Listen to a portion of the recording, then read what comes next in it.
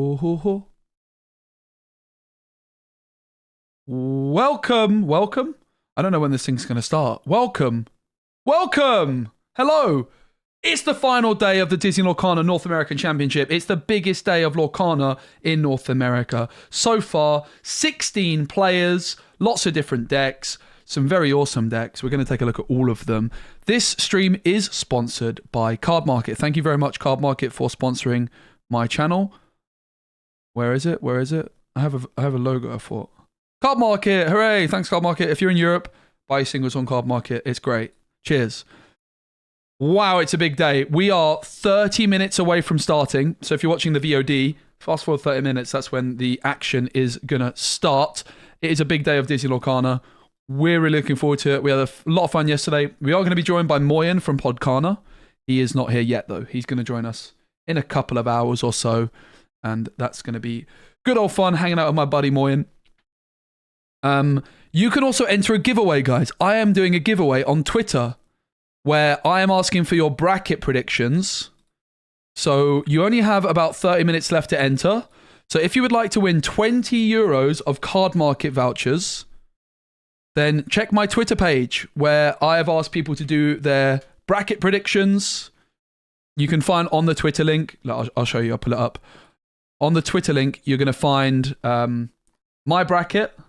And then below here, you're going to find a blank bracket as well as the deck list. So if you download this blank bracket and just fill in who you think is going to win each round, as you can see, a lot of people have done. I'm going to pick 3 after the event that got like the closest or had the best predictions. And maybe if someone gets the winner right, but they get a lot of the other stuff wrong, or maybe they got loads of stuff right, but not quite the winner right. I'll pick the best 3, and those 3 people are going to get 20 euros of Card Market vouchers. So thank you, Card Market, for that. It was actually a little Christmas gift they gave me to give away, but I didn't really stream much over Christmas, and I thought this would be a nice opportunity and a fun way to do it, celebrating the Disney Lorcana North American Championships. So let's look at my predictions, shall we? I already did a video on it. If you haven't seen my video, I've already posted a video covering all of the top 16 deck lists, and I've already done I talked more about my predictions. But what we have here on the bracket, we have at the top Morgan versus Philippe. This one's pretty clear. It's going to be Emerald Amethyst, almost certainly. Morgan has like the most aggressive deck in the top cut, and he's the highest seed. So this one's a bit of a no-brainer pick. This one's a really interesting one, Joseph Quigley versus Zan Syed. So there's 2 Sapphire Amethyst decks, and he's the highest seed than Zan, which is why I gave him the edge. I would be pretty down. Oh, there's so many matchups I want to watch in this one. I've given it to Joseph, but I think this will be a really fascinating matchup. So obviously we know all about Emerald Steel. What's Emerald Steel looking to do? It's looking to shift Diablo as quickly as possible. The thing is that Joseph deck has is he can go Genie on 3, Elsa on 4. Double evasive to shut down that Diablo. And I think that Joseph being the highest seed, his build, I'll pull up the decks in a minute, his build has things like Mukduk Mana, which I think will be pretty good against Zan on average. Oh, I've got the link here, in fact, right? Yeah.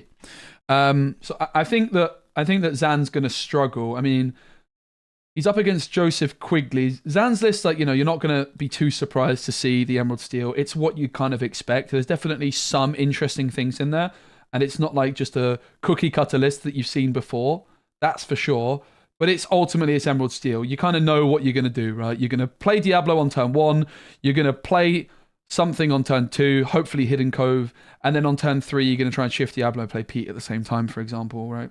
The Pete line is not going to be that good. You're going to be looking to shift Diablo on 2 up against it. So let's say Zan has the best opening when going second, right? Which is Diablo on 1, shift Diablo on 2, Hidden Cove. How good is that going to be? Well, Joseph is going to go 1 drop, either Tipo or Sail on 2, which means he can go Genie on 3, right? So let's say Zan has the Diablo down on 2 in Hidden Cove, and Joseph plays Genie. Zan's going to draw a card. Maybe he can remove the Genie with, like, Strength. Nah, you couldn't, could you? Not really. He would need triple 1-drop on turn 3, which seems very unlikely. So the Genie is just a bit of a problem for Zan, right? Like, okay, he draws a card off of the Genie, but then The fourth turn, bam, Elsa. So for Joseph, it's kind of clear. He's looking for his normal curve. He's looking for 1-drop Tipo or 1-drop Sail into Genie into Elsa. And that's going to be a big problem for Zan's Diablo. Like, his Diablo is probably getting got, right? And if your Diablo's getting got that early and Joseph is able to ramp, and the McDuck manners, I think, are a huge problem for Zan's deck. Locations have always been a big weakness of Steel, Emerald Steel. So that's why I've gone for Joseph Quigley, and I actually stand by that. I think it might be quite convincing. It's going to be a really interesting one. I think it's going to be quite convincing, though, for Joseph. Having said that, if Joseph doesn't find his Elsa, it's very possible. But it's open deck lists. Joseph's going to know his game plan. I think that the deck is just quite well suited with the McDuck manners as well. I think that Zan's going to have a hard time. If Zan was the higher seed, let's think about it when Zan goes first, right? So when Zan goes first, he shifts Diablo on 2, and Joseph replies with a Tipo or Sail. Probably Tipo significantly better than Sail, actually. So when Zan goes first, right, like he could shift Diablo on 2, move it into Cove, and then it might be that Joseph has to go Sail the Azurite Sea into Genie into Elsa. And in that spot, Zan's probably going to have a much better chance. The first match is starting 30 minutes, actually 20 minutes. The stream starts in 20 minutes. What time are the deck lists released? Not sure. Last night. Which is much... I think in Europe they weren't revealed. I think America does a better job of... it's really awesome that the deck lists get released to the public immediately. I think it's really something we need to make sure happens next year for Europe. I spoke to a lot of the players that were in the top 16 in Europe, and they found it quite disappointing that they weren't given the lists immediately, because basically it rewards people that have been scouting even further, right? And it doesn't help like the person that's just shown up on their own as opposed to someone with a team. So it's definitely better this way. At least that's what the pro players would say, and I'm just echoing their opinions. So yeah, I think it's going to be Sapphire Amethyst taking it down, but I think Zan's got a chance. I think it's just the fact that he's going second is a big problem for him in this matchup. So I think Zan's out in round 1. Then if we look at the quarterfinal, Morgan versus Joseph, this one's quite easy to predict, maybe, because not necessarily. Sapphire Emerald has the edge in theory. Sapphire Emerald. It's really hard using all these flipping dual names at times when you're like talking about 100 different decks. So the Sapphire Amethyst deck versus the Emerald Amethyst. So if we look at Emerald Amethyst, it's going to be the higher seed. So obviously being a higher seed is a big deal. But ultimately, Morgan is the higher seed, but Joseph Genie's before and Elsa's before because of the Tipo sale.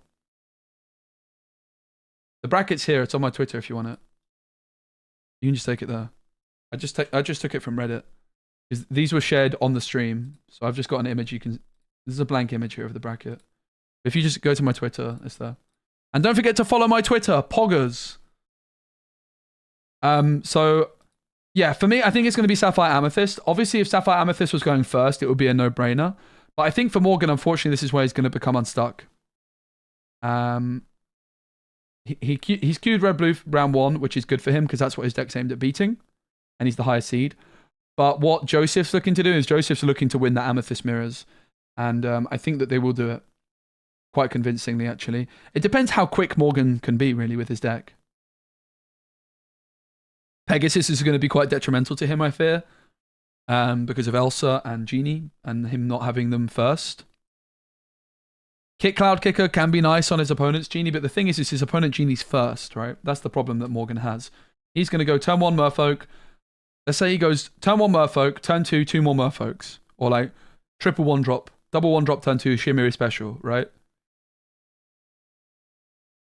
But then his turn 3 is going to be pretty mediocre. Meanwhile, Joseph plays a Genie. That's the big deal, right? That's why I have picked Sapphire Amethyst to win this one and go to the semi-finals. But let's look at the lower side of the bracket. You've got Ed versus Ryan, and Ed has my favorite deck of the tournament, but I think his toughest matchup, I predicted him to win, but But I think there's a very, very, very real possibility he loses round 1. I think this is the match I would most like to see on stream, round 1, actually. I think this is the one I'd most like to see on stream. I think this is going to be a very, very fascinating game. It's the only Ruby Amethyst deck left in the tournament, and it's a very, very fascinating take. Is Ryan R&B? Oh my god. Oh, I really want to see this one on stream. 2 very well-known players in the community. Of course, Ed won a Disney Lorcana challenge, and he's a friend of the channel. He's been on the channel before. When I was in California, he did some casting with me even. He won that tournament in California, the Battle of the Bay.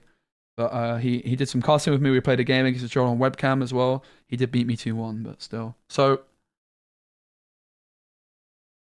this is the spiciest deck list of the whole tournament, I would say. Which sounds weird because it's Ruby Amethyst, right? But, yes, agreed. Agreed. Kovu. Hey, Hadzi, good to see you, mate. Yeah, I agree. Interestingly, I looked a lot at Lantern in Amber Amethyst last set. I never actually play tested it, but it was one of the decks very much on my radar for Seattle, and I wish I gave it a bit more of an opportunity. Because Lantern does the same thing, right? You can go Lantern on 2 plus a 1-drop, but Sail can also do that. Sail plus a 1-drop is absolutely nuts with Amethyst anyway. Like the Amethyst 1-drops are so good.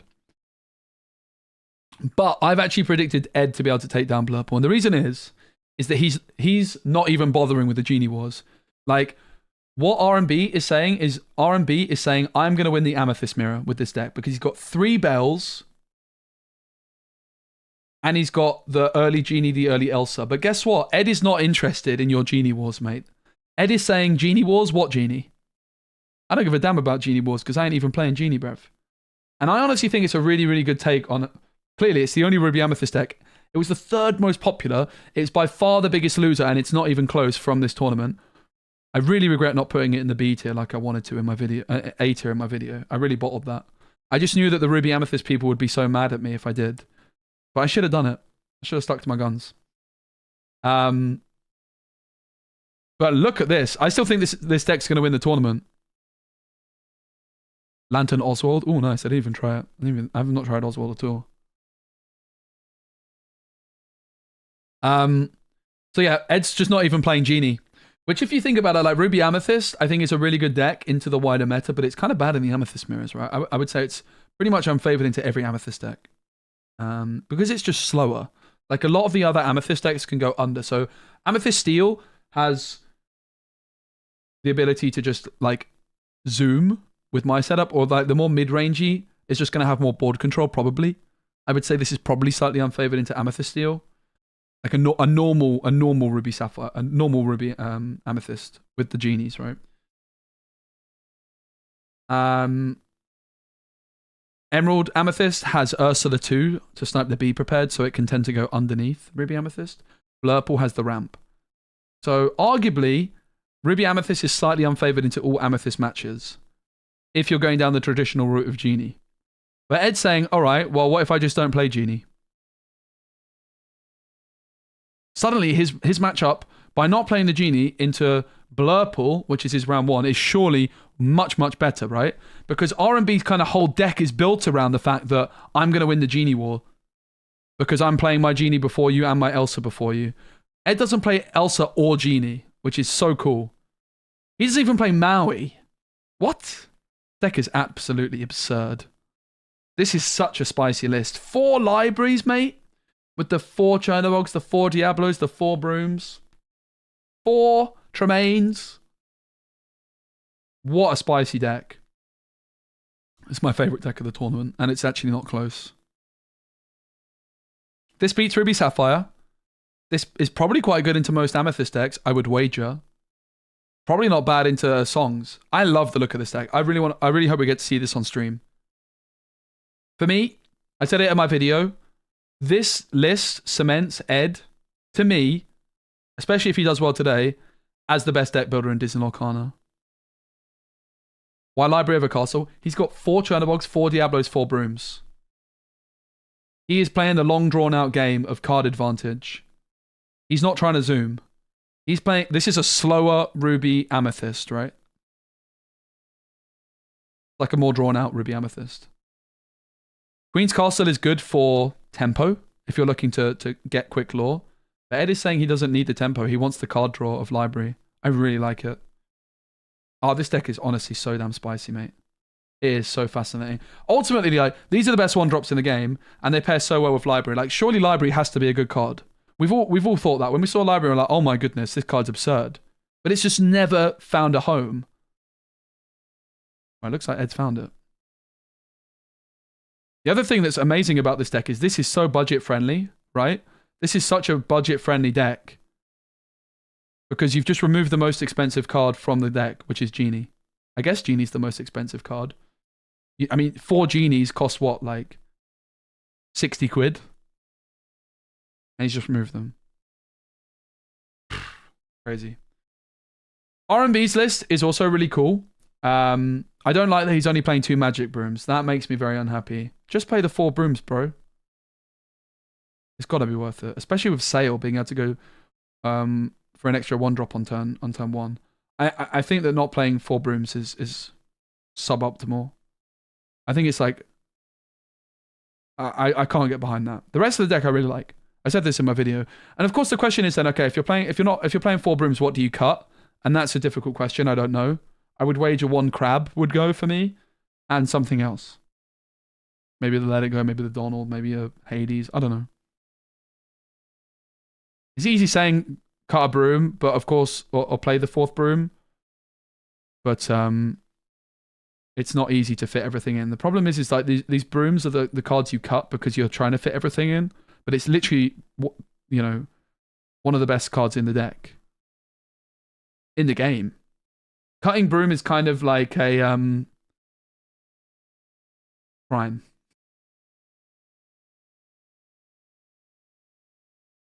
This plays 12. This plays how many 1-drops? This plays 10. I'm just thinking that he should play the 12. Just because with Sail, you play Sail on 2, and then you can play another 1-drop, right? So you actually want a lot of 1-drops. You want a 1-drop on turn 1, and your ideal curve is also a 1-drop on turn 2, plus the Sail, right? So 10 1-drops when you can play a 1-drop on 1 and 1-drop on 2 doesn't quite seem enough to me. Can't cut crab. Of course you can. Yeah, probably a Bell. I would agree a Bell could go maybe. You don't. I think you play 3 big Elsas. I think 3 big Elsas is the right amount. Maybe we could see you, mate.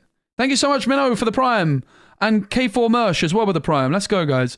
Guys, did you know if you have Amazon Prime, you get a free Twitch Prime sub? I get a bit of change, and it's also ad-free viewing. So you're going to have no ads for the whole of day 2 here of the Disney Lorcana North American Championships. And if you're watching on YouTube, please give the stream a like. It helps out. If you guys want coaching, I'm offering coaching on my MetaFi page. Go check that out. Cool. Plugs are done. Yeah, Moyen's going to be joining us soon as well. He's playing football. Soccer. But when he's done, he's going to come follow. Oh my goodness, 2 more primers. Thank you guys so much. Oh my god, 3 primers. Damn! He's got 5 primers in a row. Jeff Bezos is so mad right now. I'm basically in Jeff Bezos' back pocket with those primers. So thank you very much. K4 Mersh, Commersh, Minnow, MJ, Hans, and Cauldron. Thank you guys all very much for the primers. So I think this matchup is the one I'd like to see the most. I think it's going to be a really fascinating one. But I'm going to give it to Ed. Ed is the higher seed. And I think he's going to take it down. RB's a cool guy though. So these are 2 of the people I'm kind of rooting for at the whole tournament. These are 2 of the top picks, but I'm going to pick Ed. Ed's who I've predicted to win the whole thing. This deck is just speaking to me as like, oh my goodness, you're an evil genius. And Ed is such a good player. He's an incredibly good player. So innovative with his deck building. In my opinion, the best deck builder in the game. I'm gonna throw it out there right now. Let's go, Boomy with the Prime. Thank you so much, mate, for the 5 months. Oh my goodness, Migo with the Prime. Jeff Bezos is absolutely fuming right now. He's livid. Thank you, guys. I really, really appreciate all the support. I think I'm like, this is the most subs I've had in a long time. That's for sure. I don't think it's like close to my record because I think during the Marvel Snap days I had like a lot at one point. But we're on like 250 subs almost. That's class. That's crazy. Thank you so much. Oh my goodness, Calm Cook. Oh my goodness, Official Grey Fox. Double kill. Thank you so much for the primers. So yeah, I picked Ed to win this one, but I think this one's tough. I kind of just wanted Ed to go the whole way as well. Like, in my mind, I think Ed is my favorite for the tournament, but I think this might be his toughest matchup. Maybe this one's tougher as well. I'm thinking he might play Blurple twice. But if Ed is able to beat Blurple, I think he's favorite for the tournament. That's basically the way of looking at it, right? If Ed is favored into Blurple, he's the favorite for the tournament. On the bottom, you've got Homza versus Pierre. Pierre, it turns out, is actually Sailor, which I didn't realize. No, Elsa's is wild. It is wild. It's a wild deck, mate. It's an absolutely absurd list.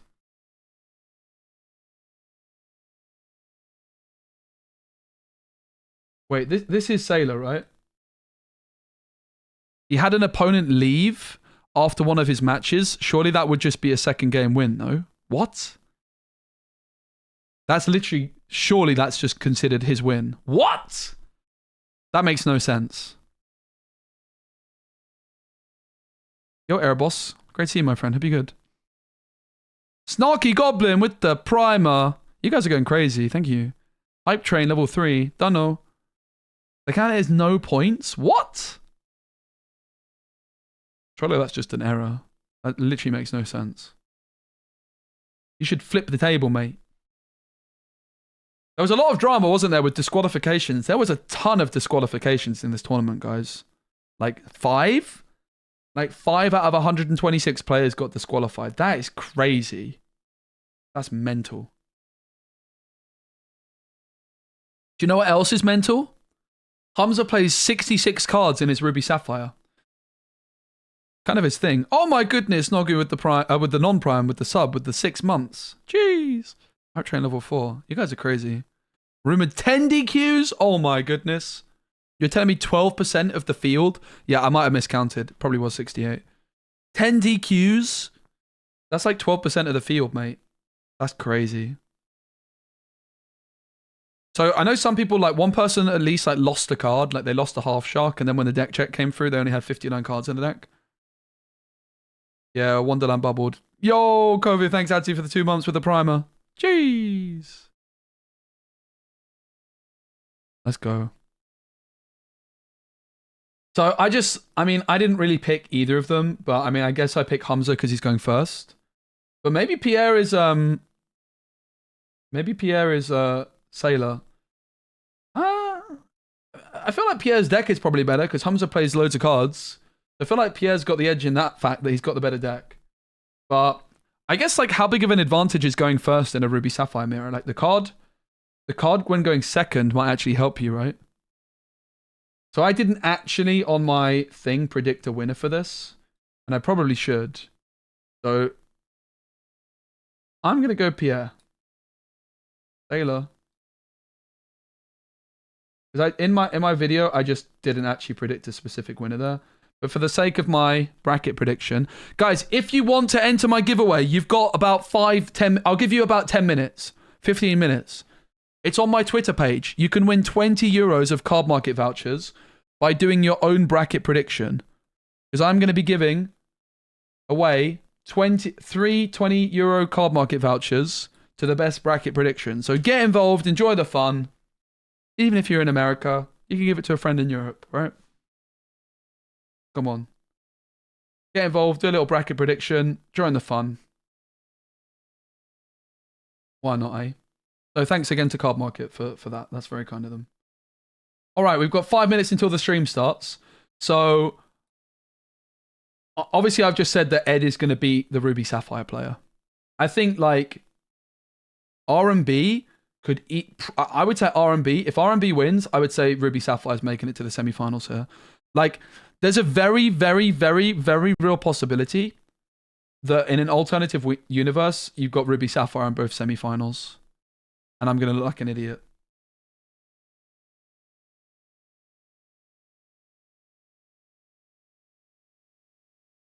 He always plays 72. Oh my goodness. Yeah, okay, I'm definitely picking Pierre then. He always plays loads of cards. Yeah, I met him in America when I was in Seattle. So yeah, I think if R&B wins, I think R&B is not making it through, sadly. I think his Blurple deck is just not going to beat Red-Blue very often. Whereas, like, he has no Mukduk Manners, for example. Whereas this one from Joseph, like, at least and he's also a higher seed, Joseph, compared with R&B. Like, Joseph has the Mukduk Manners, which I think probably give him a lot of help in that particular matchup. Whereas R&B is probably just losing to Ruby Sapphire, right? That's pretty cool. So yeah. I've gone for Ed to make it through. And then the semi-finals, Ed versus Joseph I've put down. I don't actually know which of them is the highest seed. I think Joseph might be the highest seed, right? Joseph or Ed? No, Ed's the highest seed. So there's not many differences between Joseph's deck and Ed's and R&B's deck that make a huge difference, I think, for the matchup.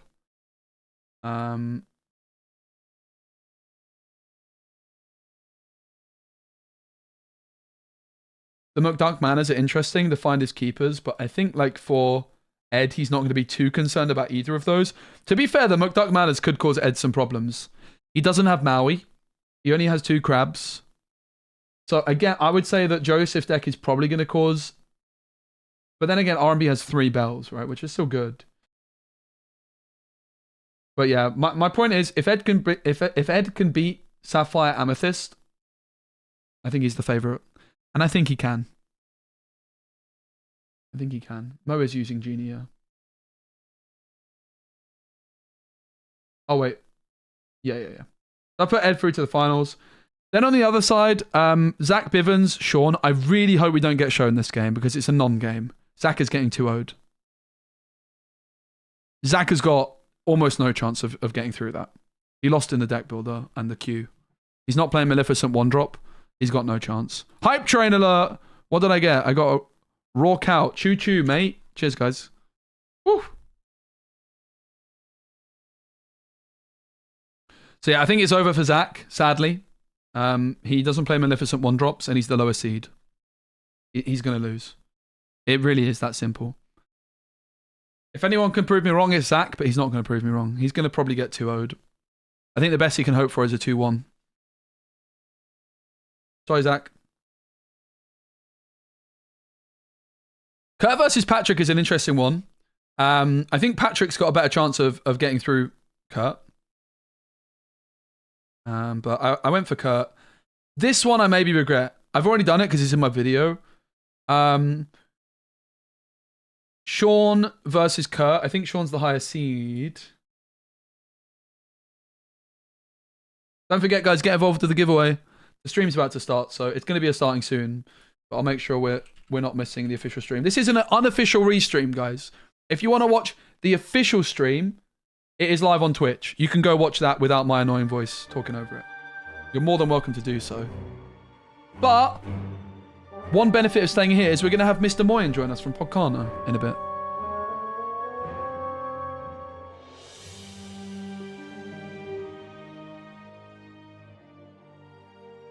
Yeah, we're on starting soon still.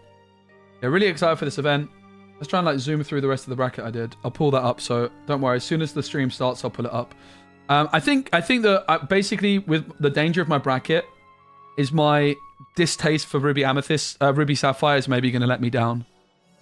I kind of in my heart, I don't want to see Ruby Sapphire make the top 4, and maybe that influenced some of my decisions. I think that Sean is a higher seed than Kurt. Oh, it started. And welcome back to the Disneyland Resort in Anaheim for the Disney Lorcana North American Championships. How's the audio, Rebecca, guys? And we are getting ready for a thrilling day of our top 16. That's so quiet on my side. We're going to jump right in, so let's go on right on down to the booth. Let's go! It's not my end. That is not my end. They're muted. Look, it's not my end. Look, the chat's going to be saying muted. 6 Illumineers played to get to this spot. They've been trying to get here for about 9 months now, since May. The best of the best from North America are representing themselves here, and I'm excited to see what ends up happening. Right. Yeah, very hard tournament to qualify for. I think we saw that represented in the gameplay yesterday. Some of the tightest Lorcana gameplay I've ever seen on stream. No, and I'm sure we're going to see that Where did chat go today as we head to the top 16 and ultimately to the top 8.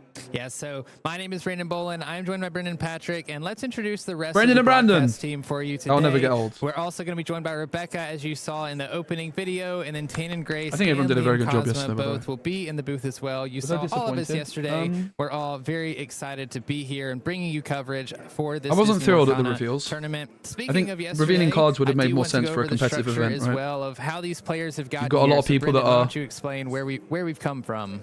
You got a lot of people that are like watching these events are like the competitive people and like the people that really love the card design. I mean, getting a reveal of Lady in the Tramp's cool, but I think we probably should have just been shown a card of some sort as well, right? In terms of trying to get to top 6, get into Why that is top it 16. feeling so quiet out of my so speaker? Congratulations to the players that did. Is it maybe coming out the other of course, TV? Our ranking system. You get 3 points for winning one game, 3 for each player if you split. I can but barely hear them. critically, if you do go 2-0, you get that 7 points, which is 1 extra point, which is absolutely necessary to making it to the top 16. Yeah, those extra points and getting those 2 O's is what pushes these players to the top, giving them the highest seed so that they can move into this day 2, where our top 16 players will be playing in an untimed single elimination bracket. The top 16 will be top 16 to top 4 will be best of 3, and then our finals game is going to be best of 5. So could be a very long but very interesting match. I know the European Championship ended up going to that 5th game. It was a very exciting match over there. So I'm not sure what we're going to have today, but I'm excited for it. I do want to highlight what our players have been playing for as well as we move. Yeah, there'll be more reveals today. I'm sure the reveals today are bigger. I think we could have just done with something slightly more hype yesterday. Like a new IP is cool, but at this point it's like we're kind of used to every IP being in the game almost, right? I think it just was a missed up. I think that they just the reveal was just a bit wide of the mark for like the competitive audience, especially for like I think for the Europeans that stayed up that late. It just felt like a bit of a anti-climax, right? Which is the last thing you want to be doing when you're revealing new stuff, right? You want everyone to be super hyped. Like Game Lady and Tramp's really cool. I just think that all it would have taken is a single card, and yeah, I think that could have gone a long way. Swirls that are That's just my honest opinion. in those cards. Same kind of feeling that we've seen from previous Disney Lorcana challenges. I was a bit disappointed. Very beautiful if you haven't seen them in. Like the reveal, I stayed up for the reveal. It was like 2 a.m. And then when the reveal happened, I was like, well, I guess I'm going to bed. Which I was kind of planning on anyway. Temperamental Emperor, throwback to set 1, if you will. The menace of set 1 right there. This was the pillar of Emerald decks. You know, maybe not as popular in today's modern Emerald decks because they're mostly centered around active discard rather than a sort of defensive discard. But man, if you played Lorcana in the early days, against the winner, you knew Cusco. Yeah, ideally you do the whole like bracket if you can. Also, just download the image and do a whole bracket this prediction. Foiled Baymax Armored Companion playmat, very beautiful as well. And you can see they also, if they move into the top 8, get the Baymax Armored Companion, and arguably one of the most sought after prizes for this event. If you make it to top 8, you get. I feel like the Cusco should be the top 8 and the Baymax to 16. World Championship. I can almost guarantee that's on every player's mind as they head into this top. Like I think the Cusco is the chase card for me. That's the one I would want the most. Maybe even more than the Mickey, honestly. That Cusco is so nice.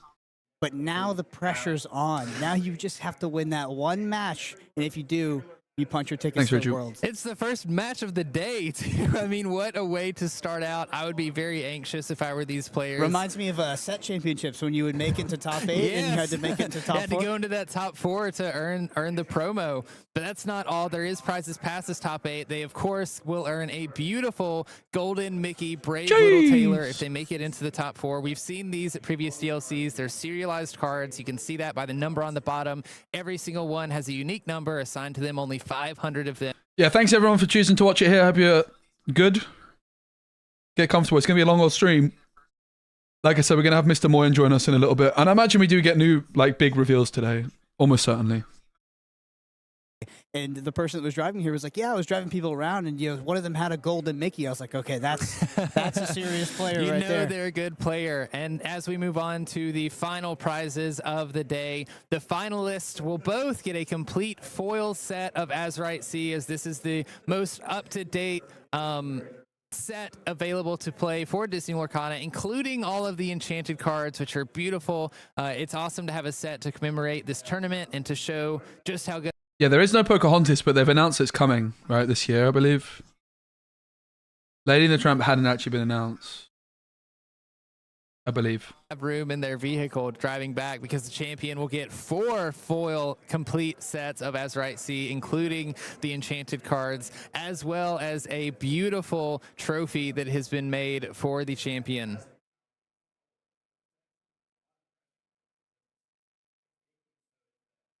Oh. So Brendan, I wanted to ask you, I know you've been a competitor of other card games as well, and you have done, you've topped some stuff. You're a pretty good card player from your history.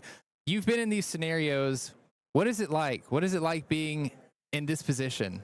So I'll have to be honest that I haven't been in a scenario quite with the stakes quite like this, where not only are you in one of the hardest tournaments to qualify that I've ever seen. So guys, can I get a test in the chat? I'm just trying a new chat here. You have to sort of get there by doing very, very well in other tournaments. We're talking about 2,000 player so open tournaments, OBS at the and same you time. There we have go. to perform extremely well. A hard feat in of itself. There wasn't. I think the price on Mickey's like 10K roughly. I think the number will definitely have an impact. If you get like a big number, it's probably going to be worth a ton more. If you get number 1, it's probably going to be worth like 100K, I guess, maybe more. Who knows? You've accomplished your goal, maybe less. But you got to win one more match. You got to punch that ticket to Worlds. And I know that the prizes, they look great and the cards are beautiful, but these players, they want to keep the run going and they want to make it to that World Championships. So I don't know the exact fee though, but I think it's around 10K on a golden Mickey right now. Championships so far, you know how to work. And Reese said he made about 10K from finishing top 16 in Euros, which is like the Baymax playmat, the Cuzco foil, the Invited to the Ball, the Elsa. So those cards are worth a lot. Let's go. Good luck, mate. Yeah, guys, last chance really to enter the card market giveaway, which is doing a bracket prediction. It's on my Twitter. I'll give you like another 5-10 minutes or so. Players went back to their hotel room or wherever they're staying and played out a couple games with their friends or their teammates, knowing what they're going to be playing into this last match because of how critical it is to take home this win. Get your Worlds invite if you don't already have one. Yeah, the scene that transpired. That's also £10,000, by the way, which is more like $12,000. Did United win? Play areas after day 1 because the you day renamed 2 yourself again, mate. Deck lists get revealed, and players will play every single permutation of what their ride could be to the championship through their testing team. So they'll have people hop on the exact decks of their prospective opponents, and they'll get as much practice as possible. I'm sure that's going to happen after this top 16 round as well as we head into a lunch break. But I mean, players get a lot of reps, and they practice for pretty much every scenario possible. One round, that's crazy. Could transpire in day 2. Yeah, there's been a lot that these players have had to play through. We've talked about it over and over again, and so I do want to take a look at yesterday's metagame for the day 1, just to see, how difficult it was, what the field has looked like, and we can talk about what the field looks like for day 2 as well. All right, so let's talk about overperformers and underperformers. Ruby Sapphire coming into the tournament. It was a bit of a surprise. Okay, if we look at the European Championships, Ruby Sapphire had similar numbers as the most played deck, performed very poorly. Well, it actually ended up performing well here. So it actually converted over 32% into day 2, which was probably not expected. I think a lot of people looked at the European Championship and thought that Ruby Sapphire would have a similar path here, but it did not. That's probably likely due to the lack of Amethyst Emerald, which really showed up to Europe and is a lot more popular over there. Our biggest loser on the day actually was probably Ruby Amethyst, a deck that I'm very fond of, and a deck that a lot of people were saying was going to be the best deck coming into the tournament. Converted very poorly into day 2 with putting only one player into the top 16. That player is Ed, who has won a Disney Lorcana Challenge and is on a very interesting build of Ruby Amethyst, so it will be interesting to see. Amber Steel did perform decently well. Amber Steel is an interesting archetype right now, or interesting ink combination in Lorcana because it is 2 archetypes, 2 very distinct. By the way, I still think Ruby Sapphire is not that good. It's just like only a few people on Amethyst Emerald is kind of wild, and most of the Amethyst Steel decks are built quite slowly, and that's why it's doing so well. Like, I mean, it didn't do that well. It slightly overperformed, but like it basically performed as expected. When Ruby Amethyst performed as badly as it did, kind of performed as expected. Put 2 decks into the top 8. That's a 12% conversion. That's absolutely crazy. This is a deck that so many people were saying as we came to this tournament. It's not a real deck. Doesn't have the performances, and that was true. But it ended up doing super well, and now I think it's very well positioned to progress and potentially make it to the finals of the tournament. Yeah, I mean, we were talking about it yesterday, Blurple being a deck that fans, the Blurple players are super hardcore on. They love playing this deck. They love saying how strong it is, and sometimes it performs, sometimes it doesn't. I was a hater. I was somebody that didn't believe in the deck, but I have been proven wrong. Like you mentioned, at only 10 of those decks from the 126, 2 of them made it through, like you mentioned, the super high conversion rates. Very interesting to look back for the North American champs versus the European champs on sort of how things have flipped. Like you mentioned, I thought that Ruby Sapphire was going to be underrepresented. It didn't convert well in EU. Total opposite story here. Same thing with Amethyst Ruby. Very interesting decks being brought in. Yeah, well, let's look at that path to the championship. Let's go ahead and look at our bracket here, and we'll see.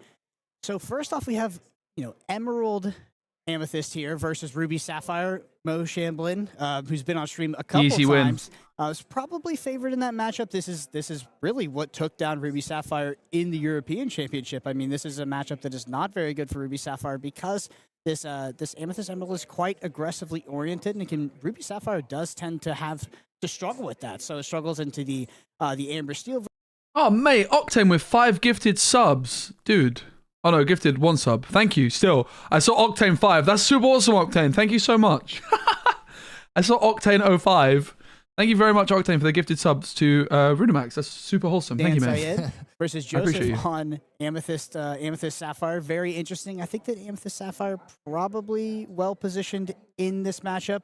Yeah, I agree. It's hard to say. I mean, it's not a matchup a lot of us have seen before in the past. Very unique matchup for sure. And something interesting to note here as well, I want to point out, Morgan placed #1 seed yesterday going into top 16, has not had earned an invite to Worlds. Any of these participants that have made it to the top 16 and have won a previous DLC, like Zan Syed, like Edmund Chu, they already have an invite to Worlds. So if Zan or Ed top 2 seeds make are it guaranteed through to in the quarterfinals, that World's invite gets passed down to the highest seeded player in this bracket. So if Mo doesn't make it into the quarterfinals, he will actually get a World's invite if Zan or Ed make it through. So speaking of Ed, Right. No. Okay. So Zan or Ed has to win, and if Zan or Ed win, then Morgan's through. And if Zan and Ed both win, then whoever is the second seed. The Amethyst version is particularly good against some of these more controlling possibly even decks. the third or if you fourth actually seed, look at right? Ryan's deck. Ryan's deck has quite a few bells, and it looks like it's trying to win the Genie mirror per se. If Ruby Amethyst is not performing well and also cutting Castle's Flynn, I don't think you should put Maleficent 1-drop in Ruby Amethyst, by the way. You don't need it, you have Flynn.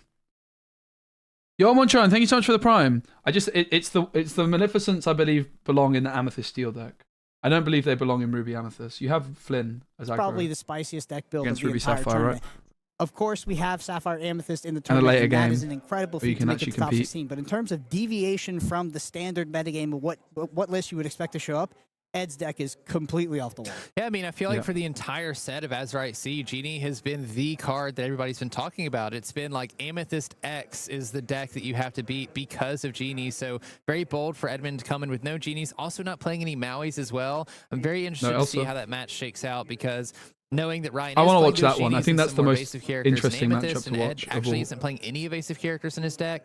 Very eager to see how that turns out. Moving on down the bracket, though, we also do 2 known have players in the Hamza and community, Pierre, very well both known. on Ruby Sapphire. Yes, both very known Ruby Sapphire players. Hamza. Oh my goodness, Octane has gifted 5 subs. Bruv, I feel like I baited you into that. I'm so sorry. Thank you so much. Octane 05 with 5 gifted. Dude, that's insane. Thank you. That's 6 gifted total. Sam got 1.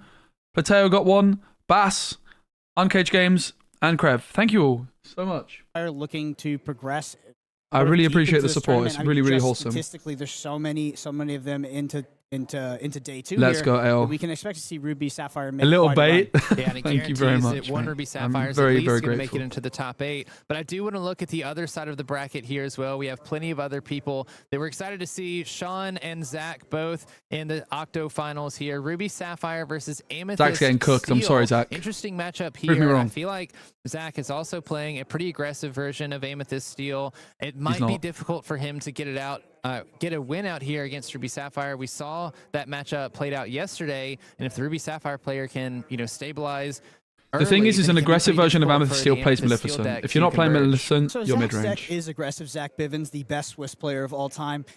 His deck is very aggressive, but it is not that aggressive, right? He doesn't have those one-cost, uninkable 1-drops that quest for 2 that he can bounce back and play again. So he's on a bit of a more mid-rangey version, which I think could actually work against his favor in a matchup like Ruby Sapphire.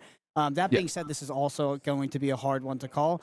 I would say if I had to, I'd probably go with Ruby Sapphire on this one. Yeah, I That's agree. I easy saw call. a bunch of Smees. Zach's got no Calhouns, chance. a He'll lot get of 2-0 3-drops probably. in He's that got deck as he's got well. almost So, no like you chance. said, It's leaning a the little bit more towards most clear matchup mid-range on the whole aspect. top But moving on to 16, the next, in my we have opinion. Kurt and Patrick. A Steel matchup, Amber Steel versus Amethyst Steel. To one deck that has been But obviously, I know a lot about Amethyst Steel, so I can say that with confidence. It's like the deck I come up play. in popularity, though. Kurt's on a Mines build. This one's really interesting. I would be down to watch this match that have too. been more popular here in the Azerite This would be my I second do pick. think that the Mines builds are generally favored in the more aggressive, sort of lower curve matchups, and I would have to go with the Amber Steel player on this one. Yeah, I agree. I think it honestly might come down to which version Kurt is playing, because I think if you're playing a more He's on traditional songs version, Diggy you can Hole. sort of counter that mid-range leaning aggressive style of Amethyst Steel, being able to use those songs to effectively take out characters. So interested to see how that works out. Then we have Matthew and Sean. The only matchup I don't want to watch is this one. Sean versus Zach. Favored deck into this think it'll be a matchup. bad It depends pick. on the archetype, though. That's it'll kind be of really where boring. the granularity matters. When we looked Oh at my the goodness! day one metagame, the breakdown of the day Rachel two, with 10 you gifted cannot- subs, are you can't just kidding me? say Amber Steel anymore, because there's two very distinct archetypes. And they Oh have my very goodness. different Thank you matchup so spreads. much. In terms of its matchup into Ruby Sapphire, the traditional songs That's build, mad. quite, That's crazy. quite Thank you. unfavored into Ruby My Sapphire, goodness. I'd say. The newer, Strolly, Dill, more aggressive Dwarven Mac, Mines build, Core, favored. Sana, So, I Bray, believe that in FX, our top 16, Henry, I believe 2 of the Amber Bob, Steel and players Denshu are got on. on the Thank you so more much, aggressive Rachel. Dwarven Wow. Mine builds, while Holy the other moly. one is on a And more Fap with the traditional primer. song build. So depending on what archetype our players are on, I Mad. think that will drastically change the potential outcome of the Yeah, and I mean, even on looking at this side of the bracket, when you see all of the Ruby Sapphire decks and what they're paired up, I hate the Olaf. Huh? Where did the sound go? potentially favored for some of those Ruby Sapphire players. There's double the amount of Ruby Sapphire players in the top 16 versus Amber Steel. So having the two matches. Rachel, that's insane support. I'm so grateful. Thank you. Big Belly with the primer. Ruby Sapphire coming into the top 8, crazy. sort of closing in on this championship, or Hey, Bob, some what's of up? them get pushed out. Nice name. Yeah, I actually Bob. think that the general sort of bracket breakdown looks pretty hostile for Ruby Sapphire. Overall, like I was doing a little bit of mental gymnastics to try to figure out, where would I predict the finals to be, and I think that most likely from this side of the bracket, I see Amber Steel doing quite well. Also, it's just highly represented. But on the other side of the bracket, Amber a bit Steel more or of a Ruby spicy Sapphire? take where I think that Ruby Amethyst is quite well positioned. Our one of Ruby Amethyst in the top 16 does happen to be in the hands of Ed, which is one of the best players in the game. Is actually well positioned to make it all the way to that finals on the other side of the bracket. Amber Steel go, is my Rachel. favorite for this side. What about you? What are you thinking? What do you think? I wanna get your predicted thoughts Ruby in Amethyst, particular in regards Amber of Steel Ruby final, but- Sapphire. Do you think that Ruby Sapphire is well positioned to make it into the I think it could be finals or even win Ed this versus tournament? I Ruby mean, Sapphire in the final It too. did convert Or very well. Blurpool. There's a lot in the top 16. Maybe it could even be a Ruby Changing your Sapphire mind mirror on in the Ruby final. Sapphire? It Because you and I genuinely were could both be. a little bit down on it. I think if Ed loses I've round one, certainly Ruby changed my Sapphire might mind make on it Ruby through to the Sapphire final on the over left the side. past day, watching how well it converged. And I mean, looking at the data here for Oh my goodness, my poor ego is going to be in tatters if it's a Ruby Sapphire mirror final, bruv. That's not going to be good for me, is it? It's done. I'm done. I'm finished if that likely happens. for the deck to make a pretty deep run. I'm especially finished. knowing that some of the I put my best neck out Ruby there, haven't Sapphire I? players in North America are in this bracket that have Oh, been playing the no. deck way further back than just this set. But Thing is, like you said, right? we all Thing is, the only reason Ruby Sapphire is doing well is because no one's playing quick decks properly. Like I just don't understand. Why would you play a deck which doesn't beat Ruby Sapphire? I couldn't be me. I would just refuse to do such a thing.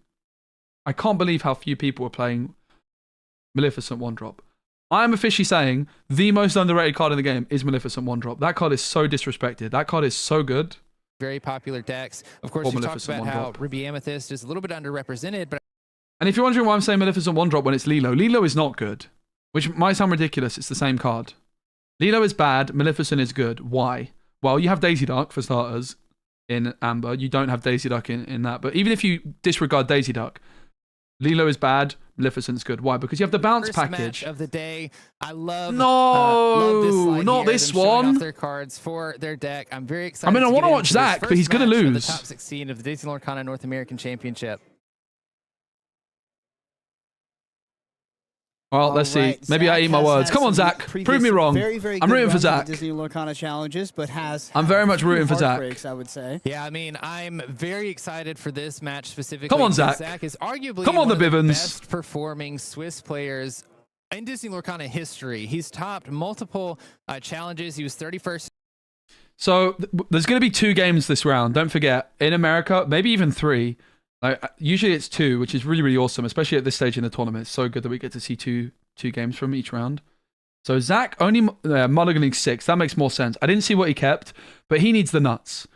Let's see what he kept. I think it's the bottom card of his hand still is what he kept. Made it into that range again for Disney Lorcana challenges, which is why he's here today. No. How is the audio, by the way? When I'm unmuting, is it too jarring or is that working quite well? And I am so nervous for Zach because it would be in Bivens fashion to get this close. Come on, Bivens. Fall short. I know that the community is rooting for him. I know that a lot of people want to see him do well. So we get to watch it live here. We get to see if he makes. All right. That is a terrible hand. That is not good. Zach, where are your cards, mate? What the heck is this? Oh no! Just when I already thought this matchup was going to be bad, and look at this hand. Opens up this game. Yeah, so Zach notably did send 6 back as well, so has a pretty fresh hand here. What did he keep in this hand? Why is he not mulliganing 7? What on earth would he have kept? Stumbling here on the first turns of the game. Back over to our Ruby Sapphire player. Do we have that turn 2 ramp? Yeah. Poor Zach. There it is. Yeah, I mean, it's just the... I already thought this was the worst matchup to pick of all of them, just in terms of like... It's the least competitive matchup. But then Zach drew like this. Oh, God. Kept a rabbit. Around for so many sets, but there's a reason. I don't think he should have done that. I mean, obviously hindsight's a wonderful thing, but like he needs a super aggressive opening to have any chance going second. I don't think he can afford to keep a rabbit. Kept snake. Yeah, snake is what I feel like he might have kept too. I'm not sure I agree with that either. Getting any characters off of Zach's side of the board. Sean understands his role. Game is very over, unfortunately. Can't let Zach gain any board advantage early on. I mean, to be fair, I actually think it's just a very clunky draw from Sean as well. I mean, Sean does have the Heron, which is a critical piece, but doesn't have the item to draw off of it. Other than that, has Maui plus Maui Half Shark. It doesn't really do much here. Luckily, Zach is Thing is, Zach could draw really, really well here. Like, I think if Zach draws perfectly, he's still losing. Like, that is my honest feeling. Unless something goes wrong for Ruby Sapphire, right? Like, I think if Zach draws perfectly and Ruby Sapphire, something goes wrong for them, he probably still doesn't have much of a chance. Like, that's how bad I think this matchup is for him when going second. For Sean, not finding those items that he needs. But I don't think that's exactly true. Like, I think he's probably got like a 1% chance when going second to win. About 1% is what I'd value it at. You know, we've talked about how strong Genie can be in this metagame, but Zach deciding to go the rabbit route as well. One thing I'm noticing about his deck list is a lot of his characters sort of replace themselves on board. You know, that's kind of the style that Amethyst has been running this set. By the way, the submissions are closed for the giveaway. 6:25 is the call-off. If you've not submitted your bracket, literally do it now. I'm going to give you 5 minutes. Kind of thing. No, I think it's done. It's done.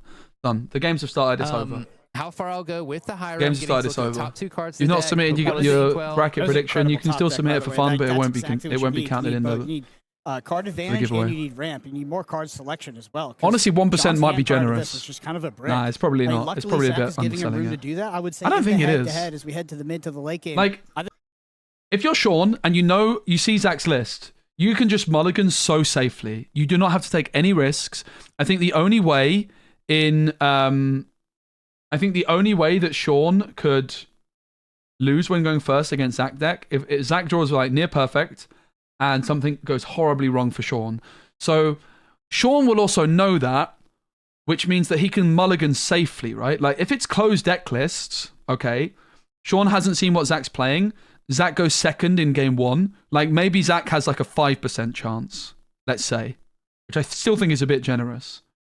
But when Sean knows what Zach's playing and sees the setup that Zach has, he knows like almost the only way that he can lose this game is if something goes horribly wrong for him. Like he doesn't get Hiram through, he bricks, right? He doesn't find ramp, whatever it might be. So the fact that it is an open deck list means that it alleviates that risk that Sean has to take. He doesn't have to play risky. He can play so safe.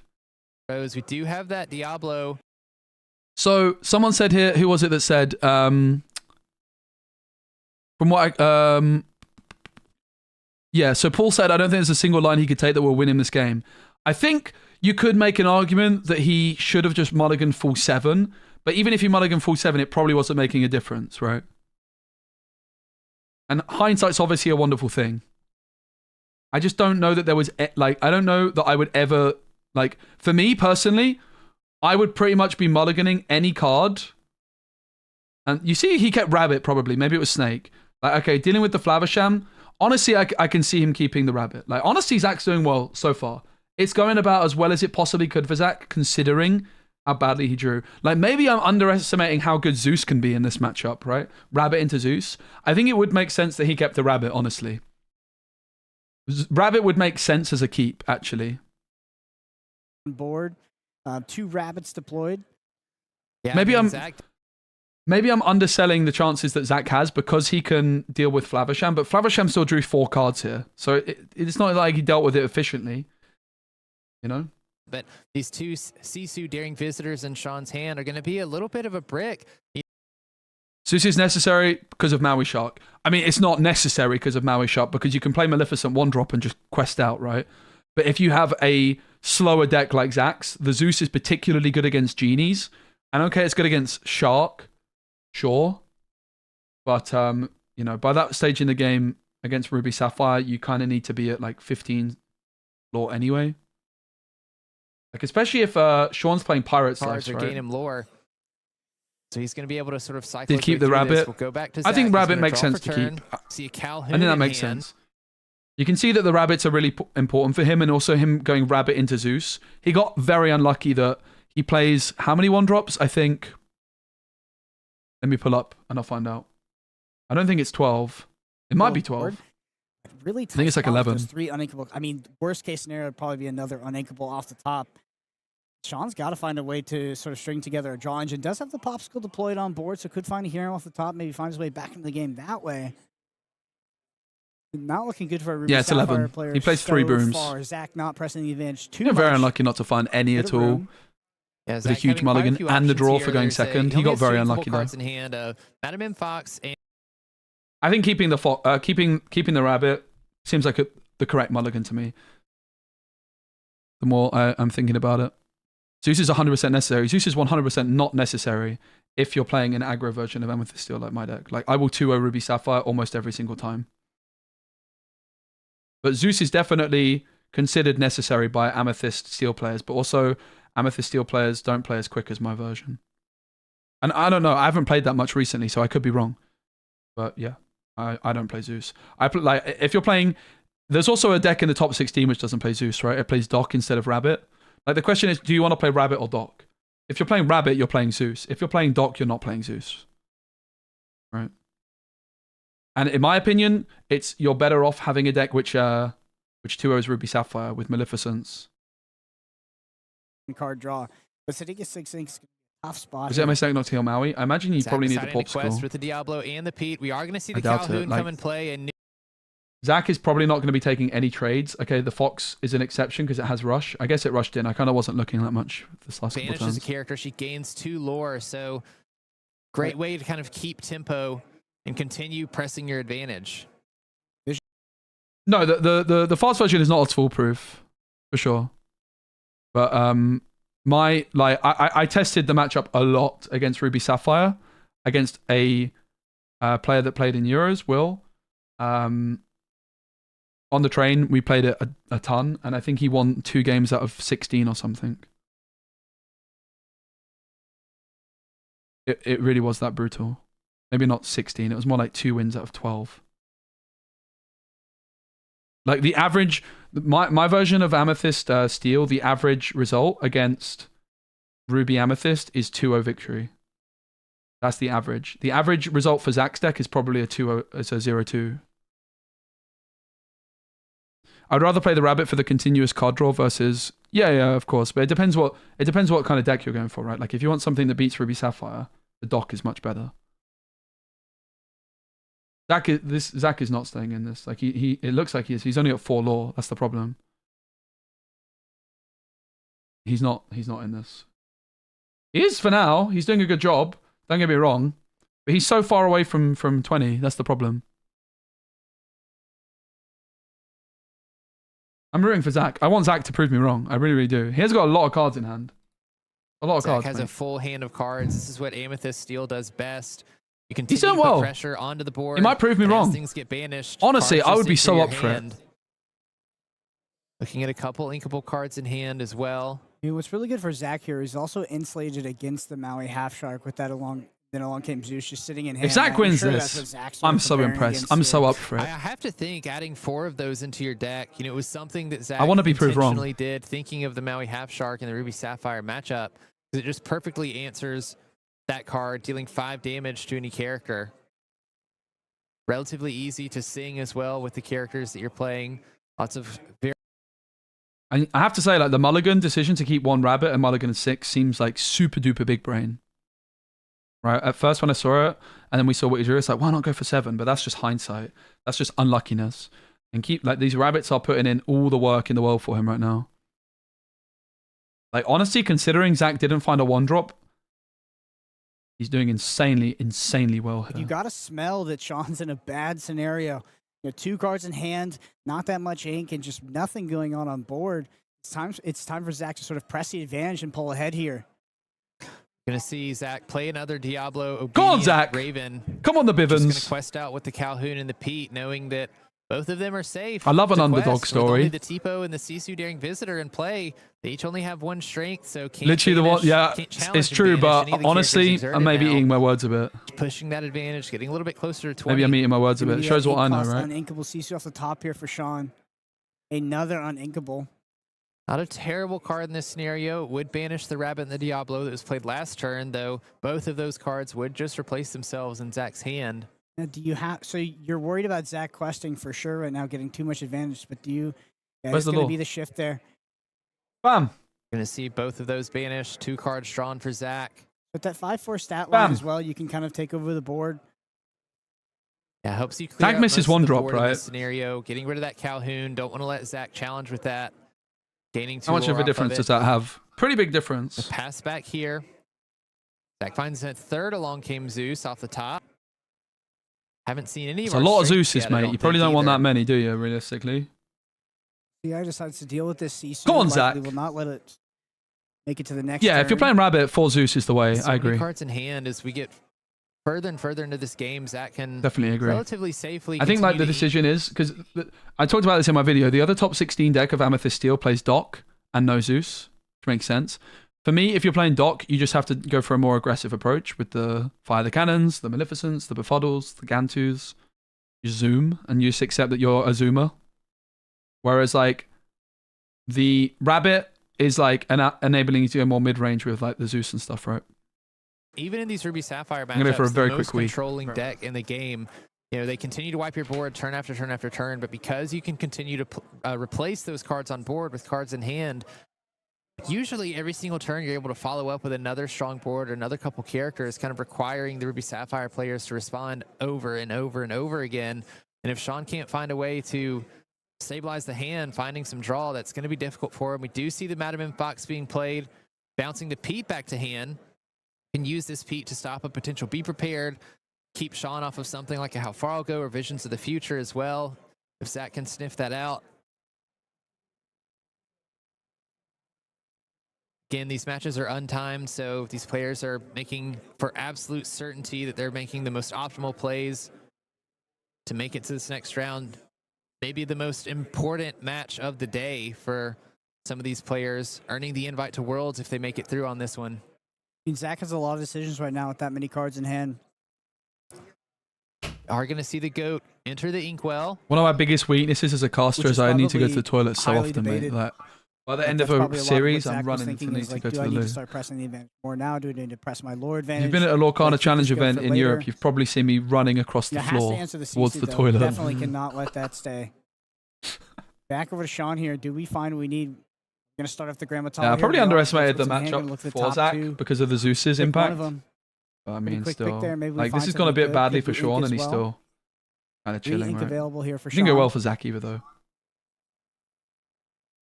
Interesting He's found a to lot see of what rabbits. Sean does Is with it his 4 3 rabbits Zach remaining ink. found? Haven't inked for the Kept turn 1. yet. I think there's one on the board, one in the Looking discard, yard, one in hand, so wonder maybe if he 3 picked up the rabbits? Maui half shark. Or has he found 4? Just as a little tell there. Mhm. Seeing what maybe he could pull back. Unless one of if he them can get mill. it into play. Poggers. I'd That love would to be play some pretty mill difficult myself. for Sean, though, if you play out this Maui Shark. We know Zach has 2 Long Game Zeus in hand, even a rabbit to sing it on this next turn. Yeah, like I say, I think you either go Doc or Rabbit Zeus. And like the Doc, I would argue is better for a quicker approach, and the Rabbit is better for like a more methodical approach. But the other Amethyst Steel deck in the top 16 plays Doc and doesn't play Maleficent either, sadly. In a very tight position, can't make a lot of mistakes. A big reason I think the gonna be Maleficent is a so ice underrated block. is because of its potential with It's pretty the helpful. It's going to allow bounce him to cards, use right? some of those Sisu during Like, visitors. so if I go second, I can go Maleficent on 1, and ideally I would go like Fire the Cannons Bravado on 2. But let's say I go Snake on 2, then I play the Maleficent again on 3, and then I go Fox plus Maleficent on 4. Right? So my 1 Maleficent is already quested for 6 by turn 5. That's a big deal. Suddenly, like, you're the aggressor, and that's kind of the key thing in an aggressive deck. What you need to do is you need to reverse the coin flip and become the aggressor.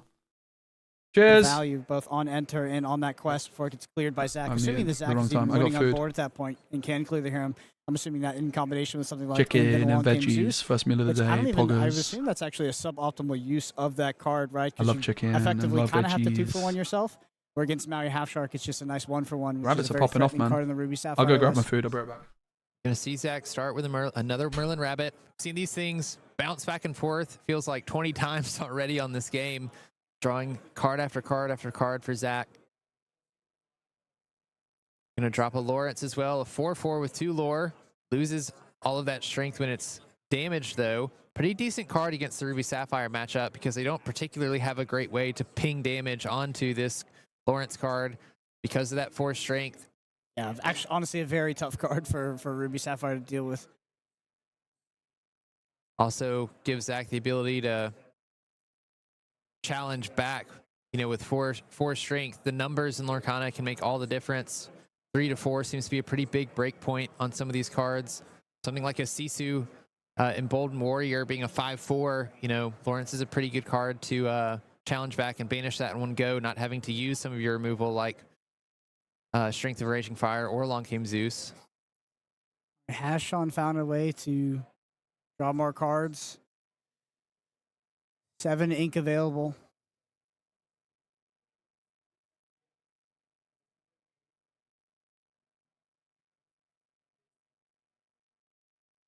Zach's got to be feeling good here. You know, has taken the more, or sail into the edge right here for Sean. But Zach has taken the more attrition-based route, has pressed the card advantage, and has opted not to play the Genie, instead play the Merlin Rabbits here and keep drawing cards so we can extend into the mid to late game. What did I miss, chat? There we go. We see our, with the Sisu that we Got knew my about in hand. grub. Got Gonna chicken, run into veggies, the Merlin Rabbit August. here as well. bit of rice, Rats, rats, quest with this carrot, Tipo. broccoli, Pushing our lore lead onion. just as little, as much as we can. But clearing up Zach's board pretty effectively. Getting those rabbits off the board can be pretty good as well. Keep Zach from being able to bounce them back to hand with cards like Madam M Snake or Madam M Fox to continue to draw cards, as we've seen Zach do all game long.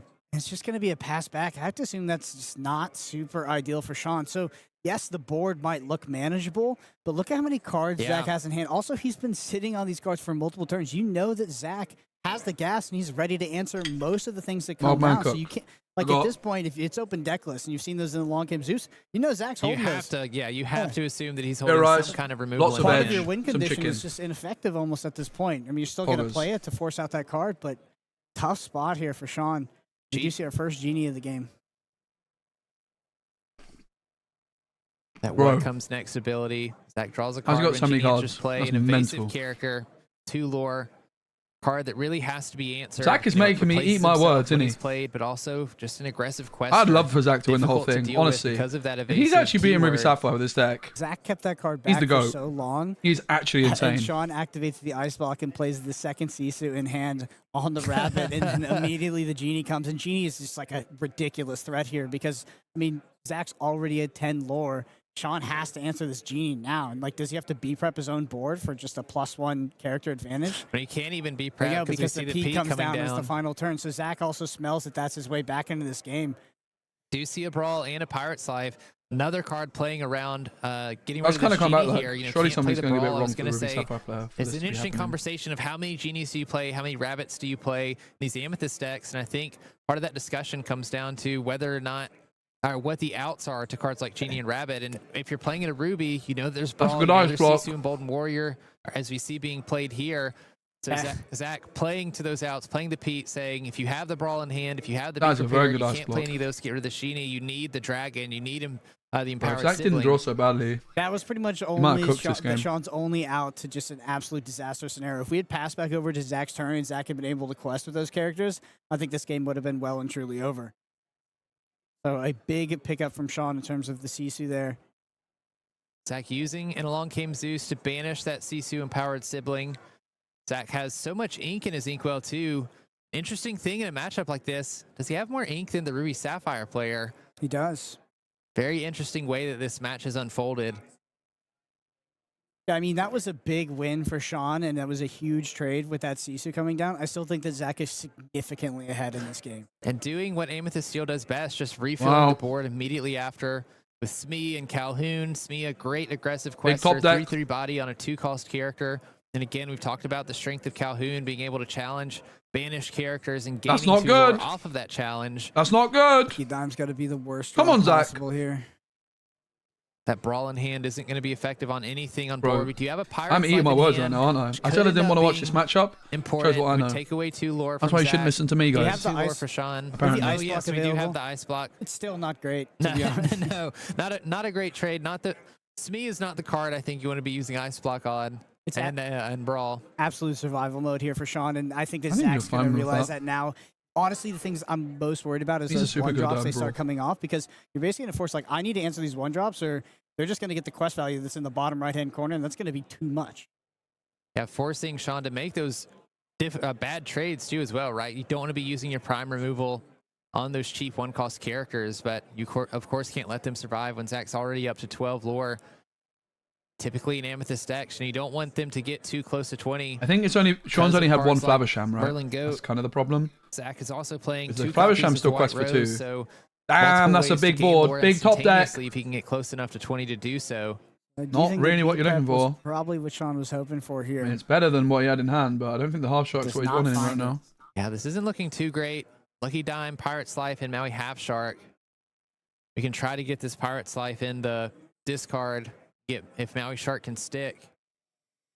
Yeah, we know that Maui Shark will not stick, and I mean, this is just going to be too much lore as Zach heads up to 16. I know it's effectively 14 with that Pirate's Life, but then those goats, they're going to come off the top as we replace these 1-drop characters, and Zach's going to be able to close out this game. Double along came Zeus in hand is going to be brutal for Sean here. We're going to draw a card off the Chernobog's followers after we quest with it, banish itself. Going to go ahead and quest with everything, going up to 16 here. 16.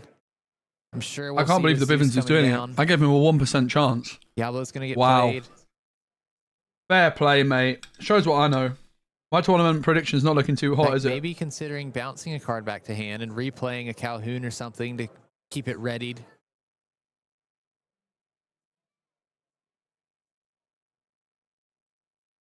Maybe realizes he doesn't need that for something like a goat. Needs to protect against like a Maui with Rush. I'm going to go ahead and get rid of that Maui Half Shark, and now it's... B-prep off the top.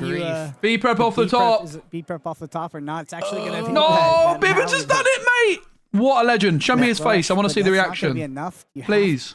So even with a Pirate's Life... Whoa! Max closing in here, so down to 14. I can't believe Bivens has actually pulled this off, mate. Producing 2 lore for Zach. What went wrong for Sean? On board, so he could go up to 19. Bivens had such a bad opening hand. A goat off the top would have Zach winning this first game. Let's see if he can find it. Is that the goat? Yep, that's the goat. Zach finds the goat, and he takes game 1 of this best of 3. He didn't play the Maui because I guess like his bout was B-prep.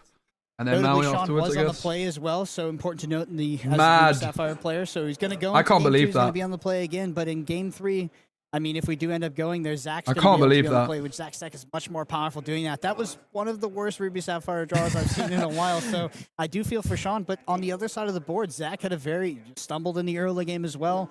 And yeah, I mean, we just had one saw Flavisham. what Amethyst Steel can do in the mid to late game if you're able to give it room. And the Ruby Sapphire player just really never found a draw engine, had no card select. Where were the visions of the future? Where was the Flavishams? Where were the develop your brains? I guess that's the question to ask, right? Let me take a look at Sean's list. Like, maybe it comes down to deck builder, maybe it comes down to mulligan. This is Sean's list. 4 vision, no develop your brain. Develop your brain's a very good card, it would have helped him in here. Does play the 4 Flavishams, you would imagine.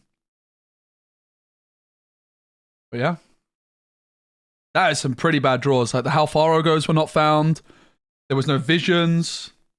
There was like two Talas, I think. They hit the 1 dime. They hit one of the 2 Pirates' lives. But still, Zach did not draw well. So definitely on the play and he again, cooked. Crazy. Looking for that turn 2 acceleration. That's mental. I can't believe Zach's pulled that off. Turn 1 item and the turn 4 hero to sort of draw cards and be able to pull ahead in that early game. We can see we're going to go ahead and head to our match as well right now, but we can see with Ruby Sapphire, it is a sort of a better control deck, but if it stumbles in that early to mid game, we've seen this time and time again. We've seen this set in Lorcana, is that whether it's Ruby Amethyst or it's Amethyst Steel, that deck with the Amethyst draw package can out. What more proof do you need that Ruby Sapphire is not that good? How can it lose to Zach's deck? That's times this weekend. Sorry. Also, just have to highlight again the weight of this match. The thing is, I win either way here, right? Because my prediction was Sean, but I want Zach to win. So a world championship. Yeah, I talked about the pressure and I talked about taking it game by game, but the thing is, I'm just remembering back what I said in my video, and someone should definitely clip it.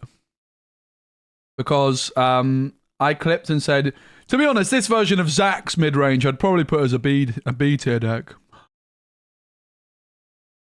Don't clip that, all right?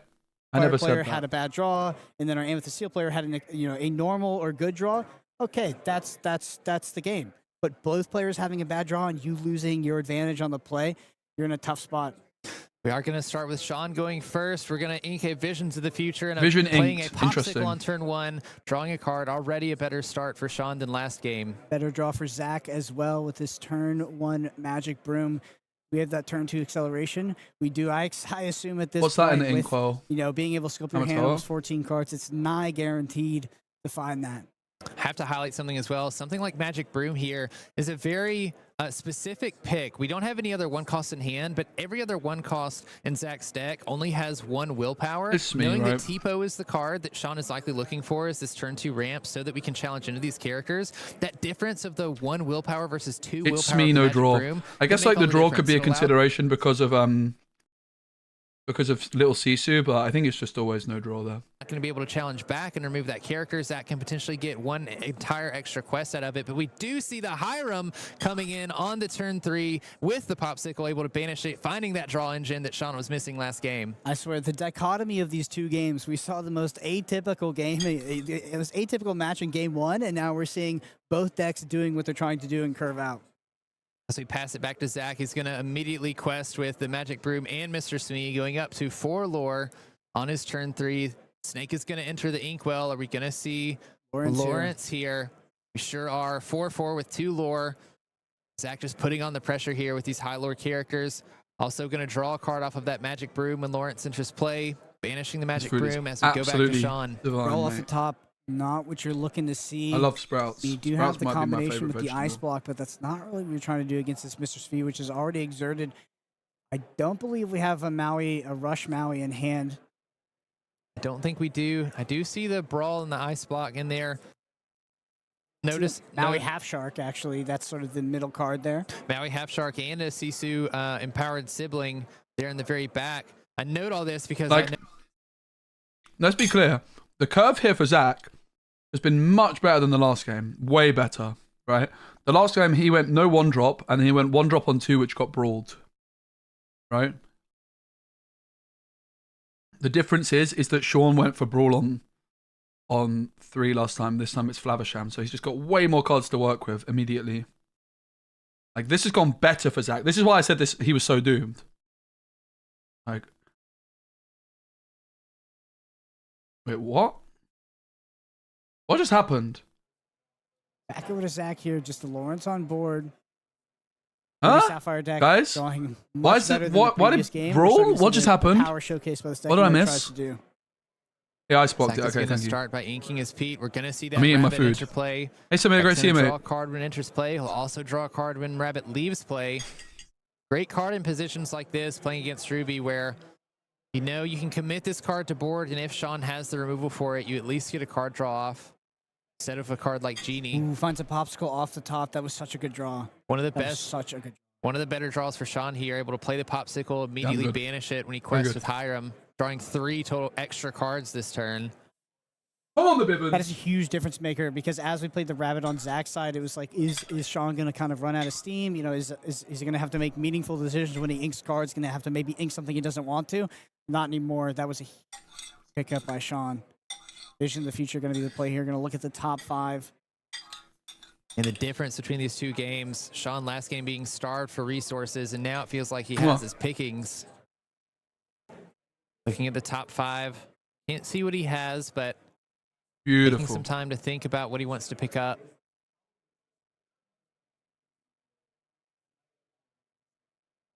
Oh, mate, the fact that he Interesting to won watch game 1 these is huge. players He's got try a to chance read to win each game other 1. as well. You can see That's Zach for sure. looking Game at Sean, 3, game trying to see if first. he can I would say he's figure probably still anything out unfavored. based on facial expressions. Would be my It's intuition. such a high stakes game. You want to get any amount of information as you can. Yeah, notably no, and then along came Zeus in the hand for Zach, so maybe could be a bit of a tough scenario. And there we go. We see the 3 cards. I think what's super fascinating is Zach's mulligan as well, right? He kept the rabbit, and the rabbits were so insane in game 1.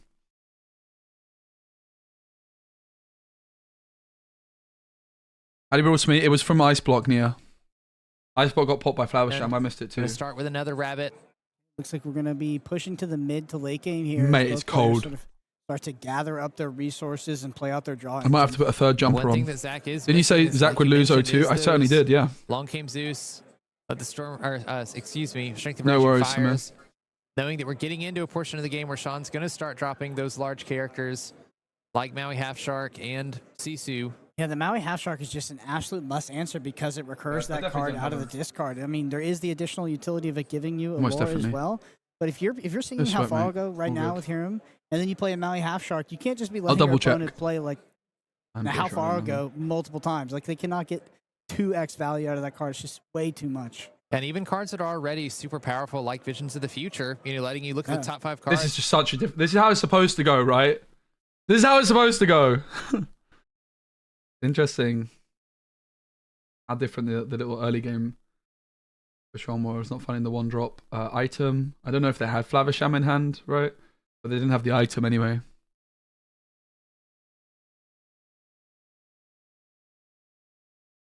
Draw for turn. Finds a Diablo.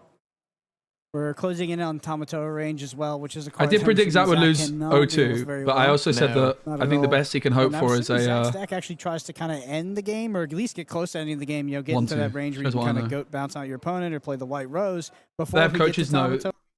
They have headsets on because so they can't hear like anything else. I don't know if in America it's like authentically live. I don't even know if they need the headsets on in America, but certainly in Europe they have headsets on because like the casters are casting live, and there's like white noise being played in the headphones, and you can also like talk to your opponent through it. Also in Europe, I could in Europe the players can talk to the judge through headphones, but in America, I'm pretty sure I couldn't talk to the judge.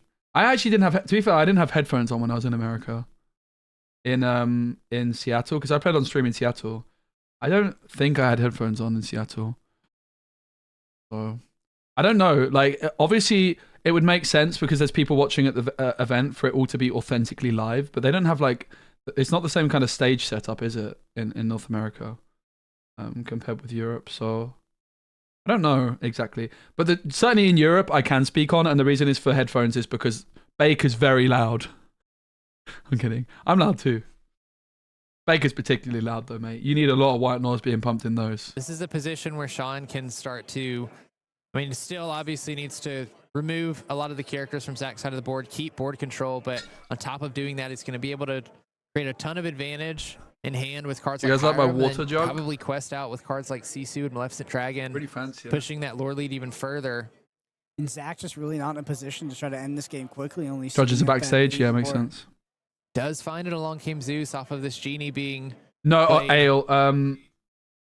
Sean went first in this game as well. This is Sean going first again. We haven't seen Zach go first yet. The way it works is the loser goes first.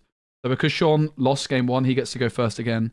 So it is like a flower vase, yeah, basically, but it's a jug. Look, you wouldn't have that on a flower vase, would you?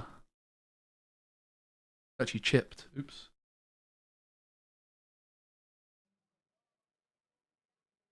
We go ahead and ink a It's just white being weird rose when I here. unmute it. Just delayed. Questing with the other. Interesting decision as well. You know, I see a lot of players inking some of their more Fair like play to cheaper Zach, cards. mate. If This there's is a mad Diablo that that's he's in hand, but Zach hopping off understands so that hard. he's going to stay in this game. He's going to need gas, so he does win in the game early. Decanter? And White Yeah. Rose helps him get Jug. closer to that win condition. But having cards like Diablo that Jug. you can play sort of non-committally, knowing that Jug is you just a think better it's- word than decanter, let's be honest. What are you decanting with this? That doesn't make sense. Isn't like decanting like small compartments? I don't know. America has some bad word choices for certain things, like calling them diapers. Actually, diapers is kind of good. And trash. Trash is kind of good instead of rubbish. And the bin. You just call it the trash can. We call it the bin. cards, find a Vitalosphere, and Honestly, for all those every ones are item fine. that's in play, The worst one is the pacifier. It's called a dummy, mate. Let's be A honest. lot of Lorcana players are probably familiar with it at this Sidewalk. time. What do we call it? The pavement. the biggest source of Honestly, removal for Sidewalk's Zach kinda as well, fun. being along came Zeus, but only dealing 5 damage to a character. Of course, is not going to crack the shell of Tamatoa there with 8 willpower. Yeah, I mean, that's just one of your clear paths to victory. Kinda here. crazy that Sean Zach is, keep like, control of the honestly board, competing this ramp hard. to Tamatoa, combo that with Hiram and some items, and Fair play, the mate. opposing Amethyst Steel player just cannot deal with it. His Zach's deck is gonna do better what he into. can to His deck is much better remove into this some matchup than I characters gave from it Sean's credit board, for. Seeing along came Zeus, Genuinely, getting very rid of that impressive. Maleficent Monstrous Dragon and playing out cards like Pete and Diablo. 2, so 4, that Sean 5, can't law play being any of his thrown. actions on this next turn. That is a big ice block. An ice block off the top as well, I believe, with that Sisu in hand. Gonna bring back another ice block here potentially for that Sisu. That's what it's gonna be. So it's actually gonna be another ice block, not the popsicle. Gonna play that. Now he's got the 8-cost Sisu in hand. I hope I go to Worlds. Yeah, I think Zach knows exactly what's coming. I mean, when I'll he be there sees either that. way. Sisu, I empowered guess. sibling, Hopefully comes I'm down, working. wiping Zach's entire board here. That is so bad for Zach in this position. Sean all the way up to 17. Having a difficult time thinking of something that can get Zach out of this. Fair play to Zach, mate. Honestly, There is, unfortunately, made a at game this of it. point, but this is like what I expected to happen absolutely game nothing. 1, We isn't see it? Zach scoop him up. Come on, the Bivens. This is Sean big. is gonna take Fair game play. 2. We have I moaned about this game being shown, but I've eaten my words, haven't I? Really? Come on, the Bivens. This is a big, exciting game. That fair play to the people making the decisions. Sapphire player had a different match than the Go one on, the that Bivens. did draw a lot better, but so did Zach at the same time. If I'm Zach, I'm actually feeling pretty okay about that loss. With Ruby Sapphire being in the play. Oh, if you could give this position to Zach at the start of the game to be in this position, he would snap your arm off. He would be so happy to be in this position. And yeah, he's going to be absolutely thrilled to have an opportunity to win on the play and win. Like he can very much win on the play, no doubt about it. So what's Zach's best curve going to be? It's going to be a 1-drop on turn 1, obviously. Turn 2, it's probably going to be double 1-drop, I think, is actually the best opening for him. He'd rather play the Smees later in the game, right? Specifically, Magic Brooms are particularly good because Tipo can't take them out. Churnabox followers are probably the worst because Tipo can take them out without him leaving them on the board. At least with the Diablo, he can quest and force the Tipo. I guess Churnabogs aren't that much worse than the Diablo, though, because you just draw with the Churnabogs.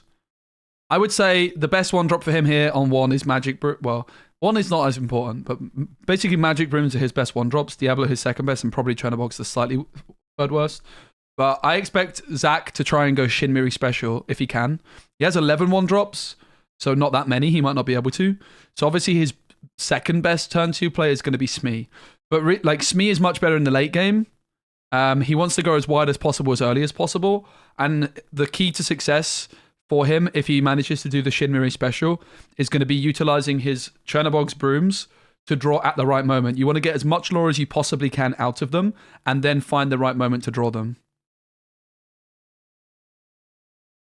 If Zach win, well, he could play another Ruby Sapphire player in the next round, right? He could play another Ruby Sapphire player in the next round. So yeah, Zach's best opening is turn 1, Magic Broom. Turn 2, 2 more Magic Brooms, which is unlikely because he only plays 3. Turn 3, what would his best turn 3 be? Smee and another 1-drop. Be very important. Yeah. So that's the key for Zach. Turn 1, 1-drop. Turn 2, 2 1-drops. Turn 3, Smee plus a 1-drop. So let's big eyes on Zach's hand. We want to see lots of 1-drops. Magic Broom Chernobyls, like he's tucking them away. He wants them. Already he's like, yeah. That's what I need. The rest can go, mate. He's got no Smee. Look at that. See? Great minds. Well, he's a better mind than me, but that's what he's looking for. He's looking for those 1-drops every day of the week. 5 cards away, absolutely. Same mulligan I would make every single time. Let's see what he gets. We're looking for 1-drops. We're looking for a Smee. Oh my days! Oh, the Bibbons! The Bibbons! Turn 3 as well. Could go super wide on turn 3 with Smee and the 4th 1-drop there. That's what you want to do. I mean, that would be best. He's got the best possible hand. Yeah, and again, almost. The majority of those cards replacing themselves as well, because you think about such an aggressive opening like that, putting multiple. Are you ready for the Shinmiri special, play by turn 3, guys? That's your entire hand. You have very few cards in hand after that, after you've inked as well. So really, one of the things that Amethyst Steel can get away with doing, because you know, even by going so wide, you're likely able to build your hand back up in case Sean's able to respond. Yeah, I mean. 4 1-drops and the Smee is the perfect opening for him, right? He wants 1-drop on 1, 2 1-drops on 2, and then 1-drop and Smee on 3. Come on, the Bibbons! World's invite. Come on, the Bibbons! So what's he going to ink? The Calhoun's not very good here. From Sean as well. We see that. He does also have the option of going Lawrence on 3. What did he ink? It's probably Lawrence. Which doesn't feel great. He has already mulliganed. I think he's just like planning ahead here. What's he doing? He's trying to just plan ahead, right? He's like strategizing. Is he really going to ink a broom? Ooh. Interesting. I don't know about that. I feel like the broom is the best 1-drop here. I'm surprised. Because Broom doesn't get taken out by Tipo. I'm surprised. I'm really surprised. Well. But the Ruby Sapphire deck is... He does have, like, Lawrence. So what Zach might do is, because he has Smee Lawrence, he might just go Smee on 2 and Lawrence on 3. Oh. He's drawn... The Calhoun is not good in this hand, man. The Calhoun and the Zeus are really bad draws after a really good opening hand. He's kind of got to just ink another Churner here and go Smee, right?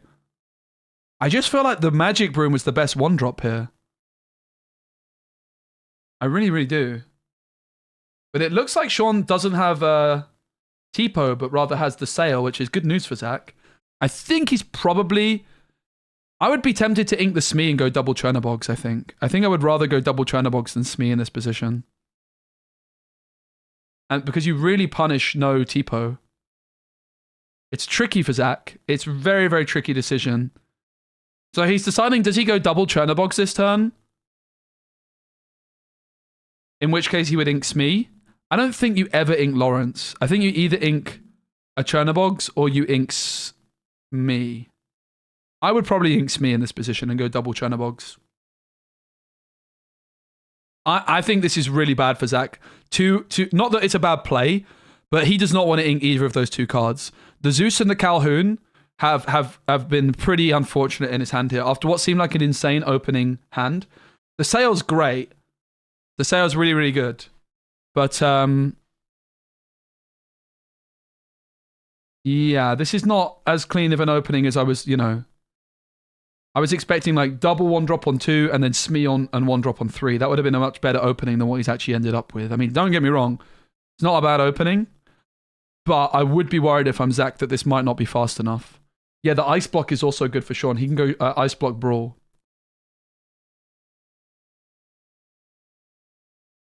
Lawrence inked. Trenabog's inked. Lawrence inked. That is a really unfortunate inkwell for Bivens. He's got 3 insanely good cards in his inkwell here. 3 of the best cards in his deck are all in the inkwell. And this also comes down to uninkable count. Just as a look into my version of Amethyst Steel, which is obviously quite different to Zach's. My uninkable count is particularly low because I don't want to ink those cards. Obviously, Zach doesn't have that luxury when he's playing things like Zeus and Calhoun. Like, they're great cards, but they do come at a cost, which is he's now inked 3 insanely strong cards, which you would never want to ink in this matchup. Like, they're literally 3 of the best cards in the deck. And again, it's going to be probably another one of those really good cards into the inkwell here. It's going to be 4 1-drops in the inkwell, which is really not what you want. You really want to be playing those and developing a super wide board. I don't know if it's unfortunate though, because like Bivens does have a lot of uninkables in his deck, right? It's just the nature of his deck. But he's still in not a bad position by any stretch. I don't think he's going to be unhappy to be in this position. I don't think Sean's going to be too happy. It just could have, like the Calhoun and the Zeus are just not. He would have inked either of these cards by now, right? If he could, these cards would have gone into the inkwell. What's interesting is he could ink Diablo and actually play the Zeus here onto the Tala. I wouldn't be massively surprised if he takes the Zeus here. I don't think it's terrible. He goes Calhoun, Diablo. I think this is a good play. And no ink. I like it. I think this is a really good play. He's developing a wide board, but again, no ink. You can see something's gone a little bit wrong for Zach, but he is applying a ton of pressure. The problem is this Calhoun just doesn't quest for 2. It's not that good in this matchup. And the Tala's also going to be banished when it takes out the Smee, right? Which means that Calhoun can't even like swing into it for the extra lore. I like this play though. I like the decision not to ink. Like, this is what I was saying, like the turn 3 he wanted was like Smee and a Diablo. Turns out his turn 4 is Calhoun and Diablo, which is obviously not as good. But he is applying so much pressure. This Lawrence is a bit of a nuisance, but Maui's quite good here. You would imagine it's just going to be Tala into Smee and Maui coming down. The question is then, what does he ink? I feel like it kind of has to be the Saudi Azerite Sea.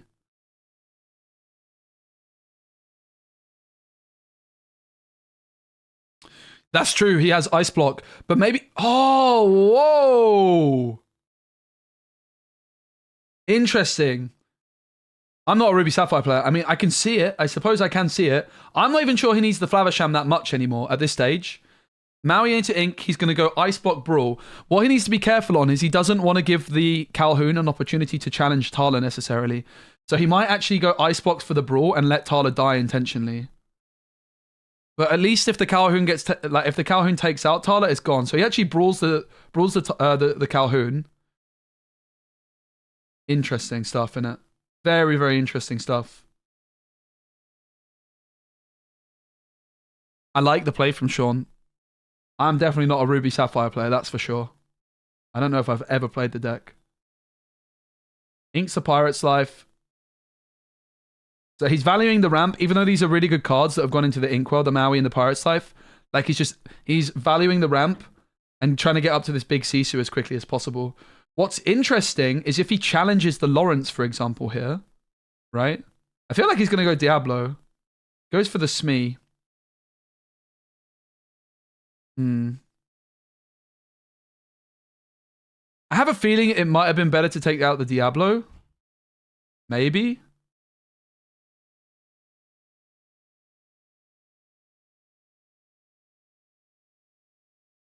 Because Smee's going to quest and be banished anyway, right? I think Zach's got it, though.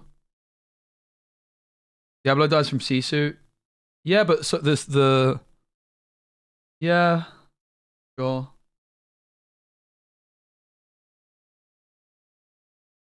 You could have challenged the Lawrence as well, right? Like, you could set Lawrence to 0 strength. He's doing mind games around B prep. Yeah, possibly. Very, very interesting spot. Zach's at 13. He's got the amount of lore he needs. Yeah, Smee would have... If Smee quested this turn, it would have killed itself. I don't know that Zach has a single captain in this deck, actually. And yeah, Zach didn't ink the previous turn, so doesn't want him a card.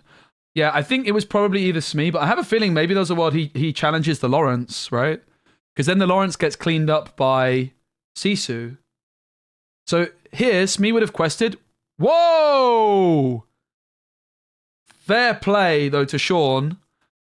Maybe the mind games on the B-Prep was the way, right? Interesting. Smee had 2, yeah. So if Smee quested one more time, it was getting banished.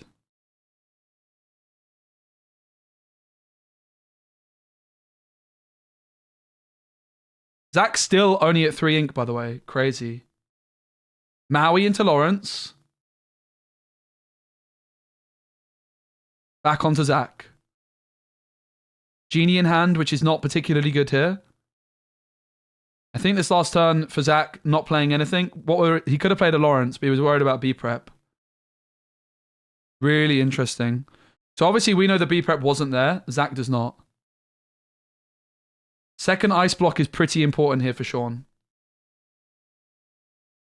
Would he be able to do ice block and Sisu? I don't think so anyway, right? This Lawrence is such a problem. Now he's going to sing How Far I'll Go. This kind of comes back to the Tala, maybe. I feel like Tala crushing into Lawrence was the play. You leave the Smee on the board. The Smee would have already been gone by now. And you could just Sisu the Lawrence here, right?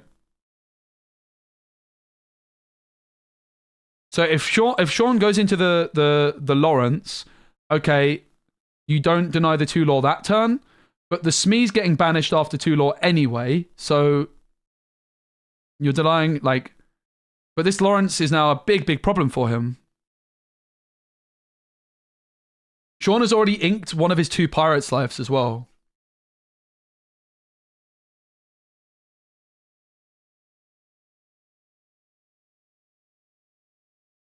It looks good for Bivens. Flavisham into the Inkwell is not what you want to be doing either. 2 cards drawn off Diablos. I think Bivens has got it, right? At 3 flipping ink, by the way. Crazy. Rabbit's a nice find. It's kind of slow, though. Like, at this point, you might just want to try and put on the burner. What's he got? He's got a Rabbit. He's got a Pete. He's got a Lawrence. He's only at 3 ink. He can't play 2 cards here. If he had 5 ink, he would go Smee Lawrence. But he doesn't have such a luxury. Yo, Ben, thank you for the prime. It is not all over. A second ice block for Sean would be a big deal. Maybe. Maybe it wouldn't be. What's in Sean's hand right now? It's just How Far I'll Go. He had to ink Flavisham to get the Sisu down. Like, it looks like it's Bivens' game, right? Lawrence. Being inked. Is it going to be the Rabbit? Yeah. Goat! Oh, baby. Thank you, Ben, for the prime. I mean, it looks like Bivens has got it. It definitely looks like I underestimated how bad this matchup is for him. When he goes first with the Lawrences, he's kind of cruising, it seems. That's not a very... I mean, I guess the vision might be okay, but it's not ideal, is it? Sisu trades with... it doesn't quite trade with Lawrence because of the ice block. Can you ice block a Lawrence? I'm assuming you can. Oh, I'm down. I'm down for Zach to do it. I still think that Sean never should have lost going first, right? Something went seriously wrong for Sean to lose when he went first.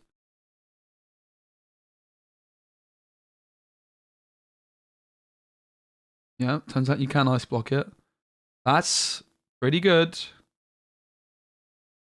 I think that was about the best thing that Sean could have found. How did he even find that? I guess he top decked it. So the How Far I'll Go. Yeah, so he drew into the Maleficent.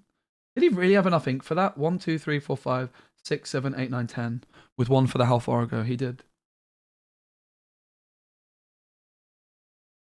But the fact that Sean inked a Pirate's Life, not ideal. He has, I think in hand he has 1 card in its vision. Yeah, Zach did draw for the Rabbit. What Zach's probably going to try and do with this goat is he's going to try and hold on to the goat until he gets to 6 ink. And he's going to try and go goat, bounce the same turn.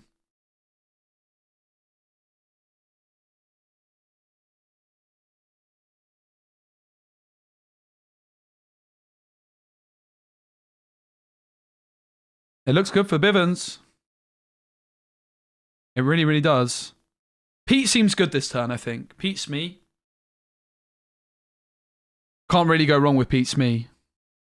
I think it's just got to be Pete Smee, right? Ooh, I'm surprised he's inking a snake with a goat in hand. What were the other options to ink?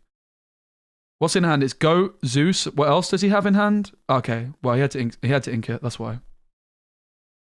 So he could. Yeah. Okay. Sure. Interestingly. Oh.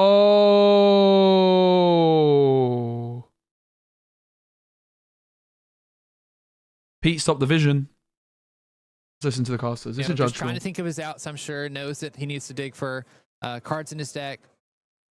I mean, yeah. I mean, at that point, I think Zach kind of knows the situation. Unfortunately, did so it turns out I'm not very good at bracket predictions. But it does look like Zach is going to be able to punch his invite to the World Championship. First one, and I'm already wrong. After going from Lorcana Challenge to Lorcana. I mean, I had to pick Sean. Sean was massively favored. Game away. Yeah. I mean, fair play to Bivens. That's honestly very impressive. That means Bivens is qualified for Worlds. Let's go. That's sick. That's so deserved, man.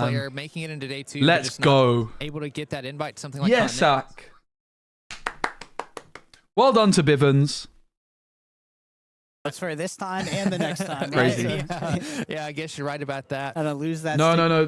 They cut the game because there's a judge call. You always cut the game when there's a judge call because you have to let the judge do their job. The reason the game has been cut is because it's not over.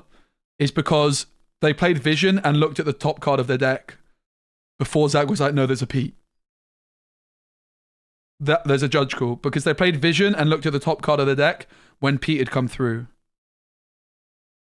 There's questions on how Sean. That's why it's cut away. To be clear, of how Sean could win the game. Unfortunately, Amethyst just has that inevitability, and we know that a piece of that inevitability is in Zach's hand already. Additionally, with White Roses. So, for Ruby Sapphire going second, did they have the right curve? They didn't have Tipo on 2. They had the thingamajigger blah blah blah. What could have gone better for Ruby Sapphire in this game 3, do you guys think? I mean, I said he's going to get 2-0'd, but I said at best he can hope for is a 2-1. That's what I know. Fair play to the Bivens. What's the penalty? I don't know. How's it usually resolved? I just let the judge do their thing, mate. Let's see. A bit hostile for Ruby Sapphire, and here we are back into the match. The Bivens! Gets the handshake. He's going to Worlds, people, and moving on to top 8.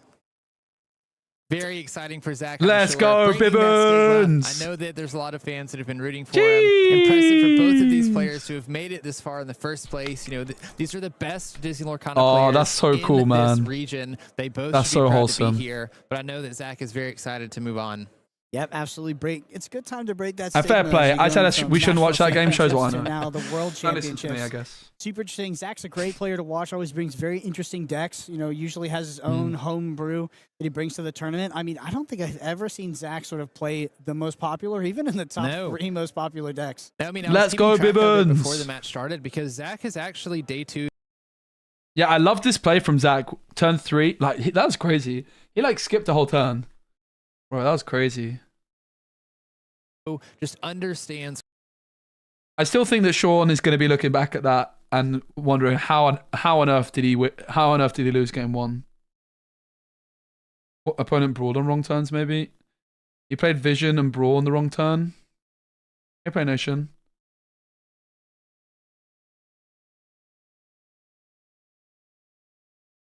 Yeah, the sale seemed a bit early, right? I was surprised when he went for sale and not. Yeah. Ink and Pirates I've hurt him. Yeah. Certainly didn't help.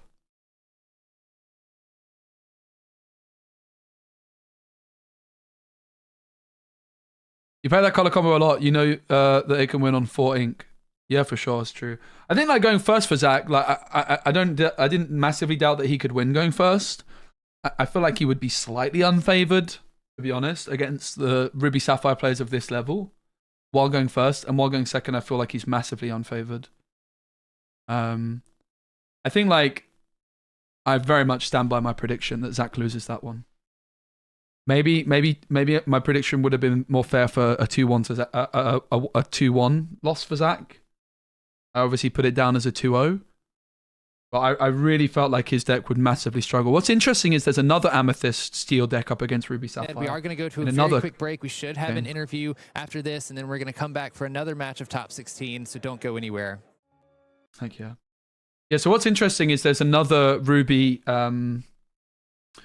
Ruby Sapphire versus... Oh, no, it's not. Sorry. It's Amethyst Steel versus this one. So already I'm wrong. Wrong. I'm happy with that being wrong, though.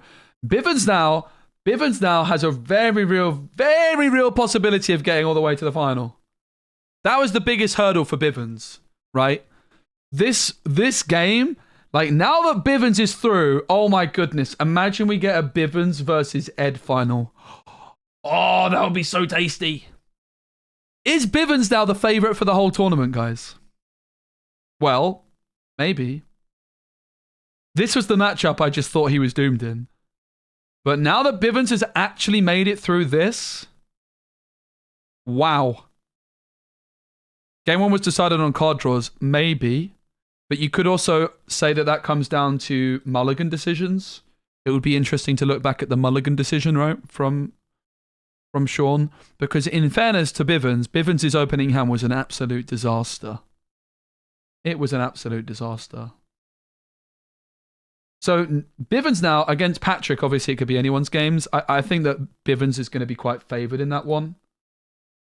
Because Patrick plays Doc, Zach plays Zeus and Rabbit. Like, I think Zach is very heavily... I think Zach will be quite happy playing against Patrick. Kurt is a higher seed than Zach. Kurt's like 3rd seed. Zach's like 9th or something. So I think that Zach would much rather play against Patrick. The Candio finished maybe like 40th.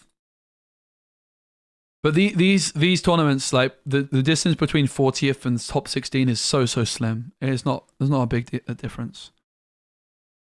I think Zan is going to struggle in this first round match.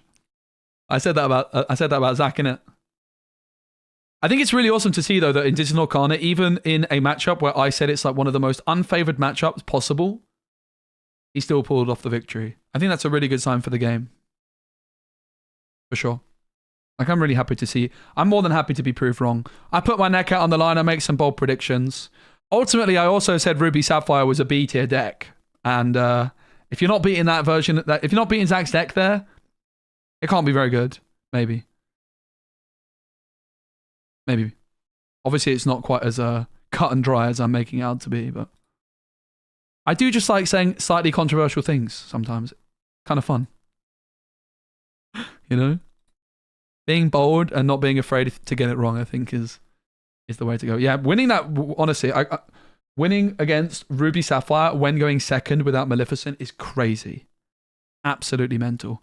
I don't think that's going to be happening on average. But what Zach's basically saying in the deck builder, then, he clearly thinks that he can win going first against Ruby Sapphire. So with his deck submission, he's saying, okay, I can go 1-1 with Ruby Sapphire, and I'm favoured into every other deck in the game. Sounds pretty good. We don't have an up-to-date bracket. No links in the chat for Melee. I imagine there is no Melee link for this one because some of these games are delayed. We don't want any spoilers. If you give any spoilers, you will be immediately, well and truly, unequivocally, undeniably, without question, banned permanently. You've been warned. Big shout out to Card Market who sponsored the stream. Thank you, Card Market. Great place to buy singles online in Europe. Thanks, Card Market.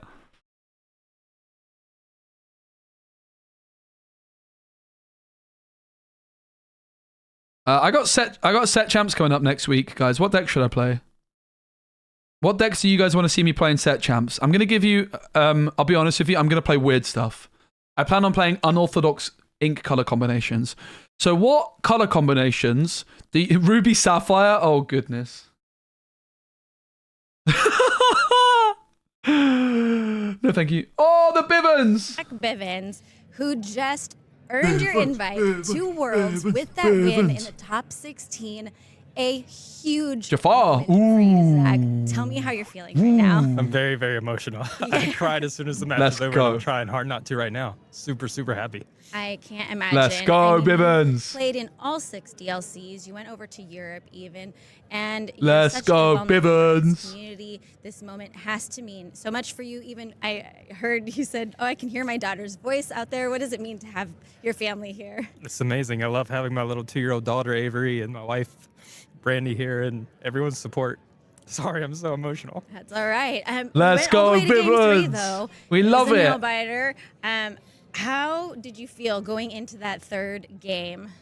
I felt really great. This is the matchup that I'm the most prepared for because I knew it was going to be the highest represented deck. So I have my deck built in a way to beat it. Awesome. When I'm on the play like I was in the 3rd game, I feel like I should never lose because I just get out to a huge head start and I can close it out with Pete's usually to block them from playing stuff like Be Prepared. Yeah, and I mean, there was one moment I was watching the game, and you were already Heck at 15 lore with only 3 ink in the ink well. He was sitting at 0, but still, all the way to the end there, was unsure that Pete coming in handy. And just congratulations. Yeah, I'm so also if you look at my unsure. win in game 1 and my win in game 3, it's a tell of 2 games. Very much. My hand in game 1 was so unplayable. I actually thought I had no chance when I saw my opening hand. Because I had no 1-drop, I had no 2-drop, I had nothing. And I have to get out to a fast start because they're a control deck. So if you look at the 2 wins, I did it 2 very different ways. I got up to 9 or 10 ink in the first game and just tried to attrition them out with rabbits and stuff. It was my only way to win with that hand. And then that goat. Game 3, and then the goat finished it out. I had it anyways, but the goat made it quicker.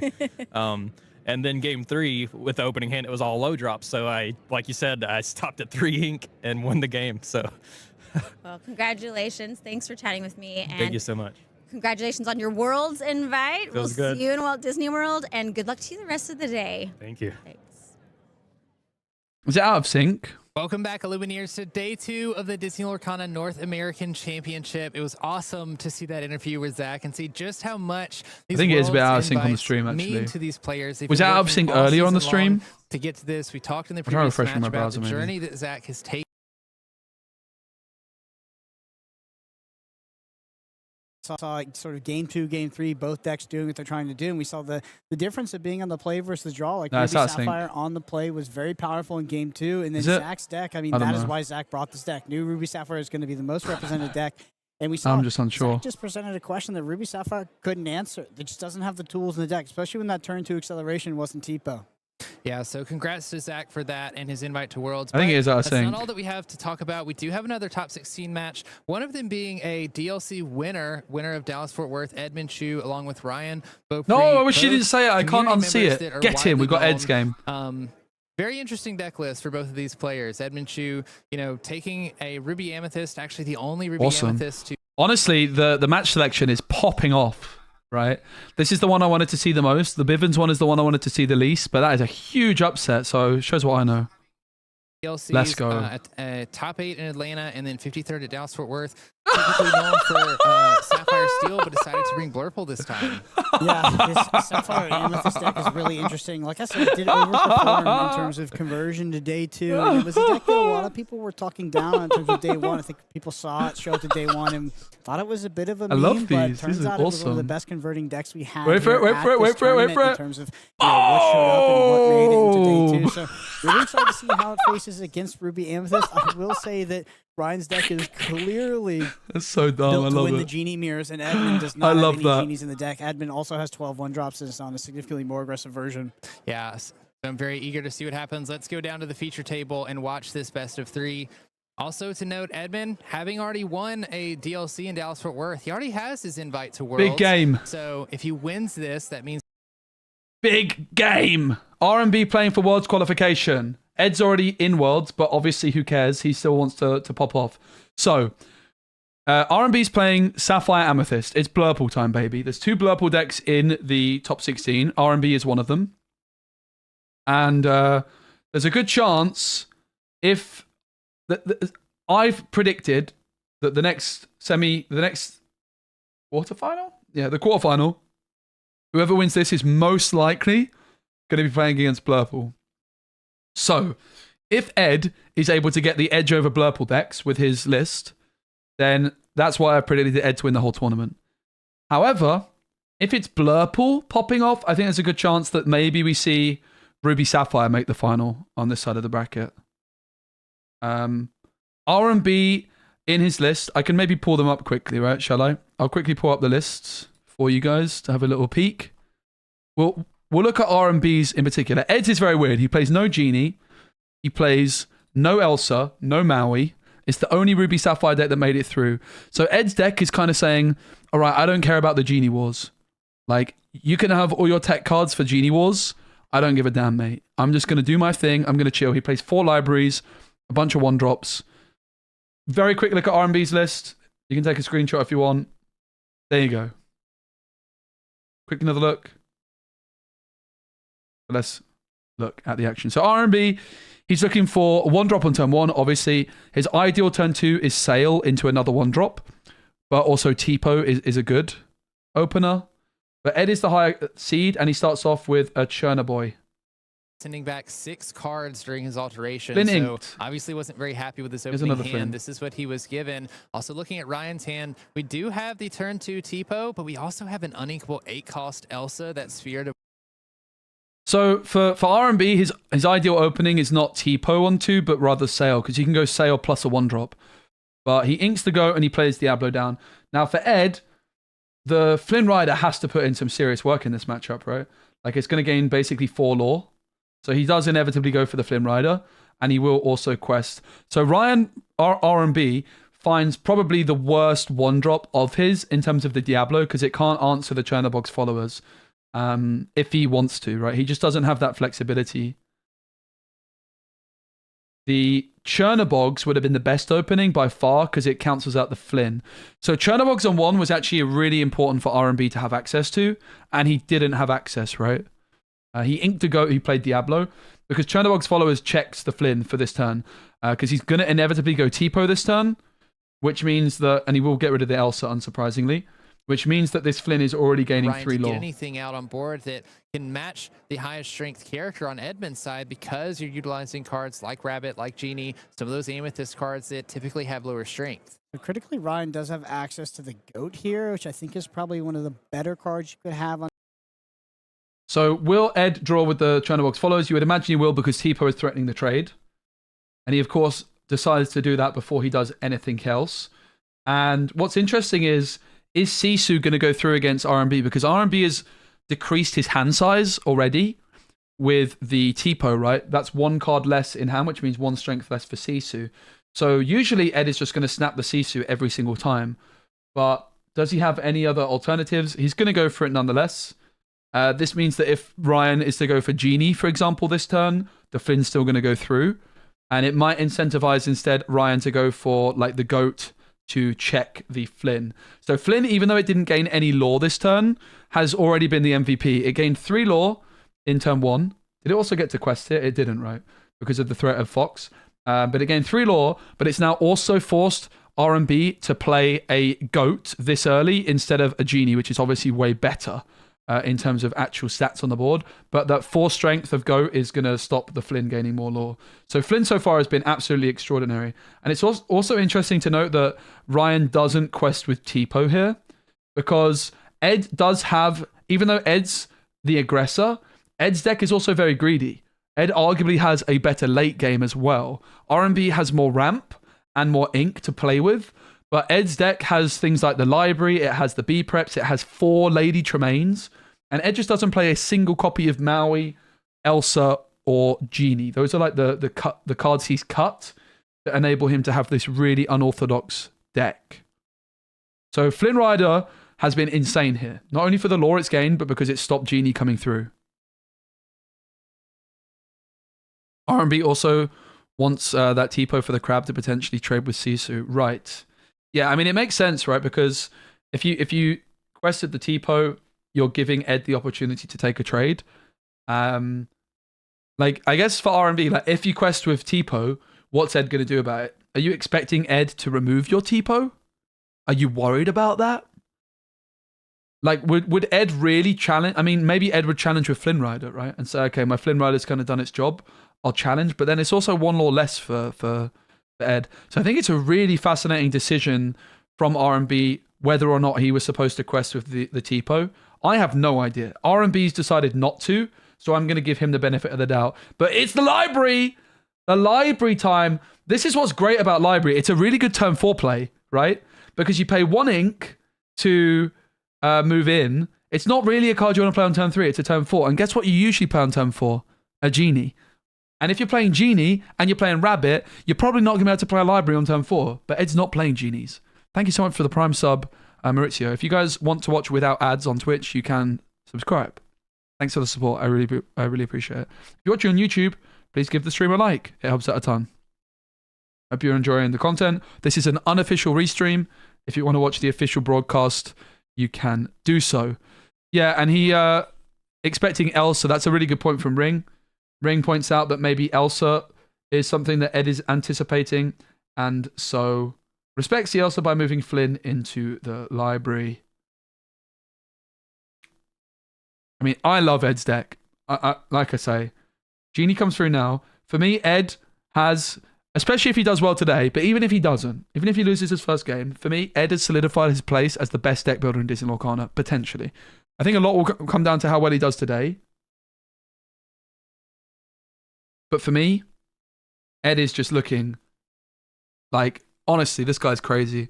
His tournament-winning Ruby Amethyst list that played very, very few 1-drops and the 2 big Sisus fundamentally changed my complete understanding of how you're supposed to deck build in Disney Lorcana. Lorcana, bro. Hey, first to 20. Yeah, awesome. I don't know Lorcana, bro, super well myself, but I know that a lot of people were really talking him up with the Emerald Steel stuff. It is open deck list, yes. But yeah, Ed's tournament winning list from his DLC, was it like Vegas? I don't know. Completely fundamentally changed my understanding of how you're supposed to deck build in Disney Lorcana. Because he made like the point, he was like, well, I basically say that my goats and my queen's castles in that metagame are uninkable cards. I never want to ink them. So he had an incredibly low uninkable count in his deck. Whereas at that time, my thought process was, I want as many uninkables as I can possibly fit in while getting away with it. But he really challenged that perception of mine. And now if you look at like the Amethyst Steel deck that I'm building, that I've built, I've tried to keep the uninkable count as low as I possibly can. Because, yeah, it's kind of a similar logic. There's so many cards in that deck I don't want to ink that are inkable. Lorcana Bro basically built the Emerald Seal list ran by both Luke and Zan. Yeah, awesome. Fair play. This library's looking really, really good. Ed is in a good position. He has now exerted the Flynn Rider. But the Rabbit and the Flynn are in the library. Ed is playing nice and slow. This is the thing, right? He's Ruby Amethyst. He has a bit of an opportunity to be an aggressor when going first. But ultimately, he is Ruby Amethyst, right? None of this, I'm trying to roleplay with genies and be something I'm not. Ed is like, no, I am Ruby Amethyst, mate. I am a control player. I am not an aggro player. I'm going to slow the heck down and play a library right now. Awesome versus 20, yeah. Good to see you guys. Hope you are. Hello, friendly people. Hello, Cage Thomas. What's up? Said Ed's already qualified for Worlds. Why would he compete in the Continentals? Because there's big prizes. There's big prizes. He's already qualified. Like, why not? People like playing Disney Lorcana. You're not just playing in this tournament for the Worlds. I mean, like, you get like 10k in prizes basically for this stage already, right? And he was already qualified for this. It's more like, why would you not play in it? But yeah, the challenge champions are already qualified for Worlds because they want a challenge. But it's because Ed wants to be known as the best Disney Lorcana player in the world. So he wants to win the North American Championships and he wants to win Worlds. As I'm sure all of the challenge champions do, right? People ultimately, like, obviously the prizes are great, but ultimately people really enjoy playing Disney Lorcana and they like playing against the best players in the world and testing themselves, right? Like, this is also an opportunity to get better at the game for Worlds, right? So this Rabbit must have been played and bounced back the same turn. Because I was like, why did the Rabbit not quest? But he played Rabbit and bounced it back. The Flynn is not going through because of the snake. Genie's going to challenge the library and leave Flynn Rider where he is. And Diablo's not going to quest. Wow. Very interesting plays from R&B. Let's listen to our casters on that. Casters? Sing Friends on the other side here with the rabbit for Ed. Which is weird when I'm unmuting. Magic Broom for Friends on the other side is what comes off the top.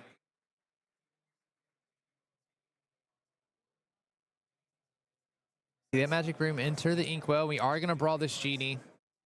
The card that Ed really needed to get rid of the Genie.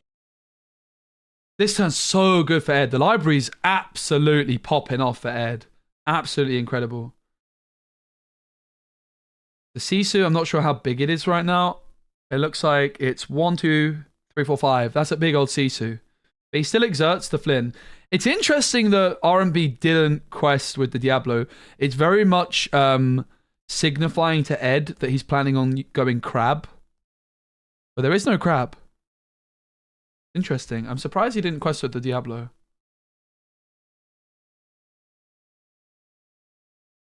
Why didn't he quest? Well, he needs to. He's saying he needs to get rid of the library. That's how much that Ryan is respecting this library, that he needs to deal with it.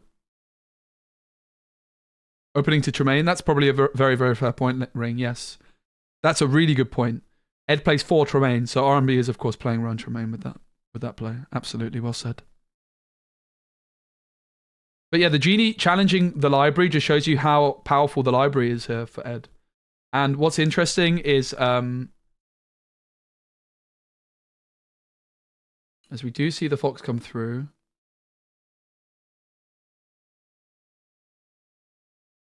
like if the library isn't dealt with and Ed is able to B-prep, he could B-prep his own board and draw off a Flynn Rider, right? Oh my goodness.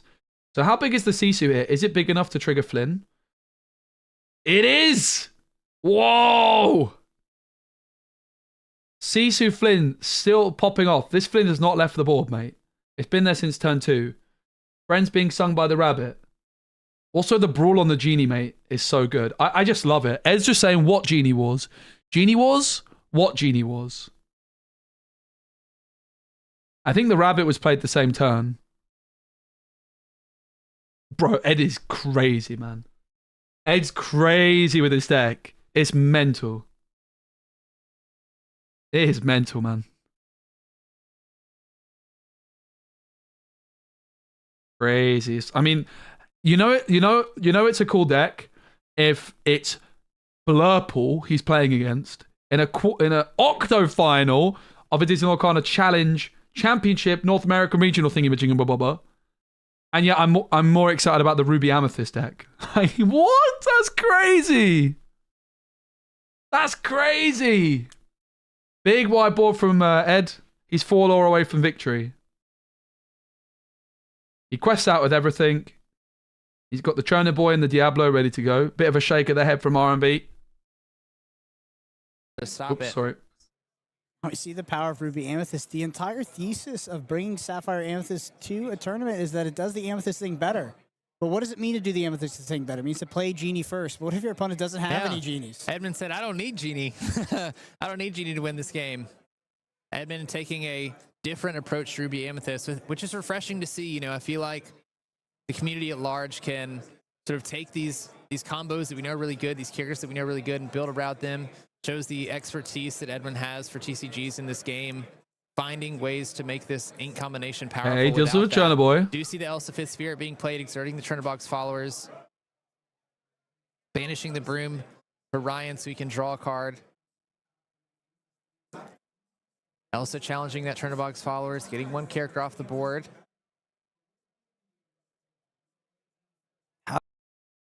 So it's like R&B needs to answer as many things as possible. So what's his best way? It's going to be Snake into Rabbit, Fox into Sisu, but then that Flynn Rider is still there. Flynn Rider's still there, mate. It got played on turn 2. What the heck? Poor R&B, man. I did predict Ed to win this one. I felt like with him being the higher seed and him just by going the Genie Wars, it's really interesting that. And kind of unfortunate, the 2 Sapphire Amethyst decks have got this far because they're winning the Amethyst Mirrors. And there's a good chance that they just get absolutely battered away by Ed, who's like, nope, the Amethyst. I win the Amethyst Mirrors. I don't even play Genie, though.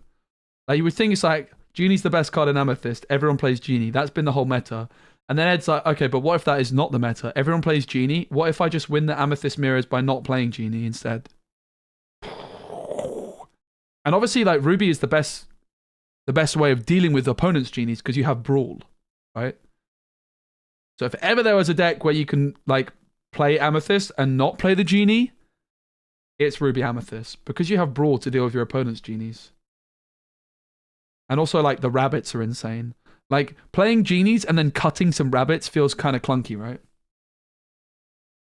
Crazy. Thank you, Audrey. I appreciate you, mate. So, he's at 18. Do you B-prep this board ever? It's going to go with the second Flynn. And now he's just chilling. RMB's miles away. He doesn't need to overdo it. Like, RMB kind of has to overextend into this board anyway. Consider using a removal. So Ed is starting to run a little bit out of card draw. And Ryan is now starting to claw his way back into it, right? However, this is now where you remember that Ed is playing Ruby, Amethyst, Mega Control. What does he draw? Goat? Goat's what he's looking for, obviously, at this point. So he's just letting RMB go wide. He's like, yeah, okay. Fair play. The Flynn's been dealt with by Elsa. It's a nice play from RMB. But now Ed's got the big red button ready. That's a pretty good B prep. 1, 2, 3, 4 cards. Don't mind if I do. He's also a goat away from victory. He's just going to slam the B prep every single day of the week there. Love it from Ed. Really, really well played. He's a goat away from victory. Wouldn't be too surprised if we see him just cycle the broom as well. Right? Play the broom and immediately cycle it. Is probably something he'll consider doing at this stage. Rabbit for RMB is a good response. He needs to try and play around these Tremaines. The snake is also interesting because Ed can go Tremaine with it. 7 ink for Ed right now. So, I mean, this fox is not a bad Tremaine target by any stretch of the imagination, is it? That's a nice let it go. But Ed is still, if he draws goat, he wins. It's as simple as that. Not a goat yet. Now, does he go broom plus Tremaine and just sack the broom? He just goes straight Tremaine. And that might just be it. He goes for the broom as well. I mean, I think it makes sense when you got 2 threats like this. I was wondering if there's ever a world he, like, sacks the broom immediately, but I think Tremaine's hard to deal with anyway, right? Elsa, that's pretty good. Ed can still sack the broom here. So Ed plays something and can sack the broom, and probably will do that. Gonna ink Diablo. I'm a little bit surprised by that. Oh! Oh! Stop that! Cannot answer this. Yeah, 2 Stop that! uninserted characters, or ready characters, 4 lore total on board. Can't leave more than 2 lore in play. We're going to start with the Celia's Rexy. Not a great start. Drawing a card. Ed is too cold, man. No Medusas. No Elsa. No Maui. No Genie. 4 Tremaines. 4 libraries. Respect this man, everybody. That is absolutely mental deck building. Gonna be enough. We're gonna pass. And this is yet more proof about what I've always believed, okay? Like, Ed played this game very well. Very, very well. But how is Ed popping off this hard in this tournament? Is it because he's the best player in the room? There's a lot of very good players in the room. No, it's not because of that. It's because he has thought outside of the box in the deck builder, and he won this game in the deck builder. RMB also thought outside the box by bringing Blurpool, right? That's very, very cool. But Ed is winning this. If Ed wins this tournament, make no mistake, Ed won this in the deck builder, which is always my belief of how you should approach a tournament in Decent Lorcana. I think there's so much untapped potential in the deck builder. I think so many people underestimate how important it is to cook up something unorthodox and how much potential there is to do so. And Ed has absolutely popped off with this build, even if he ends up losing here.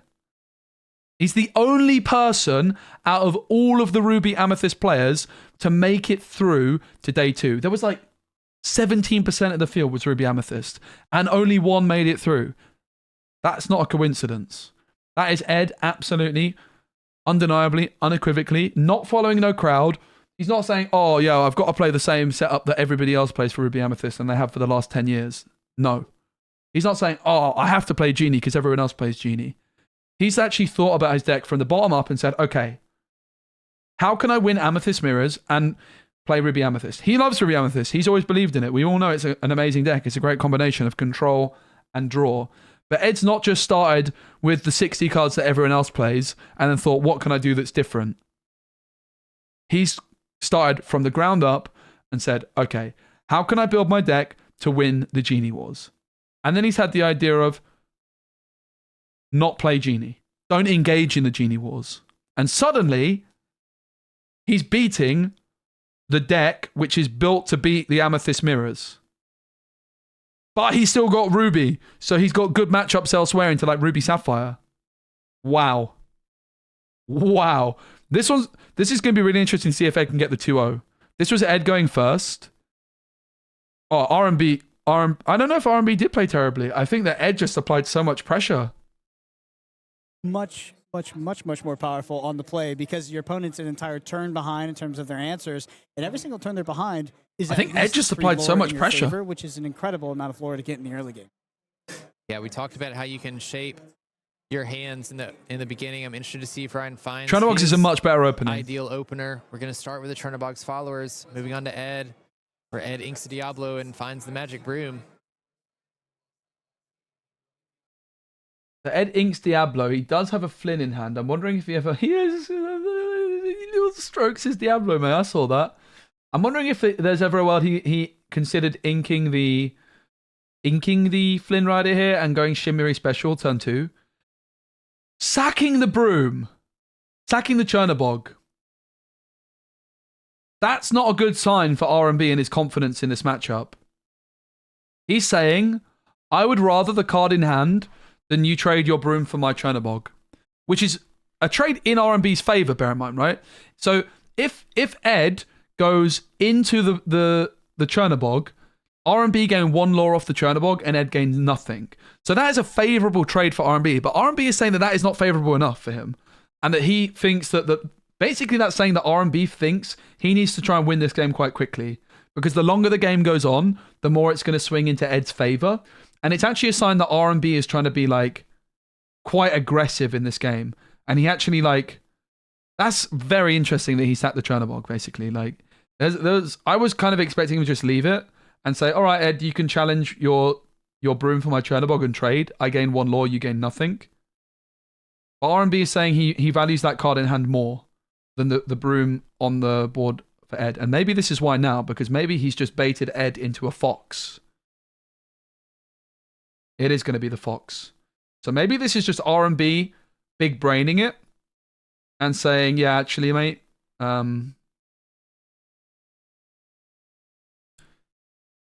you can quest with your broom if you so desire. Sisu comes through. So what's an interesting point is, was Ed supposed to quest with the broom and not sack it? I'm not sure that he was. Ed kind of walked into that fox, but maybe Ed's also saying, you can fox, I don't care. That means he's not playing Genie, for example. But I'm interested in Ed's decision to quest with the broom and not sack it there. Like, I feel like I would more have expected him to leave the broom where it is in that position because of the fox threat, or leave it. But I guess Ed is kind of saying, all right, you can fox here because it means you're not playing Genie. I can see it. It's a very fascinating game. I think like the Chernobogs and the broom decisions on whether you draw or quest with whether you quest or draw with them or whatever you do are the kind of the most complex decisions in Disney Lorcana on average that appear very often, right? Certainly in these Amethyst decks, I think it's incredibly complex. Rabbit comes through for Ed. What's he going to do with the Flynn's? Just going to trade for the fox that was damaged. The Sisu's going to take out that pesky 1-drop Diablo. R&B draws for Diablo, and then he's going to draw for turn. Tipo is probably just ink at this point in the game.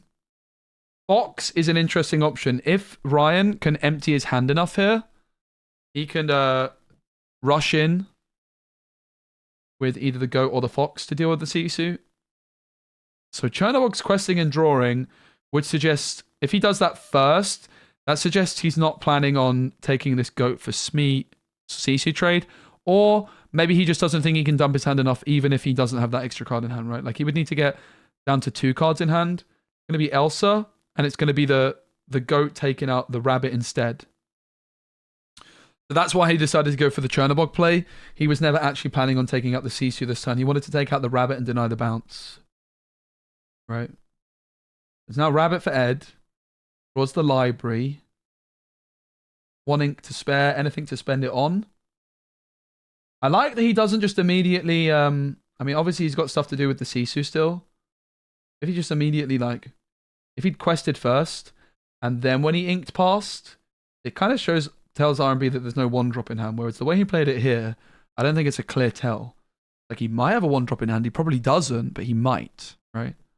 Whereas if he quested first, then inked, and then passed, I don't know, kind of more of a tell almost. Elsa comes through. Sheesh! The Spirit of Winter.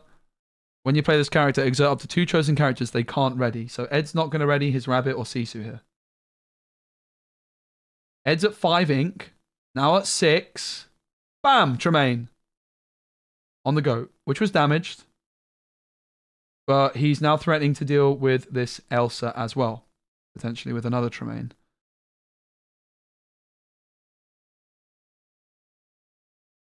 So Ed's at 6 ink. He's also threatening B-Prep this turn. So Ryan needs to balance between playing around Tremaine and not overextending into a B-Prep.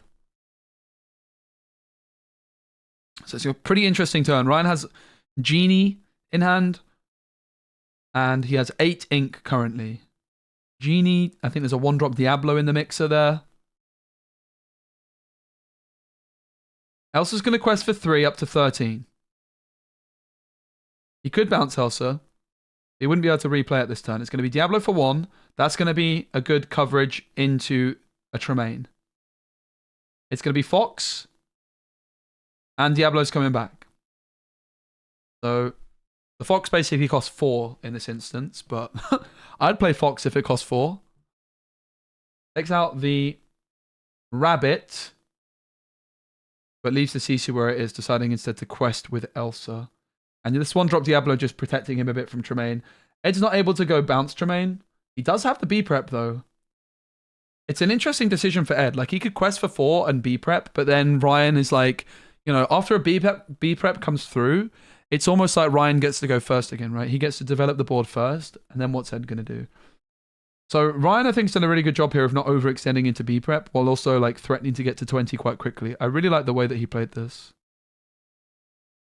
There is a judge. What needed to be intervened on? Ryan cheated. It did bounce. The judge was literally talking about it. He played Fox on the Diablo and replayed the Fox. The judge was literally asking him what just happened. He just did it super duper quickly. He like left the Diablo. He basically left the Diablo on the board and readied it because he bounced it back to hand and replayed it. So instead of like actually putting it back into his hand and replaying it, he just like left it on the board. There is the B-Prep. I think Ryan did a really good job here of forcing Ed's B-Prep while also making the B-Prep be as little value as possible. And then he gets, you know, it's now like it's almost like Ryan gets to go first. Not exactly the best in terms of aggression, a crab and a rabbit, but again, this is not an appealing board for Ed to B-Prep, is it? He's nullifying the potential value of B-Prep. Ed's got a very awkward hand. He has Brawl, he has Library, but what he does not have is a character that can be played because he's got a snake, I think. Playing a Library into a crab can't feel great because Fox Crab is 7 damage immediately. So R&B could take this out super, super quickly, potentially. Friends on the other side drawn. Will the crab sing it? 13 lore to 7 as it stands. Friends will be hard cast. So Ryan, they're really valuing the 1 lore or the 3 damage that the crab can provide over that 3 ink at this moment in time. He could have sung that for free. But instead, he doesn't want to. He doesn't want to overextend into be prepared, right? So he actually, values that that ink more. That's a very, very interesting play, and I think a very good one from R&B. Like R&B, instead, he could have sung with friends. He would have one lore less, and he could have played an extra character, right? But who cares if he has one extra character if he's getting B prepped? And now Ed has got the library down, which is surviving the B prep. It's only gaining one lore per turn, but one lore per turn is still one lore per turn. And also now, Ed's Tremaines are looking much more threatening. Unless R&B can develop 2 cards at once. So there's the Genie. So this comes back to my thing I didn't love about Ryan's deck, that he's only playing 10 1-drops, not the 12. But Tipo, not going to be going through here. This is just to play around Tremaine and respect the Tremaine. Tipo doing a good job here. It was not triggered. It was just a Tipo. Mom, look at me, I'm growing. That's the Tipo flavor text. You're welcome. Another lore for library. Ed clearly wants something good. Raw's pretty good. But he's still got nothing he can play in hand. Like, it's a fox and a snake.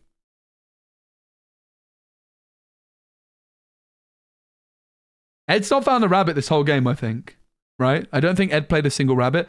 He did play one rabbit, and R&B removed it immediately. R&B elsed it and challenged it with the goat, right? And left the Sisu. So that was a really good decision from R&B. Quite possibly a game-winning decision. And it's another decision from R&B which I like, which is not to sing friends, but value the questing more. And he also overextends a little bit here with another Tipo, but like another Tipo isn't exactly a big commitment, is it? You're not that mad if your Tipos get B prepped. Oh! Ed found the rabbit. Finally. Well, it's his second one to be fair, but he's going to be very happy about that. And now Ed is cooking. This is why we saw R&B take that decision back on his turn 2 to quest with the Chernobog's followers and banish and draw. Because the longer this one goes on, the more in favor of Ed it's going to go. Ed's deck is greedier, right? So R&B is just basically trying to get this wrapped up as quickly as possible now. And I think he's going to get there. He's up to 15. I thought he was going up to 16. Go up to 16. Bounce. Scoop. GG.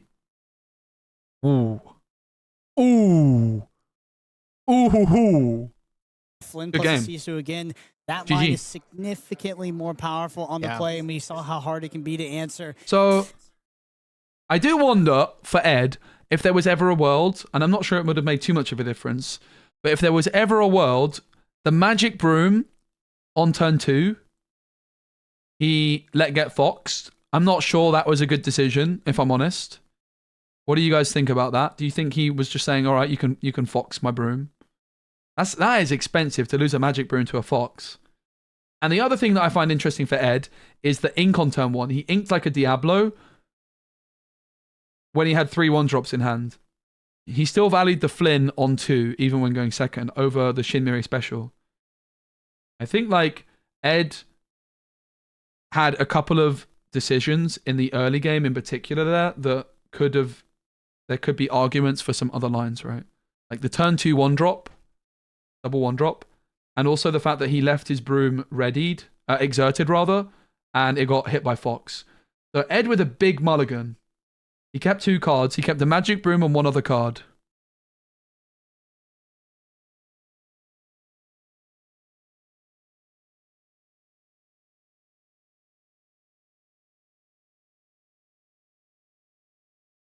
I think what Ed was saying is if you fox, it means you're not playing Genie, and I'm happy about that at this stage. But I'm not sure. I feel like maybe the Flynn... I don't know. I think it was interesting. It's not going to be as much of a tough call for Ed on this one, because ultimately he is going first. He's always going to play Flynn on 2. It looked like Ed was going to take a trade, but changed his mind. Interesting. It's tough because I feel like we've just seen how good each deck does when the right card has the right card and goes first. Yeah, it's true. But the thing is R&B's deck is basically built to be beating Amethyst 2-0. That is the biggest strength of R&B's deck. So I think that also shows you that Ed's done a great job. He's playing against someone that's basically teched to beat him. Like R&B's deck is almost just built to say, all right, I'm going to 2-0 Amethyst. But Ed is able to win going first pretty convincingly. Because R&B's deck is literally built to win this matchup. But Ed's just like, yep, well, My deck's not like a normal Ruby Amethyst, right? Library, Broom. Is Broom the best one drop on turn 1 for Ed here? Probably. Chernobog or Broom seems fine. I think Diablo would be the worst. Chernobog is definitely the best for R&B. That's a considerably better one drop than he had in the previous game when Ed went first, because it checks Flynn immediately. No turn 2 for Ed. Okay, much worse start for Ed here. Inking Fox and no turn 2. What did Ed ink on turn 1? Library. Okay. Because I was going to be surprised then if he inked a 1-drop. And it was a pretty aggressive mulligan from Ed. He mulliganed 6 cards. It's Tipo for R&B, which is arguably worse than Sail the Azurite Sea here. Because Sail the Azurite Sea could enable him to have another 1-drop. And it's interesting he doesn't quest with the Chernobog, because he wants the Chernobog on the board, and he's respecting the Fox Wars, right? The first thing in a Amethyst match is the Fox battles, and then it's the Genie battles. Ed's just ignoring the Genie battles. It's like a one-sided Genie battle, because he's not playing Genie and Elsa. Yeah, Play Nation does love his Blurple. R&B's list also not on the McDuck Manor. The other Blurple deck that's in the top cut has McDuck Manor, which I feel like gives you a chance against Ruby Sapphire, but Ryan's deck is going to struggle against that, against Ruby Sapphire quite a bit without the McDuck Manors, I think. Go on 4, or actually go on 3 for Ryan. Not the Genie, not the Rabbit. Goes for the Goat instead, which is interesting. And it's going to be Friends being sung by Fox. This is where Ed's just looking to go much slower in this game. We saw him win game 1 like so easily and quickly before he even needed to get to like the late game. Whereas Ed here with the slower start with no Flynn is just going pure Ruby Amethyst set 1 style, where you just draw a bunch of cards and you clear the board. Goat's going to sing Friends, not take the trade on the Fox. Tipo not doing an awful lot here, is it? Tipo might be a good card to just bounce back for R&B in a bit. And there you go. Tipo does something. Mom, look at me. I'm growing. I'm still growing, says Tipo as the crab buffs him up. He's so tall now, Tipo. Wow. So Tipo popping off with the crab. Very, very cool. Now, we'll find out after this game all the results. And it's going to be another crab, this time for Ed. Taking out the goat, drawing a card with his rabbit. Interesting that Ed did not bounce this rabbit back a few more times first, but he perhaps has another one in hand. He does. At least one.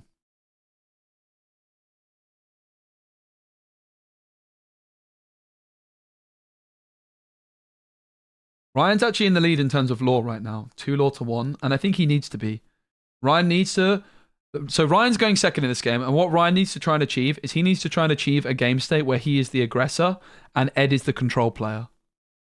And Ed, it seems, is kind of happy to play that role, despite being the player going first in this game. Because he misses the Flynn. He didn't play a turn 2. Ed has kind of just succumbed to being the Ruby Amethyst control player that he always wanted to be. And Ryan is applying a little bit of pressure. Doesn't quest with the... The rabbit just came down, so it doesn't quest with the crab. But look, Ed is just full control mode. He's singing Friends.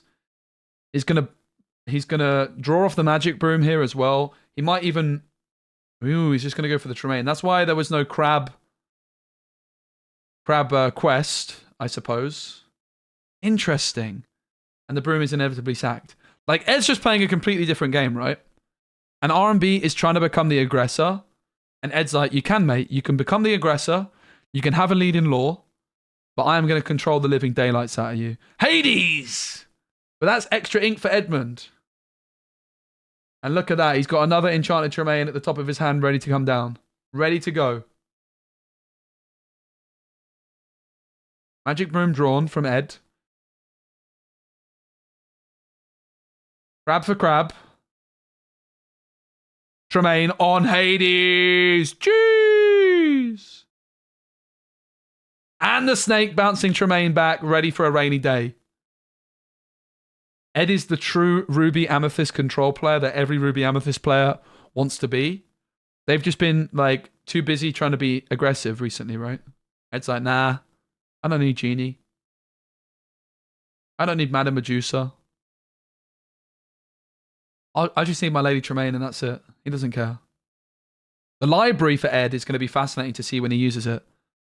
Like, if Ed gets to like 11 ink and he can go like, library, move a character in, B prep, that's going to be crazy. I don't think R&B's got enough lore at this stage in the game.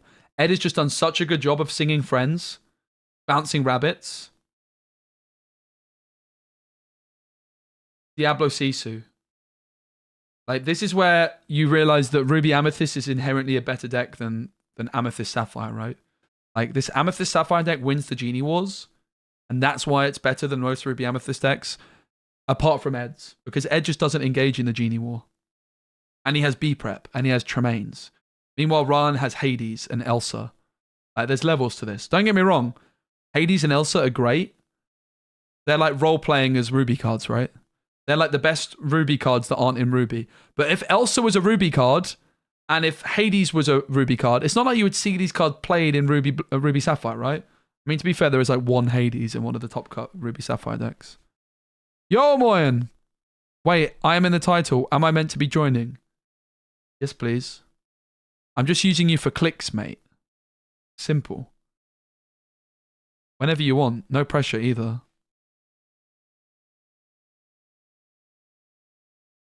Press 1 if you would like Moyen to join. Press 2 if you think he should stay away.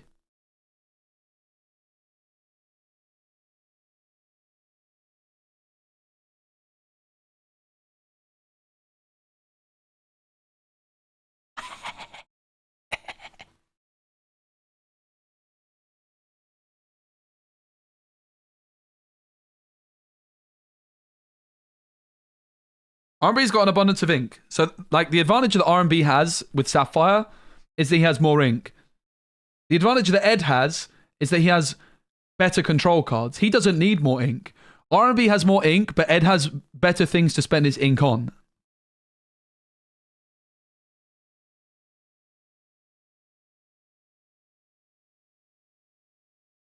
Let's listen to our casting friends.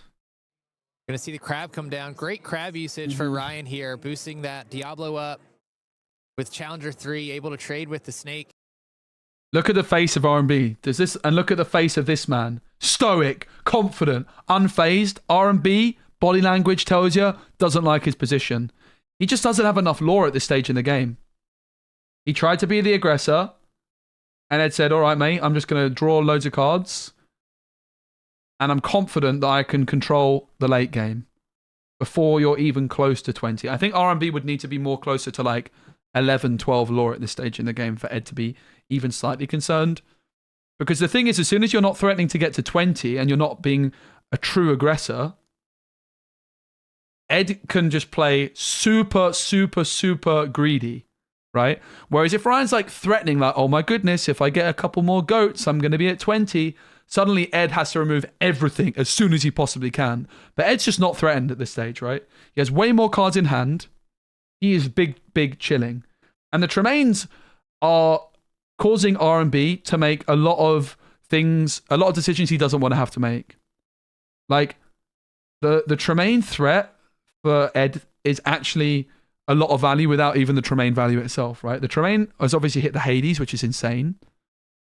But Ed's Tremaines are meaning that R&B is scared to quest every single turn with these crabs, for example. And he needs to be the aggressor. He needs to wrap the game up, right? Ultimately, what would you rather have in the late game? Ruby or Sapphire?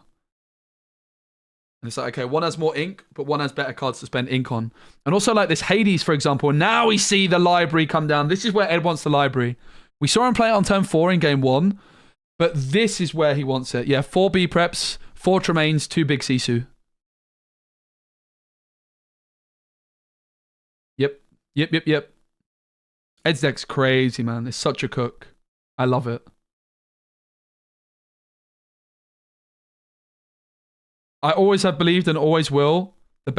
You give yourself the best opportunity to win a tournament by cooking up an incredible deck that is like really out there and just building a better deck than anybody else in the tournament.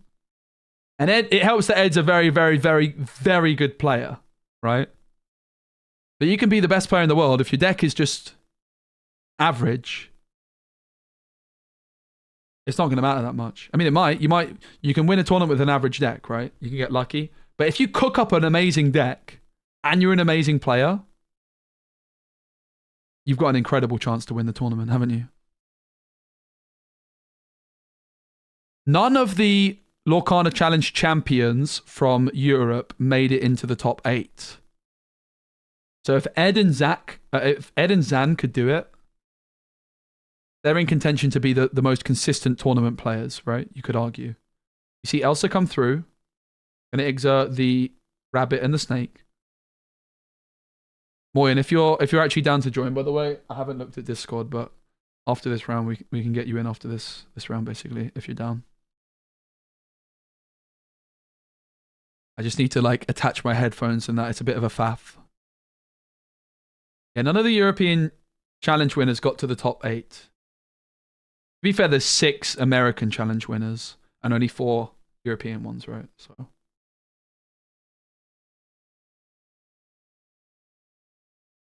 it's time for the library. Are we going to see him self B prep? Do it! Do it! Oh! That's crazy, man. Yo, Ed is such a chef. What a deck.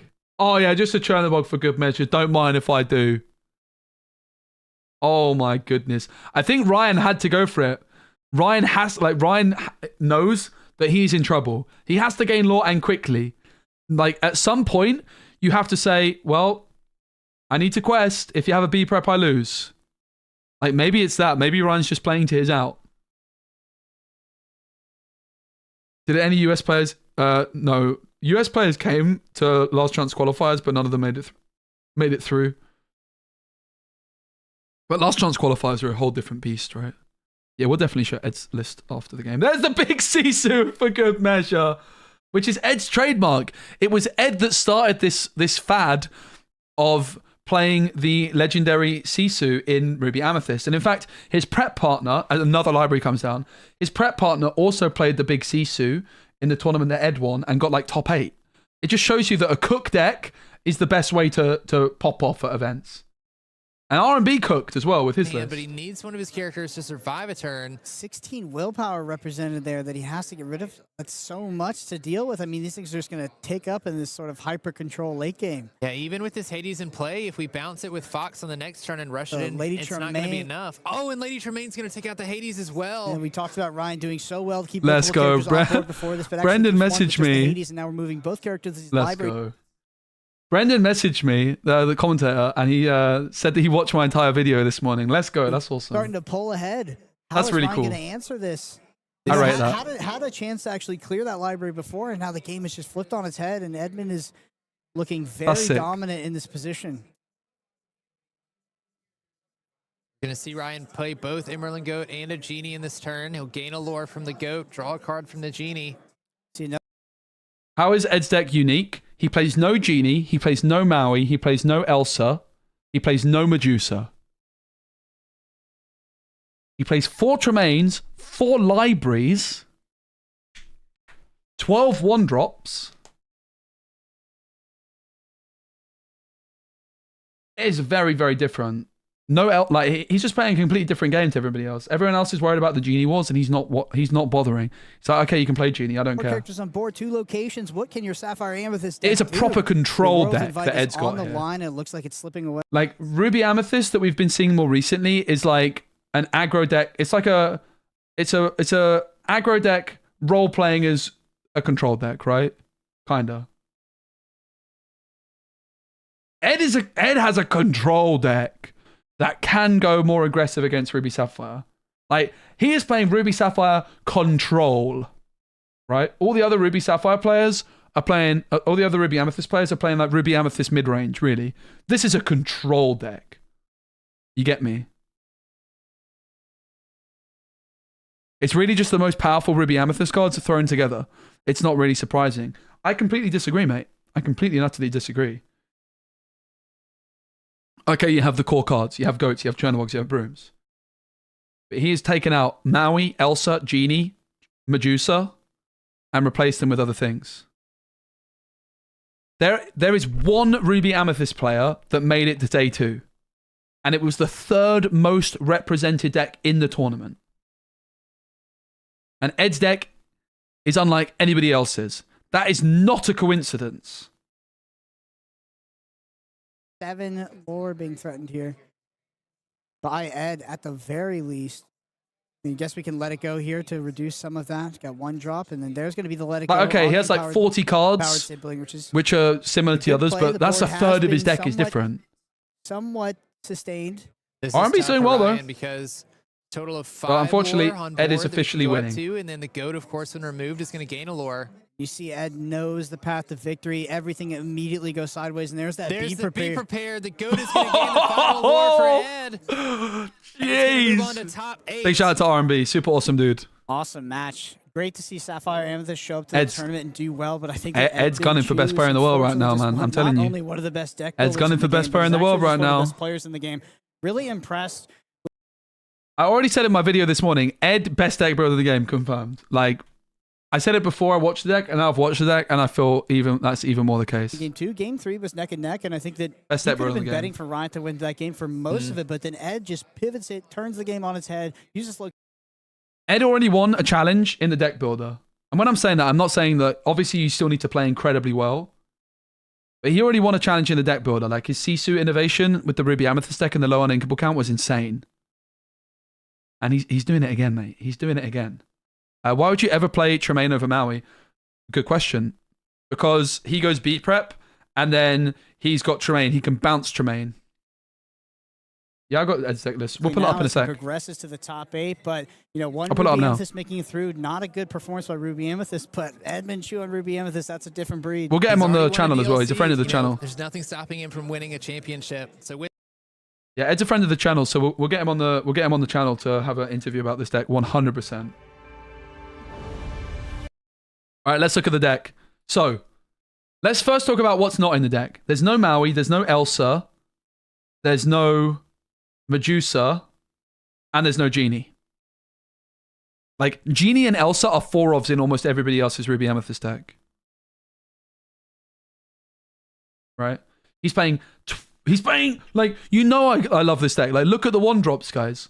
What was the thing when I looked at R&B's list I didn't like about it? He didn't play 4 Magic Brooms. He played only 2. So Ed's already winning me over with all 4 of these. These are the best cards in the game. I don't care. These are the 3 best cards in Disney Lorcana. Kind of. I'm being slightly hyperbolic, but I would never not play. Like, this is what I hate about the other Ruby Amethyst decks. It's like, okay, well, not playing all these brooms, like why? The other thing is, in Ruby Amethyst, if you miss a 1-drop and you don't have Flynn, you literally don't have a play until turn 3, right? Because you can't play a snake on an empty board. So I like the heavy count of 1-drops. It also opens up the line if you don't have Flynn to go double 1-drop on turn 2, the Shimmering Special, which is going to be really good if you miss Flynn against Ruby Sapphire, for example. So I love the 1-drop situation. That's already winning me over. I'm already in love, right? And then it's standard. Okay, you got 2 Flynns, 4 Flynns, 4 rabbits, 4 snakes. Nothing surprising there. 2 crabs, I think, is a good amount. I think people play too many crabs often. I think 2 crabs is the perfect amount. I'm just making sure that I'm not missing anything. 4 Sisu, 4 goat, 4 rabbit. No surprises there, right? Sure. He's playing 4 copies of all the really good cards. I mean, that's also what I like about this deck, is 4 copies of everything. It's a man that knows what he wants. And it's a man that knows what he likes. For me, when I see decks built like this with 4 of everything, and then maybe a few 2s, that is a man that knows what he wants, right? So he's basically saying, yep. I'm playing 2 Sisu so I can play 2 crabs. He's not playing like, oh, I'll play 1 Tremaine, I'll play 1 Medusa, I'll play 1 Queen's Castle, or I'm going to play 3 brooms. No. Ed is playing 4, 4, 4, 4, 4, 4, 2. 4, 4, 4, 4, 2, 4, 4, 4, 4. He knows what he wants. No 5-drops. Crazy. But he has bounce. He has Fox on 5 onto the rabbit. He has Brawl and a snake or something. I don't know. Yeah, you can bounce Tremaine. It quests for 2. Tremaine's particularly good after a board clear. So after you B-prep and after you Sisu, Tremaine's really good to drop down. The other thing that's interesting about Tremaine, I mean, if you think about B-King Undisputed, that's a card that used to see a lot of competitive play. The more Tremaines you have, the better the others become, right? Because you play a Tremaine and then you got another Tremaine and another Tremaine and another Tremaine. And like you saw in that game, R&B was so scared of the Tremaine that it stopped them questing so often and he just wasn't able to even get close to 20. I think we're at the stage of the game where this many 4-ofs... Yeah, I heard you say that. You ready to come in the chat? You coming ready to talk? I can kind of see it, for sure. I kind of need to go to the loo. Let me go to the loo and maybe we'll listen to Ed's interview and then we'll get you in once Ed's interview's in. Alright? I'm just going to the loo.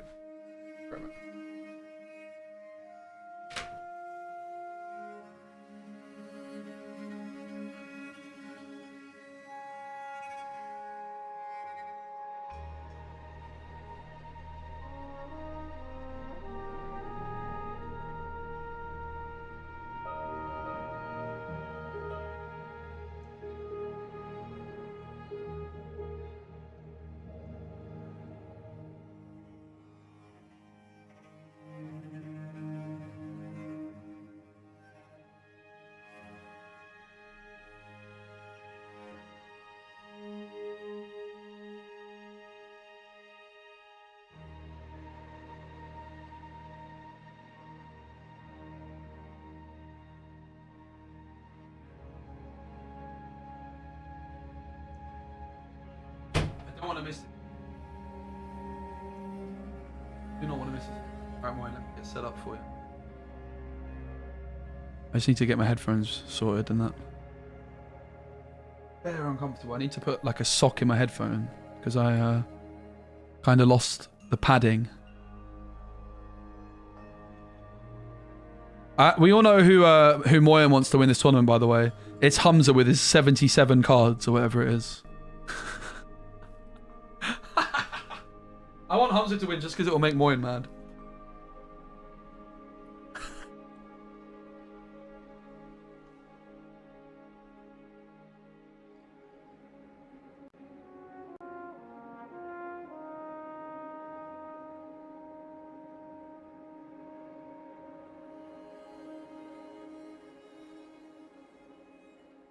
A one-pad game. It's not ideal, is it? Why is it called Diggy Diggy Hole? There's like a song that's like Diggy Diggy Hole. It's like some Minecraft song.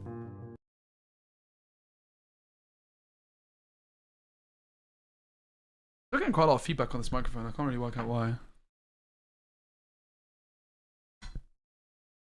Oh, it's tangled. That'll be why. Still getting it though. Wow, he didn't even answer, guys. Disrespect.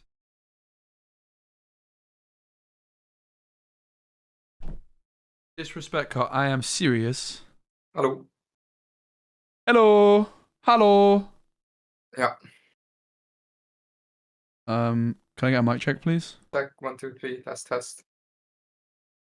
And again. Test 1, 2, 3, 4, 5. And go, oh my god, it's absolutely popping off in like an excited voice. Yeah. Yeah, no, I just listened to you talking about the 72 card stacks, and I had completely forgotten that was a thing. Do you want to be on camera or not? Sure, it's fine.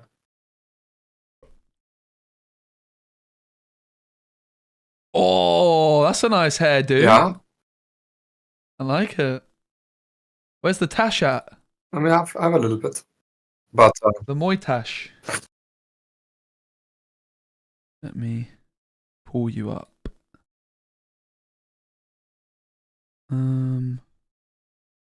Oh, full screen Moyen. So how's life? How's things? I haven't really spoken to you for a while. when we get the 4 domains. I mean, 4 is a lot. I understand the purpose, but I'm not sure I would have gone that far. 4 is a lot, isn't it? Yeah. The man that knows what he wants. So you made the point that maybe we're at the stage in the game where you're better off playing less than 4 other things, and I think in particular that makes sense when you're playing the Madam in bounce. We've got the Ed interview. Oh, we haven't. It makes particular sense when you're playing like the Madam in bounce package, for example, right? Yeah, in general in this game, as long as we have cards that have like at least similar power level, I value having options a lot. I think it's very easy to imagine that there are spots where you would love to have a Maui, even if you're in a spot in the game where you don't need 3-4 copies of him. And just never having that option available to you, I think can be a big downside. But on the other hand, at least now, Ed has maximum consistency of actually winning like the long games in purple mirrors and maybe even against red blue at times. Yeah. I mean, also it comes down to an important discussion point on this sort of thing is day one is closed deck lists, right? Whereas day one's open deck list. Yeah. And arguably, the more important part of the tournament is we've got an interview. He's watching as well and giving the people here a different So I shut up now? A different view, a different voice as well. And I was sitting there watching some of that. It's nice to hear the devs who make the game talk about the game and not just us who see it from just our side. Yeah, absolutely. It's been really fun sitting out in the viewing area and hearing their viewpoint. I'm learning a lot of things that I'm going to bring into my broadcast, and it's a really... That's interesting. In the viewing area, the devs are talking rather than the casters. Mm-hmm. Interesting. Yeah, the closed deck list thing, I'm not even sure how real it is. I'm pretty sure after like 2 or 3 rounds, if anyone out of like any scouting group that you are part of had played against Ed, in that scouting sheet it says there's a lot of Tremaines. If you've seen a bunch of them, like the edge falls off really, really quickly with scouting.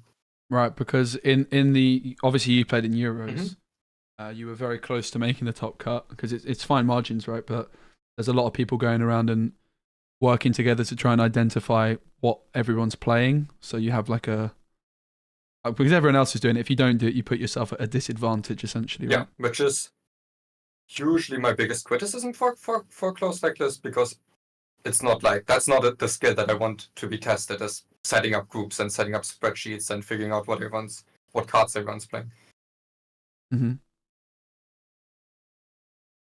And do you think that there's many people that were playing at Euros that didn't have a spreadsheet? Or do you think literally everyone did? No, surely not everyone. Bracket. Okay, Zan won. Zan took down Joseph Quigley. That's a bit of an upset. That is big. Zan taking down Joseph Quigley. I thought the Genie on 3, Elsa on 4 might be too much for Zan to contend with. And Sailor wins. Humza's out. The 79 card deck, mate. Are you heartbroken? But I look like a hater if I'm happy about it, so I can't really comment. So I got 3 out of 4 predictions right. I predicted all of these, but I did predict Joseph Quigley to take down Zan. But Zan's pulled it off. Zan was the lower seed. I figured that maybe the Blurple deck with Genie on 3, Elsa on 4 might be too much for Zan's Diablo to contend with. Yeah. It's not gone that way. Which is fair with Joseph being higher seed, but even if that matchup has gotten better for Blurple, that is still like the worst matchup of Blurple. Like it's still, I'm still not that surprised. Yeah. So Blurple, both Blurple decks out, but the lone Ruby Amethyst, the lone Emerald Steel, and the lone Amethyst Emerald have all made it through. So that's really cool that we've seen three decks, which only one player's got in the top 16, all make it through this side of the bracket. So it's basically Sailor versus a bunch of other people. Oh, wow. Patrick took down Kurt. We have got a Amethyst Steel in the top 4. Zach versus Patrick. I think Zach's going to be heavily favored in that one. Zach plays Zeus and Rabbit, whereas Patrick plays Doc and no Rabbits and no Zeus. Yeah, Zach should be greatly favored. That I was just mentioning that Zan is also on 4. I'm still here, so if your plan is just to challenge into Diablo, might have resist 2 for a while. And then the other big one, you've got the 2 Ruby Sapphire versus Amber Steel decks down at the bottom, and Sean winning. I thought Sean was the only Amber Steel player playing Aerial Whole New World. You'd be surprised if Sean's been able to win against Ruby Sapphire as the lowest seed with that, but I will verify that that is actually true. But it's going to be an Amber. I predicted Amber Steel Mirror down here. I got both of these wrong, I think. So I actually predicted Amethyst Steel to get knocked out in both these games. Which was probably to be expected, but still all of these matchups are incredibly close. Yeah, Sean wasn't. Wow, this one should Sean. Something's gone seriously wrong for Sean to lose. I think. Yeah. Okay. Sean lost game 1 on the play and against Zach. I mean, Zach ran away with it when he went first. He had no issues. It was more convincing than I expected. Mm-hmm. But Sean, I think something must have gone seriously wrong for Sean for Zach to win when Zach's going second. Also, just confirming, the Amber Steel Sean is on Whole New World, and it seems quite tagged for the mirror with even the shift area. But somehow still able to overcome Ruby Sapphire. I think Scott seems to be the favourite to make it through to the final from this side of the bracket, I would say. Depends on the seeding. Scott is what seed? Scott's second seed. I think Scott's in a really good spot. He's got arguably his best matchup, and then he's going to be playing against one of the Amethyst Steel decks with no Maleficent 1-drop, which you would say that I think Scott, if you gave Scott this bracket at the start of the day, he'd be very happy. Yeah. But after all, I think we would have expected all 3 Red Blues to have the edge in these matchups, or at least I would have. So 2 of them already being out definitely shows that it's still possible. Yeah, definitely this Red Blue I gave the edge, and then these one I think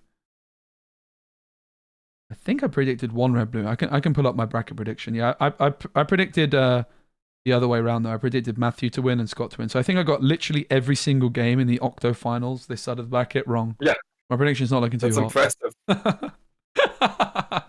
That is impressive. Here's what I know. Yeah, we have 2 pass downs, right? With Zan and Ed winning. True. Which means, I mean, Morgan's also already there. Scott's already there. So Kurt's qualified for Worlds. Hamza, and so is Hamza. So Hamza still made it. 76 cards, bro. Right? 92 cards. Nobody knows how many cards he has. It's too many to count. 72 in every single event. He never switches it up. It's like 4 or 5 events in a row, always exactly 72. Honestly, I respect it. It's 66. Yeah, I think he's downsized as well. So I think it's 66 or 68. Yeah, 66. Yeah, I think so. From here, Zach, I very much expect to get to the semi. I expect Zan to get to the semi, and I expect Ed to get to the semi. And honestly, Zan might be on for a finals.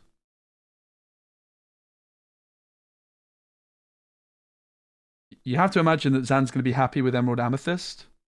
Yeah, but the Ruby Sapphire is also something I'd be afraid of looking at this build just now. Because the 4 I'm still here doesn't really protect off the Ruby Sapphire answers. I'm still here? Right, for Zan. Yeah. Right. Yeah, you got to imagine Ed's going to be winning that one. I don't know.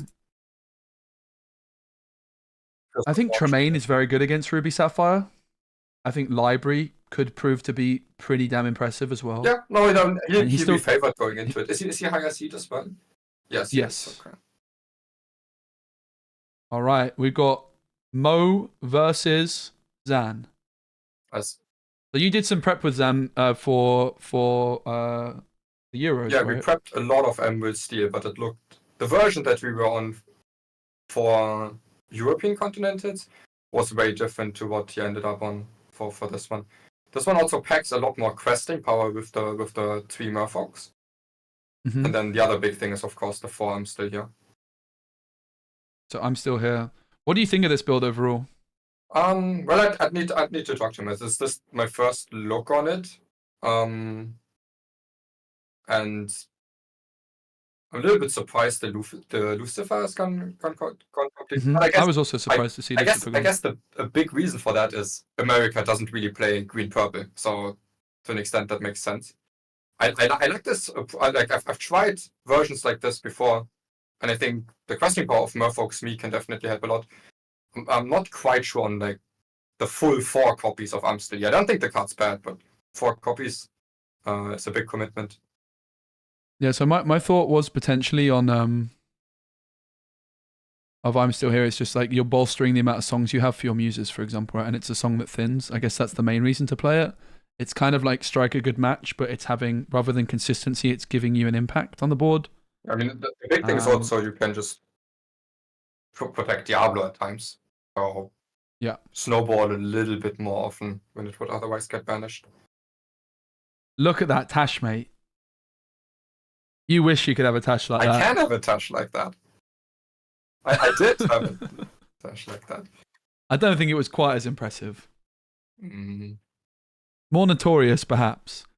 I was also saying Mo beat Dinkham Pham yesterday, and I was saying, how is Dinkham Pham playing a game of Lorcana and his opponent has a better name than him? That can't have happened many times. Mo Shamblin? That's a great name. I've shared that name. Yeah. Hey. So an upside down goat in ink and Pegasus. Pegasus could prove to be a bit of a problem for Zan as well. Mm-hmm.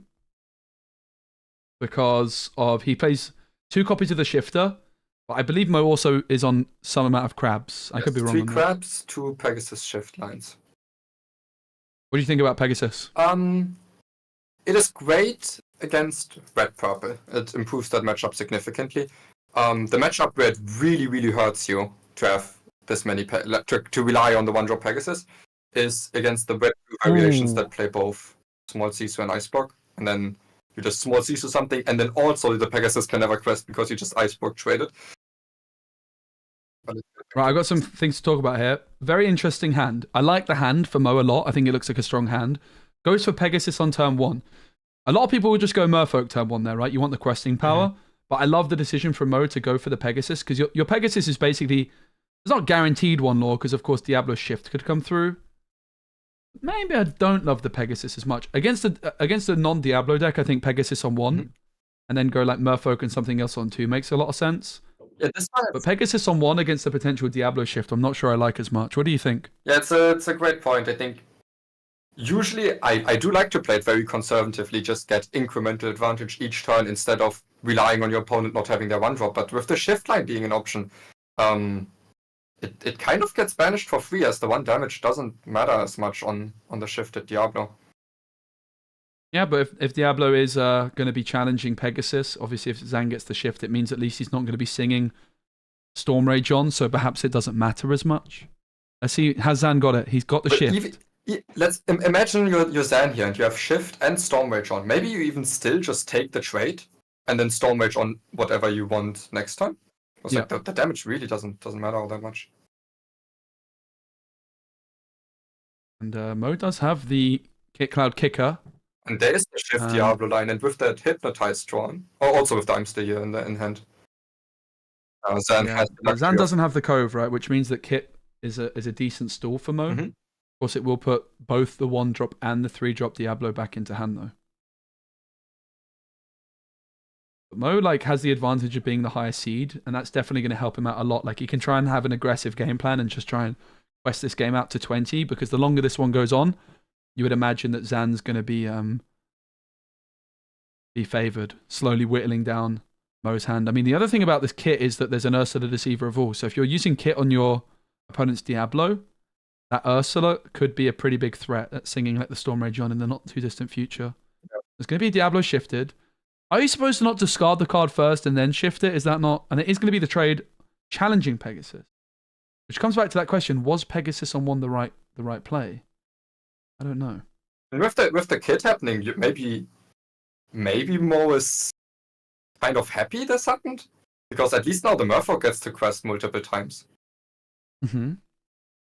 Dock on 2 for Zan. He decides not to trigger it. I don't think I'm too surprised to see that. 2 docks for Zan. Yeah, this like recognizing when the tempo dock is better than keeping it for value in hand is also one of the reasons why maybe some people don't have as much success with the dock, because if you don't recognize this and it just gets stuck in your hand, the card is a lot worse.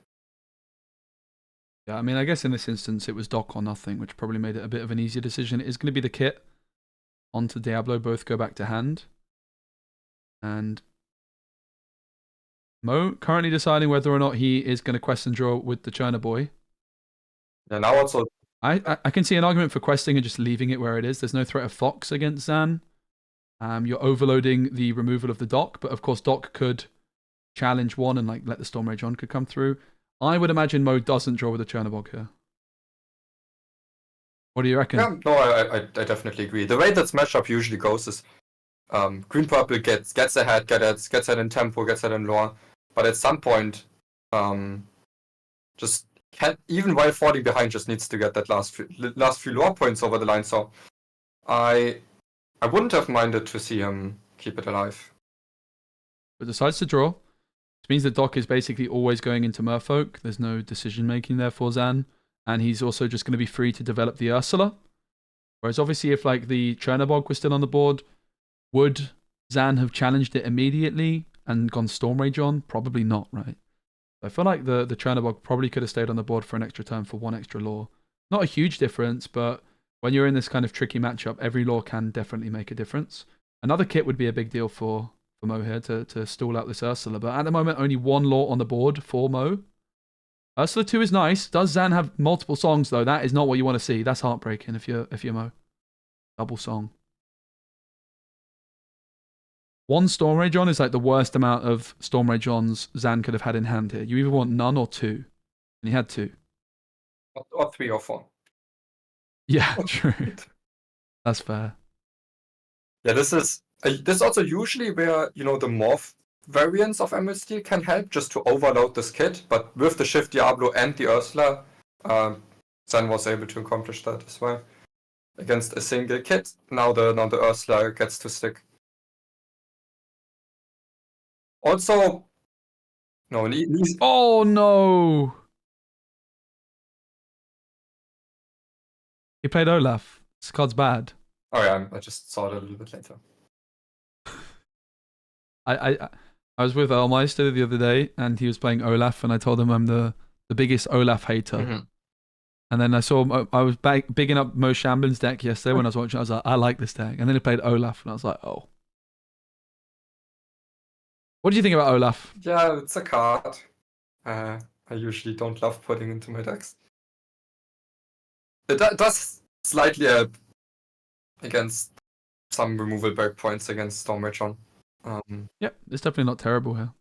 Like if this was a Chernobog or a Broom, it would have been removed. Mm-hmm. Of course, a Diablo would have also been removed, but it would be replacing itself. There's worse cards in this spot, but ultimately it's not going to win Mo the game anytime soon, this Olaf. A Fox would be a very nice option for Mo. He's going to be at 4 ink, so he's not quite going to be able to go Fox plus Ursula, but I mean, yeah, there's only one Storm, right? Only one Storm in hand that he knows of. He discarded one, the other got played. So he's not going to be looking to go like Snake Ursula this turn, but like Fox, putting that Ursula back into hand for a rainy day, taking out one of the Ursulas might be nice. Not sure what Mo has got in hand at the moment, though. I really like the decision by Zan when he, off the Doc trade, decided to discard the Diablo after it's already gotten them a lot of tempo, but not being greedy to get more value out of it, and instead keeping 2 Storm Rage on, some higher value cards, or some higher impact cards in hand. So Mo inks the Broom, gets the Genie down. Not sure what else he's got in hand. It is going to be a double quest. Olaf, pretty difficult to deal with. It feels quite good in this spot, honestly, but Zan now at 3 ink can go to 4 this turn. He's got a Prince John, he's got a Diablo, and a Smee.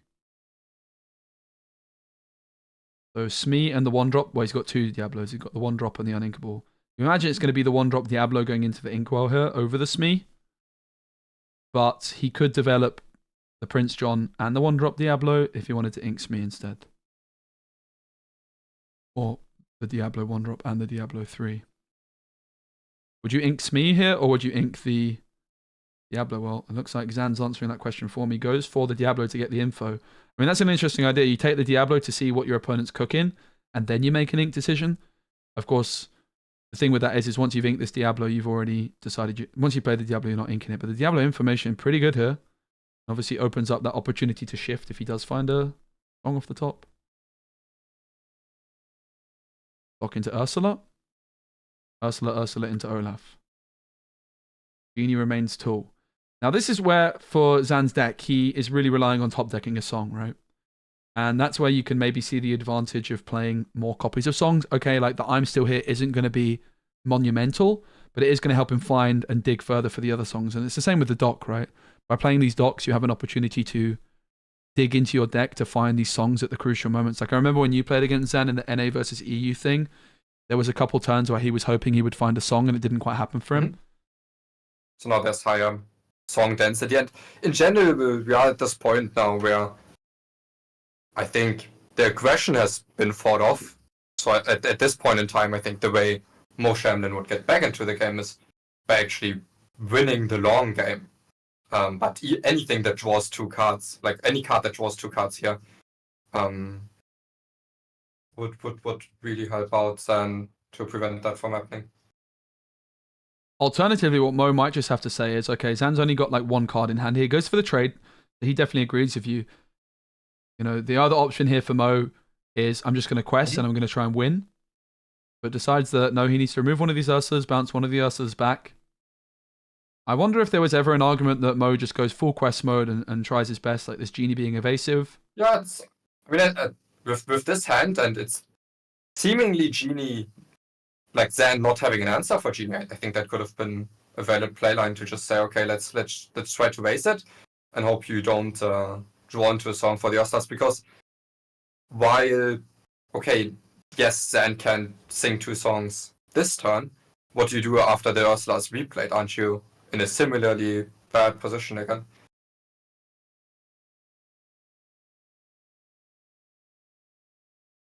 It'll be Ursula coming back, and it's going to be the Merfolk. The thing is with this kit in particular, this kit did very, very little for Mo. It slowed Zan down by a turn, but he didn't get any questing power through. So I feel like with the kit and the Merfolk being in the hand, like I feel like questing might have been the best opportunity for Mo to take this one. I'm not sure taking the trade and bouncing the Ursula back achieves too much in this position. I think he's in between a bit of a rock and a hard place, to be honest with you. Yeah, I do agree. I think having played this matchup a lot, you're no longer at the stage where you can really aim to win this long game with a John on the board. Even with the Dock on the board, Muse is bouncing that, you can never win the long game against that. Any song for the Ursula after it gets replayed, you cannot really beat that. But with questing, maybe there would have been another small window to find. The longer the game goes on, the more chance that Zan finds that song. And once he finds that song in this position, the game's probably over.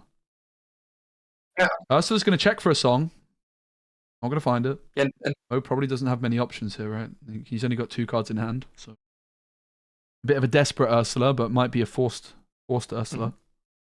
I think basically because, as you described, Mo's kind of on this clock where there's a few cards, as soon as Zan draws them, he's in a lot of trouble. As soon as the Genie gets removed, he doesn't really have the questing power to contest this. So basically, to me, that means maybe he needs to just quest as much as possible before that is to happen to get closer to... Big top deck. Don't know what it is. To a point where like Reach can also get him over the line with Goats and Tomagos. Mo's praying that there's no song. He checked with the Ursa the last moment for the song. Has Zan found the song at the right time off the top, or is he still searching for it? This is a big game. If Mo loses, he's going to need to win against Zan on the draw at some point. This is huge. If Zan wins this, he's feeling very confident he's making it to the semi-finals. No song. It's Calhoun, it's Diablo. It's a wide old board, though. Mo with no cards in hand currently. I think Zan also no cards in hand. Also, very notable is that Mo has a lot more reach. While there's 1 less white rose than the full copies of 4. I would say the Prince Philip is kind of pseudo reach, even if it's delayed by a turn, because there's nothing that really answers the Prince Philip.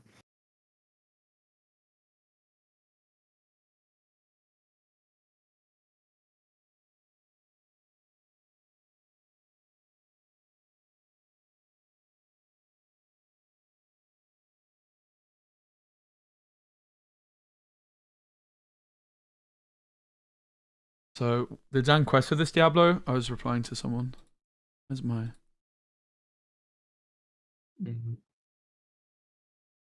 Wasn't, I don't know, was there a Murphy that got traded or something?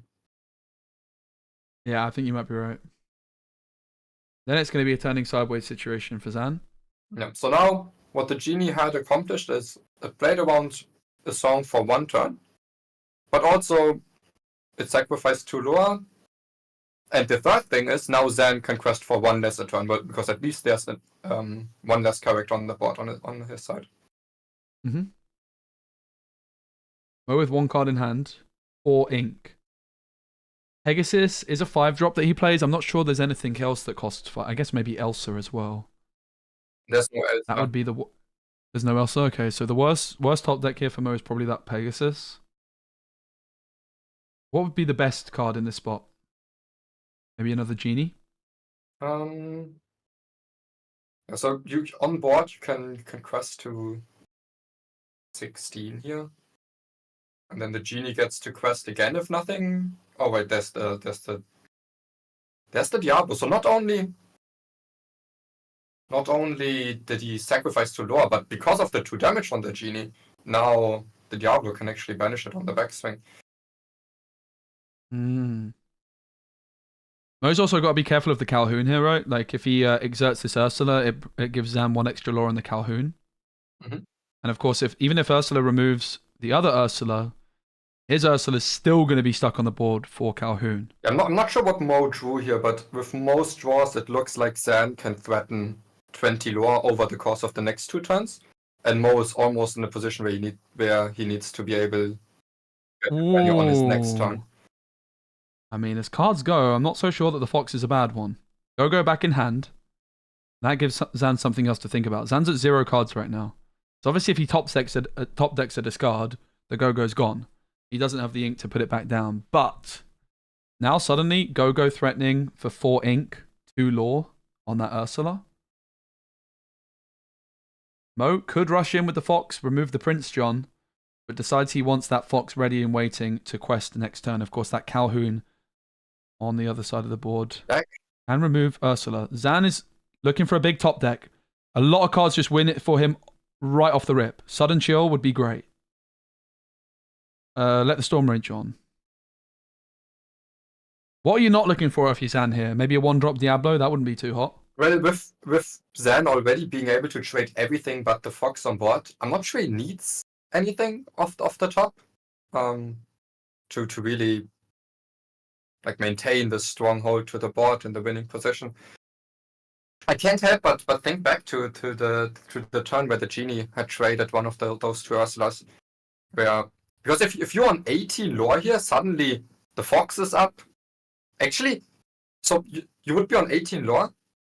Zan could have quested slightly more, like 1, 2, 3 Lore in total probably. But you still Zan wouldn't be threatening 20, and the Genie would still be on 4 willpowers, actually threatening game. Of course, Mo instead took some Lore off Zan, but also played around the top decked song. But I'm not sure it made too much of a difference if that song was top decked, if it delayed that song by a turn. I think if that song gets drawn, this line also might not win. I'm really fascinated at what Zan's doing here in terms of just positioning his cards. So he's like planning out his turn ahead of time and actually like positioning his cards clearly without committing to a play to just help him process and think through what he's doing this turn and what position that leads him in. I've actually not seen anyone do that before.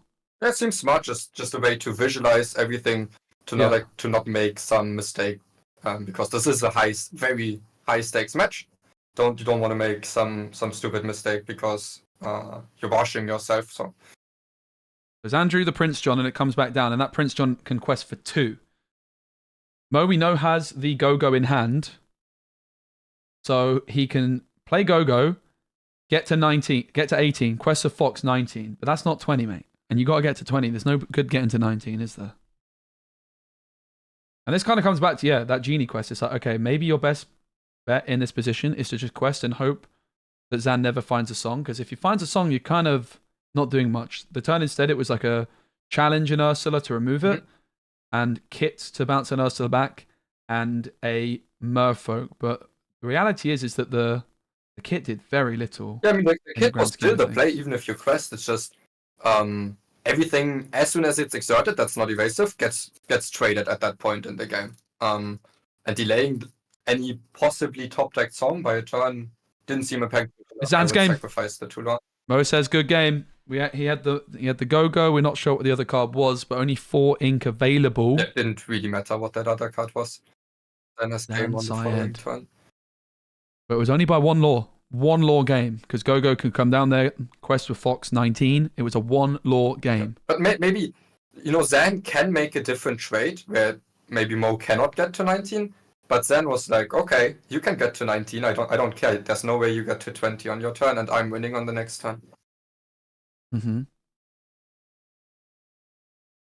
Very nicely done. Very nicely done by Zan Syed. Are you surprised to see Emerald Amethyst losing on the play against Emerald Steel? Well, I think this matchup is Emerald Steel favored, but on the play, still Green Purple can easily run away with the game, and it might have had a small window this game to run away with the game that it missed. It's really very small margins that it comes down to. Yes, I'm a bit disappointed to see Emerald Steel win this, because this was a game where Emerald Steel didn't end up drawing into more removal, into muses, into any of these camps that actually lock out the game, which kind of gave this window that seems like it was missed. I think it was a tough position for Mo to be in, though. Yeah, right? definitely. You're facing this huge board, and you're telling me the potential play might be to completely ignore the other side of the board. Just make the 3-head Speci play in Quest and just, whatever. I'm just going to turn sideways. Yeah. But I mean, it is like, the thing is, in a position like that, it's like, what is your out, right? And your out is that Zan doesn't draw that one song that ends the game. And my thought process was with that quest, it's like, okay, if I don't take this quest now, it gives Zan like that extra turn to find the song, and then it's over. That was kind of my thought process. But I also have the very big luxury of being able to see exactly what's in Zan's hand, right? Which of course Mo doesn't have. And that could be impacting my thought in that position. Sure. But I mean, there was a few instances where Mo was able to see Zan's hand with the Ursulas coming down. Play Nation says if he went Merfolk turn 1, he would be at 20. That's not necessarily true, because the Merfolk still got questing in. Well, it is an interesting point of was the Pegasus on turn 1 the correct option? But also, as we talked about before, I think Zan had different trades available to them where they could then also make a different play where they can still only get to 19 if they trade it so that they don't have as much damage left up for the Tomago. Still, I think those were the two things that were maybe worth discussing. Is what one drop do you play on turn 1, and how do you best win the race with the Genie? Should it trade? Should it quest? I think those two were the most interesting decisions. I think with the Genie quest, right? You quest with Genie, and 9 times out of 10 there, Zan's going to find a song, and it's like, okay, well, unlucky. But maybe because you're in such a tight spot, that's where you have to maybe play to your out. But I mean, to be fair to Mo, they got 1 law away, so it was very close either way. Mo's going to be going first again, and then Zan will have the opportunity to go first in game number 3 if it goes to game 3. But Zan going to be going second for the second time, as he is the lower seed, and he has the worst name. Sorry, Zan. No one can compete with the Mo Shamblin. That's insane. I might rename myself to Mo Shamblin. Did you consider going to last chance qualifiers? Yeah, I did. This one, it did coincide with my like a skiing vacation I was on last week. And I was one game away from qualifying on the Seattle DLC that we played together. Yep, true, you were. And that's a bummer, but and I would have easily skipped my skiing vacation for NA Continentals, but probably not. Only the family aren't watching. Yeah, probably not to lose one best of 3 in the LCQ and yes, go home again. Look at that shuffle from Zan. That's intimidating, mate. Staring you down while he's shuffling his deck.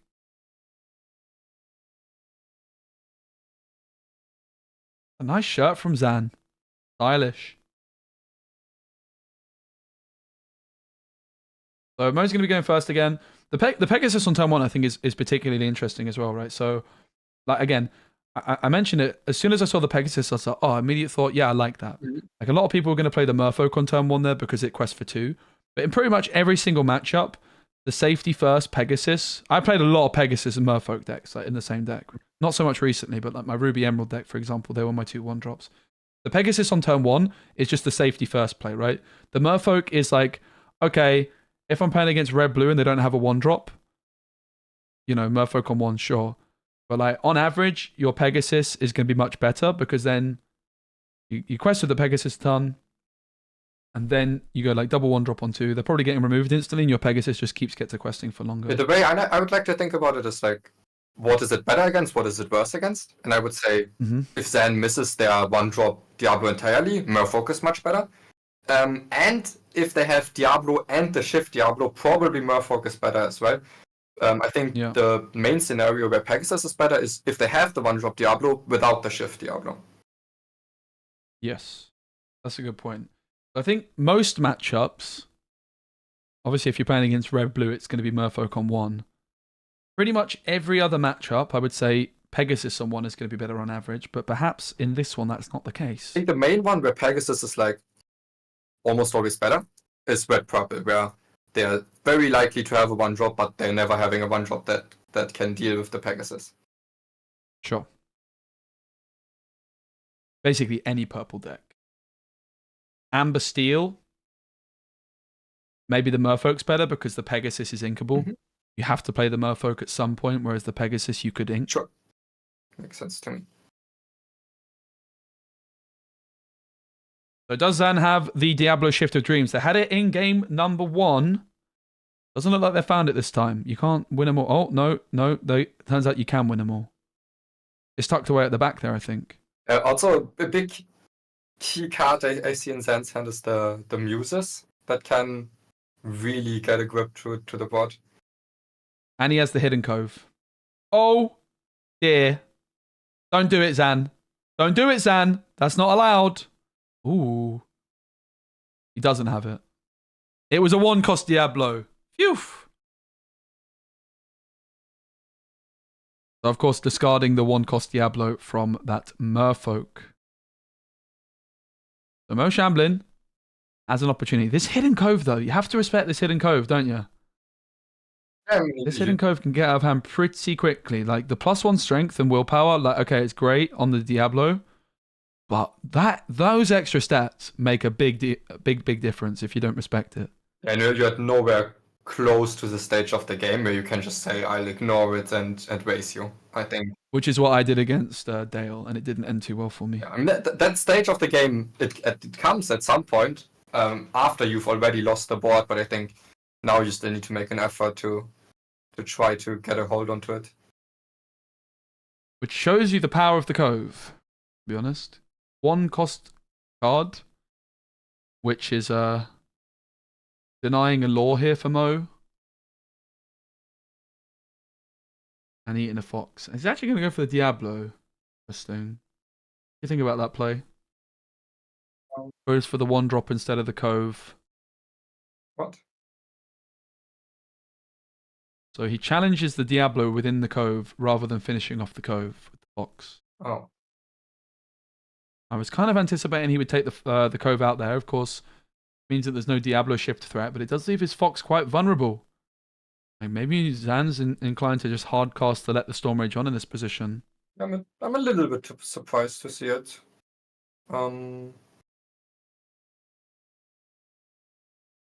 I mean, the main thing is that it does play around the shift, but the shift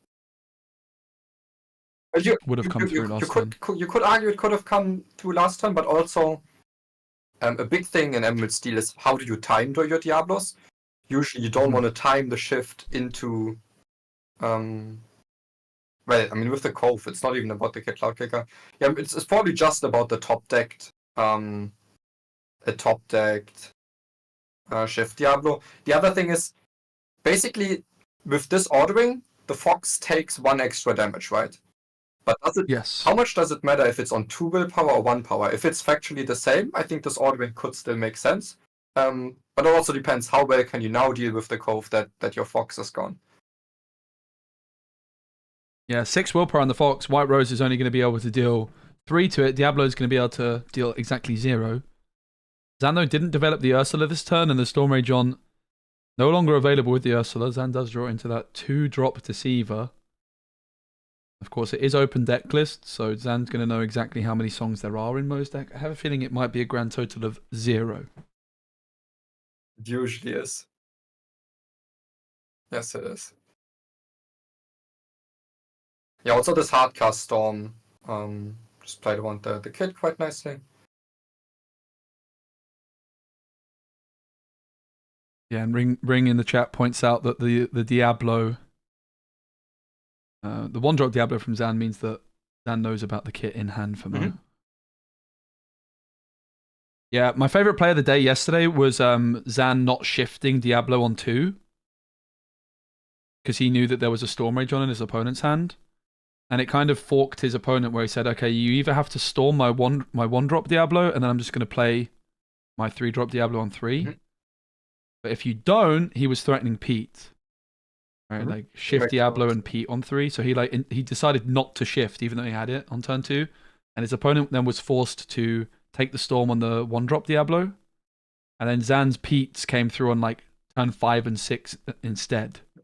And just popped off. It was my favorite play of the day. No.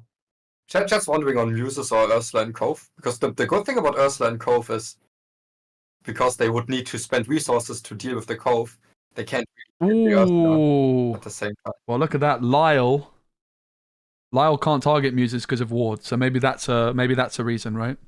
As well. Sure, I mean Lyle wouldn't matter too much if you get off like an Ursula Deceiver double sync. Sure. I'm not even sure did Zan still have a song in hand? I don't believe so. I think the Storm was his only one. I think then the Muses makes a lot more sense, I think. Yeah, so Lyle means that whenever one of Mo's other characters is banished, Zan will lose a lore. Okay, so Zan's going to go to -1, right? No? No. Oh. But interesting, Mo Shamblin decided not to exert the White Walls. Just to force the specific trait of Muses into Diablo, hopefully, unless Muses can sing something. That's an interesting point. I think at the higher level, like these when to quest for things and when not to challenge. So the White Rose intentionally not quested with, and you're saying that's because Mo is trying to like force Zan to remove his Diablo. Yeah, and also with the Cove up, like you don't want to enable the Muses being able to trade the White Roses efficiently, and soon the Cove can be dealt with where that trade is no longer a possibility. Zan goes Pete and Smee, so no actions for Mo Shamblin this turn. He's going to draw a card. He's going to rub it on the table. Why don't you rub your cards on the table? Well, maybe that's a new technique I need to learn.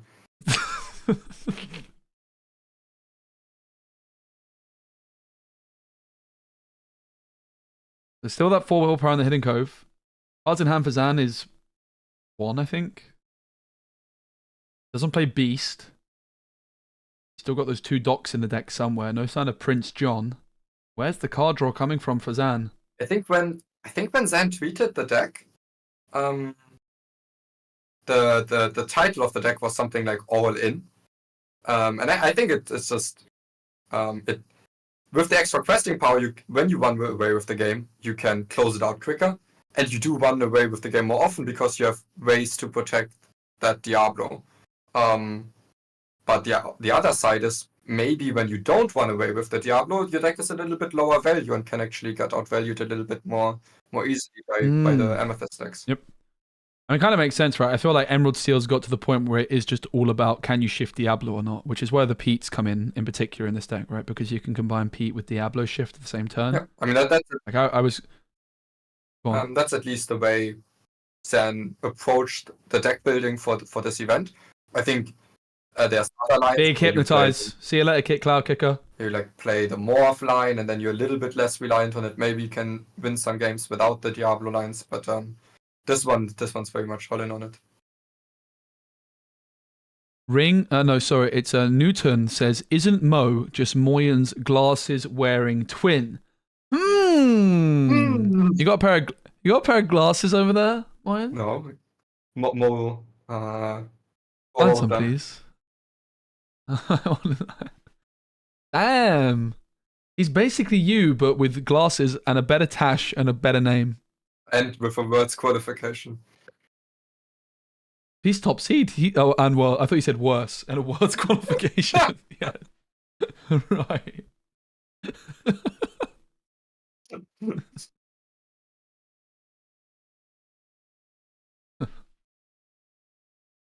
So Zan took the Hypnotize, discarded Mo's kit, and drew. Hypnotize, very good card. Yeah, it's a 2-for-1. We love 2-for-1s, and it's a disruptive 2-for-1 at that. I wonder where Zan got inspired to play Hypnotize. Yeah, this was maybe the main reason why I hesitated to go on this call. Because this guy has an ego.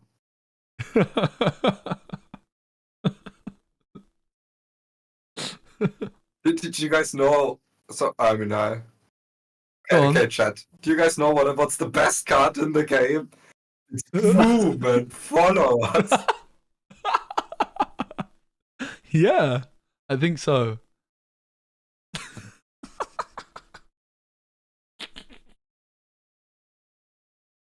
Oh dear. So Zan sung I'm Still Here, bounce something back with the muses. I guess he gave Smee resist, so it's not going to take a damage. Right, now it takes one of this and then doesn't take damage at the end of turn.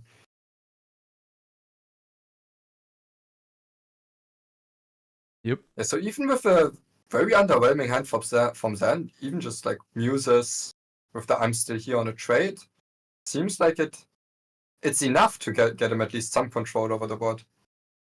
That's a very good I'm Still Here, yeah, because it also replaces itself, right? Yep. Helps him dig deeper to the other songs in his deck. It's a 3-cost song, bounce your opposing 3-drop, make a 3-2 Smee, stay alive. Pretty good. And it just, again, it replaces itself. It gets you closer to those other Stormrage on and the strength cards that you're really looking for. 3 ink on PJ. Oh, see you later, alligator. You say like a 2-for-1. What about a 3-for-1? Prince John, the greediest of all. Pretty good card. Yeah. Yeah, so Mo's a little bit on the lower end on rabbits. It's a 4 Genie 2 rabbit deck. And with none of them having been found yet, it looks like he'll go out of cards a little bit quicker than he would like to. Hello Man says, Zan, king of top deck, what he needs. Well, he certainly wasn't in the last game. And you also make your own luck. With the card like I'm Still Here, not an orthodox inclusion, right? But it's helping you cycle through your deck and find what you need. Also, like the power of these Diablo decks often is you've got a lot of card draw. There is that strength. Could remove the Lyle and then bounce something else back to hand. Surely it will be the Lyle chosen, but he's still at 0 loss, so the Lyle's not that much of a threat. Looks like the Churnabox Followers is actually representing 1 card draw potentially for Mo. 2 evasive cards also down on the board.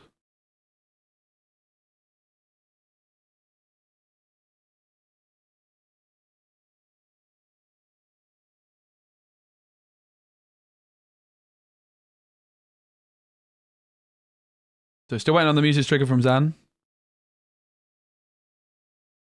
Might be Chernobogs. I think there's an argument for Chernobogs. Or Go-Go. Or apparently Pegasus. I always would have gone for Pegasus there. I wouldn't have.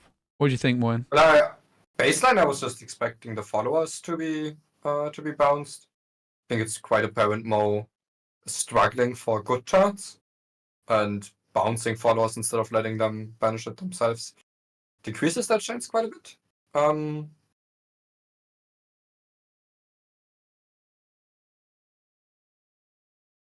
right, Zan, about to get some lore on the board. One lore on the board for Zan Syed. I'm sure there's more to follow quite soon. Not sure he's got an abundance of cards in hand. Mo's going to rub his card on the table. 2 in hand. One is that Pegasus. Maybe the Chernoboy follow questing up to 9. And sure enough, it's going to banish to draw another card. Rubs it on the table. Honestly, the rubbing on the table, if I was playing against him, I'd start to be a bit annoyed at this point. Yeah.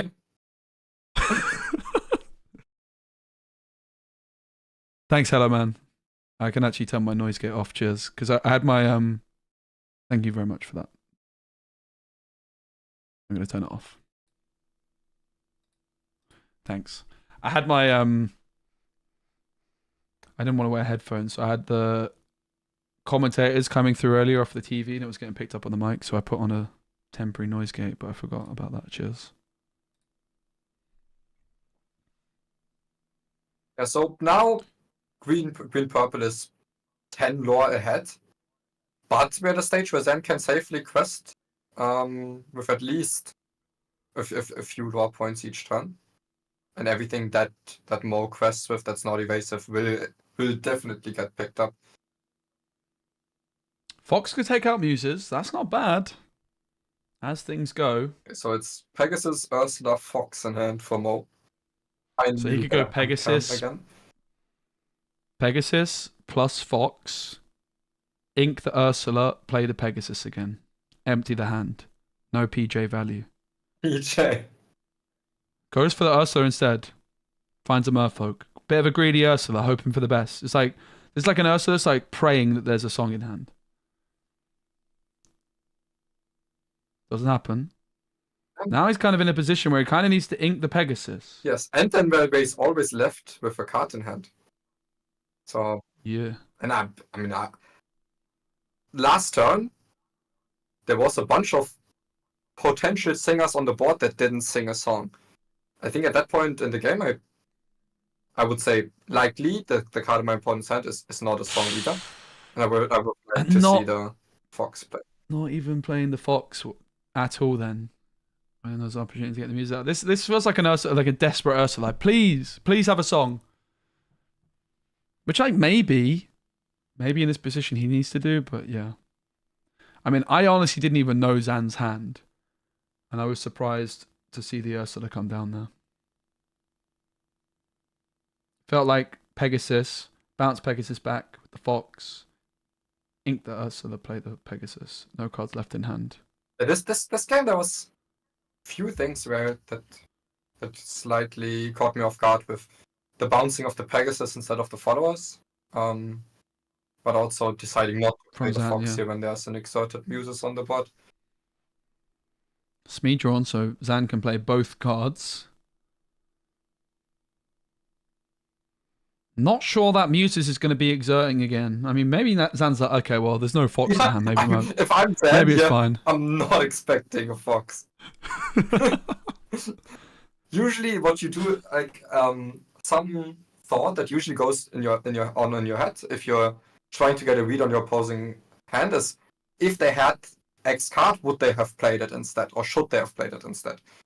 And especially at high level play, you usually think, okay, if I come to that conclusion, my opponent can probably come to the conclusion as well. And so at this point in time, if I'm Zen, maybe I make the read, okay, I don't think there's a Fox, because if they had a Fox, they probably would have played it last time. And Zan's going to be like, oh, he top decked the Fox. Little does he know. Yeah, that's why Mo Shamden was 2 steps ahead. Mo needs to not shuffle his hand and then play the card that was in hand to tilt Zan. See, I actually had this card, and he made the wrong read.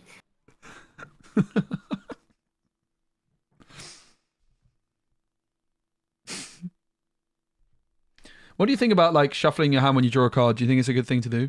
Yeah. Well, I can't like my major background card is from Hearthstone, where it's not possible to shuffle your hand, and then you would actually track what card has been there, how long, and then. Oh, that's so gross! Really? Yeah, you could. Wow, okay, I knew Hearthstone was bad. I didn't know it was that in the bad. range of these few cards that it could be. This card could be that. That's horrible. So, for example, in Hearthstone, when let's say you draw multiple copies of the same card, you would first play the one that was in your hand longer, usually, because that's the card that your opponent has more information on. But that actually reminds me of a strategy I have in Lorcana. I actually did it in the content creator set champs, right? So I had 2 You're Welcomes in hand. One was enchanted, one was not. Which one do I ink?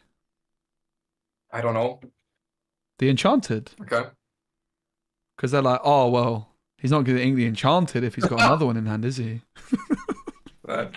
I wouldn't think that, but sure, maybe.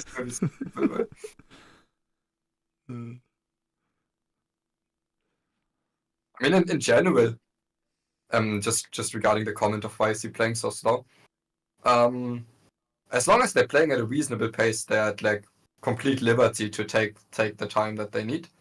It's top 8's untimed, I think, isn't it? Yeah, but that doesn't mean you can, like, if you're not making a single move for like 10 minutes, you'd still be called out for slow play even if there's no time. Like, not having a time limit still means you have to play at a reasonable pace. I'm actually personally not a big fan of no time limit. I actually think a time limit in general adds to intensity. I mean, it's been something I've been finding when I've been going back to playing Gwent, which is like a digital card game I played recently. Like, the rope in that adds so much skill where like you're under severe time pressure every turn. Mm-hmm. Would you ever be interested in trying Lorcana with like some kind of turn clock? No. Where you have like no? It's like, I mean, I don't want it as like the main competitive format, but as like a fun event to put up, I think that could be cool. So the Fox does take out the Muses. There is 1 ink available, but Pegasus could be inked, and then the Snake could bounce the Fox back potentially here to heal it, essentially. Yeah. No more Shamlin's like, gotcha. Didn't see that Fox coming. keeps the Snake in hand. This has been a slow game. Like, Zan has just not popped off, but he's just kind of hanging in there because it's a tough matchup for Mo. There's one part of Mo's thinking that I definitely like, which is he is actually, although he's at 12 lore, it looks like he's losing control of the board. And if Mo decides to two times now get the decision, do I leave myself with 1 card in hand or 0 against the Prince John on the board? Usually, you just say, okay, I want to play around the John, I leave myself with 0 cards in hand. But Mo instead decides, okay, if I leave myself with 0 cards in hand every turn here, I think I'll lose the game. I think I need the value of these cards, so I'll just play as if Zan doesn't draw into a discard over these few turns. So Snake in hand for Mo. He rubs the lucky table. Mo just kind of like made some sort of joke to Zan not too long ago, and Zan just giving like the very mildest of smirks. Yeah. He was too focused. Yeah. I can see that. Yeah. So Smee, Curse Merfolk, exerted for Zan. Of course, this Go-Go could take out either, as could Pegasus, but the Curse Merfolk comes through. Snake in hand for Mo, which the Snake next turn onto this Merfolk, kind of tempting. But then you can't take out the Curse Merfolk if you so desire. So instead, going to just replay the Pegasus, and then maybe we see the Curse Merfolk taken out. We do. Because of course that Curse Merfolk, if Mo had a card in hand, something would have to be discarded, and that will draw for Prince John. What is the card off the top for Zan? Surely Zan's going to find something good off the top soon enough. But he doesn't play where you don't talk about Bruno, right? That's one of the cards which had to be cut in order to fit this kind of faster paced build with Curse Merfolk. Mm-hmm. And this is like an example of where we don't talk about Bruno is great, because it just gives you 1 card draw. It's like a Mother Knows Best that draws you a card and discards the card. It's like a Dragonfire that draws a card. Mm-hmm. So Pete Wait, and Smee are going to quest. That's Strength Edge or cut. What's it called? It's called Energy Blast. Yeah, it's like an energy blast. 5-cost Inkable Song Energy Blast. Bam. There's no noise gate on anymore. Yeah, so now it's a delicate balance between, yes, you are ahead in lore, but still you need to slow them down enough to buy you the time where you can reasonably obtain 20 yourself, which is why it was still important to take out that Merfolk last turn. But that's a really nice top deck. The Snake bouncing back the Merfolk. This comes back to my kind of what I've been talking about a lot, why I think the Maleficent 1-drops are so underrated. Like the bounce package with these cards which quest for 2 is so good. It's like a bodyguard that's 10 times better. And we do see Pegasus trading for Smee. It looks like Mo might be able to just cross the finish line just about here. Like Zan's just not found much of anything. I mean, to be honest, both players' decks have looked pretty awful in this game, which is interesting because clearly they're not. Mm-hmm. They've got this far, but they've looked absolutely awful. So Zan is like just placing his card, like kind of preparing, but hasn't committed to the play. And he's gonna scoop! Mo Shamblin! Whew. Didn't expect that. It actually gets over the line here. Xanos didn't get any Diablo or Ursula double sing-off, I think, this game. And then with how all-in this deck's built on those lines, it can actually fumble. And the craziest part is this basically Emerald Steel lost the long game here against an Emerald Purple that didn't draw a single Genie or Rabbit.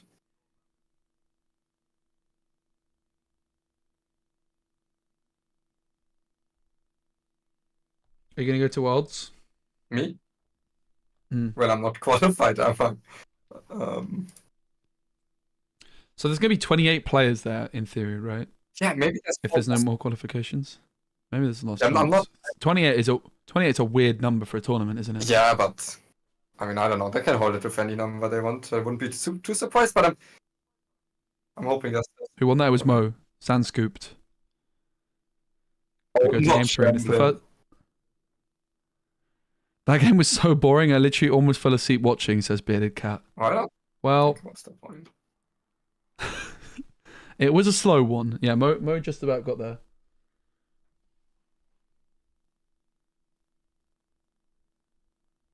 Yeah, I didn't buy a ticket for the DLC in Australia. Could have been one more chance. Rip. Did you consider it? Yeah, of course. At least at the latest when I heard, first 2 players also got to that? Yeah, top two. Reasonable. Whoa, full 7 from Zan. Looks like someone didn't draw their Diablo. Will he do it, though? Big eyes on Zan's hand. Oh! All right. So, Zan is going first, and he has Diablo, and he's playing against Emerald Amethyst. How does he lose from here? I think the answer is he doesn't. But I didn't want to take out the suspense of before it's even begun. Yeah, I mean, I don't think I would do that on an official cast. I'll be honest. This is we're just chilling, we're relaxing. But that is probably the reality of this one, which is why that game 1 big for Zan was so important, right? Yeah. I think for Mo, he probably felt like he needed to get both wins on the play here. Yeah, I don't know. So Mo, if this is, we're just chilling and it's not official broadcast, how critical are we allowed to be? On a scale of 1 to 10. Maybe like an 8. 8. Okay. I think Mo always wins game 1 the way that panned out if played optimally. Pegasus, Ursula, Kit, Diablo, Crab.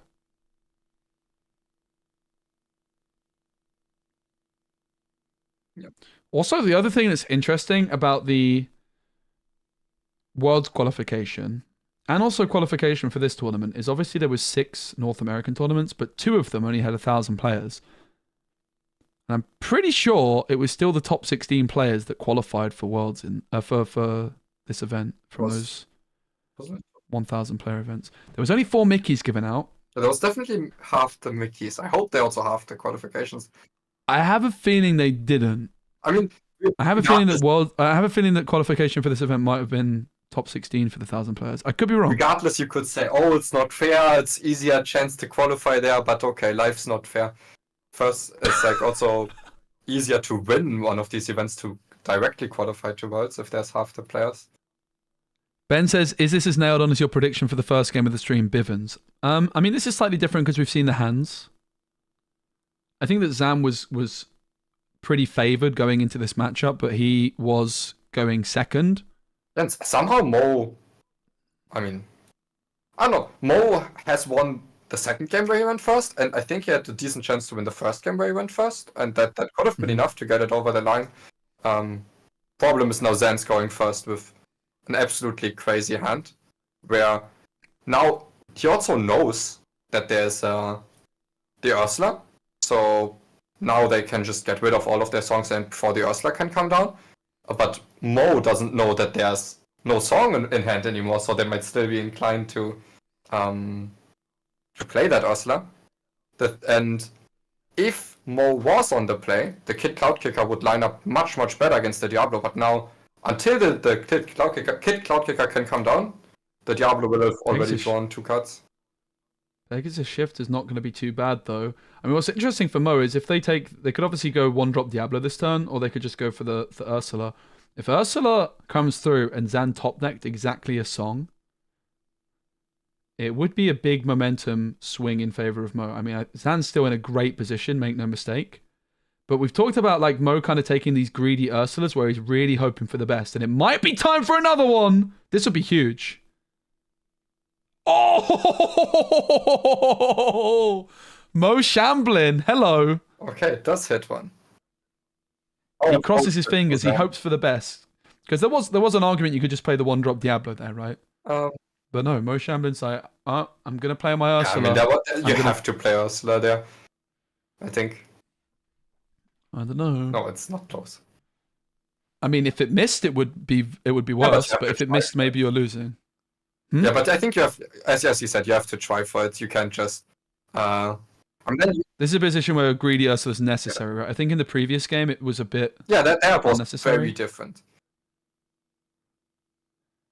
Double Diablo for Zan, of course, only 1 exerted. It's going to be Smee questing for 2, Diablo for 1, up to 4 lore. Yeah, you're not wrong. We're now with just the 2/2 Diablos on the board. They might just get body checked by this shift. Pegasus Kit Cloud Kipper Wombo combo. So of course you're going to Pegasus shift to take out the Diablo that was shifted on, and then Kit Cloud Kicker the other. Right. Shouldn't this Smee have taken another damage here? No. It just took a damage. Yeah, okay. Sure. Oh my goodness. Pegasus. Mo Shamblin. I want to see Mo take this. I'm sorry, Sam. Well, because it's got evasive. Oh my days. Oh!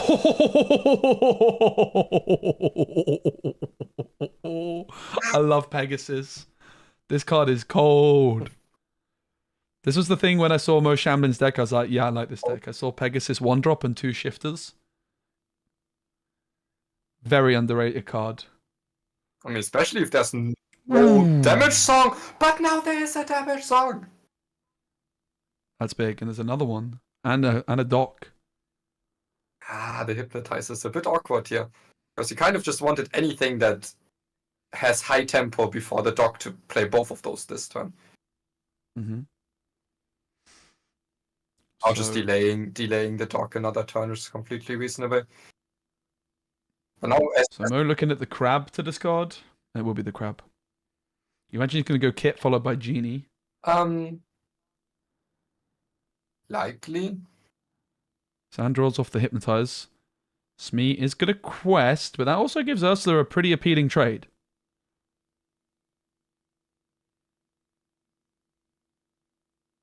It's going to ink the Pete. Stinky Pete. And Smee takes the damage. So Mo's got Genie, Kit Cloud Kicker. Oh, rubs the table. Uh-oh. No. He rubs the table and he's given Olaf, who likes warm hugs. I feel like, maybe I'm wrong, but was this the first table rub of the game? I think it might have been. I think it's a sign. Yeah, maybe he starts doing it when he like feels like the game is going out of hand. Honestly, what I will say is maybe he just needed an ink, and Olaf is the perfect ink. Yeah. Is there a better card in Mo's deck to go in the inkwell? I doubt it. It's so good to ink that card.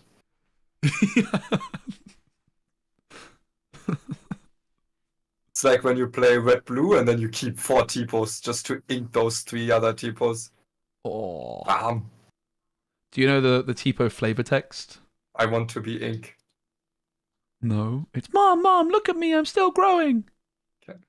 When I was playing against Kim the other day in the set champs, I said it about 12 times and I think she got very annoyed at me. I understand her. Best ever was to get out of my church ever. In the tournament in Poland, I just slammed the friar tuck down and go, "Get out of my church." Uh-oh, is your stream frozen too? Yeah, well, I'm watching your stream. Wait, why am I not watching my main? F stream. Uh-oh. It's not my end, guys. Yeah, it's frozen. Oh no. That's really heartbreaking. Oh no. No. No. I mean, there's a good chance we get shown this back anyway, like, because it's not authentically live. I would imagine, yeah. I don't think we're going to miss anything. Yeah, I doubt it. Yeah, so the exerted Diablo gets bounced, Diablo gets replayed, now is active. That's when you play the genie. And that's where we left off.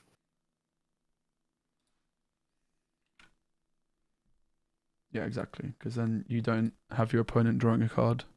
Mm-hmm. I've lost your camera. I'm trying to make it work again. There we go. I got it. Rubbed the table too hard, says Newton. Table walk.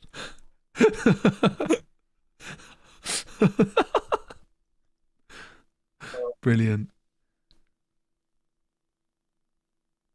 So you played football earlier, did you score? Yeah, but we played like we actually played 6v6 in indoors. Oh. So let's see what the classes are saying. A lot of goals scored there. Hey guys, welcome back to the booth. We're having a little bit of a technical difficulty here. We'll have the feed back up in just a moment. We have the game paused at where it was, so we won't miss any of that action. Very close one here. Very close. Yeah, Zan. This is the game 3 you like to see. They just press pause. Zan looked to be possible. It's not authentically live, though, is it? I Because know, they show but two. it's just funny. Like they get because there's still like the semi-illusion of people thinking it's live, and Sure. then That's like, true. just press pause. Did you see David Moyes is back at Everton? Yeah. What do you think? I don't know. Don't really care about Everton. Okay. I think there was a judge call. No more table rubs. They're too powerful. So Zan with the... We saw this already, right? We already saw this? Yeah. So Mo used kit. Look, that was the table rub that broke the stream. I did it again! And this is the genie then, which we saw. Because, of course, so what Mo did is they used the kit to bounce back the Diablo. And then while the Diablo is still ready, the genie comes through and gets them the card draw, which doesn't give Zan the card draw. And Mo is behind in terms of lore. But with, honestly, considering the start that Zan had, I think they're in a very, very respectable position. Yeah, the Shift Pegasus just held up super well. If that Stormage wasn't drawn, would have even controlled 2 Diablos at once.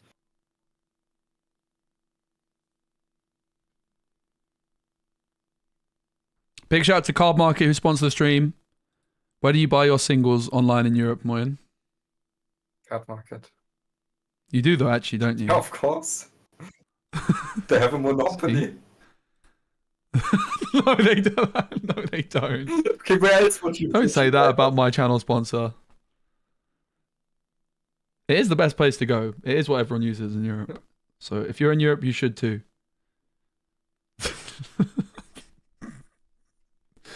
Why do I invite you on this stream? Well, I was in the title for hours. And I didn't even know I was going to be on the stream. Interesting here that it's strength, no dock trigger to remove that genie. So strength deals with the dock. Strength deals with the genie. Really, really good. But the dock had to come down here from Zan and no trigger, because otherwise the discard would have come through, discarding the strength. So while this was really good, like dock was probably not the card Zan wanted to achieve this, but dealing with that genie is a huge old deal. Yeah, it's just, at that point you're happy to have any character, because you don't need the card draw of dock if a Diablo goes uncontested. There is another kit in the hand for Mo. Kit Cloud Kicker.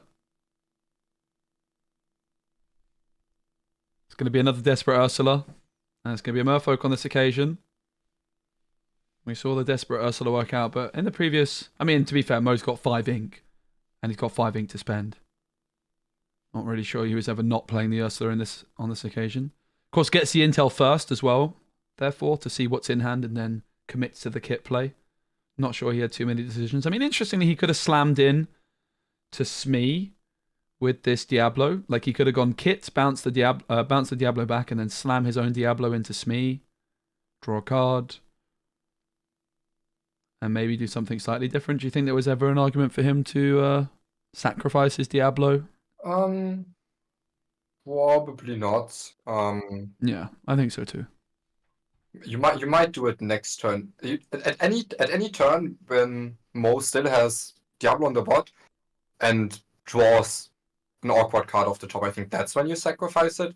But there's also some value in not having a card in hand here for like potential top deck hypnotizes by Zan. It's going to be the Diablo and the Merfolk for Zan. Mo with no cards in hand. What's he looking for? Genie would be good right now because that Diablo is not yet exerted. Oh, magical table rub. It's Olaf. I don't know what it is. It doesn't look like it's a genie. Zan is 10 lore away. It is going to be the sacrificial... No, it's not going to be the sacrificial Diablo. It is going to be another quest. Of course, was the option of just slamming your own Diablo into Doc or Pete here to draw an extra card. 3 ink. It's a white rose. It's the white rose. Maybe on this occasion the Diablo had to go. Yeah, this was not try and find that genie. Strong turn. No. So the question is this strong enough to give you like a reasonable chance at winning this game, or did you need to take a risk here? It's going to be Kit and Ursula taking out Doc. Do you know what Doc is called in French? Prof? No. Maybe, actually. What's he called in German? Doc? Chef. Chef. Okay, damn it. It was the German one I like. Yeah, when I play 3 docs, I play like a doc, a prof, a chef. Oh, damn, that's cool. I need to do that. All right, can you hook me up with a foil chef, please? I'm in the market for one. What about a foil proxy? What? What does that even mean? It's like shiny. Put some glitter on it. You are the proxy specialist. No. I was just making a joke. I don't want this image.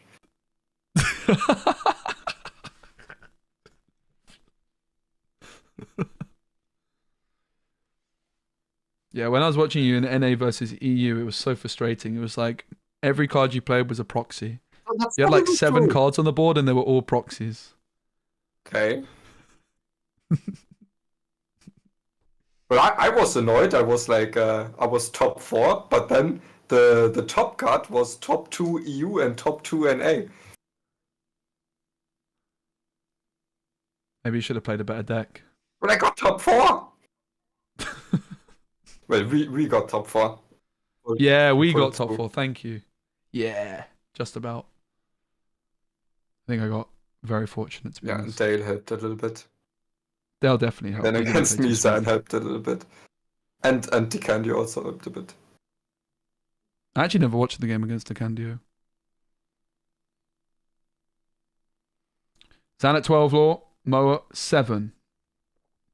When are we having our showdown? I feel like we need to have a grudge match. I want to give you a game of Conquest, where we bring 3 decks each and we can, using each ink color, and you're allowed to ban one of the others. Or we bring 4 decks each, Conquest, ban 1, best of 5. Sure, but then that would be a bit weird because there's 6 ink colors. Oh. It would kind of make more sense to do. Also, with 3 decks, you have to use all 6 ink colors. Yeah. That sounds pretty tasty. Sounds kind of fun. Zan's at 14 lore, Mo is at 7. Mo Shamblin is in shambles. I've been waiting for that one.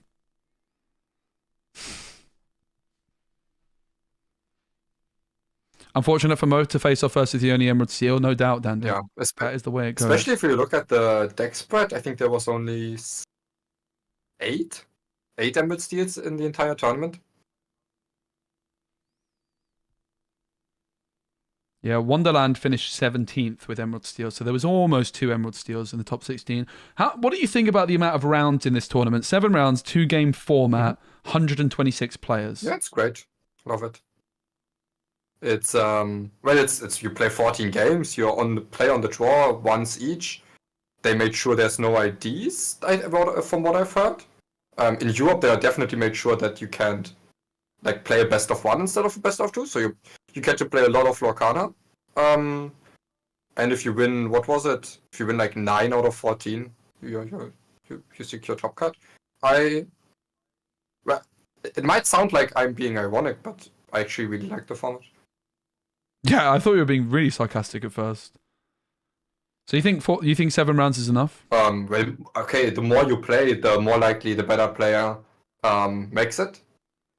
But I think 7 rounds is a reasonable amount for 100 players. Yeah, because I was speaking to Frank in Paris, and he felt like there should be more rounds. And obviously, this tournament has even more players in it. Yeah, a slight bit, right? Yo, GG, Jim. Jim Wolverine was playing against me earlier in some Gwent. We were both playing some Cook decks.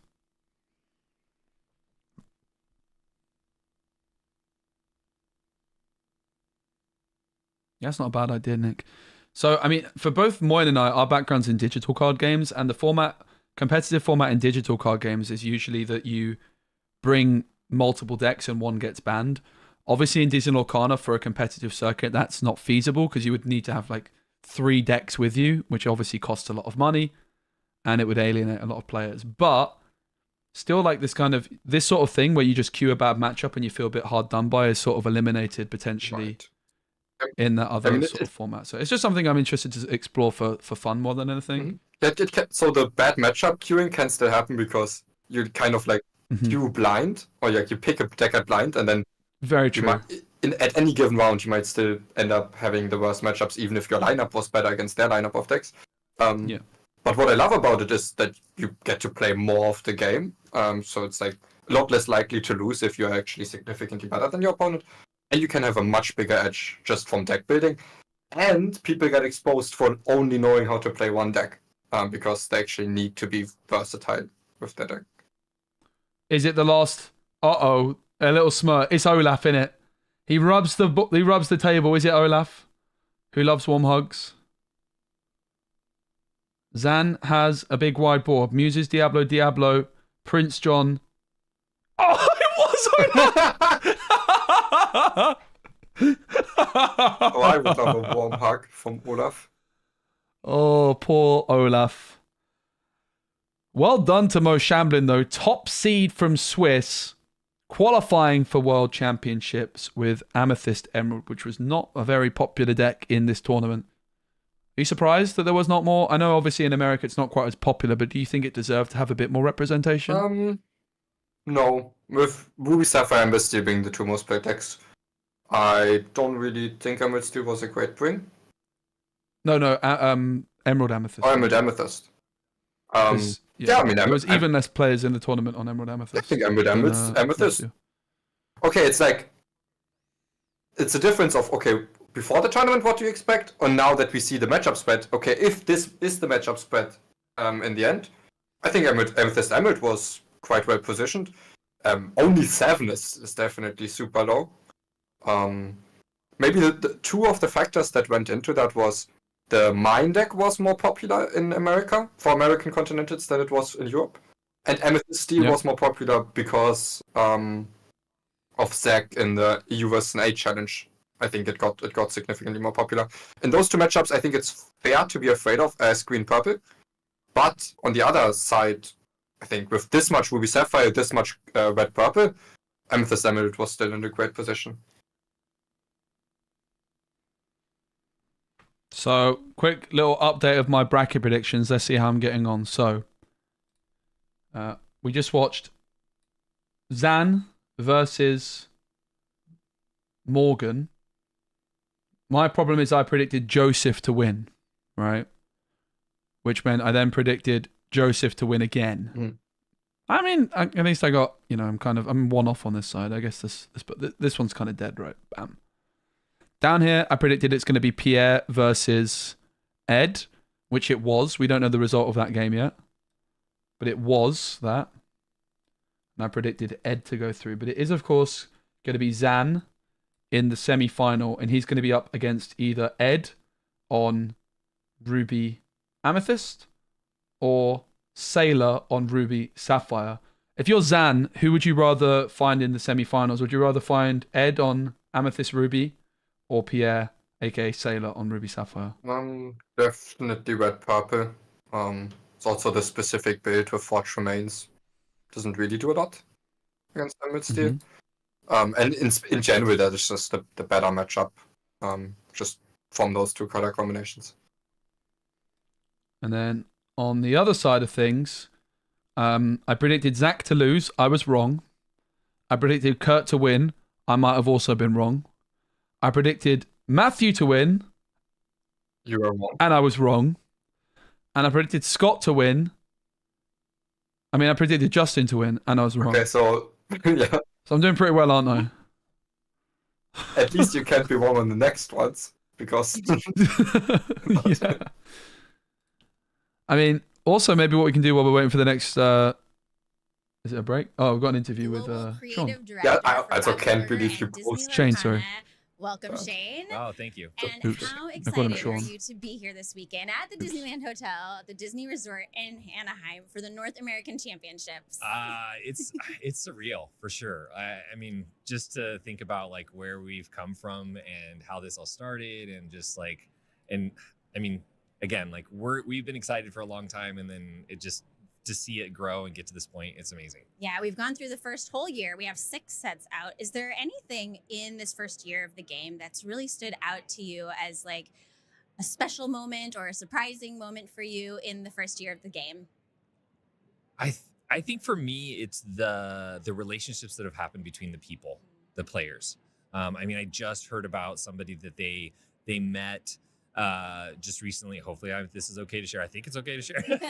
But they had met through playing the game. Now they're best of friends, and they ended up like being like marrying she officiated as to marry this couple, and now like it's like us, mate. We're best of friends. I remember seeing some of the pictures of somebody opening packs while they're going through labor. Oh like am I still all muted? The connections and like the amazing the community. That's the part that has been so exciting. Yeah, best friends. Of course, we get really excited about the product and we love what we're doing, but it's the community that grows from it, and these relationships and the fun, and this becomes like a part of people's lives. That's the cool part. And it's so it's little of time. It's been a year. For us, it feels longer because we've been working on it for a long time. But but the idea of like it being so he's got some big muscles, for so many people, and it's only been out for more or less a year. Yeah, so many new stories being created through this game in the community, and I agree. This community is you're a story amazing. In itself. Oh, thank you, Shane. Thank you.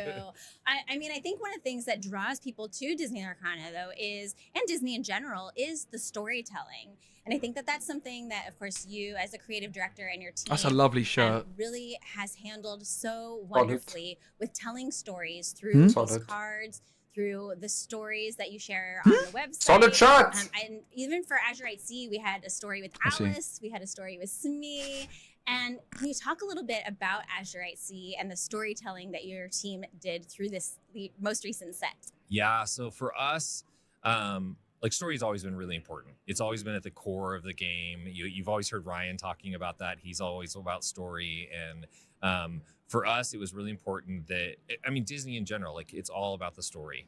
And so we wanted to carry that into our game. And so we built the game around story. Of course, starting with the original Disney stories that we all know and love. But how could we put our own little twist on it? Like, why are all these characters together? You know, what are they doing in this new place? You know, the chat here. No, the chat of the main channel. Like we wanted that connective tissue to. It's all about Zan being the greatest, part of my role is I run also who you guys think is the greatest past, blah blah blah, and no one's mentioning me, and my ego's falling off. Of writers and narrative designers, and where they go through the process of like thinking about like how do we connect all the right franchises into a set, like what is the theme of a set, how are we like. What are the adventures that the Illumineers with their glimmers are going on? What can I say? And early on, we're like, we have to do eventually like a set that's all about the high seas, you know? And I mean, everybody loves pirates. Yeah, so bad. Pirates, yes. You know, and like what are Moyen also amazing. Yeah, and, a little bit of chat manipulation. With, I like Joe's Speci curly on this day. There was some still mysteries that were unfinished. You spelled my surname wrong, JD. Thank you though. Good to see you, mate. Hope you well. Luminary was still like. Let's do a shout out to JD in the chat. You've been streaming Lorcana recently. And so it's like, okay, now I see you, bro. This map, and we're like, wait, I see you. There's something more. Let's give him a shout out. Yes. And so jumping into then, okay, let's go on this big high seas adventure and find, this place. Yes, and that map, there are lots of players in the community who Tika. have noticed a small Also little homie detail in on the the chat. map that we've seen in some of the different art, which actually leads us into the next set that's The last time I said, next set. that we keep seeing, and it's part of the artwork for Arcasia's Island. And talk about the artwork that we've seen so far. We've seen Bolt, which is a beautiful illustration by Nicholas Cole and John Lauren. Yep. Beautiful artwork. And then we also got the new artwork, Lady by Jao Mora. Talk about this new set and some of the things that maybe we can expect, or just what it's like to bring some of these Disney pets into the game. Mm-hmm. Yeah, so kudos to my art director Anna, who like led the set. So all of our sets always have like a set lead essentially within our art directors, and they're the ones that kind of make sure that what's that creative vision for a whole set, and based on the strategy of the game design and such. When we brought in these new Bolt and Lady, and like it's like it was definitely a challenge. Is like, how do we bring them into their ink type, and how do we develop their design? Because we don't want to just put like human clothes on an animal, like it would just feel odd. Like we want them to feel natural, that this is something that would actually they would either wear, or this is how they would appear with this new realm. What ink type do we think Lady is? Working closely with Disney on the designs and got what would be appropriate. Picture shown yesterday. And Bolt, I mean, like I love Bolt. Bolt is great. Such a great movie. And I think some fans have already kind of like looked at and seen some like little Easter eggs there, and I'm super excited to be able to reveal the full, the last time I typed in the full card and full the game mechanics with him and what that actually means and everything. But really excited. Yeah, I think it's one of those like Bolt's like a character that, in my opinion, of course he's not super popular, but he's like a cult fan favorite. Very much, yeah. Oh, I love it. And then Lady, of course, is a much more classic Disney character. And I wonder if you could talk a little bit about what it's like to bring some of these classic Disney characters that there's people know and love these characters. Their stories have been around for decades, and bringing them into the realm of Lorcana. And then you have the layers of the inks and this, modern storybook art style and all of that. So there's so many layers. How do you bring a character that's so known and loved into the game in a new way? Yeah. So when we look at it, we always look at, okay, what is the theme of the set? And then we say, okay, how does the theme affect the characters that are appearing in the set? And then we dive into each individual character. You know, what is their what are the things, what are their motivations within their original stories? Like, how would they act? I always make the comparison, and it's an easy one, is that, you know, Tigger, for example, Tigger is always going to bounce. Yes. You know what I mean? Like, that's just him. Like, it doesn't matter where he's at. Like, if we put Tigger on the moon, like, he's going to bounce on the moon. Like, he's just who he is.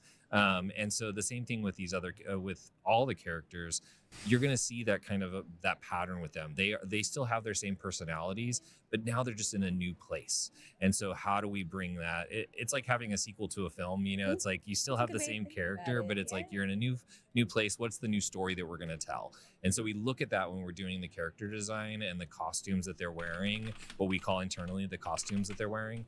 And figuring out like what fits nicely with them as a character, and also the thematic part of it, because we want to tell the story.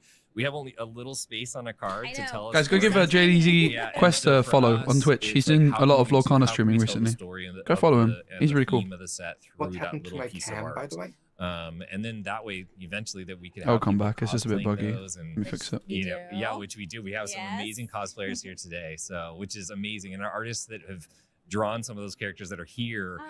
They're just like, oh my gosh, this is like, I couldn't imagine as an artist what it must feel like to see a piece of illustration that you've done come to life with, you know, the Disney. Play the bear with the Prime. Thank you, mate. That must be so amazing. Yeah, sometimes cards come in. Like something in like Lorcana chat I got oh my gosh, this cosplay is going to be amazing. Yes. You know? Wow.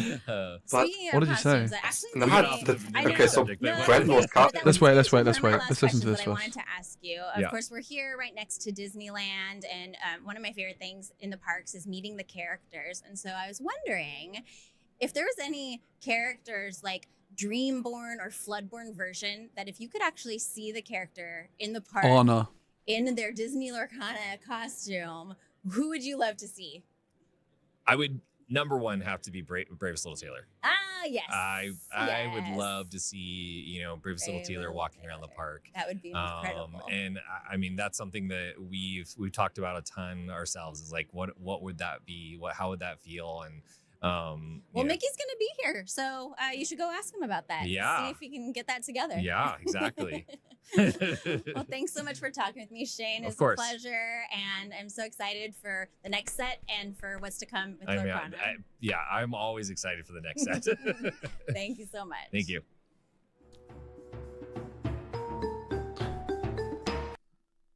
Have you met Shane before? I that name's familiar. Was he in Europe? Yeah, he was in Paris. Yeah, I talked to him. Yeah, he was in Essen as well, but you were sick, weren't you? You were supposed to come. Yeah, but I met him in Paris. Okay, so the story how I got banned. Brandon was casting for like one of the first times, and people loved. So you got banned in the Disney Lorcana. No, channel. I'm no longer banned. Twitch chat. Maybe it was just a long timeout, but timeout. Prove it.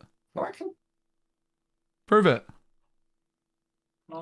Kawa needs this playlist. Wow, Kawa's not even watching our stream. Okay. Hello. Okay. So Brandon was casting, and then people were complimenting it a lot in chat, and they were like, "Oh, Zan, hello!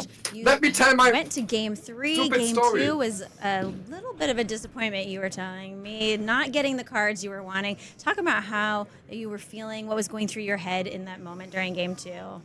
Well, I was just trying to stay in the moment. Sometimes when you're in the match and you feel like you're at like the 80% ahead mark, you start thinking about all sorts of things. Oh, I just won the third Mickey, all this stuff. The chances are in my favor, but third Mickey. The whole time I was just trying to reel myself back into the moment so I don't mess up.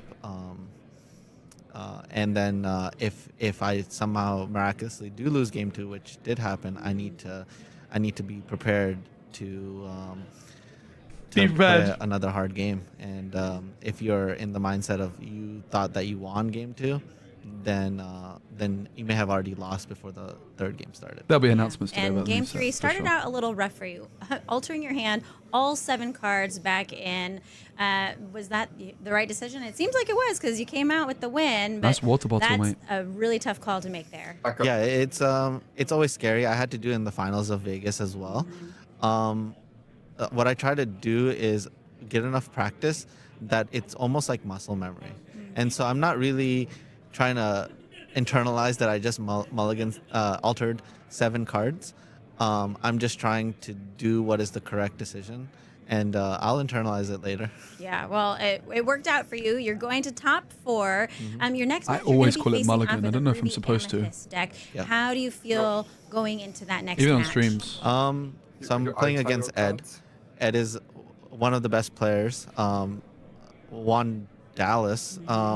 In terms of his playing build, Ed, it it's said? tech to beat blue-red. I am favored in that matchup, but Ed is the higher seed. So having the play, he has as much advantage as he could. Zan's deck's so slow. He might let's just struggle. hope the cards come off the top and It's not that slow. I it's playing emerge well for what the against me. statistics say I should They can emerge. trust a few times. Well, congratulations on your win. You get another golden Mickey. So East would pop you must off. be Third real one. excited about that. Congratulations. Yeah, against And no we're reason. going to see you after this round. Good luck. How many? and Wait, so always he good has luck. 3 more Mickeys than you. Welcome back.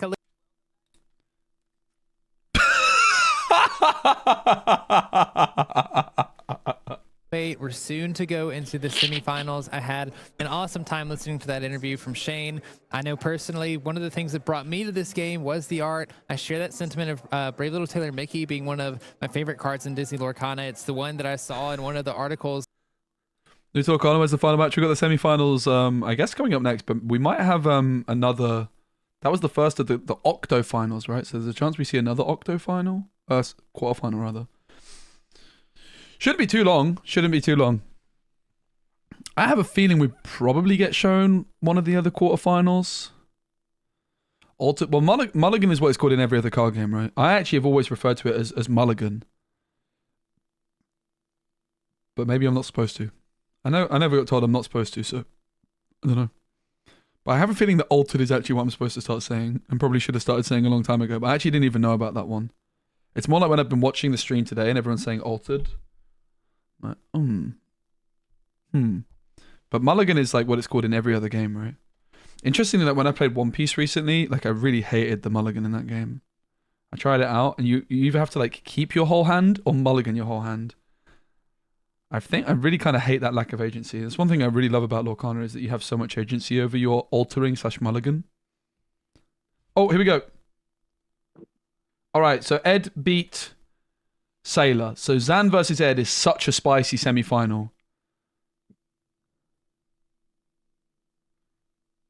Right there in the Zan versus Ed in the semi is spicy. The only Emerald Steel player versus the only Amethyst Ruby player. That is going to be a very exciting match. That's for sure. I do feel like this quarterfinal was probably not the best pick, probs. If we only got to watch that one, but it is what it is. I mean, it was a 2-1. Just wasn't the most thrilling. The other matchup picks have been great, better than I could have done myself. Because I said Moyen, I was like, whatever you do, don't show the Zach Bivens one. He's just going to get 2-0'd. Did you get 2-0? No, he won 2-1. Great predictions again.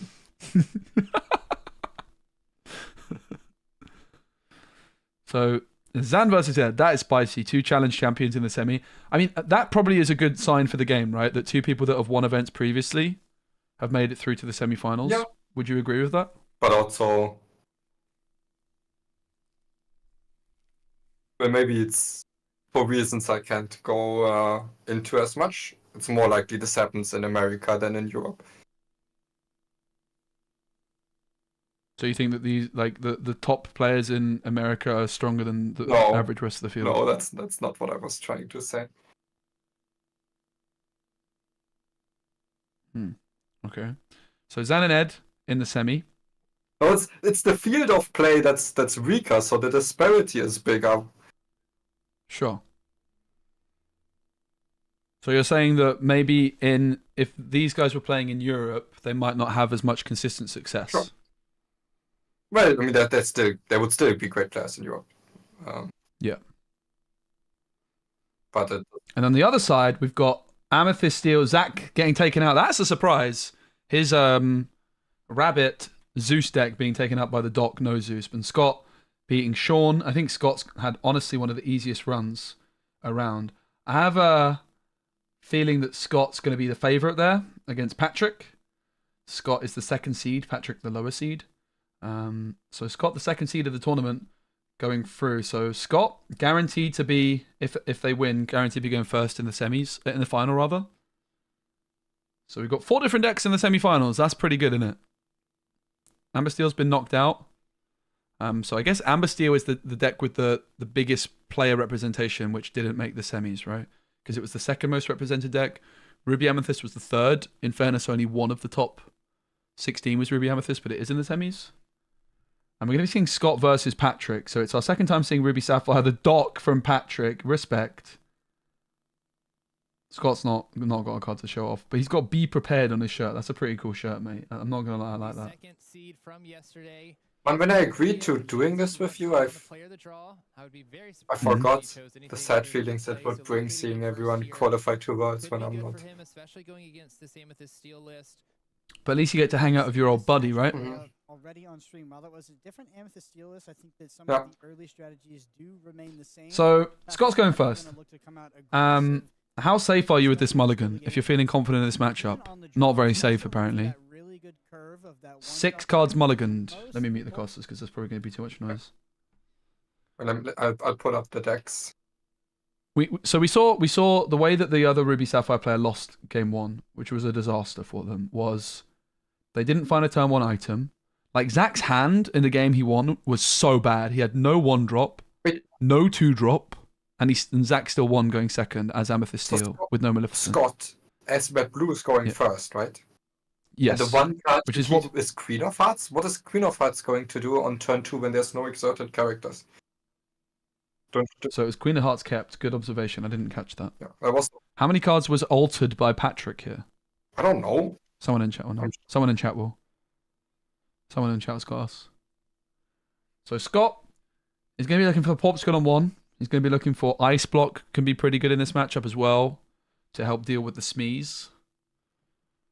I am surprised that the Bivens got taken out by the dock version of the deck, despite being the highest seed. Yeah, I mean, it was definitely favored, but not by that much, I would say. So Scott, going to be going first. No turn 1 for Scott Marcuson. That's a good start for Patrick. It's not the end-all and be-all. But what I like Patrick's hand. Patrick has got a Shinmiri special kind of hand. You can. He can go 1-drop on turn 1. He can go double 1-drop on turn 2. And then Smee in a 1-drop on 3. And that is a very wide board. So, will he ink a 1-drop? He might only have 1-drops as ink. Chat saying they kept green for ink, but that's keeping stuff for ink is a luxury you have if you already have some of the stuff you're looking for. If you have like Popsicle, if you have Ramp, sure, you can keep some cards for ink. You cannot afford to keep cards for ink when. I kind of like keeping the Queen of Hearts though, because if I'm Patrick, I'm leaving this broom. No, but if you find Ramp on 2, which is more likely if you throw Queen away, and it's like over 90% of the time, then you will have 4 ink here. And you don't need the Queen of Hearts then. And it's also against followers it would have been different. I don't know if I agree with the Smee play necessarily. I would have liked to have seen Patrick perhaps go double 1-drop this turn.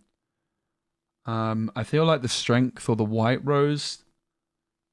I mean, so he's kind of looking to like play White Rose and like sing Strength, maybe to deal with a Tala or something. The Broom gets hit by the Sisu, which is not good for Patrick in this spot. Yeah, it's kind of a concession maybe for ink, because the Queen of Hearts body would have actually been quite good at dealing with the Smee next turn. And there's no ink problems in hand, so maybe Queen of Hearts was actually better than the small Sisu. This match might be a little bit, hopefully not too judgmental, but it's just I've played over 1,000 games of Red Blue, and you probably have done the same for Steel Purple. Yeah, I mean, I think Smee on 2 is super fine. I just thought there might be a way that it's better to go double 1-drop. But it looks like, and like the Strength, it has been kept. Obviously Calhoun not particularly strong in this matchup, but she's uninkable, so she kind of has to come down at some point. It's going to be White Rose. Like for me, this is just not quick enough opening. going second. I still can't believe Zach won going second with his deck against Ruby Sapphire. I really can't believe it. I think it was the biggest upset of the day. Having said that, it looks like the Amber Steel aerial player was able to beat Red Blue going second, I think, which is kind of nuts. Obviously didn't see that one, but like the biggest upset on stream was definitely that very first game of the stream, which was where Zach Bivens managed to win going second. They had such a bad hand, Yan, as well. They had no 1-drop, no 2-drop. I think they drew into like a Chernobogs to play on turn 2. But like they have no 1-drop, no 2-drop and still managed to win. It's kind of crazy. Like Zach kept Rabbit and Mulligan 6. And the Rabbits did pop off for him, to be fair, but I feel like something had to go wrong for his opponent. Just didn't really get the Flavishams through. The thing is like Red Blue doesn't need a good opening in this matchup. Yeah, you just need like a half decent one. You just need some card draw or Flavisham. So okay, if this happened on the draw, probably Patrick could run away with the game. But on the play, against like no Maleficent Purple Steel, might just be good enough to go Popsicle on 1, pass into Sisu Flavisham, then maybe single Fargo, play Maui, and then you've already bridged the gap tree. Like your board clears. This is now a nice board for Patrick. The thing is this strength is 1 card less in hand, and it was also 1 ink less from the White Rose. Was it worth it? Well, it denies the Sisu shift, which is obviously quite important, but the Sisu shift wasn't even being threatened at this moment in time anyway. I wonder if that strength might have been better in the Inkwell, and something like just an extra Chernobogs, an extra Broom, for example, then could have come down onto the board a little bit sooner. Maybe even like a 6 damage strength on the following turn. Yeah, and also like the Smee as well, now at 2 damage counters. This is why I was a bit surprised to see the Smee come down so early rather than the double 1-drop on 2. Is because this Smee can just kind of be ignored now by Scott and it's going to run out of steam. That Smee coming through a turn later. I mean, it's interesting. I mean, I think Patrick's got themselves into a pretty good position, all things considered. But this is just where you sort of see that even with a relatively slow opening for Scott and a pretty good opening for Patrick, well, like you have to win quickly, right? I'm just happy to see this Queen of Hearts in hand. That was a great keep.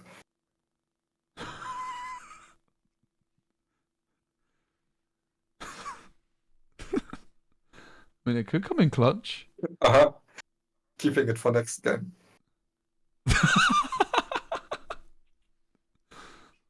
So you're not a fan of keeping the Queen of Hearts, even just for ink? Yeah, no, I mean, I don't. So basically, on the draw, maybe it's an okay keep because turn 2 your opponent might have an exotic character, but on the play where that's never the case, Ramp is like always better on 2. And then I'm not a fan of keeping cards for ink when you're not keeping anything else. Even in a really good matchup for you, where the only way you probably lose is if something goes horribly wrong. Does that ever influence your decision? Well, it could, but I don't think there's any matchup that's so easily winnable where you don't rely on Ramp as Red Blue. It's like, oh yeah, even if I don't find Ramp, I'm easily winning this. I don't think those pretty good Queen of Hearts. Exist. That was on the bad Queen of Hearts. Takes out the Smee, denies 2 lore. Queen of Hearts played for 2 lore. 2 cost, deal 1 damage. Wait, what did you even do this turn? It was seeing how far I'll go. Mm-hmm. It was Queen of Farts into the Smee. I think how far I'll go was hard cast. Oh. Yeah, that would be it, right? Because there was 5 ink spent and then 1 came through from the how far I'll go. So it's how far I'll go, Queen of Hearts. Not bad. No, but they had 5 ink. That would be 6 ink to go how far I go, Queen of Hearts. What happened? Oh, so Queen of Hearts, seeing how far I go. Okay. Bro, Queen of Hearts. Yeah. Sure. That makes more sense. But yeah, like Patrick's still kind of applying some pressure here.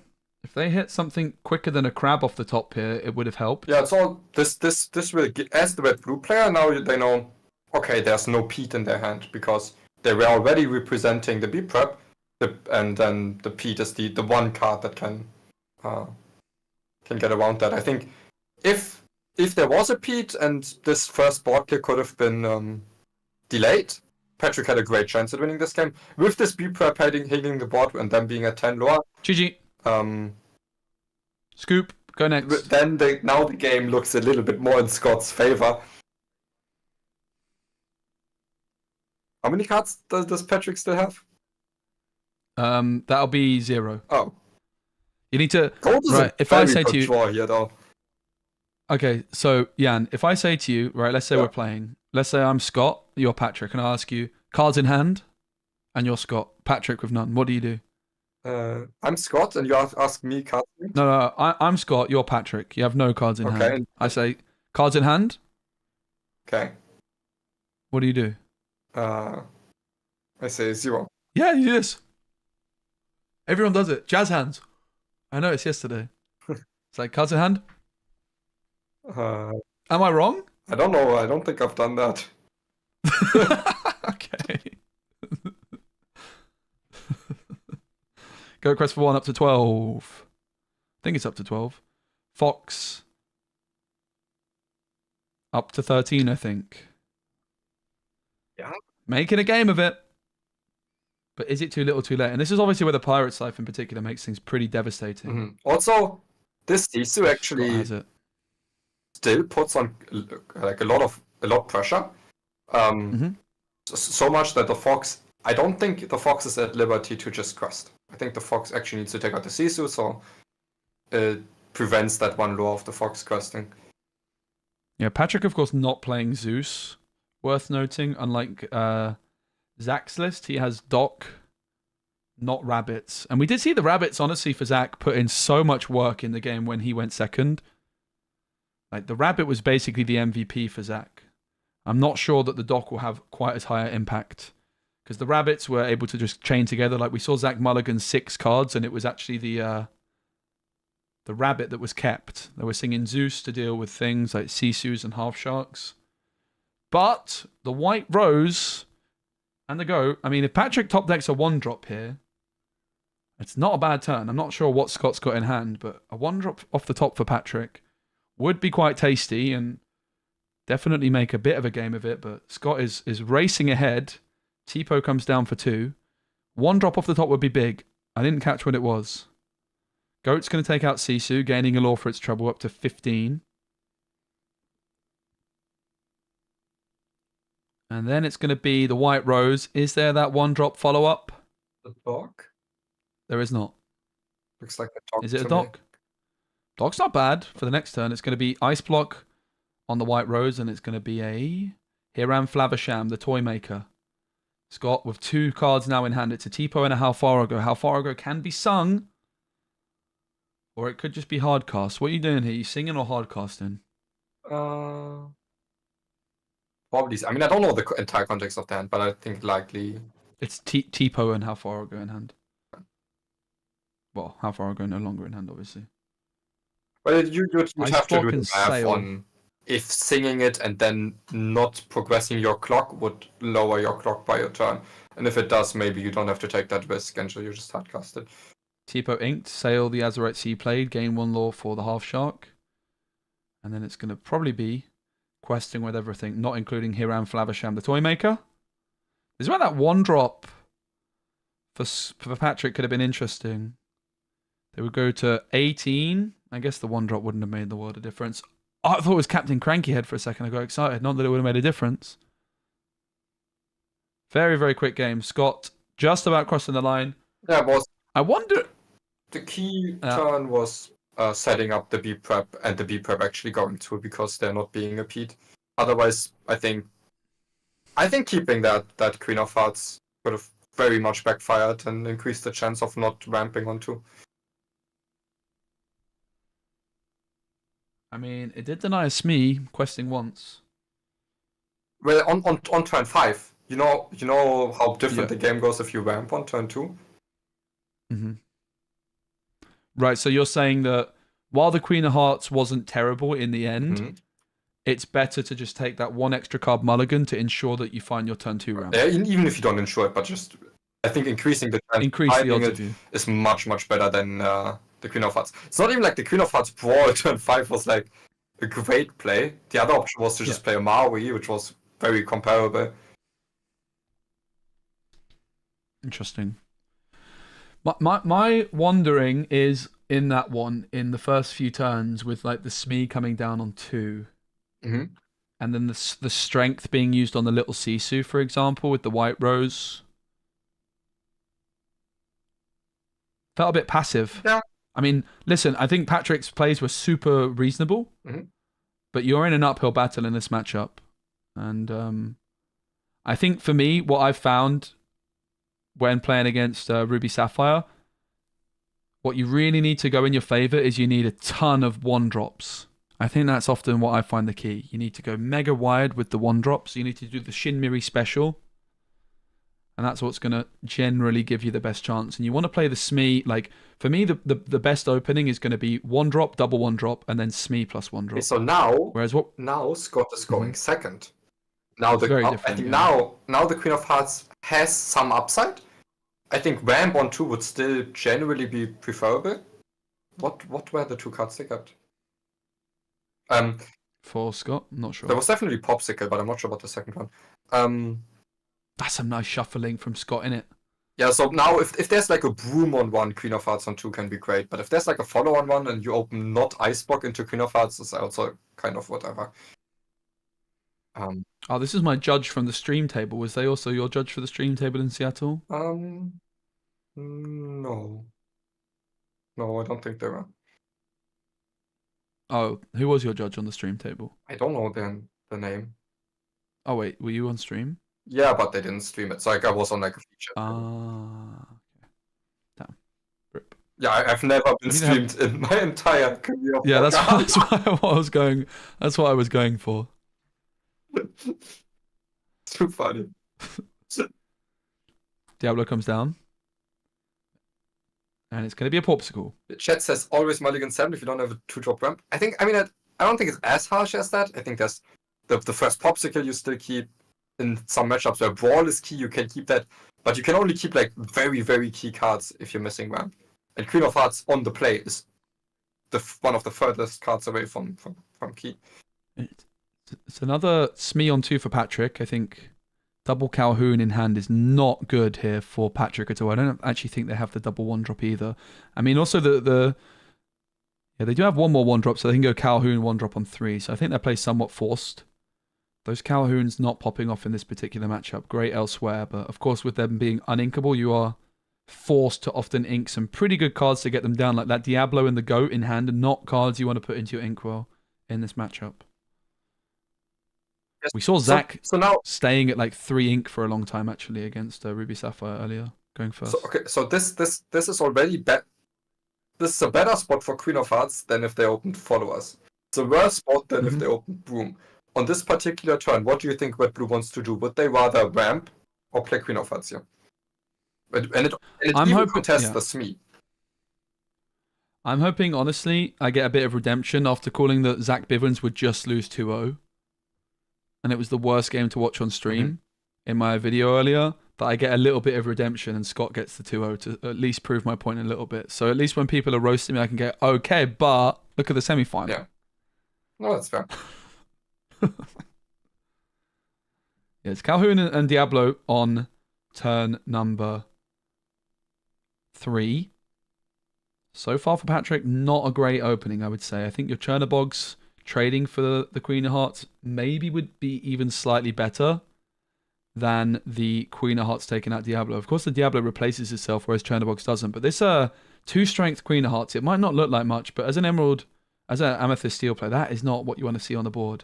That is honestly the worst thing to see on the other side of the board at this stage when you're playing against Red Blue. Like, 2-strength doesn't look like a lot, but it honestly is. It takes out your Smee. Well, I mean, at this point in time, if you quest and the Queen of Hearts takes out the Smee, at least your Calhoun gets to take out the Queen of Hearts. And now you just, what do you do now? Do you still not quest with the Smee and just quest for 1? That sounds pretty bad. Yeah, so maybe I would have liked to see the Smee quest already. Oh, so wait, did Smee not quest last turn? Yeah. Yeah, I don't like that either. I missed that. Yeah. You just have to quest, mate. I mean, I don't think it's a good quest. But this is kind of more what I was anticipating it would look like when Zach played against Ruby Sapphire. This was the game I was expecting, but I mean, fair play to Zach as well. Like his like I say, his rabbits in that game when he was going second in game 1, he kept that one rabbit and mulligan 6. And he drew very poorly, but still pulled it off. It seems like Chat really would have loved to see Ed versus San, which I understand, but I think there's we'll probably see both. We'll see both. I mean, there's also, almost definitely. To me, there's also the factor of, okay, Zan has just been on stream, and the other factor of, I don't think, I personally don't think Emerald Steel versus Red Purple is like an exciting matchup. Well, that makes for great gameplay. Nah, we'll see both, almost definitely. Flavisham comes through. This one's looking very much like a 2-0, so it's not going to last that much longer, and then we'll get shown the other one. Pretty convinced. Yeah, but so now we did the same thing. I'm just going to run to the loo quickly. Don't say anything I wouldn't. Okay. So now requested a turn later.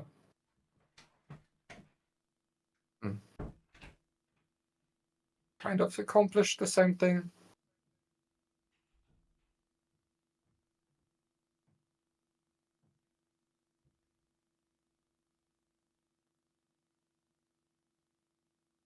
No, everything he wouldn't. Yeah, I protect him. And myself. I mean, I've said enough about what blue plays so far. Well, it's minor things, but it's just extremely impactful minor things.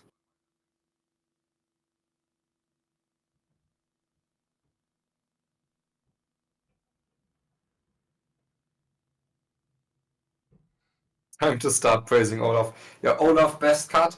You know, if I was to play any purple deck, the way I build my decks is first I put 4 Olaf in, then I don't put any followers and brooms in, and also no Diablos. 4 Olafs, only 1-drops. And then he's back. Okay. I'll stop. I told them about the Speci deck building. First, you put in 4 Olaf, and then you don't look at the 1-drops anymore. That's it. And then you go to the 2-drops.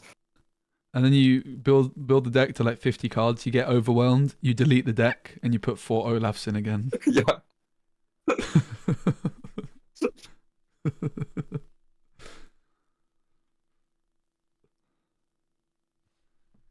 Oh dear. Well, I think Mo could have won game 1 against Emerald Steel, and then if they could have probably gotten both, like just about gotten both games on the play to beat Zan.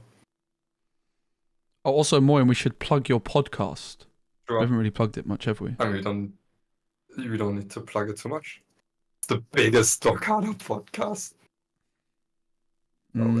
Is it? Yeah, it is. But we actually haven't done an episode last 2-3 weeks for the first time in a year because everyone's on like vacation and doing stuff. But I think this week we're getting back into it. Good time with set champs coming up as well. Are you going to play at many set championships? Maybe. Also, you know what else we could plug? I mean, I don't know how much more I'll do, but I've coached some LCQ players. Some people got second, some people qualified. I've coached some players that were already qualified for contenders, but I'd have to look up their names and see how they did. Will you coach me? Well, not for free. Actually, you kind of did coach me for free in Seattle. Yeah. No, we were just like... Yeah, no, I did. Wait, I'll send you a receipt later. Where can people find your coaching?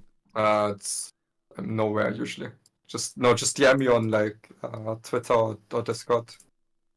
Very professional. I mean, honestly, Patrick is what's gone wrong here for Scott that Patrick's got such a wide board with three strength characters. Double ice block is big though. That's a big old deal. Yeah, the shift. It's gonna go on Calhoun, and then the shift and challenge, the White Rose.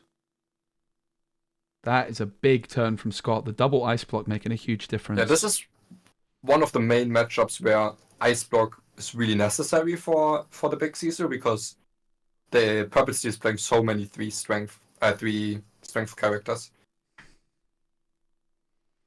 After watching this weekend, what decks would I have chosen? You know my answer. Hyper aggro.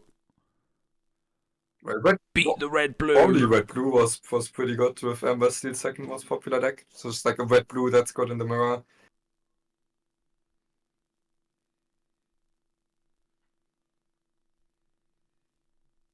Show him the way of the Olaf.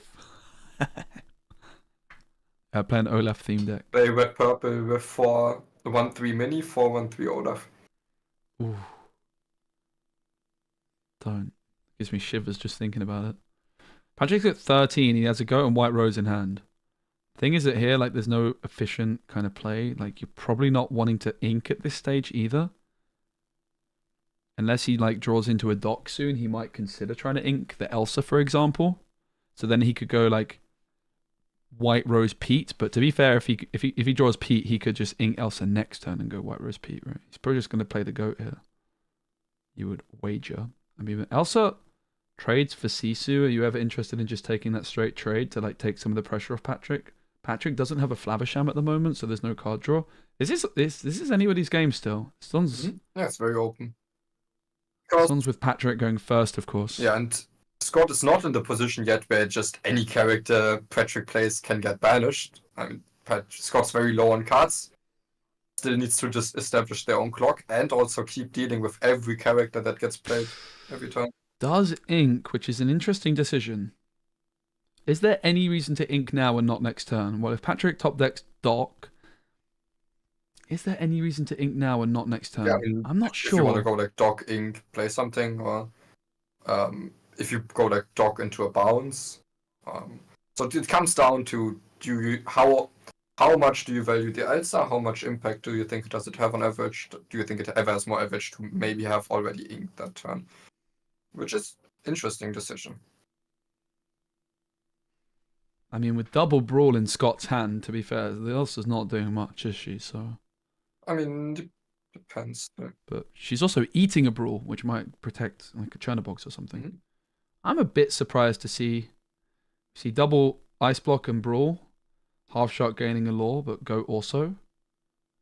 I mean, I'm not sure the Elsa was ever coming down. I just feel like I don't imagine that there's going to be a world where, like, Patrick. What card off the top is, like, Patrick hoping to find where he's like, yes, I'm so glad. Is it just Doc? But even then, and actually it is Doc found, which is really, really fascinating. But then you could have inked Elsa now. No, unless now you go White Roses, Doc, ink, Snake on the Doc. Bam. Oh, shows what I know. So this Elsa decision was big. That's crazy. So Patrick is absolutely, well and truly, unequivocally, undeniably popped off. Crazy. He found his out. So great decision from Patrick in hindsight. Rewarded for his, he thought like, okay, I'm in a bit of a tough spot. The Elsa's probably not doing much anyway, and there is a world I draw exactly Doc. Yeah, that's the other thing. It's like, okay, so there's times where playing Elsa is better than not playing Elsa, but is there times where playing this Elsa makes the difference between you winning or losing the game? And how often does it happen in comparison to this exact draw sequence, which is also very unlikely. So fascinating decision making. This one's very unlikely, but like the value that this got is significantly higher than an Elsa could have ever produced, right? So this was a higher ceiling play. For sure. And maybe in this position, high ceiling plays is exactly what Patrick needed. So now Scott is running out of removal, and there's another Crab, another Dog, and 2 more cards in hand. There's like a lot of active characters that threaten to quest at least once. So you don't. And this is the. I think you don't need to quest here with like the Maui, with the Maui threat on the board. But if there's no Patrick's happy with that Elsa ink play. You see that little look at the camera? He's like, yeah, that was a baller ink. Yeah. He knows he just made a baller play. What's the other card they drew? Is it a gold? Yes. What? They're threatening game of this? Patrick absolutely cooked with this ink. That was the single most impactful ink decision I've ever seen. Because I'm like, what exactly is it you're looking for? Okay, but Pirate's Life... Did I tell you what it could be? And they get exactly that. I love that. So even against the Pirate's Life, now it's like 4 low on the board and the goat in hand. Patrick is so happy and he deserves to be happy. Yeah, who can blame him? What a play. You know, he was in a tight spot and he found like the absolute, he was like, okay, well, there is a world if I ink this Elsa. So basically in that spot, what I was talking about, why I was surprised seeing the Elsa, is because a lot of the time when you're left with like one card in hand, that sort of says, like, okay, if I draw something next turn, I can ink the Elsa then and play the 2 cards. But the fact that Doc's in the deck means that actually he was able to ink that, play the White Rose and the Doc, and then ink and then play the Snake as well. Often it's better to just hold on to that card when you're whittled down to so few resources in hand, because then you can make the ink decision the next turn, right? Yeah. But here, Patrick kind of realized that he needed some source, or decided he wanted the source. It's like game theory. It's not just how likely is something to be better. It's also how impactful is it if it is to occur, and can it ever make the difference between winning and losing? And that was a great play. You know, usually, and there's a lot of stuff I personally, I am a very calculating player. I don't play off feeling. I mostly really try to figure out what's the best play. I play off feeling. So when people don't make plays that I don't agree with, I can be very judgmental. So when I watched tournaments in the past, sometimes I thought, okay, I could make a video on the biggest misplays and and hyper analyzing all these plays.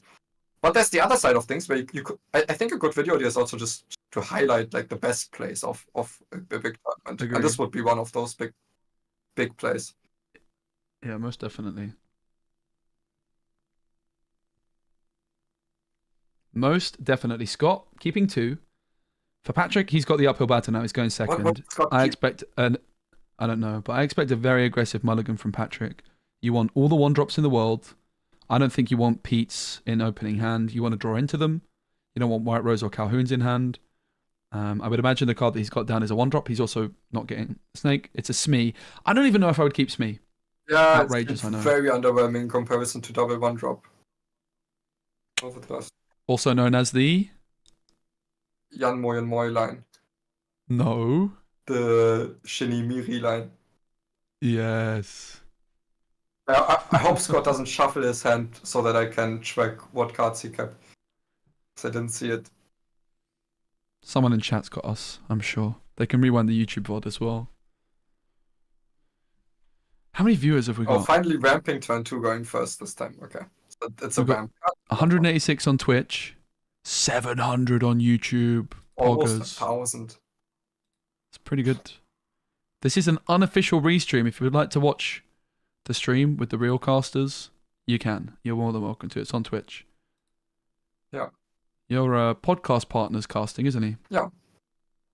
He messaged me. Did I tell you? I think it was just before you joined the call that he messaged me saying he watched my video this morning where I went through all the decks. Yeah, I mean, he needed to do some last minute prep.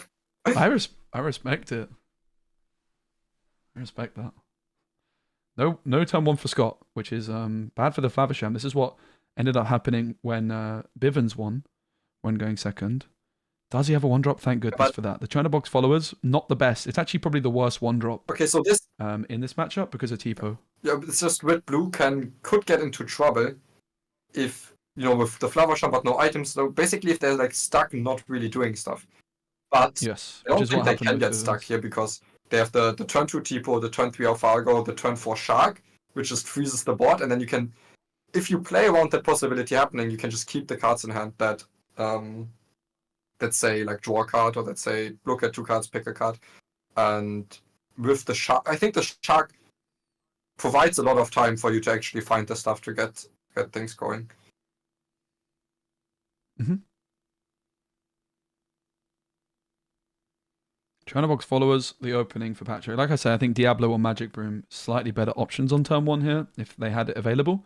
Just because Tipo is able to trade that out. Goes for sale and plays the Tipo, of course, to get that body. It's actually Smee in hand. One Chernobog's in hand. Is there another one drop in there?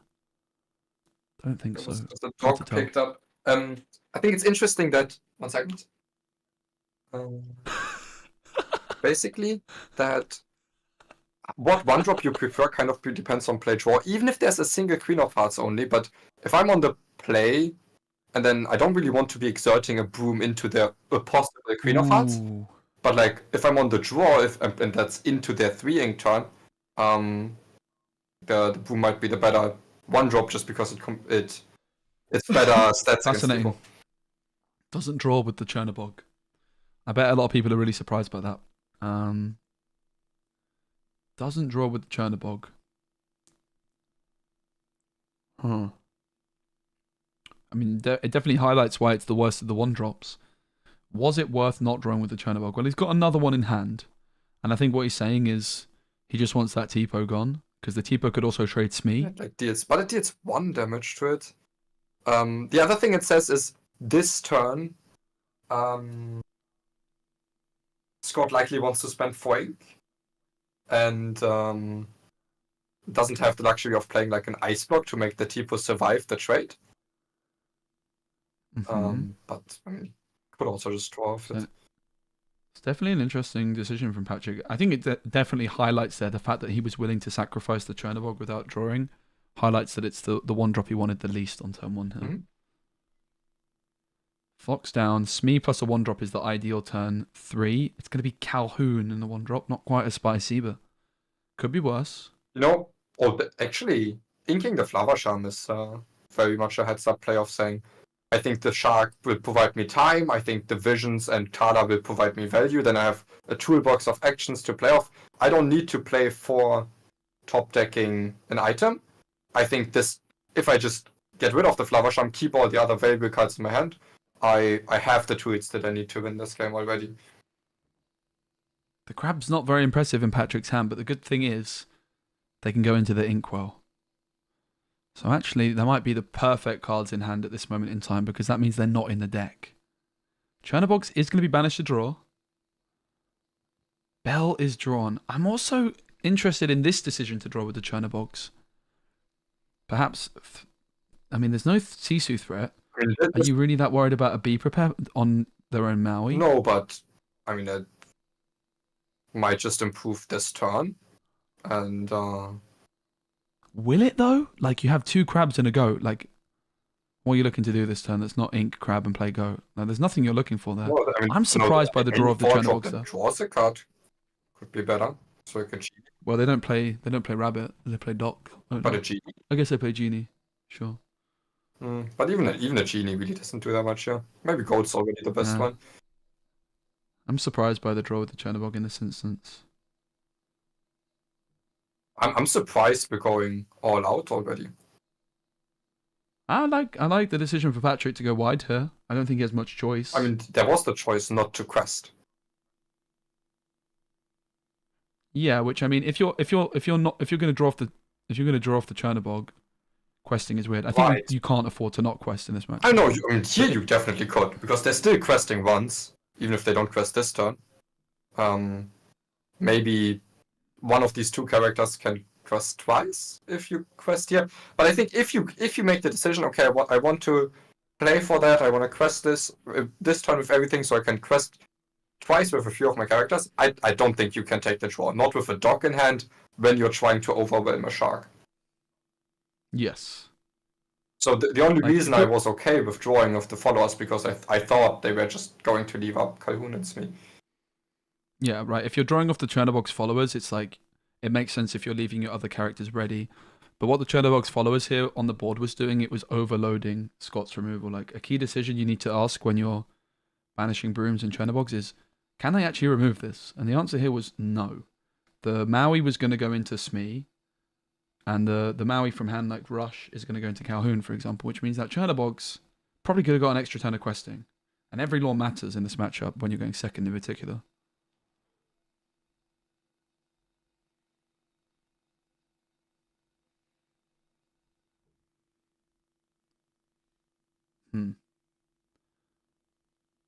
Two very interesting decisions with the Chernobog for Patrick in this game. Of course, the one on turn 2, where he just left it up for Tipo, and then this one here where he drew with it. I mean, at least interesting to mention if the Tipo was on the board, it would it would have a very, very good trade into the 1 willpower Smee here. Yep, most definitely. I do think I actually like the one in the earlier game. I think it's a second dock for... Is that a double dock for Patrick? Because that's not what you want to see if it is. It is going to be Bell, though. Maui to Maui. See you later, Maui.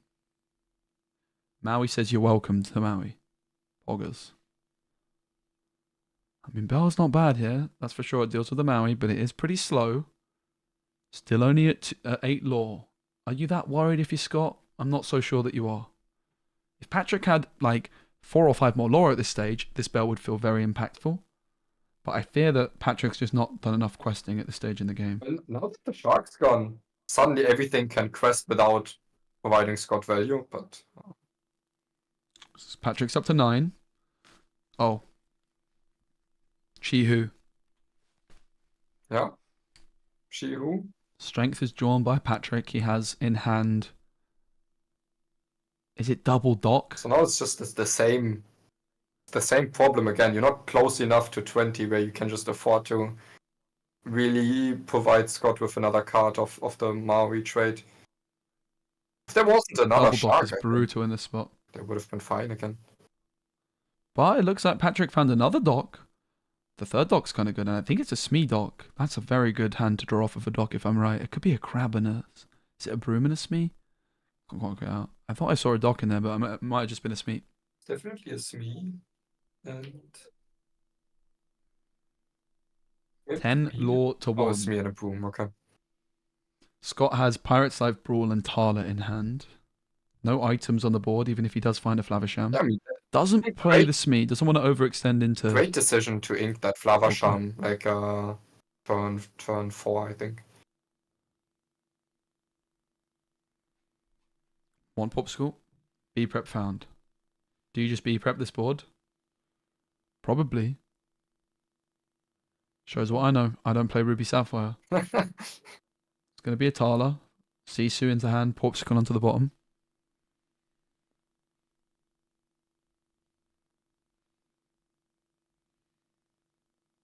It was goat trippy that the Maui took out, not a crab. Which is why they traded.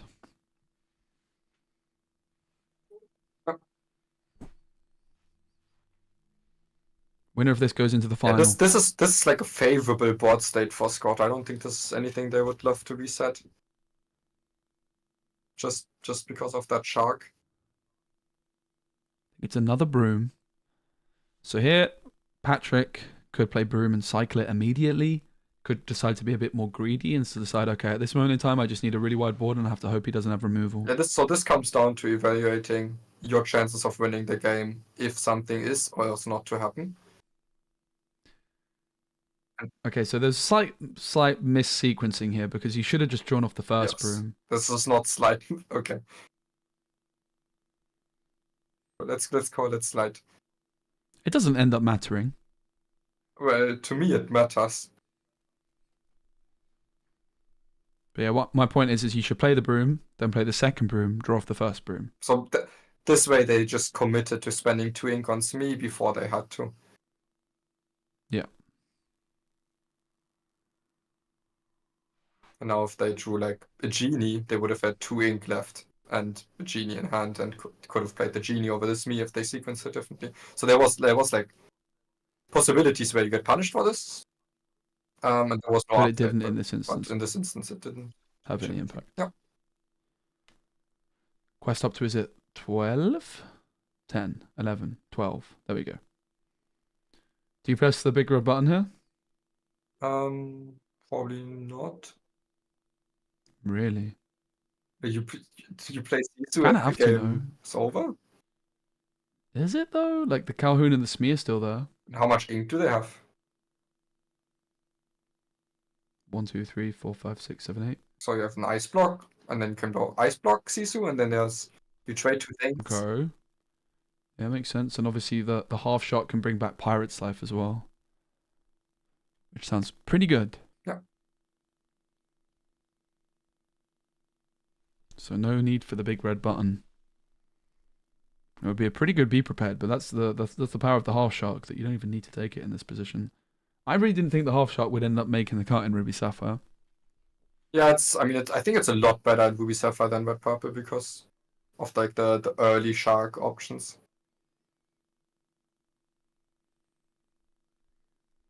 Shark probably going to go into Bell here. Mm-hmm. You should still at least consider the B prep. The B prep after the B prep, you still have the Icebox Sisu in hand and the B and it's Pirate's Life back into hand. And the Pirate's Life that you take off this most likely, but brawl into the ink. It's going to be the Ice Block of Dreams. Tala's going to quest for 1. Yeah. Does go for the B prep. But takes the challenge with the Maui first rather than the 1 Lord to get the Pirate's Life back. But why? So if you Icebox Sisu, you only leave up Calhoun? And you don't even have an exerted character for them to quest into? So if you Icebox Sisu here, you have a Shark, a Tala, and a Sisu? Oh, they only had 8 ink, did they? After inking? Yeah, they inked. Oh, okay. Okay, then that's completely different. If you had enough ink to Icebox Sisu, I think it would have been no contest, but without the Icebox, it makes sense, I think. Sorry, chat, my co-caster misinformed me on the ink count. That's true. Friends and Doc not exactly popping off in terms of synergy. But both draw cards and drawing cards is good. Yeah. You imagine Patrick forced to go for the Friends hardcast here and then try and play the Doc a little bit later on. Yeah, I think so. Draw a couple of 1-drops. Because this is still a spot where if Red-Blue doesn't find like flower shops, maybe. This game is not just over. Keep pressuring or again and again and again. It's a good draw though, the dragon, but 8 ink only. Not sure you want to ink a Pirate's Life particularly.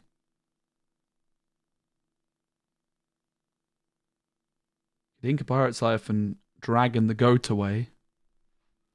I mean, it's better than that passing. Is expensive to do. I mean, you could hardcast the Pirate's Life, right? Or, yeah, could also not do that. I mean, I just think they're probably racing very, very quickly with this play. Right. They just next turn quest for 2. Ooh, that's an amazing draw. And then threaten to go to 20. That is what's an amazing draw? The problem is anyone the card that in dies hand to the big of Sisu. Scott. I mean, at least against Scott's hand, none of these draws are amazing. But you can see the power of the Dock and the 1-drops of Dreams. Great combo. Do you really play White Wars over Smee here? Thought maybe play Smee. Bigger chance it gets to go off, and then you play the White Wars? Probably agree. I think Patrick is considering if he draws a Bruin, but decides, you know what, if you've got a big removal tool, I'm probably doomed. And that is what's happening. They are heartbreak for Patrick. Great effort from Patrick. Yeah, they got really close. I love that inking Elsa line paying off. And I love their smug face after it as well. Yeah, like they looked at the camera proper. Yeah. That was I'm a good baller. scenes. Sisu? Yeah, so now threatening 22 lore, so they need to remove. GG. Scott's in the final. Ruby Sapphire, the B tier deck has made it. Who could have seen this coming? Maybe because it's an S tier deck. Everyone said Ruby Sapphire is B tier, and I said no, guys, it's clear A tier. Is that so? Mm-hmm. I might have skimmed through another video you did after that where you're like, oh, let's look at my tier list again, and then we're like, do I change my opinion? No. I still think it's B tier. Yep, I do. That was funny. People just don't like building decks to beat it. Sure, but yeah. I mean, it's just the decks that beat it up pretty bad against other decks. Yeah. And the other decks are still played a lot. It's like, okay, if you look at the spread, I know by far most played deck, 40 Ruby Sapphires in this tournament. It's 32%. But if you beat the 32% of the field deck and then you lose to Amber Steel, Amethyst Steel, Emerald Steel, maybe aren't great into red, purple, blue, purple, it's like, So you can't just beat Ruby Sapphire. If your deck sucks, then it doesn't really work. And most decks that beat Ruby Sapphire kind of suck. Even Ruby Amethyst, one of the better decks against it, had like an awful showing, even with so much Ruby Sapphire in the tournament. Green Purple, that's a good deck against Ruby Sapphire. It's just apparently a deck America doesn't really like. So, you know what was really heartbreaking that didn't happen yesterday? So, you know, we've got Brendan and Brandon commentating together. What? You know, Brendan and Brandon, they commentate together. Yeah. So we were really crossing our fingers and hoping that we were going to see Brendan and Brandon casting Brennan. But it didn't happen. Unlucky. I'd love to see it. My personal favourite game I've cast was with Kawa and Kim in France, and it was Queen Mia Bobo versus Wee Wee. Oh no, yes, I saw that. Great names. Okay, Keenan chat is calling S tier the shark tier. What do you think about that?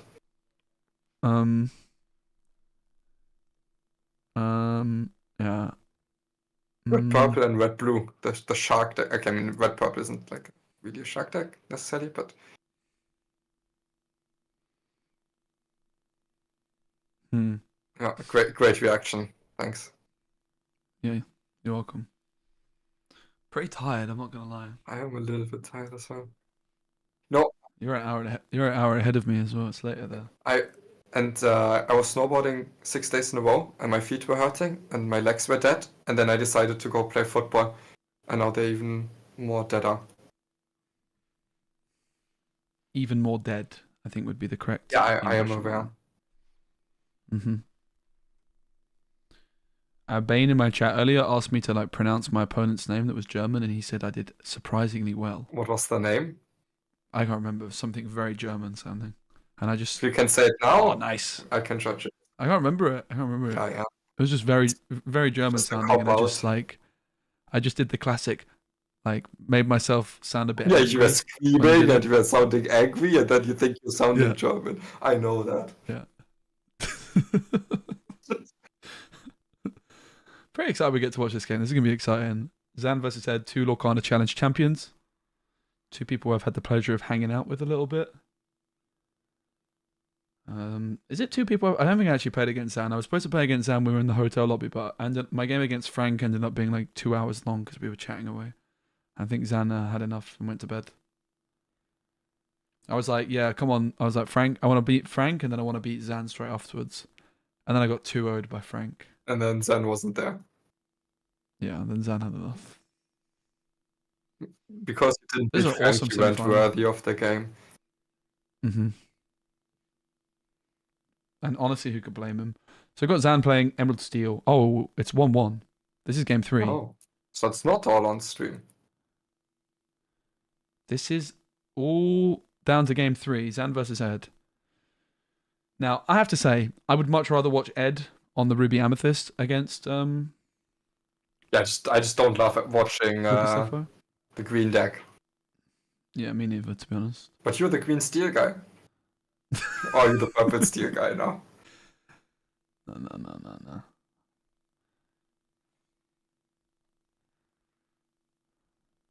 So, whoever comes up against Ruby Sapphire in the final will be doing so as the lower seed. Ruby Sapphire player is the 2nd seed. Insane performance throughout this tournament. Yep. Ed versus Zan. 2 Lorcana Challenge champions. Both have multiple Mickeys. Zan has 3, Ed has 2 now. Actually, Ed might have 3 as well. See? Honestly. I think he top 8'd at an event. I could be wrong. Diablo 1 drop. Wait, so Zan's going first. So Ed lost on the play at one point. So Zan managed to win on the draw at some stage. I guess game 1, Zan won on the draw, and then Ed went first, and now Zan's going second finally. Interesting. So Zan going first. Zan is on the play. Ed, as the highest seed, is going second because he lost at some point. And Brawl is good to deal with Diablo, but not if there's a Pete. Does Zan have it? The shift. I can see there's a Pete in his hand, but does he have the Diablo shift? I'm not so sure that he does, Jan. No, was there even a brawl in the hand? I think Ed doesn't have it. Doesn't have Brawl, according to chat. But there's no shift to punish. But also Zan has the Pete anyway, right? So the Brawl wouldn't be able to come through until turn 4. Nope. Ed's going to breathe a heavy sigh of relief at no Diablo shift. Finds a Flynn, not sure if he already had one. Gives a little hander shuffle to, make sure that Zan's not tracking his cards. Flynn into the ink, Flynn into the play. Do you ever like pay attention to your opponent's hand in terms of like cards they're drawing and if they play it, or is that too high level for you? Is that a great question? Is that too high level? What type of question For you is that? specifically? Specifically too high level for you was actually my question. Well, no, I mean it's usually I pick it up on the side, but then they shuffle.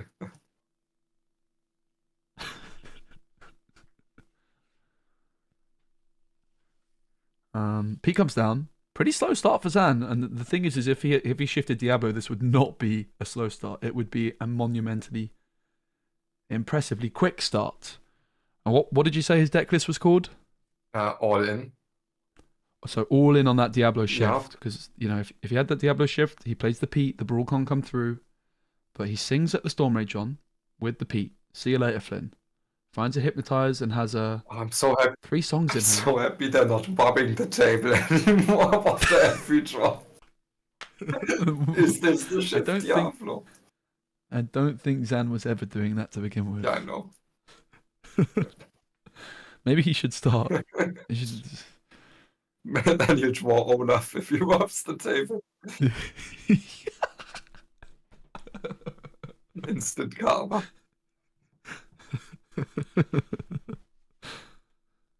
Hypnotize comes through. Ed is going to discard one of his many cards. Possibly Tremaine being uninkable would be a good option. Yep. Of course, you can't put Tremaine into the inkwell, and she's quite a way off, so makes sense to get rid of her while you can. But here you do see the weakness of Zan's deck. When you high roll, there's few better decks than it, but when you don't hit that high roll... It's a lot better decks than it. Well, when you don't high roll, there's a lot of decks that can do better stuff than not high rolling Emerald Steel. Yep. Crab Diablo combo, that's a pretty good little combo, that.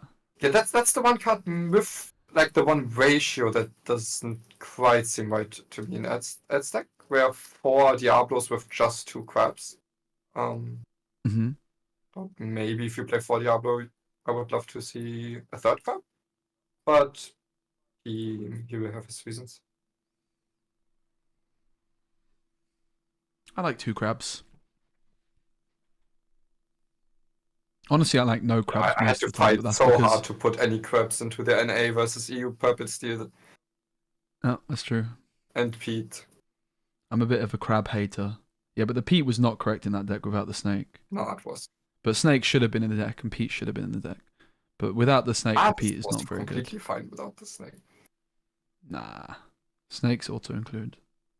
Auto-include? Like smoking.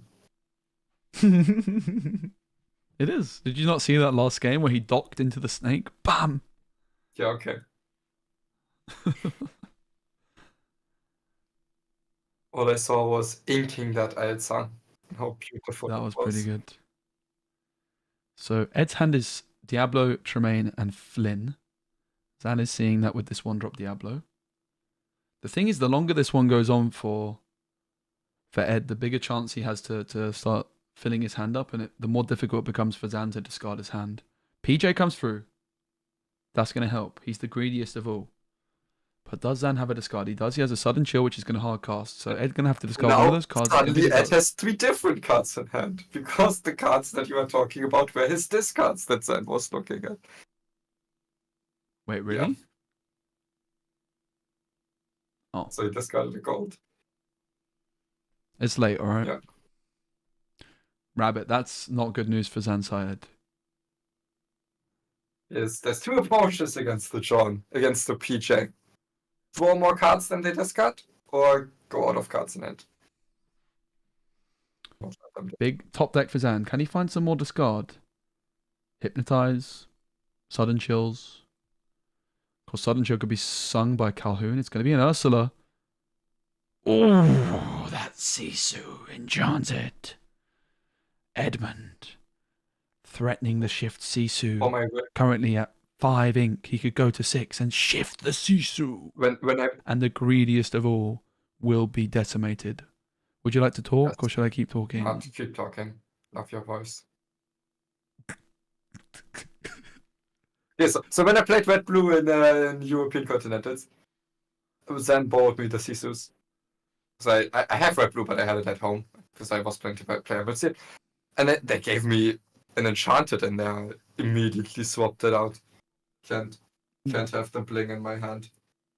Well, I guess it like reflects onto your face and they see. No, but it's just distracting.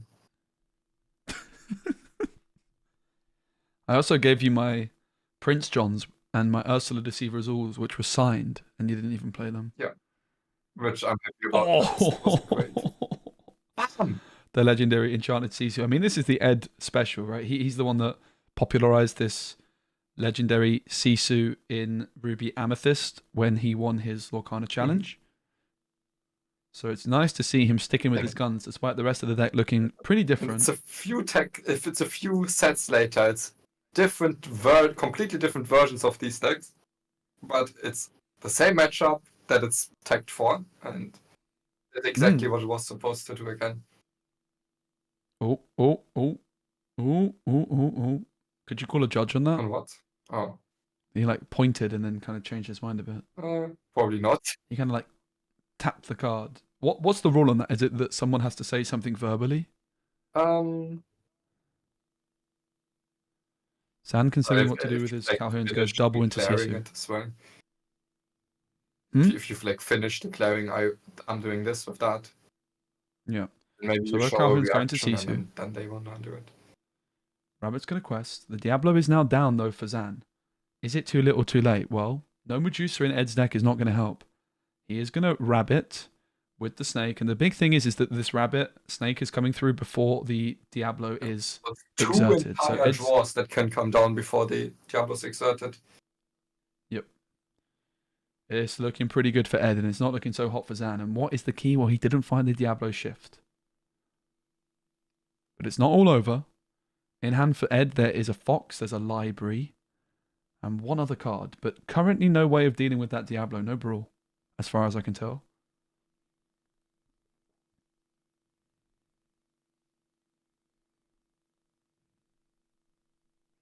Yeah, Scott won the last game. Ruby Sapphire's in the final.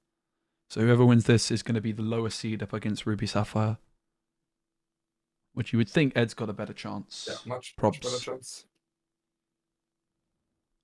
Don't really see Red Blue losing to to play. Hidden Cove comes through. Diablo's going to quest for 1. It's a tied game. Actually, it's not. It's 7-5. Or is it 6-5? Nobody knows. I think it's 7-5. Just didn't get updated.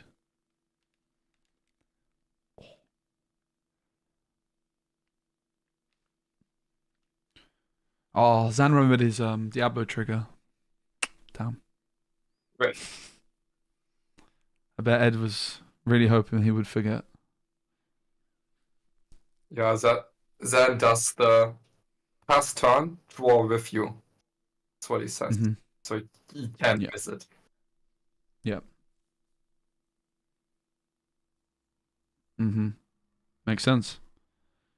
That's kind of my way I've said to people, like when you're, when you end your turn, you make sure everything's done, but like the last thing you do when you end your turn is you draw for Diablo, right? Mm-hmm. It's like it makes sense. He talked about in his interview how he it's like becomes muscle memory. Mm-hmm. So actually maybe even that verbally saying that and turn draw with you, that's really fascinating. That's kind of like a verbal. Yeah, it's like impossible to cue forget that he gives himself into muscle memory. So the fox bounced back the rabbit and takes out the cove, which means Diablo is brawlable, but does he have the brawl? Ed looking at inking a magic broom and second doubts himself. I love that. If ever you ink a broom, you have to think really long and hard. Am I really about to ink the best card in the game? On a serious note, though, whenever you're inking a broom, you need to really like double check. Like, really? A broom?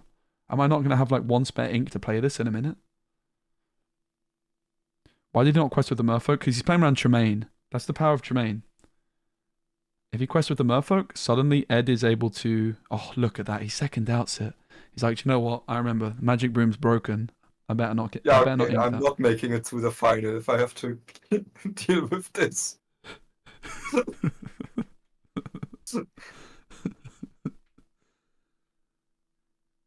So yeah, the reason the Merfolk wasn't quested with is because Ed plays 4 Tremaines in his deck. So what's interesting, sometimes you can see the power of cards without them even being played, is it's restricting Zan's plays because he's respecting the threat of it. Uses Ursulus, he's 2 rabbits. Let the Storm Rage on is going to remove the broom, the best card in the game. Who can blame him? Zan with, I think, 2 cards in hand. About to go to 3 when the Diablo comes through. Is there a world that Zan claws his way back into this if Ed just doesn't find a brawl? Yeah, it's possible for sure. It was Friends that Ed inked instead, which I mean, when you're staring down a Diablo, makes a lot of sense. Mm-hmm.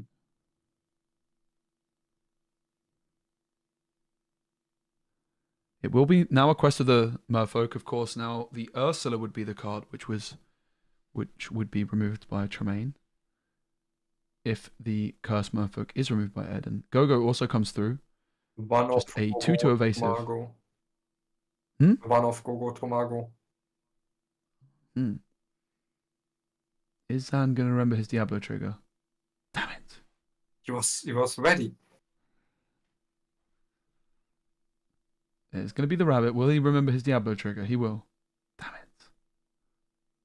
Nothing against Zan. I just think it would be funny if he missed. I know he's not going to. That's why I'm doing it. Fox, rabbit. The like main channel chat is too funny sometimes. What are they saying? Hang on, if he quests on the fox, can you bounce the crab and target the library? That's a good question.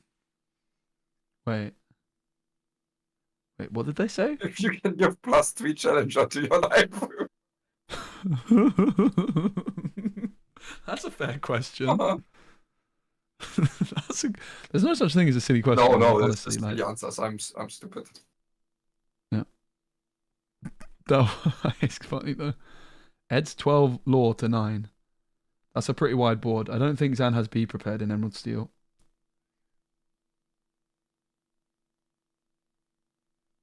Hypnotize. Sudden Chill. Muses. Curse Merfolk. And what's that 3-cost steel song called? Something Sail? I'm still here. I'm still here. Emerald Steel armband? Okay, I'm not gonna lie. That's kind of cool. That's actually not what I was gonna say, but I changed my mind. What were you going to say? I might get 2 of those as well, right? Can someone make me one? I want one that says magic and the other say broom.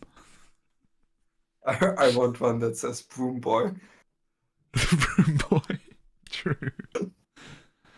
Yeah, my nickname from Seattle that Sky, Alphos, Harlan, and Moyen gave me is Broom Boy because I was playing Yen Sid.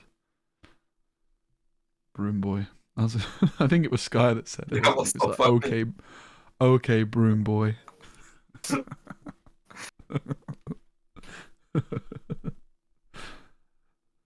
12 lore to 9 in favor of Ed. Which honestly, if I get the my bracket could be totally wrong, but if I still get the right win up, it's a W. Who did you predict? True? Ed. Ed. No, it's not true. I will never forget the least accurate prediction in history. We can take a look at some of the other predictions because I'm doing a card market giveaway for the best predictions. I didn't do a prediction for the card market giveaway. Unlucky. Can't farm another voucher. Thanks, Card Market, for sponsoring the stream. If you guys are in Europe, Card Market is a great place to buy singles. The only place.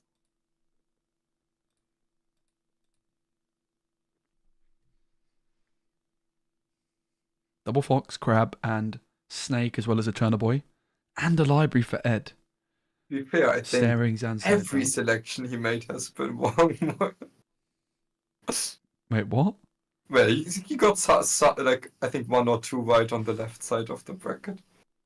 Oh, On the right side, not so much. not so much, no. No, I got every first round wrong on the right side. The left side, I think I got all of them right. Newton knows how to do the prediction. Did you do that? You might win the voucher then. Who? Oh. Newton said just pick Best way the to do a opposite. pick Speci, do the opposite. I'm betting on Newton to get the voucher.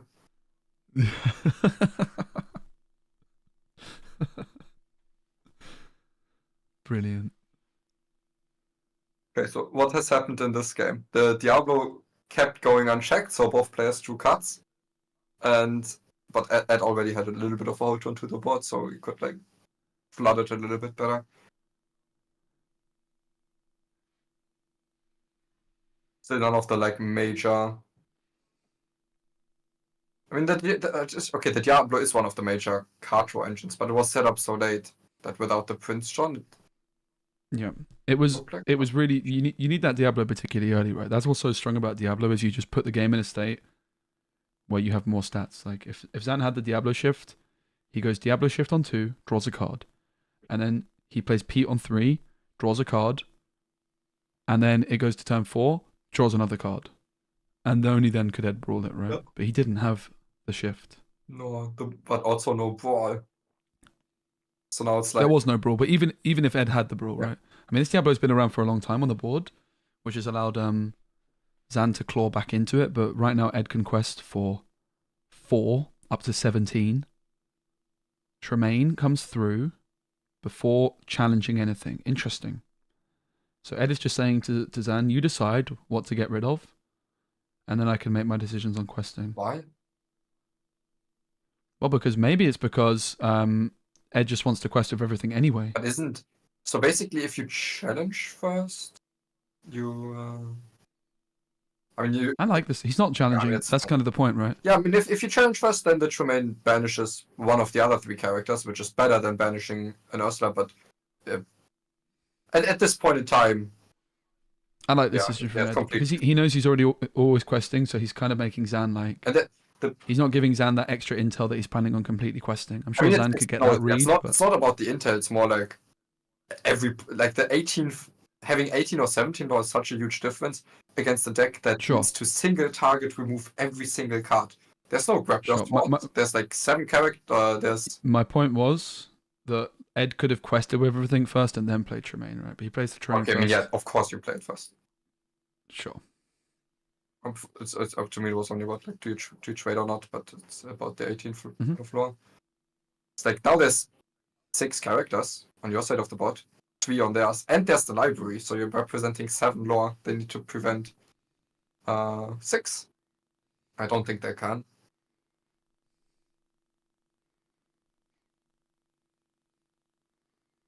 Diablo into the ink for Zan, who shakes his head. What a great run it's been, though. No. Doc is going to discard 2 cards. Desperate times, desperate measures. What's he looking for? Do we see a smile on his face? We do not see a grimace. The- We do see a little shake of the His head. version of the robbing the mat. And Ed is staring him down, deadpan. Yeah, You want some, Ed mate? knows. Ed stare to me Ed is loves saying, like, Ed loves a what are you celebration, by the waiting way. for? Give me the win. Ed loves a big celebration. Ed Nice little... is thinking, what's the best way to celebrate this? Bear in mind, Zan was the lower seed here, and Zan did manage to win on the play.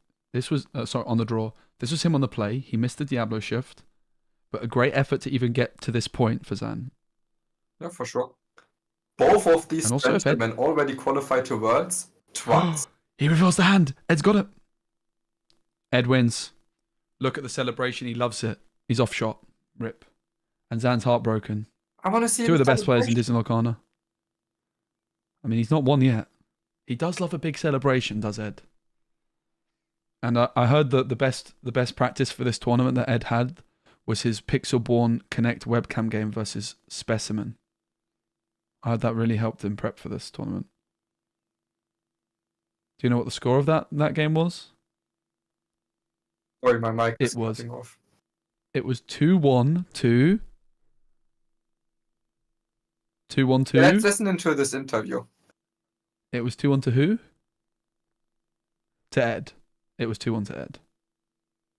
It's not what I was expecting. He did go first, to be fair. I think I actually said I wanted him to go first. We didn't even roll for it. I wanted the practice. I wanted to see if I could hang with Amethyst Steel going second into him. This was like a month ago. I'll probably post it. But I've had Ed on the channel as well in California. At the start of the set, he won the tournament in California, I cast. And he ID'd like his last round of Swiss, and so he joined me on the casting booth for one game, which was really fun. Oh, it could be announcement time. That's actually a good point.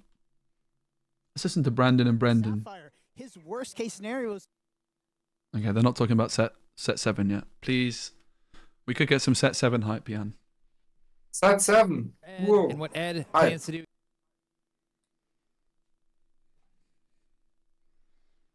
Who was it that said Brandon here? Brendan. It confuses me. Brendan and Brandon. Who said here that Brendan is built like a Ninja Turtle? Who was it that said that? The last thing I heard was you built like a fridge. Built like a fridge. I think Ninja Turtle's more accurate, honestly. championship. Yeah. Yeah. He is in very good shape.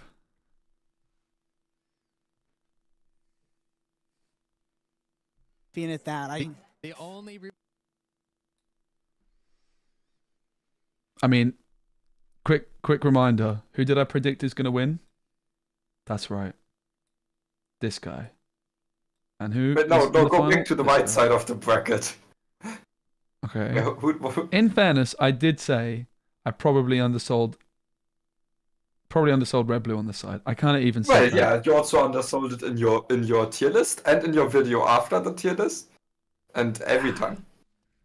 Nah. You know you did. Okay, maybe. Okay, maybe. Oh, there's one. So, all right, let's just check. All right, so I got this right. I'm one of one. I got this wrong.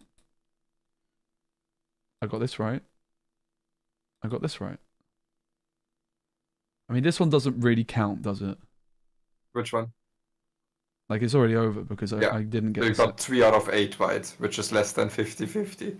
No, that's not 3 out of 8. That's 1, 2, 3, 4. That's 4 out of 5. Huh?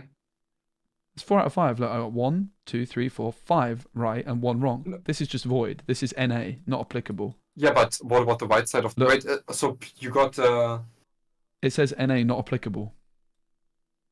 I didn't write that. This was part of the bracket. Sorry, that's a bad joke. okay, but you did okay. We're together with the right side of the bracket, then it's still like Okay, so on the other side, Oh, I out of might have 9. got this one wrong. Kurt versus Patrick, I got wrong. Yeah. Matthew versus Sean, I got wrong. How did I get this wrong, man? These were like the 2 biggest shoe-ins. yeah. So you got And the big in upsets. total you have 9 applicable predictions, and 4 of them were correct, 5 of them were wrong. That's basically 50%, mate. That's Pretty good. late. That's basically 50%. You just have to round it up. That's how it works. If you did the opposite, Is it- you also only have like 5-ish out of 9. Still better. And the worst thing is that this is kind of applicable because it was Ruby Sapphire versus Amber Steel still, and I predicted Amber Steel. Why would you do that? Mm, Oh, we didn't know, I want don't- those quarterfinals, did we? No. But I mean, this was the This one I predicted. This one was Aerial Songs, and it somehow beat Matthew, despite being, I think, the lower seed. Yeah. This one was Diggy But Diggy Hole. okay, I don't like to call it that. The Moyen me either. Bastille is still unfavored. It's just less unfavored into Red Blue. But it's still... Yeah, I just don't have the matchup intel. From my tournament I saw last week in Sweden or 2 weeks ago, I felt like the Songs players had a decent chance. I was definitely expecting. I guess this one's not the biggest. The biggest upsets for sure was this one and this one. I feel like everybody that knows much about anything probably predicted these two. Can you keep an eye on the stream so I don't miss anything? Should we take a look at the predictions from the chat? Or you can. I'll go to the loo. Sure. I'll do it like this so I can.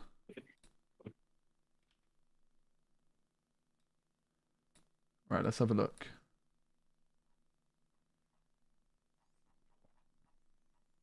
That's a lot of predictions.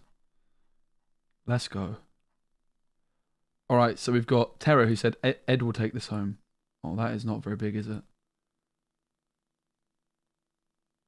I mean, to be fair, the first prediction has the right final. It's actually predicted the perfect final. That's quite impressive.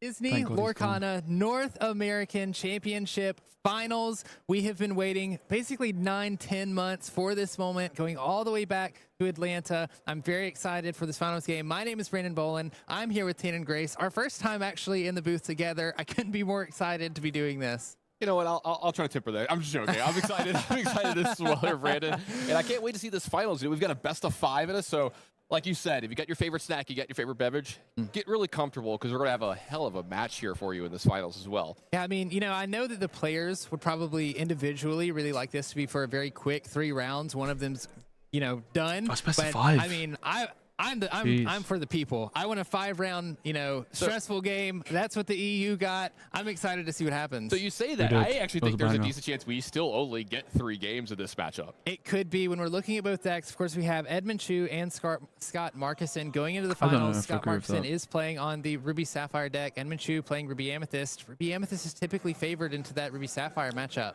So not only is it typically favored into it, but if you see the deck list that Edmund Chu brought specifically for this event, it's something that I talked about right at the top of the show yesterday, that sometimes when you get into a tournament of this size, right, a lot smaller, you know, it's not 2,000 people playing a bunch of different decks in like an open DLC. This is a much smaller event. If you can predict this got those no announcement you surprises. can target that metagame and you can get rewarded for it. I think Edmund Chu is the perfect example of that here this weekend. I thought Red Blue was a great deck choice for you this weekend. It's one of the most I'm really surprised by that. consistent decks in all of Lorcana. It's extremely powerful. Edmund Chu's version of Red Purple here is very different from everybody else's. It is specifically built for this metagame. He targeted it, he got it, and now he's getting rewarded with a final chance here and what might possibly be his best matchup here in the finals. So if everybody at home that's seeing his deck list and like, oh, I have to rush to go change 16 cards out of my, you know, my Ruby Amethyst deck to change to go to Edmonds, and then, you know, hey, you might not do as well against your local competitors. That's why. He's doing it for this event here, and he's reaping the rewards. Yeah, it is definitely a meta call for Edmund. I do want to take a look at the bracket real quick, see where these players have come from. We just saw that last game. I think Ed's deck just looks good, to be honest. I mean, if you look at what Ed's beaten so far, Ed's beaten in the top cut Blurple, Red Blue, Emerald Steel. Pretty impressive. It's best of 5, Moyen. Nice. Do you think that changes anything? About what? About who's favored? I mean, not about who's favored, but about the margin by which they are favored. It increases. And I think Edmund does it also is favored. Does it also lower the variance of the player going first because there's a smaller percentage of the games are. Yeah, it's like there's a smaller percentage difference between going first and going second. If that makes sense. I don't quite know how to phrase that. Yeah, because the impact of the one extra game that they're going first is like... Yes. Weighted less heavily, right? So arguably, it does favour the lower seed slightly. Yes. I wouldn't say it favours them. It kind of does. It would... Come on, Ed. And they are favoured like matchup wise. So Well, definitely they are the lowest they seed. have more chances to overcome the disadvantage. To break of being serve, 40. right, in a way. Mm-hmm. What did Ducky ask? Ducky? Which of these finalists do you think gets... Okay, yeah, he asked the question. I subconsciously read it.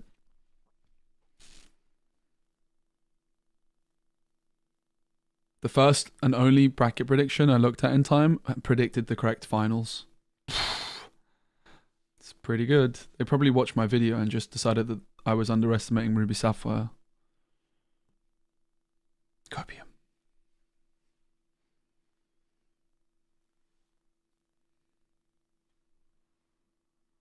Apparently we're not getting any new set reveal stuff announced. That is kind of peak, not gonna lie. I think these tournaments are the best opportunity to do announcements because it rewards the people, like the hardcore player base that are watching the events. Yeah. I mean, I think it's one thing Gwent did brilliantly is all of the big major Gwent events had card reveals and stuff. Hey Ches, what's up? Good to see you. King Ches, a legend of the Gwent community. The Welsh wizard, they call him. No one actually calls him that. Yeah, so Welsh wizard. Who is the best deck builder in Gwent? Oh no. Don't answer that, Ches. He's certainly not going to say me, I can tell you that much for free. Well, that's all I needed to know, because that's what you usually say. You know, when I met this specimen for the first time, he introduced himself. He was like, "Hey, I'm Joe Speci. I'm the best deck builder in Gwent." That's what he said.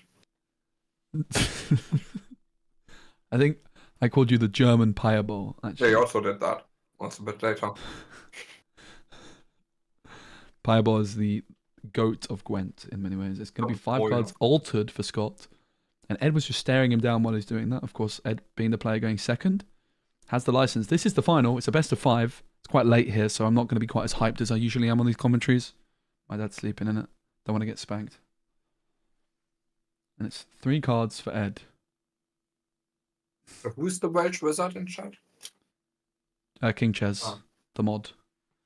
So the first battle here is not a battle of Lorcana. It's a battle of shuffling. And I have to say, Scott is firmly in the lead. It's already the second battle. The first battle was the staring them in the eyes while they mulligan. Mm-hmm. The fist bump is extended. Scott, insane record. Second seed all the way here as well. I don't think he's lost a game. I think he in the top cut he was basically had won almost all of his games and maybe got 2 draws or something like this. They kept Sail and Shark. I'm a bit surprised they kept the Shark as well. Is Ed gonna hit him with the Shinmiri special? Because you still in the final. Still want a Popsicle, you still want a Thala, maybe even Ravasham, but Thala's usually better against the Flynn opening. So Ches, both players are playing Ruby. Ruby is the generally more control heavy list, more heavy ink color, but you have to pair it with another. Scott's paired it with Sapphire. What Sapphire does is it ramps up a lot, so it's a more greedy deck, whereas Ed has paired Ruby with Amethyst, which is focused on card draw. Yes. So usually Ed's deck is more of a control-heavy deck, but in this particular matchup, Ed is more likely to be the aggressive player, but it's going to be quite a long drawn-out game probably, and it's best of 5. Does Ed do the Shimmery special? No, he's got the Flynn Rider Frenemy. Perfect card in this. If you're Scott, are you taking the Brawl immediately? Are you playing Thala to contest the Flynn? Well, if you have Thala, you basically almost all. In most contexts, if you have Thala in the spot, you play Thala, which is why this is like specifically the reason where Brawl and Thala are great. Why I wasn't the biggest fan of keeping Shark, even if Shark is great in this matchup with Ryan Wonder play, because I would have prioritized those a little bit more heavily. But I don't think they found a Thala. Now the options are just like Brawl or Flavasham. Now we half shark into the Inkwell. It was kept in the mulligan and the Brawl will come through on the Frenemy. Diablo's going to ready and Ed's going to draw a card. Does he have the triple 1-drop? He doesn't, but he does have a Sisu. It's going to be a Broom into the Ink and a Sisu coming down. Would have been interesting if he did have a third 1-drop, if he ever would have considered inking the Sisu and going really wide here with 1-drops. What do you think? Mm, Or maybe Ink in the Brawl and going super wide with 1-drops. Probably not Brawl because of Flavisham. If you had 3 1-drops? Yeah, he had 2. And with 2 And he you was never one. do it with 3? Yes. Option. Vision of the Future comes through, and that's right, Vision, not Visions. I'm aware. I've never said visions in my life. But then I made this point to someone, I was like, it really triggers me when people call it Visions. And they were like, yeah, you call it Grab Your Swords. And it's Grab Your Sword. And I was like, oh. That's unfortunate. Oh, they got you there. They really did. A valuable lesson was learned that day. So 2 more ink available when this card goes into the ink world. There could be another Visions. Yeah, This time it's acceptable because it's the second one. With Sisu, sometimes you can do these tricks where you Medusa the Sisu if you can go very long cards in it. Not possible though, because I don't think there is a single Medusa in Scott's deck. Okay, so no Medusas in the final. Is there any Tremaines for Scott? Nope. Okay. 4 Tremaines for Ed, of course. Ed's going to be going to 4 ink. Pretty good start for Ed. I don't think he's going to be too unhappy. The rabbit comes through. No genies in Ed's deck, of course, and I think in this matchup in particular, you'd much rather have a rabbit. Ed's deck is a bit more slow and methodical. It is ultimately a control deck, I would say, with just a slightly quicker game plan than Scott. And the rabbit just having that extra card draw compared with Genie. Okay, Quest for less. But 2 cards drawn whenever it's removed is pretty good. The Hiram Flavisham, the Toy Maker, banishes the Popsicle and draws 2 cards. 1 ink will be spent on another Popsicle. Of course, is going to draw him another card, and now he is able to ink for turn. But Tamato, the only inkable card. Are you ever in danger of being bricked in ink here? Or do you think you're going to be fine? Because Ed's held on to that Brawl. He didn't ink it earlier. Yes. Are we going to see it? We certainly are. It's a key card. And this is why Ruby is arguably the best color with Amethyst. We were talking earlier in the chat about, okay, this thought experiment. If you could play 56 Amethyst cards, and you just pick any card from any other color, what would it be? And I think right now the answer is Brawl. You can put 4 copies in? Yep. Because Brawl hits Genie. Brawl hits Flavisham. Very, very good. Or maybe it's Big Sisu, because they also hit those. But just much more impactfully. You know, after inking this Tamatoa, there's some slight issues arising. How many Tamatoas do you think are left in Scott's deck? Wait, is Scott thinking of inking the Hiram here? Wow. Inks the Hiram to get the B-Prep through. How many Tamatoas are left? 2? Yeah. It's only 3 Tamatoas in the deck. And there's 0 lucky times. This deck's actually not tagged for red purple. In other words, Ed is very much favored against a list like this. That doesn't play Dime, that only plays 3 Tamatoa. Also interesting to see that Ed inks the Wait, the ink Broom magic when it was able to Broom. come down. Could they have not fit it in somewhere? Shut at you. Held on to Library and Brawl. Of course, Brawl going to be able to deal with that Flavisham if it comes back down. 2 are already gone. 1 into the Inkwell, 1 into the discard. And Ed is giving his rabbit a little stroke there. Honestly, next time I play against Ed, I'm going to start looking at what cards he's stroking and trying to make a read about, okay, that's a rabbit he's got because he stroked it. What else did he stroked something else earlier. Stroke read. Another Popsicle. Is it going to be another Vision? It is. Scott's probably looking for the Hiram, but there is another Brawl waiting for him. Let's find the Krabatoa. Inked. He's actually might get outvalued. So, Jan, you know the Tamatoa. What can you tell everybody what you thought this card was actually called at the start of like last year, like 10 months ago or something? Well, I called it Krabatoa. No, you thought it was called that. No. Krabatoa. It was just a nice, cute little nickname I gave it. No. But then the great wisdom of Speci told me, no, you have to say Tamatoa. Oh, I call it Krabatoa quite often now. I think it's a great nickname. Yeah, me too. And in do you know what Tamatoa So Shiny is called in French? Let me think. He's waiting for chat to say it. I know what you're up to, mate. It's called Bling Bling. Correct. Is it actually called that? Yes, Tamatoa Bling I Bling. almost didn't want to read that out because I thought it was a joke.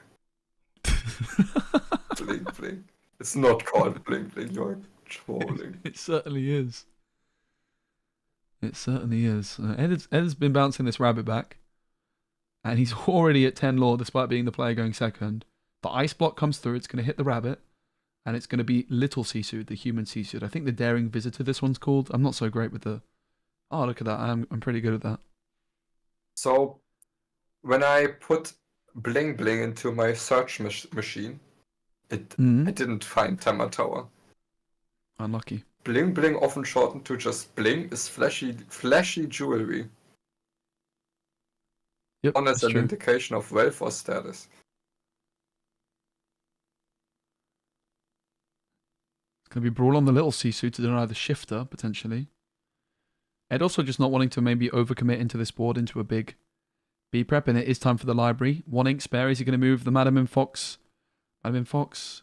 It's going to be the 1-drop Diablo instead of moving the Fox into the library, which is an interesting decision. But the subtext is Bling Bling. Yeah, Tamatoa Bling Bling. I thought the name was just Bling Bling.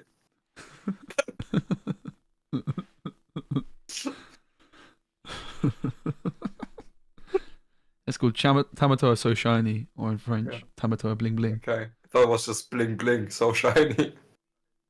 And the Flavisham comes through, but Ed's got another one of those brawls. Tala comes through. That is going to be playing around the Sisu a bit. Interesting decision now for Scott. He's already got 2 Sisus in hand.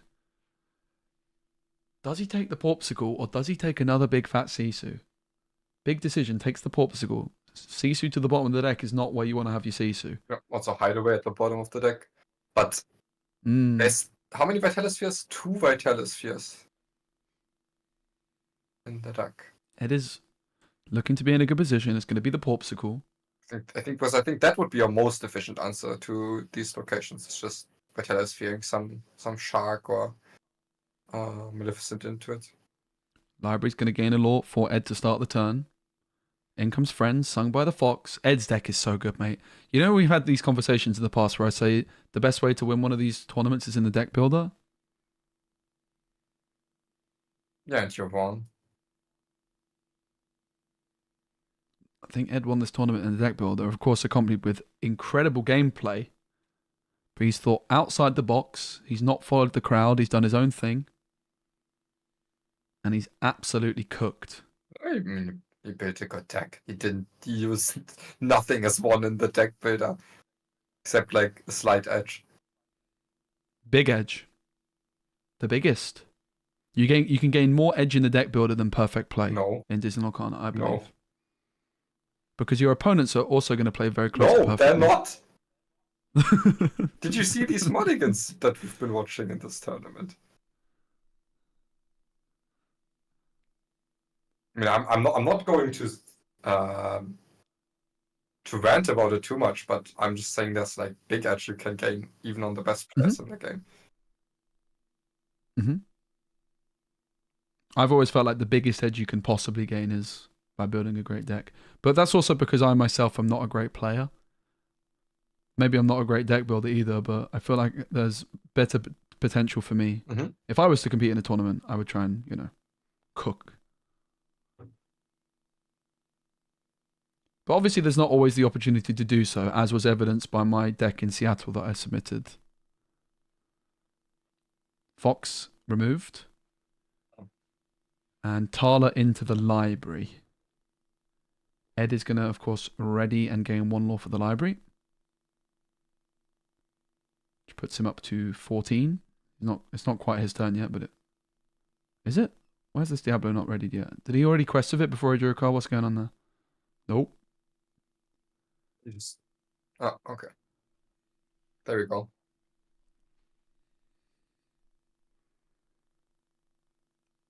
So Ed, if he quests with both, is up to 15. But he's going to challenge and draw 2 cards, mate. Ed's deck That's is crazy. to beat this deck entirely? Yes. But like if the red-blue deck was just playing like 4 Tamatoa and a dime, it would be like quite close. But like with 0 dime, 3 Tamatoa, yeah, exactly. Against this particular version, it's actually like the trade-offs that Scott has made in their deck to be better against other decks and worse against red purple. Edmund's way of taking over is completely capitalizing on that with the slow library for Rabbit, no Genie for Tremaine game plan. I can't believe how well this has gone for Ed, despite going second. I thought it would be a little bit more of an uphill battle. I still felt like they were in a very good position, but this has been convincing so far with an abundance of cards in hand. Terrain will be taken up by Sisu, but the library stands tall. One more lore gained for the library. Ed gonna ready and draw. So many cards in hand. It's at that stage where he has so much ink he could start cycling goats if he finds them as well. I mean, the red purple matchup is also the main matchup where Dime is still seen playing.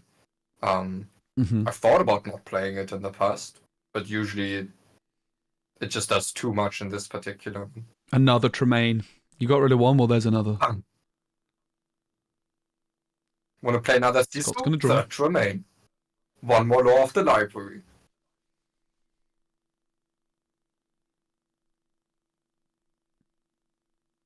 This is clearly an A-tier deck versus a B-tier deck right now that we're seeing. Well, you didn't even want red purple in the A tier, did you? No. But this is, I think my comments have aged quite well. No, they have not. Not with the Sapphire, but I mean Ruby Amethyst had the worst conversion rate. No, that worked quite well. That I can agree on. Actually, technically it was Sapphire Steel. Because I had like 7 players and no one made top cut. Yeah. But there was a lot. Yeah, I think Ruby Amethyst actually had a worse performance in the main tournament overall, which I think also highlights the deck building, making the difference for Ed. Look at that. Is that a third Tremaine or is that a bounce Tremaine? I think it's the third Tremaine, mate. That's crazy. Bro, Ed just is absolutely cooked. As soon as I saw Ed's deck this morning, I was impressed. Yeah, it's like the Genie was a great card. But it was always interesting to me how in this matchup it was actually like so much worse than Rabbit. 2 cards drawn off the library, did you forget? He just shows him the goat and the snake. He just has it already. He's got the goat, the snake, because the library was going to tick along, right? He goes to 17, he plays the goat, he goes to 18, he snakes. But he's at 19, and he can play the goat again, he's at 20. Oh, I'm not sure what was the conversation before goat, snake being shown, but unprompted, I'm not even sure if prompted you are allowed to. You are not allowed to just show your hand. Just like, you can, by the way, I'm winning this game. Yeah, it's like hidden information error. You're not allowed to do that. At least technically. I know it means, okay, you go to 17, you go goat bounce, go to 19, and then you have a goat and you win. But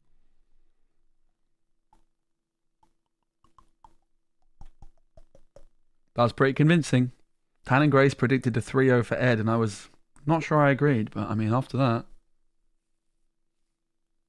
looks pretty good for Edmund Chu. It's insane that the draw from Word is showing the work it does compared to the Genie. Yeah, because it wasn't about the character sticking to the board, but those extra cards. Moyen the fun police, I know. Moyen the fun police. Well said. Yeah. Couldn't have said it better myself, honestly.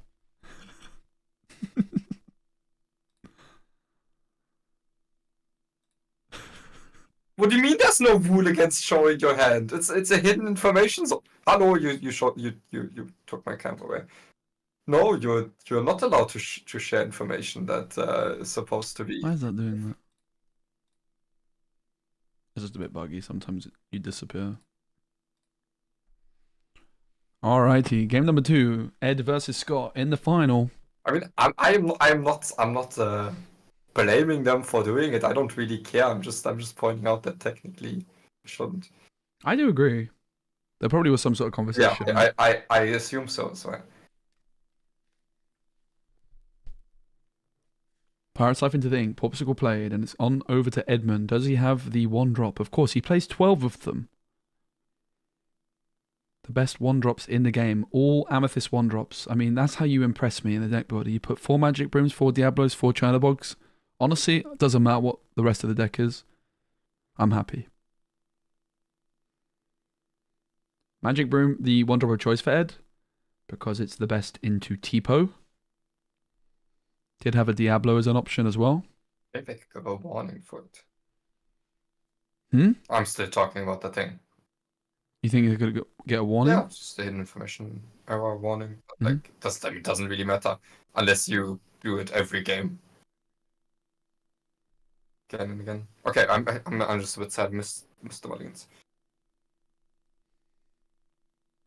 It's going to be China Bogs. Oh, are we seeing the Shinmiri special? Actually, banishes the broom.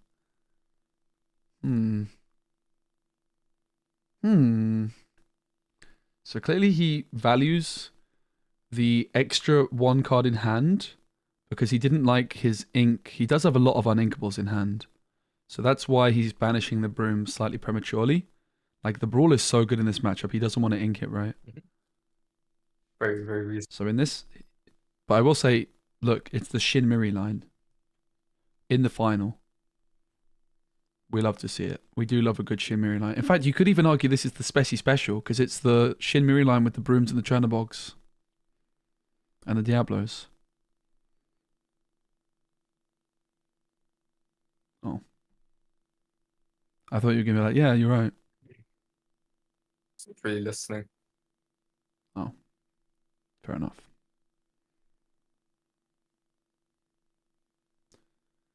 So for Scott, he's at 3. He can go to 4 this turn. Flavisham, Tala would be the obvious turn 4 plays. Tala is the one in hand. Tala it's going to be. It's Tala and B prep. B prep onto the bottom, Tala back into the hand. This was the opening that they were really craving for the game before, when the Flynn hit the board turn 2. And then the very best opening that Blue can have is just ramp into the Tala. Goat and Broom with the 2 draws, one from the China Bog, one for turn, which gives Ed a little bit more freedom in what he inks. The Broom, the Brawl, and the Goat are the options. Doesn't exactly have a clean play this turn. It's going to be Goat into the Inkwell. It's just going to be a 1-drop Magic Broom and nothing else. So Scott surely getting a read that Ed has got a very awkward hand here in terms of uninkables. 2 of those Tremaines and that B prep. So Scott might be able to smell some blood here. The Tala's going to sing How Far I'll Go. Tipo and Porpsicle are the options. Surely the Tipo into the ink, the Porpsicle into hand. That is exactly what's going to happen. Then playing the Popsicle first gives you the option of maybe hitting the Flavisher. Playing the Tala first gives you the option of maybe inking something that's not the Tala Tower. They decide to go for the Popsicle first.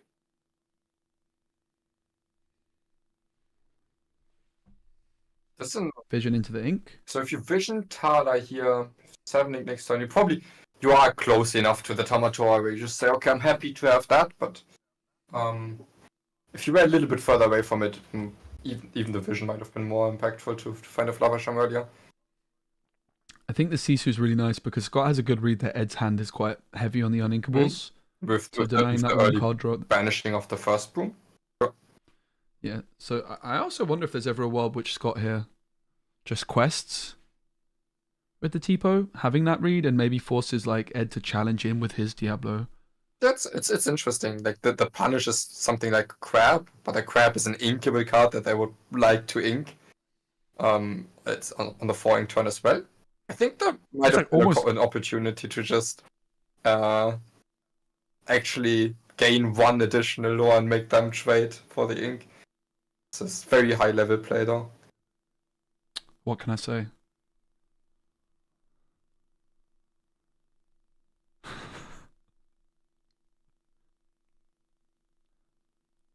Yeah, almost in like every situation, the Tipo is going to take out the Diablo to explain, but in this context, we can obviously see Ed's hand being heavily uninkable, and with the way they've been playing, Scott might be able to make that read. Also, Tala so there might have been an option from here.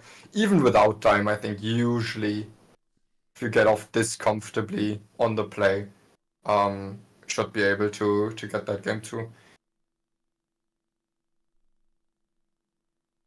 Because it's not just the hold onto the board and the ink advantage they have, it's also a Tamatoa and a Flower Shaman hand.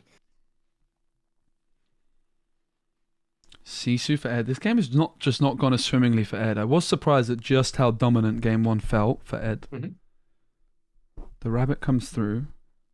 Scott's going to draw. Flavisham, Tamatoa, Sisu, and a sail comes into hand. And it's 7 ink currently available for Scott. So could ink and play the Tamatoa? I think a big part of why it was so comfortable was, like last game, having to ink a Flower Charm and the Tamatoa to get to beat prep. And then after that, also never having a Vitalisphere to deal with the library, and then kind of snowballed a little bit.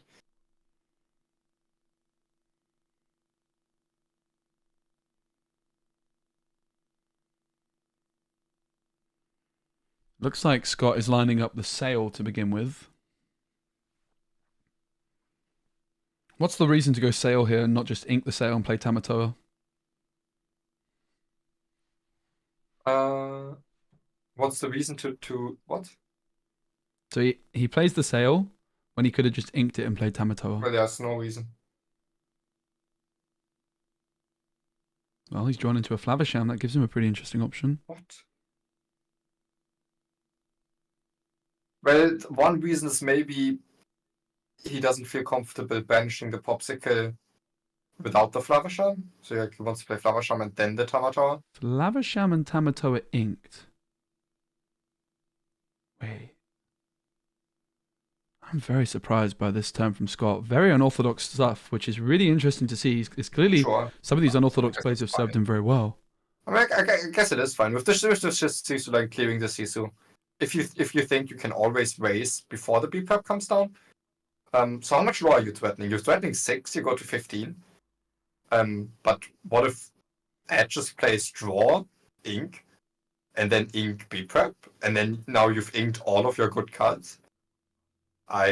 Very fascinating lines from Scott. He's going to turn sideways. Scott has suddenly become an aggro deck. And he's questing away. Now you can just lose to B prep Tremaine. I don't think you would ever lose games like these if you just play and it's B prep. That turn. Wow. No, this game has taken an unexpected turn. Not reasonable at all. Flavisham now does come through. So the one card that they did keep in that hand when they Sisu the Sisu, because they could only have one card in hand at the time, was the Flavisham, which is reasonable, but I do think there's an opening for Edmund to get back into this game that didn't really need to be there. I mean, it looked like Ed had no chance. Yeah, but Scott inking the Tamatoa, inking the Flavisham. Okay, so the Flavisham gets to draw again. That's unless there's also brawls. There is a brawl. And now the Maori's on the board, but all it does is protect off Tremaine. Well, the bling bling has showed up just on time. It's a good moment for him. But also Tremaine threatening to remove a full Maui here. It's going to be the Popsicle played, Sail drawn. So it's Hideaway Sail and Vitalisphere Sisu for Scott. Ed was always in control. Maybe Erebos. I felt like Scott was in a good position. Ed with such a slow start. Well, Ed was not completely out of it yet, but I think he was not in control at all. If you just play Tamatoa on 8, Ink Sail, you have Flavisham, Tamatoa gets to Quest before the B prep ever happens.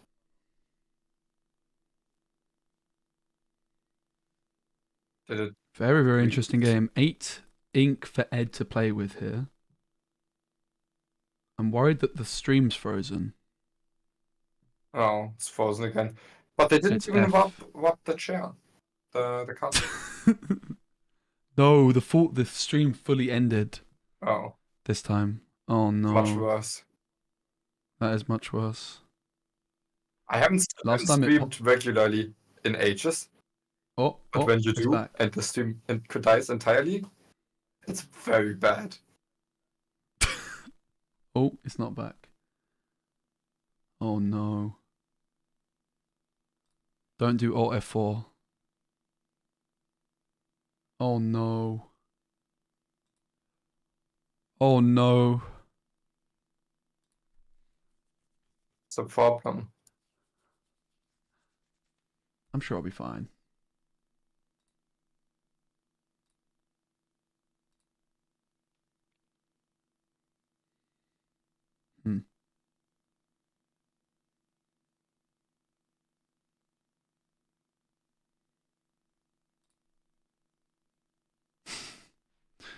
Hmm. I mean, what I will say, there is one positive for this. All the people that are trying to refresh and are confused probably come here. Like, there's going to be a definite spike in my Twitch graph when the stream goes down. Yeah, that's Genuinely. the positive you take from this. I was wondering why the viewer numbers going up when we're not watching the turn.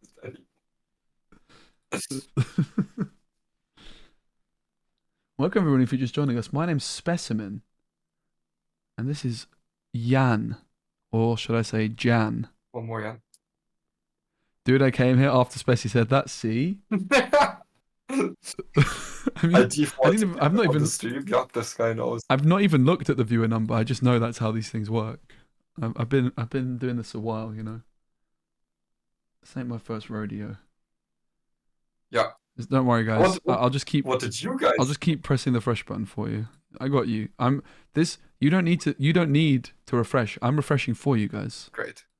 So what do the new viewers the keyboard think shortcut? about the innovative Sail double ink shift Sisu line instead of playing? Oh, is it back? Thank you, Edrin, for the Prime. Did you know if you have Amazon Prime, you get a free Twitch Prime? If you have Amazon Prime, you get a free Twitch Prime sub, and you get no ads. Did you guys know that? If you have Amazon Prime, you get a Twitch Prime sub. Jeff Bezos gets out of pocket. I get money. You have no ads. Everyone's happy.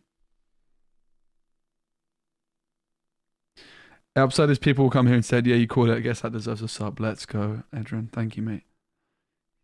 Now you can leave. I've got all I need from you. Honestly, you can go now. Thank you. I'm kidding. All right, I'm kidding. I'm not. I guess I don't need to refresh anymore, do I? Finally, Moyen can no longer complain about what blue plays. Yeah, I'm sorry. No, I'm not sorry. I'm not complaining. I'm just analyzing. Yo, Ralph, thanks for the Prime. Appreciate it, mate. Cheers. If you guys are watching on YouTube, please give the stream a like. Make sure you subscribe to the channel as well. We're going to be covering all the decks. I'm going to be having an interview with Ed, I'm sure. If he'll allow me. He is a friend of the channel. Tell, thank you very much for the Prime. I appreciate it, mate. We were doing some bracket predictions earlier, and I pulled off the best bracket prediction of all time, especially on the right side of the bracket here. So, as you can see, I predicted Zach Bivens to lose, which was wrong. Then I predicted Kurt to win, which was wrong. I predicted Matthew to win, which was also wrong. And I predicted Scott to win, which was also wrong. So as you can see, I'm very knowledgeable about this in Lorcana. You guys should definitely subscribe for more top tips. The good news is, I predicted Ed to win the whole thing. So that's gone kind of well so far. Thank you so much, Tailgun and Ralphie and Edwin for the primes. I appreciate you, mate. Speci has orchestrated all of this to earn more subs. Yeah, those 3 Twitch Prime subs are going to change my life, mate. 5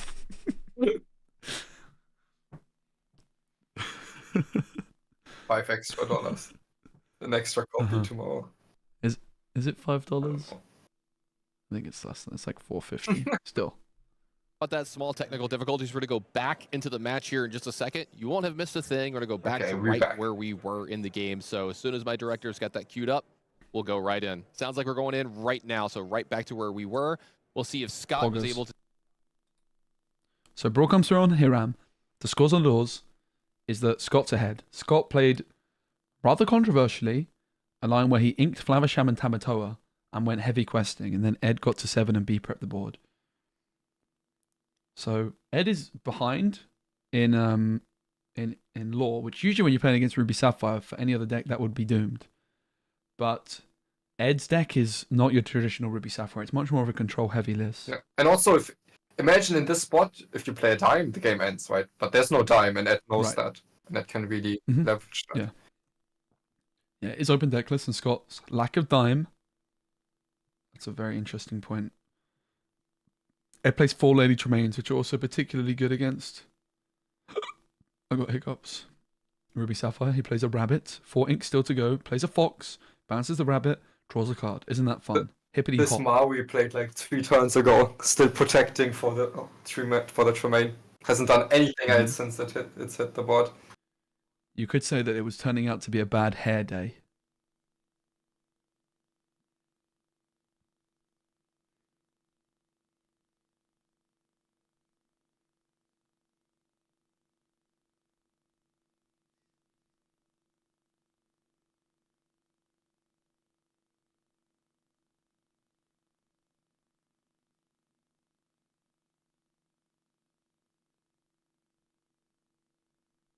Please say something. Oh, I can't hear you anymore. Oh, yeah. I was waiting for you to say something after my joke, and you just never said anything, ever. It was supposed to be The awkward silence got so long for me that it was actually too much. I was so convinced I was going to... I was so convinced. Just for the record, it's the Merlin Rabbit. It's the flavor text of the Merlin Rabbit. It was turning out to be a bad hair day. Yeah, I mean, I can't... And the I don't know all the flavor texts. No, The viewers think it was your noise gate. Maybe if you listen with your whole heart, and the ancestors will guide you, mate. Whose flavor text is that? Grandma Tata, the keeper of ancient stories. I just read it. It's on the left. Scott's ahead though, 2 lore away. Ed needs the big red button. Does he have it? Scott just 2 lore away. No goats in Scott's deck. Ed has a fox. Is he afraid to use it? I doubt it. Friends on the other side could be an option if he has it in hand. Ed, of course, winning game 1, despite being the player going second. He was also going second in this one. Fox into the inkwell. It's B prep. He didn't even quest, mate. Ed. He's like, yeah, okay, that was not my finest moment, but he's kind of like, it's already over. I mean, it's not that it's over, but it was. Now it's over. Man, if Ed just quested with the fox, it all could have been a different game. Yeah. He's going to be kicking himself tomorrow about that. I mean, some of the time it makes a difference when there's no... No, it's 1-1. Ed lost this one.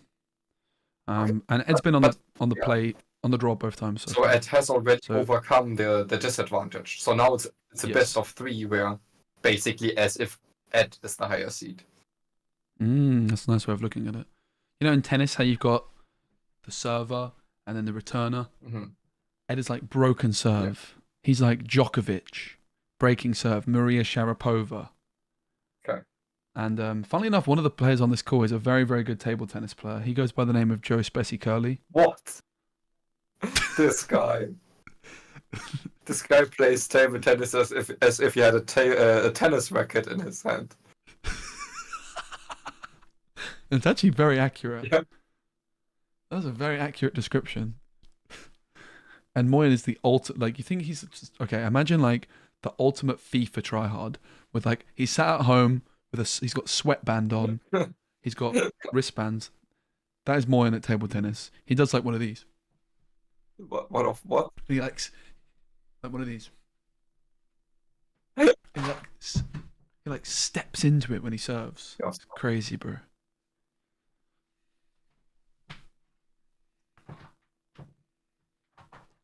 Like, I'm pretty good at table tennis, but playing against you is miserable. I usually bring my table tennis racket to Lorcana tournaments. Yeah, that's right. He has his own table tennis racket that comes in a sleeve. And I was like, oh, can I use that one? He's like, no, you can't. You can use the other one. It's going to be Chanabogs and Flynn. And this is obviously where Ed's going to be utilising the advantage of going first. He's like thinking, maybe I should have gone for the Shimmery special. That's where the one of Queen of Hearts could be clutch. With the Ice Block on 1 against followers on 1. Ed does have a tendency to... Can he do that? Didn't he? Can he do that? Huh? Wait, did he quest and then ink and then banish it or what? Maybe. I thought he did. I wasn't paying that much attention. I mean, but I feel like... Chat? Anyone? Uh-oh. Did it freeze again? Oh, it so did. Oh. Oh, it's back. Just force for that judge call. Queen of Farts cleans Oh. up. Oh, it doesn't clean up the Chernobog's because it's not there. Because it got banished. Okay, so they did. That's the difference one between of Queen of Hearts, and it would have open deck really list, punished them. open deck list, closed deck list. The China boy from Ed catching. It's going to be little Sisu on Flynn, but the Flynn did not trigger because the Queen of Farts. Even though it didn't challenge the China boy, it did stop the Flynn. But you didn't. It means that Scott is at 3 ink, which is not what you tend to want to do when you're playing Sapphire, is it? Sisu's going to sing Friends. Sisu can obviously quest for 2, so it's not the cheapest card in the world to sing Friends with, but It's especially potent for the game plan of Ed, where he really wants to win this long game and wants Scott out of cards.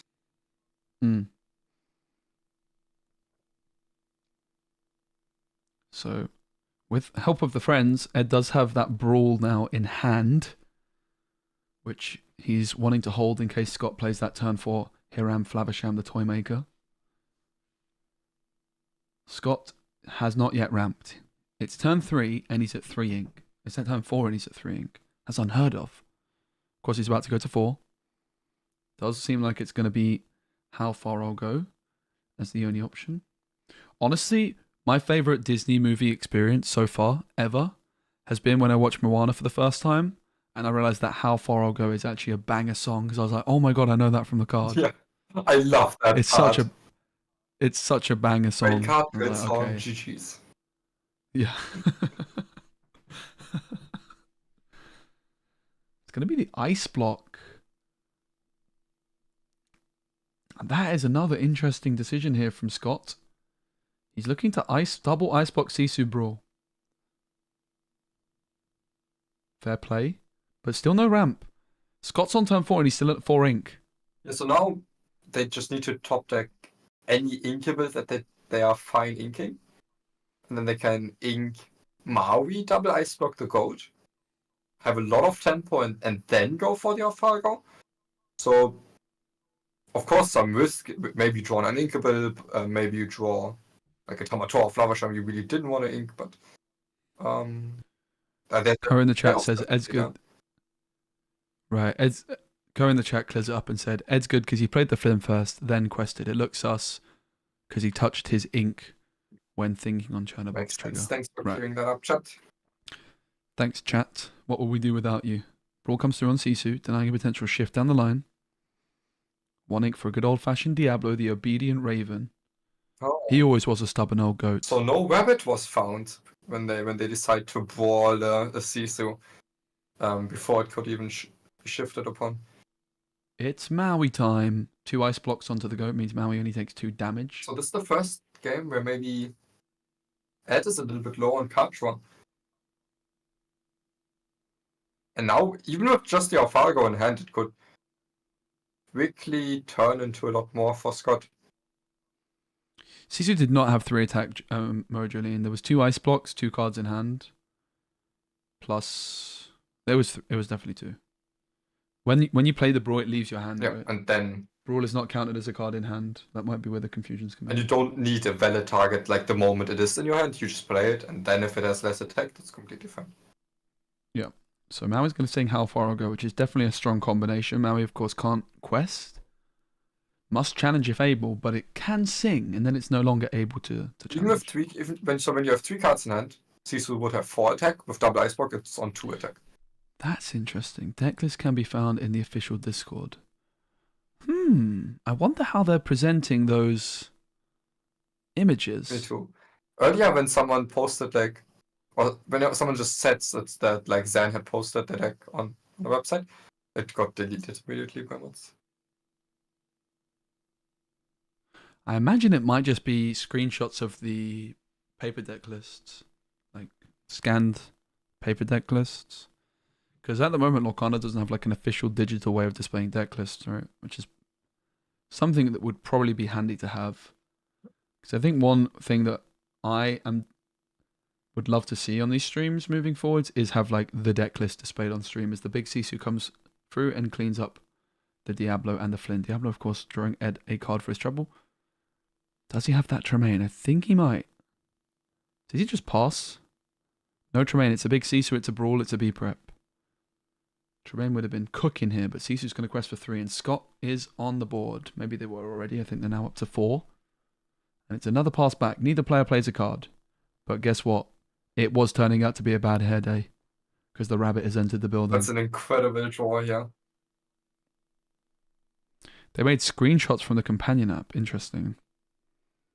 That's my favorite way of sharing deck lists with Moyen. Yeah. Whenever he does that, I tell him, I'm not looking at that. Get me a proper deck list, or I'm not doing it. I like the companion app. It's handy. Like, did you see the like multiple screenshots of the companion app, and then tells me, yeah, but there's also this and this card that's not properly showing.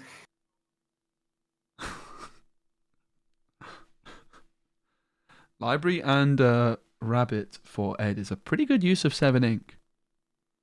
Scott now in a position where, of course, he can quest. Oh, Judge Call, I guess. Let's listen. But there, because he has to play around it so much, so you see him hesitating in the spot. Do I want to add another character to the board? Do I want to give up a 2-for-1 here? Possibly a 3-for-1 or 4-for-1 because the characters the player are going to draw cards off this library as well. It's a really hard spot for him to be in. Yeah, it's one of the reasons that I love library so much. Looks like we are a little bit ahead in the. Wait, what happened? So Sisu challenged the library. He played a half shark. Ed played Tremaine. The Sisu gotten rid of. So Sisu challenged the library, then Ed played Tremaine, and then Scott played half shark. 1, 2, 3, 4, 5, 6, and then it's Ed's turn again. We missed the whole turn. Nice, great. So Sisu challenged the library.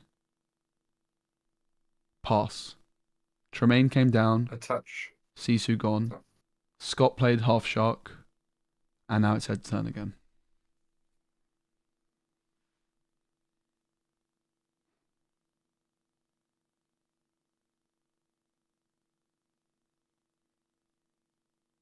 It's going to be Rabbit that comes through.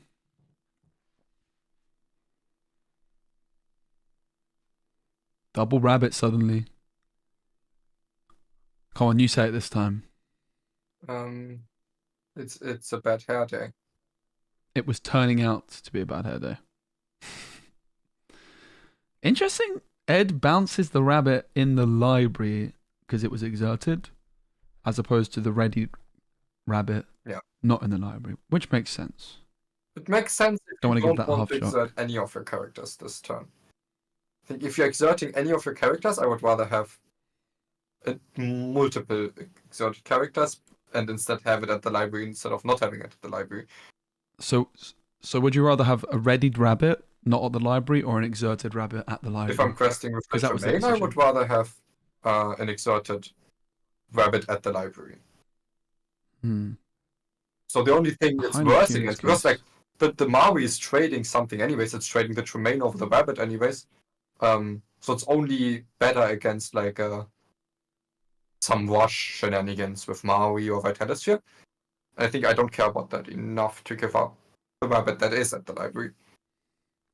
This is a 2-strength Lady Tremaine because the ice block targeted it before the Flavisham banished. And of course there's another ice block ready and waiting as well. Scott's going to challenge the library. Yeah, big thing with as soon as these ice blocks are set up as well is that the Sisus come swinging in full force, as the removal package that Scott has opted for is 2 B-Prep, but 4 big 8-cost Sisus. And there's a lot of 3-strength plus characters in Ed's deck as we see the legendary Enchanted Sisu take out Scott's Hiram Flavisham, and Ed is now up to 16, threatening to win the game in the next turn if Scott's not careful. Pirate's Life in hand though for Scott. Could stem the flow. No B-Prep. And I mean, I think we have to go back, Jan, to this decision to play the sale, Ink, Flavisham, Tamatoa from Scott in the early game. You mean in game 2? It wasn't this game, was it? No, it wasn't game 2 that he won. Oh. I mean, I still think that was like Giga I guess War, we don't have to then. But in game 3, I guess we don't have to think about that then. Okay. So what went wrong for Scott in this game? It's been a long one because of all the pauses. My apologies. Maleficent comes through and hits Sisu. Yeah, so this was a game where there was no ramp from Scott, right? And Scott had no ramp and just played like Queen of Hearts on 2, Sisu on 3. It was just... So he stemmed the flow from the Sisu, from the Flynn, right? Like the Queen of Hearts cancelled the Flynn, but that meant there was no ramp. Yeah. And then, so maybe it was just a story about the power of Flynn Rider, right? Because it stopped Scott doing what he wanted to do. No, it didn't. Scott also just didn't have what he wanted to do. Okay. But yeah. Okay. So, there was no ramp available, as far as I know. I also want to go back to that decision on the rabbit versus the exerted rabbit in the library or the non-exerted rabbit. The reason I think Ed decided to favor the readied rabbit, not the library, is because he just wants to bounce these rabbits back as many times as possible. Like his lose condition is that Scott has some kind of rush, and he just feels like in a really confident position in where he's at. He didn't feel the need to. If it's just about the card draw, then first something has to trade your library, and then also something has to trade the Tremaine, which is more important than trading the rabbit with the extra lore already, and that many cards in hand. But in general, I think it's also fine to make that decision based on the assumption that you think if they need to trade the library anyways, and if the library is gone, then I would rather have a ready character than an exerted character. Specifically a rabbit, right? Mm-hmm. I mean, any character you'd rather have it ready than exerted, at least usually, unless for very niche circumstances, such as Peter Pan, which says you must challenge before you can quest. If this is exerted. So I mean, the Pirate's Life. I mean, suddenly it's a game. Does Ed have the big red button? He's got so many cards in hand. I think Scott here is saying my out here is that Ed does not have to be prepared, and he's extending into it very heavily. Does Ed have it? Fox on the board. Is he at? Yeah, he's at 16. I was gonna say, so many cards in hand. There's 2 B preps. Ed has 2 B preps. Bam. And the Diablo. This Diablo is actually that's broken. Bam. That's just inks the crab, plays the Diablo. Could have played the crab. Yeah, but this Diablo and inked the Diablo. Yeah, it's broken.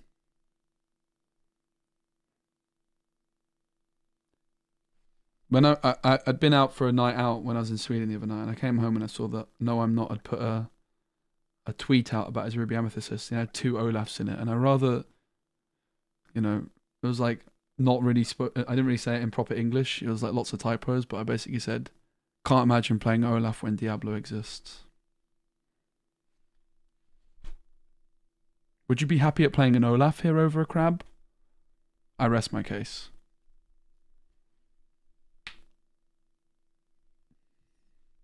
It was a fun weekend, Samir. I very much enjoyed it.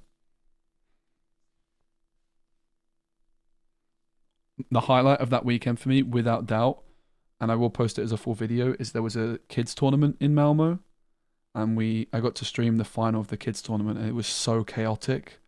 It was so good. There was drama, there was daisy ducks everywhere, mate. There was a Shift Mulan for the aggro meta. Oh, it was so awesome. Rip Samir. You can't win them all. You certainly cannot win them all. Sisu. Ed is 3 away. It is not over. Rabbit. That's not a goat. Okay, now we're talking. Now maybe you can win them all. And the library. Pretty good use of ink. 10 ink. Rabbit Sisu library. This is definitely something Ed's done well with Ruby Amethyst in the past. He said like 11 is a good threshold for him in the past, because he could go like B prep, Queen's Castle, for example. Now with the library, just being able to go wide with the library or putting multiple threats down, part of the powerful aspect of locations as we see the shake of the head. Look, the B prep comes through, and guess what? Library's still standing tall, and the rabbit draws. Ed is going to gain 1 law for the library. The Hiram Favisham, though, first is going to draw a couple of cards. Still quite a bit of ink left. I think 6 for Scott. It's going to be 4 on a Not Tala. even after inking would be enough for like Vitalisphere, Shark, Banish, Vitalisphere. The library, the difference maker right now. This is a big old game because... Oh, the hideaway! Okay. See you later location. So Ed is still stuck at 17. Where are the goats at, Ed? There's a Brawn on the toy maker. Yeah, which preserves the second B prep for a while without There's a giving Sisu. up more value for Scott. And there's a Broom. And even... Do you think there's ever a world he should have played the Broom and just sacked it immediately? How many cards does Scott have? So if... Quite a lot. Oh, just 4. Then maybe. Okay. Because I don't want Sisu to banish both cards here. And if that's a possibility, I think I'd rather get rid of the Brew. But if that wouldn't be a possibility, then I would love to have 2 threats against something like a Maleficent. I mean, I think... Was it this game where there was a couple of goats that went into the Inkwell for Ed? No. He definitely... There was like one game he had to ink quite a few goats early on. I'm not sure if it was this one. This game. It's all a bit of a blur. This game's had like stream Two goats interruptions and ink, stuff, right?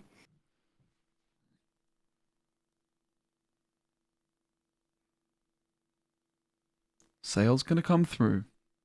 Ed is struggling to cross the finish line here. This is where the goat is the winning card for him. And Scott is, body language-wise, not looking too happy, but finds the toy maker. Yeah, didn't find Which seems like the right... Sisu. And now... He needs to clear at least one of these cards or it's he over. needs to play Pirate's Life and just stall again. Yo ho ho. Give me a career as a Buccaneer. That's going to put Scott up to 10 and Ed down to 15. Was this Tyler not played this turn? It appears not. Or was Vision? Ed Vision? Ed is looking Vision. a little bit uneasy. Wait. Goat, B prep. He didn't draw though, did he? I do kind of agree you're not allowed to do that, but he doesn't care, mate. He does what he wants. He needs to draw. He just plays Go and B preps himself without following the game state of drawing. I mean, I feel like he probably shouldn't do that. I'm not gonna lie. I mean, this one's even. This one's I'm better kind of than on your... the one where you just chose his hand. But it's fine. Kind of.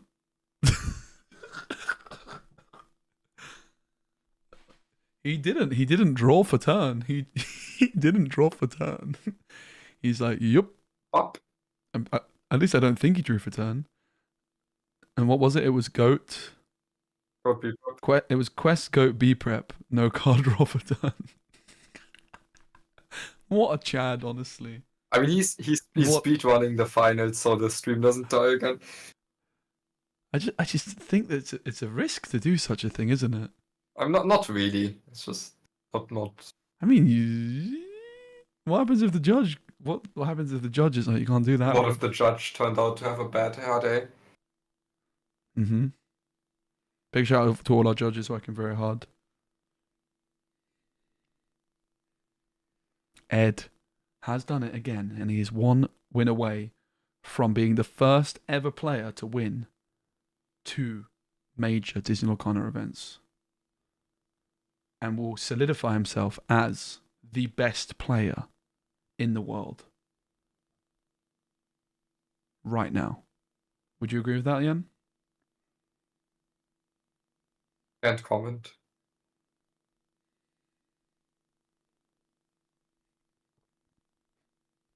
For me, Ed's already solidified himself as the best deck builder in the game. Nah. Yep. I mean, I called it right at the start of my video earlier. In my top 16. As soon as I saw it, I was like, okay, for me, Ed's the best deck builder in the game. Well, I mean, it doesn't really matter who's specifically the best, and you don't really have metrics to decide that. But well, to me, it looks like a much better player than a deck builder. Very good player, very good deck builder. Magic Bruin's going to quest. This is Ed going second. We've seen Ed win once going second and lose going second. He banishes the Broom. Looking for something slightly better to ink and maybe looking for another 1-drop to play alongside that Churner Boy. Doesn't have the Shimmery special on this occasion for Ed. No Flynn Rider either. For Scott, he's at 3 ink. He did a bit of ramping. Could hardcast how far I'll go. Looks like he's going to ink a Brawl.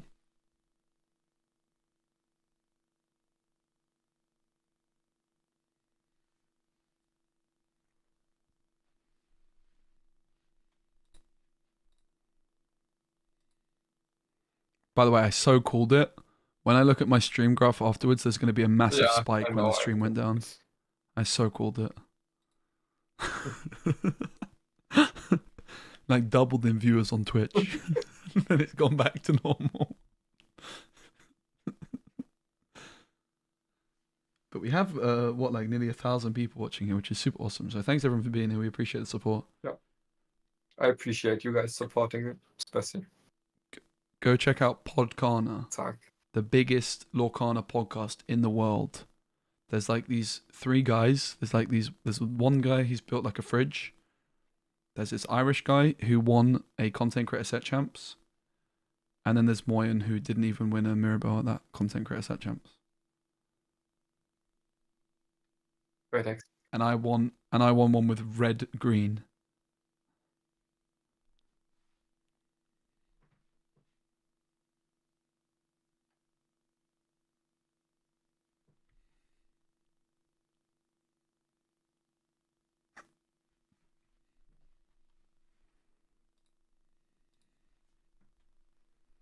Alright, so it's a rabbit.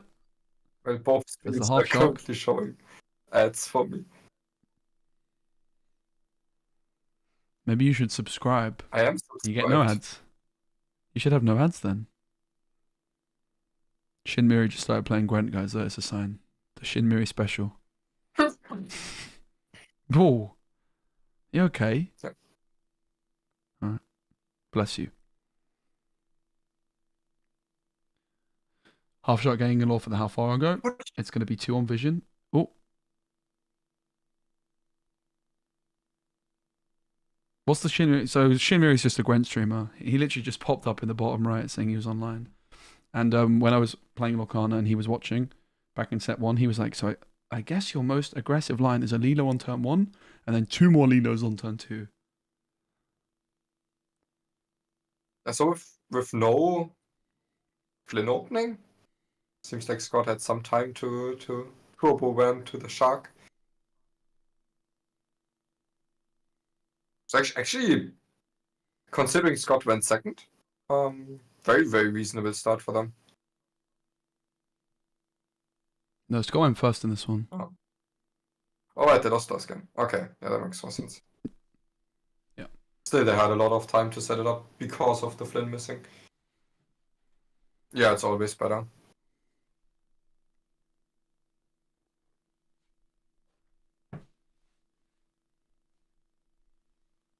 For now. Yeah, I mean, so the downside is you have a card less. You don't draw on your first turn. But There's not really many. I think that the main card in the game right now that's a major advantage when going second is the Emerald Hey Hey, which is if your opponent has more ink than you, you can add a card to your inkwell, but it's just not a card which is seen competitive play. But more cards with that kind of idea where if your opponent has more ink than you, it does something would be maybe definitely one way to improve decks when going second. The question is, would you actually play a card like that because it's bad when going first? Potentially if it's good enough going second, but and there's other cards that are better going second, like Calhoun. Calhoun is much better going second. So you just I wouldn't necessarily say it's better going second, but it definitely helps. It's very, very good going second. Yeah, going first, it's not very good. Maybe not on 2. Yeah, maybe not on curve. Yeah, sure. Sure. Gonna be a pirate's life. Yo ho ho. Ed's gonna lose 2. I want to go to the 5th game. I mean, this game's not over at all. There might not be a 5th game. No, not at all. Maybe I need to sit down. I've been stood up the whole time. I'm gonna sit down.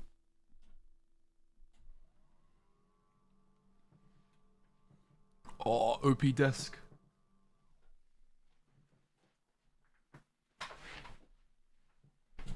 Ed is really speedrunning this. Am I watching this on 2x speed? No, it's just been sped up. Oh, right. It has been sped up for sure now. There was a bit of a technical hitch, wasn't there? So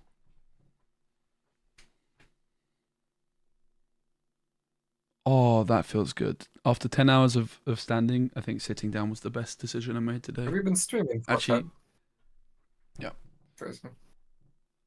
Actually, the best decision of today was inviting you on. Yeah. You know, last time we did this, you didn't even put me in the title.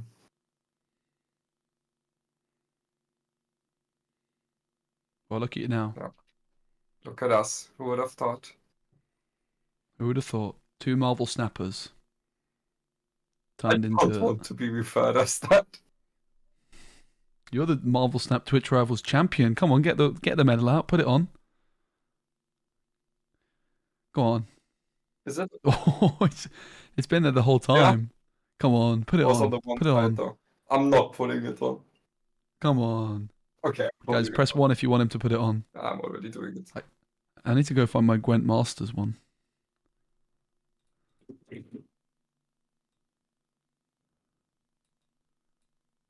Come on, give us a pose. Sorry, guys. You probably want to watch the action and not see me meme. I kind of full screened you, and I was like, yeah, maybe that's actually not a good idea during the finals.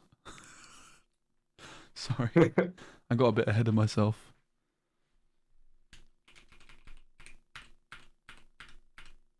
Yeah, back to normal.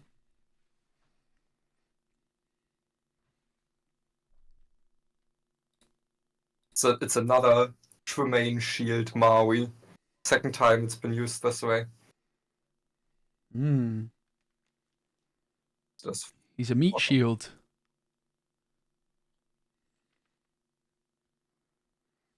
Sisu comes through and a 1 cost Diablo. Ed is 1 game away, 16 lore away from victory. Scott is 29 lore away from victory. The game might need a hand size cap. Wait, no, he's not. It's kind of crazy that he's 31.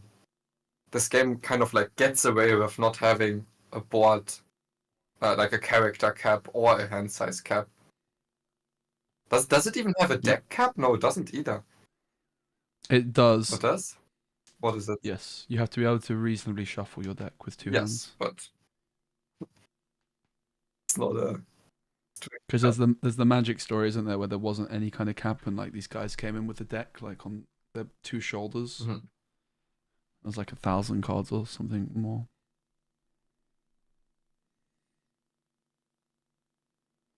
Guys, this stream sponsored by Card Market. Card Market sponsor the channel. Great place to buy singles online in Europe. Thank you, Card Market.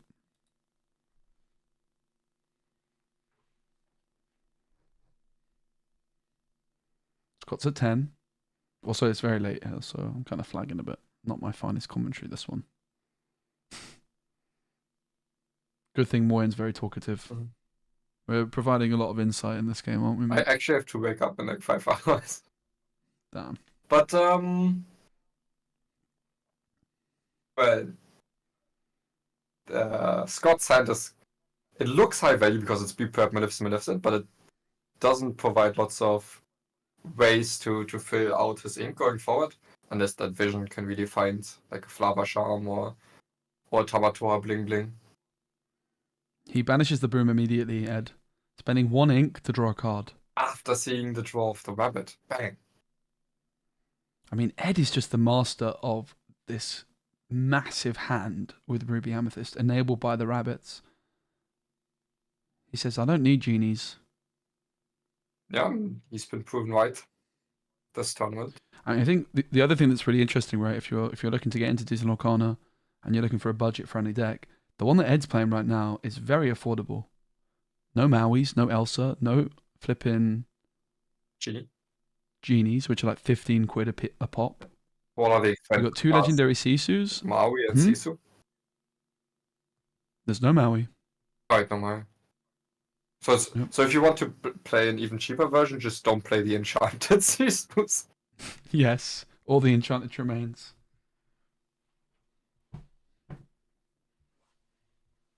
And probably stay clear of the foiled Diablos because they're worth a few quid as well.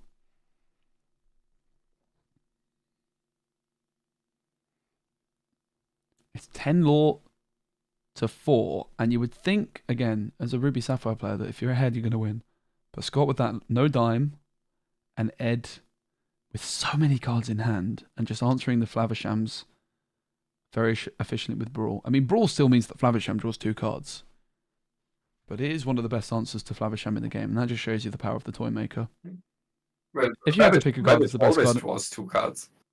Removed or not. If you had to pick a card as the best card in the game, what would it be? Would it be Flavisham? Would it be Fox? I think Fox has to be a shout, right? It's pretty good. It's not best card. There is no best card, you say? Of course there is. Yes. I said Fox is not best card. There probably is the best card, but it's quite contextual. Yeah. Contextually, Magic Boom. Right, it's never Boom.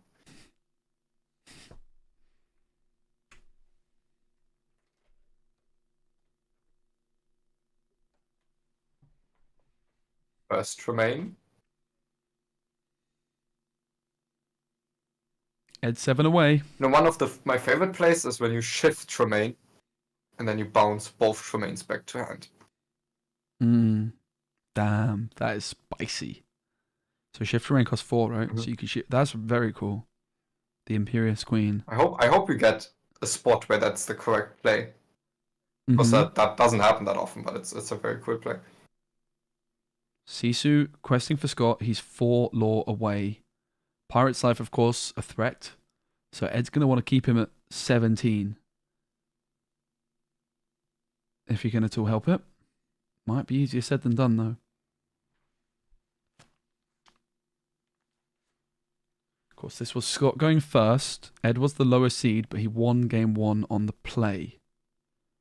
If it was a best of 3, it would be already over. But it is a best of 5.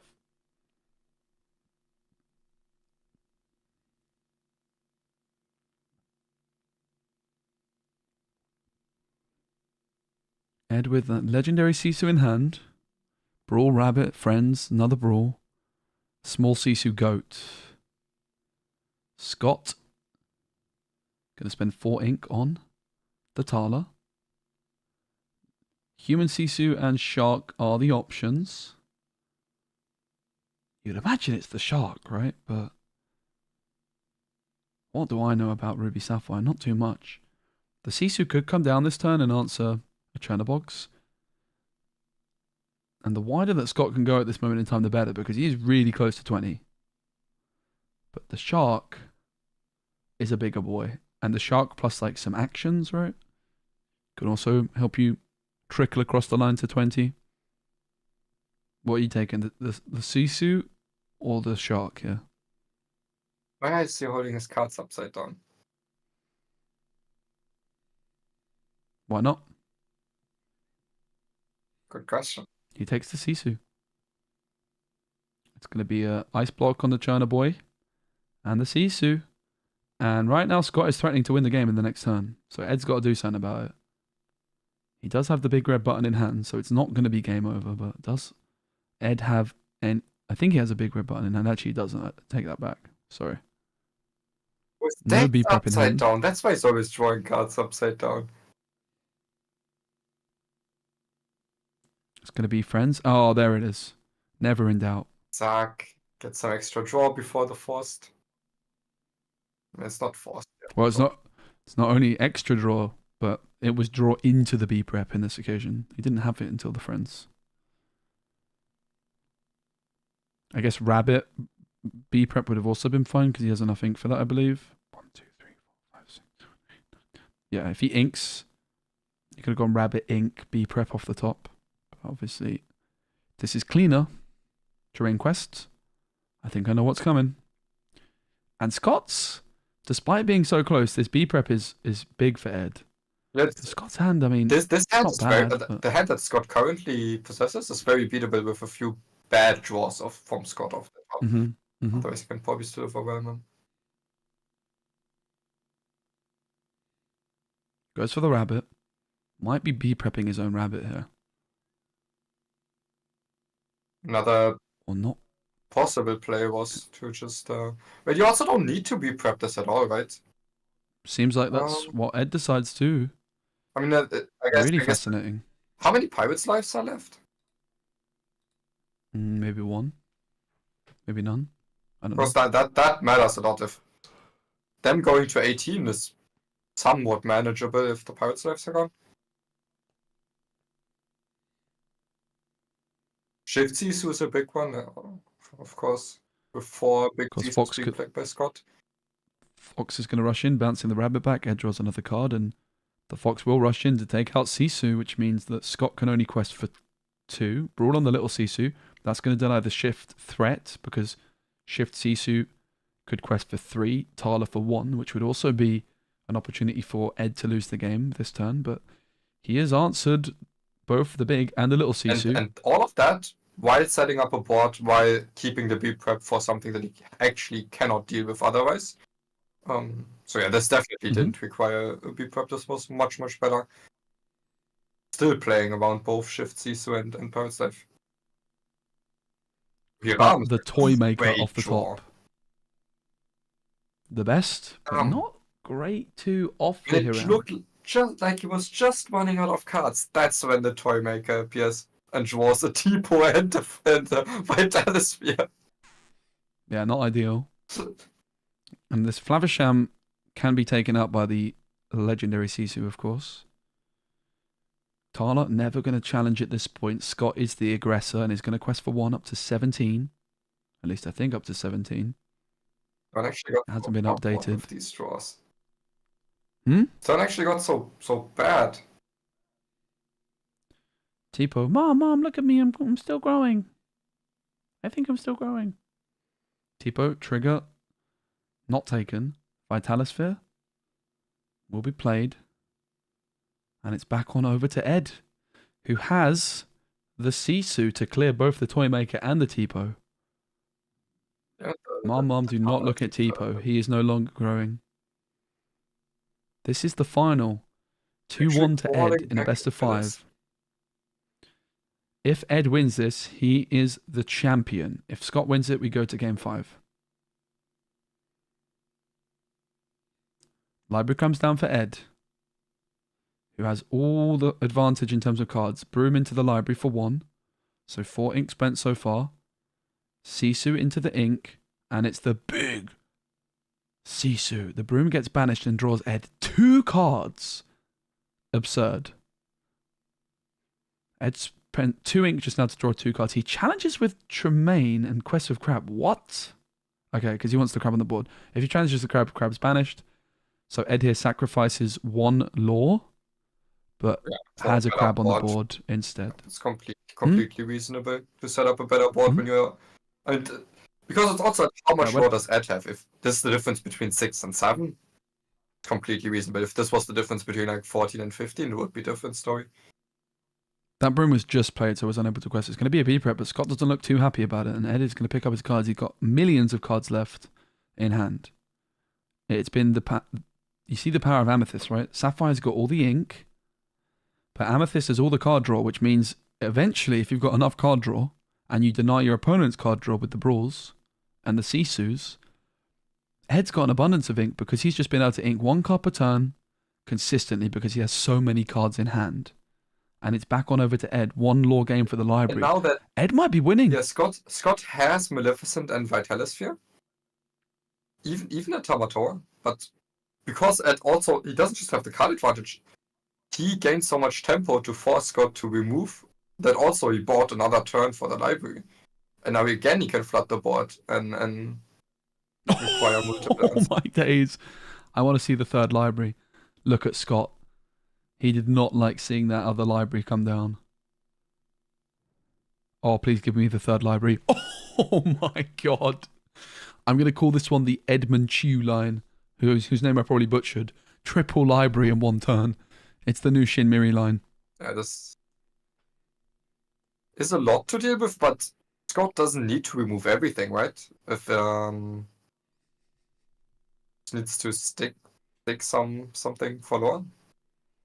In comes the Krabatoa. This is where, of course, a lucky dime for Scott would just win him the game, but he doesn't have one in his deck. Sorry, Joe. I think it's called Tamator, not Krabatoa. Oh, my mistake. Wanted to correct that. Mm-hmm.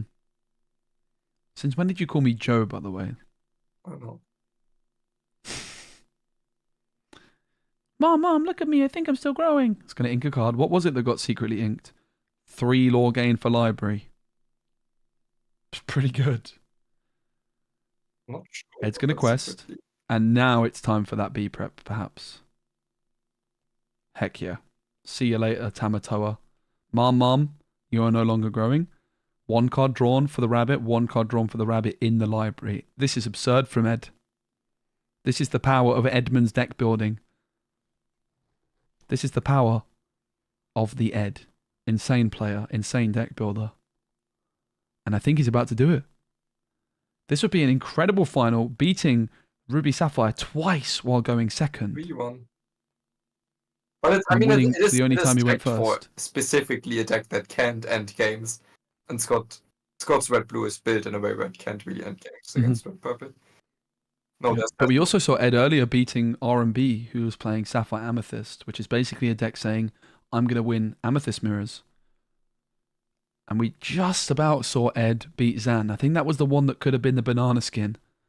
If Zan found that Diablo shift in the semi-final game 3, I think it might have been a very different final we had here. But Ed looking dominant. 3 libraries on the board. Scott has not yet given up. It's not all over. With all of these libraries, but what you can do is have something survive, and then maybe find another pirate slave if there's one left. Yep. And it's the GOAT bounce. It's game. 3 lore gained off the libraries for Ed to 17. Yeah. GOAT bounce go. Ed has just done it again. 3 times he didn't even play his last card. He didn't even draw. Ed's the champ. Ed is the champ. Ruby Amethyst, the worst performing deck of the weekend in terms of conversion rate to top cut, has won it. The only deck in the top 16. And, most importantly, I got it right. Yeah, great prediction. Yes. Got it all right. Get in. Pretty happy with that. We can pay it over for y'all to see this. We've got a huge crowd going on here. We've got a lot of people. They're standing on their feet. Come on, crowd. Yeah, everybody's standing on their feet. Edmund is your Disney Lorcana North American champion, the first ever. This will go down into history books. I want to clap so loud, too. We've got a huge crowd here. At least 150, maybe 200 people here are going crazy. Hearing some chants. Ed's got a nice little cheering section here in the front going absolutely crazy for him. You'd love to see it. You know, in all of the DLCs that I've gone to, there's been a little posse that Ed has had around him. So you know that all these players, they have their testing partners, they have their testing teams. They're backing them up. Ed, he won a Disney Lorcana Challenge in Fort Worth. Now he's come and won the national championship. He's going to Worlds. You know, we should have somebody that is both the world, national, and DLC champion. So I talked about this earlier in the day, not taking anything away from Ed. We were talking about Zan, the results he's put up. He had won a DLC. He had top 8 in another one, and he top 4'd this tournament here this weekend. And I was talking about just on pure results and how he plays. Is Zan Syed the best player in the world? I think Edmund Chu just answered that question emphatically. Ed may have just taken that spot, because I agree with you on that one. You know, Zan has performed very well in previous DLCs. But Gabriel, to be clear, it's called a joke, all right? It's called a joke. Come on, relax. I'm sure Jan does agree with you though. To be fair, that's also part of why I version said of Ruby it. Amethyst. Genie has been the talk of the I know town it for was a joke. I don't think Gabriel does. he doesn't need Maui's either. Library was the tech. I feel like those did great. I love the idea of playing the rabbits instead of the genies. We see all weekend how the rabbits have done well. Play out the rabbit against these Ruby decks. If it gets banished, you still get to draw a card versus the genie in which it would just be banished. Ed did a phenomenal job predicting the meta, teching his deck for it, and this obviously shows. Yeah, I think it's really important that you point that out. If anybody had just tuned in for, like, say, the back half of the finals, we talked about it prepping into the finals. I know. Gabriel, that is Joe in bracket in quotations. Ruby Sapphire is B tier. Bivens is losing 2-0 specimen curly to you.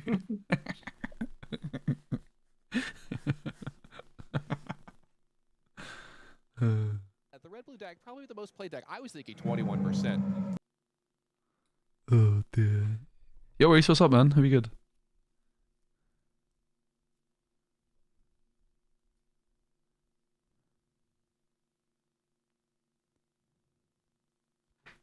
I'm going to beat it numerous. What did you think of Reese's red blue, Jan? He's in chat, so I'd rather not. He can body slam me. I have my true opinion on it. You're not a fan? Nah. Be good. Yeah, I mean, historically, Ruby Amethyst is featured matchup, so Like, Imagine there's gonna be I've tried this idea with like Flint Sisu openings in red blue, but I never liked it. Impressive play all weekend long. I think. good meta call though for that weekend, no? Yeah, and in that meta it was less bad than in normal metas. Less bad. Wow, that's very generous of you. No, I mean it was also Don't okay, listen. but I don't think it was good. Don't listen to him, Reese. He played his He's a heart out. hater. I'm not a hater. You asked me on my opinion. I didn't even want to give it.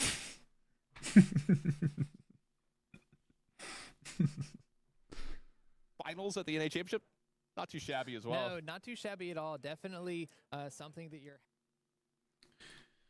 Reese was very unlucky not to get his world's qualification though, right? If he was in the like American one, the equivalent, I think the 4th seed in this one from Swiss got a hand down. Mhm. Reese being the top seed, unfortunately, did not because there was no champions that made it through to day 2. Oh. I guess statistically, there's more champions in North America, so technically, it was easier to get a world's invite in North America. Is that true or is that not true? Yeah, it's true. Yeah. For everybody at home, Also, don't go anywhere. We're not done with the already broadcast more just North yet. Americans Just a few qualified, moments, I just see 2 them getting DZ ready for it. We're DLCs. going to have the winner ceremony. We're going to be Hey, presenting Dejan. those trophies. We're going to be presenting more golden Mickeys. Don't forget, Ed gets 4 of everything it has, right? See, Yeah. foil, including the Enchanteds. Scott gets a full set as well. Those binders, by the way, it looks so heavy when they get up. They're like, oh, it's so much Enchanteds. It's so much foils. And they get a lot of extra prizes here this weekend as well.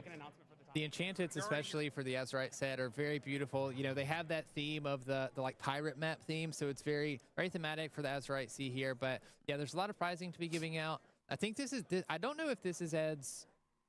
Yeah, I think it's Ed's second Golden Mickey. So I was actually going to say that. We talked about Ed. This is good. It's the second Golden Mickey. Really great. I want to circle back to Zan for just one moment. Him at Worlds, whenever he's playing in Orlando, he's going to be playing for his play set of Golden Mickeys. Yeah. He's got 3 now. So I really want to see the big Jeez. flex from Zan, get the 4th one, and just play a deck with him in it. Oh. Like, Should who be the cares, deck, right? Reese. Like, I haven't seen it. I haven't gone to locals in a while. We got a set champs on Would be Saturday though. quadruple sleeved in my deck. If I Reese is going to get absolutely cooked by the Emerald Sapphire Meta Breaker. Just like last time when he beat me 5 times in a row. Ryan Bupre earlier he was playing his Let It Go promo that you get at the DLCs. Pretty cool to see. Very beautiful foiling on all I those do it cards. with the ones as well. Any of the promos that I get, I use them in my decks if I can. I mean, this was the shiny one though. Let's go, I don't want Stefan. me. I use the one. You see what Stefan just said? Let me repeat that. He said, so shocked Ed did this with no bells, no Elsas, no genies, no reducers, no evasives. Full stop. Yeah, Speci, deck builder, and top player in the world. Thank you. That's very kind of you to say. What? You didn't build that deck. No, But the sentence reads as follow. The 2 sentences. So stoked Ed did this with no bells, no elses, no genies, no Medusas. Okay. Full stop. Yeah, Speci, best deck builder and top player in the world. Thank you. Thank you. You know, Rachel had a much better comment. What did Rachel say? Thanks for streaming it for Speci. Thoroughly enjoyed yours and Jan's commentary. Zack. Thank you. I had a lot of fun as well. Me too. Do you know what would have improved it a bit? If we were less tired. The Moitash. It would have improved it, mate. When's that returning? Can we expect a Moitash on our screens again soon? I kind of want to shave more. Maybe every couple days. I need a shave, to be honest. Okay, I'm good with that. Too. For everybody at home that doesn't know this, you don't live that far from me. You and I both live in the same state. Yeah, we both are from Louisiana, live a couple hours apart. I would say you live in the more populated area for the Lorcana community. Civilized area, as I like to call it. So, like, there's only about two stores that I can go to for set champs, but I love going to them as well. But it would be fun to travel down, maybe compete in a set champs. See, against you. I'm trying to get you down there. I want to actually play you. Shout out to Be Our Guest, by the way, if any of you are watching. I love you guys. I miss you guys. That's my local group. Be Our Guest kind of works with Baton Rouge, Louisiana. It's great. I love how clever they are with their names. The New Orleans guys as well from my area are down here to the Ducklings. They've been doing really great all weekend long. They had a couple guys competing in this and doing really well. Do you have any team names near you? Team names? What? Yeah, like Lorcana team names. Yeah, when are you coming to London? When are you going to come visit your boy? 3-hour drive. Moyen doesn't really like London. He loves Birmingham. I've heard Birmingham is his favourite place in the world with his favourite food.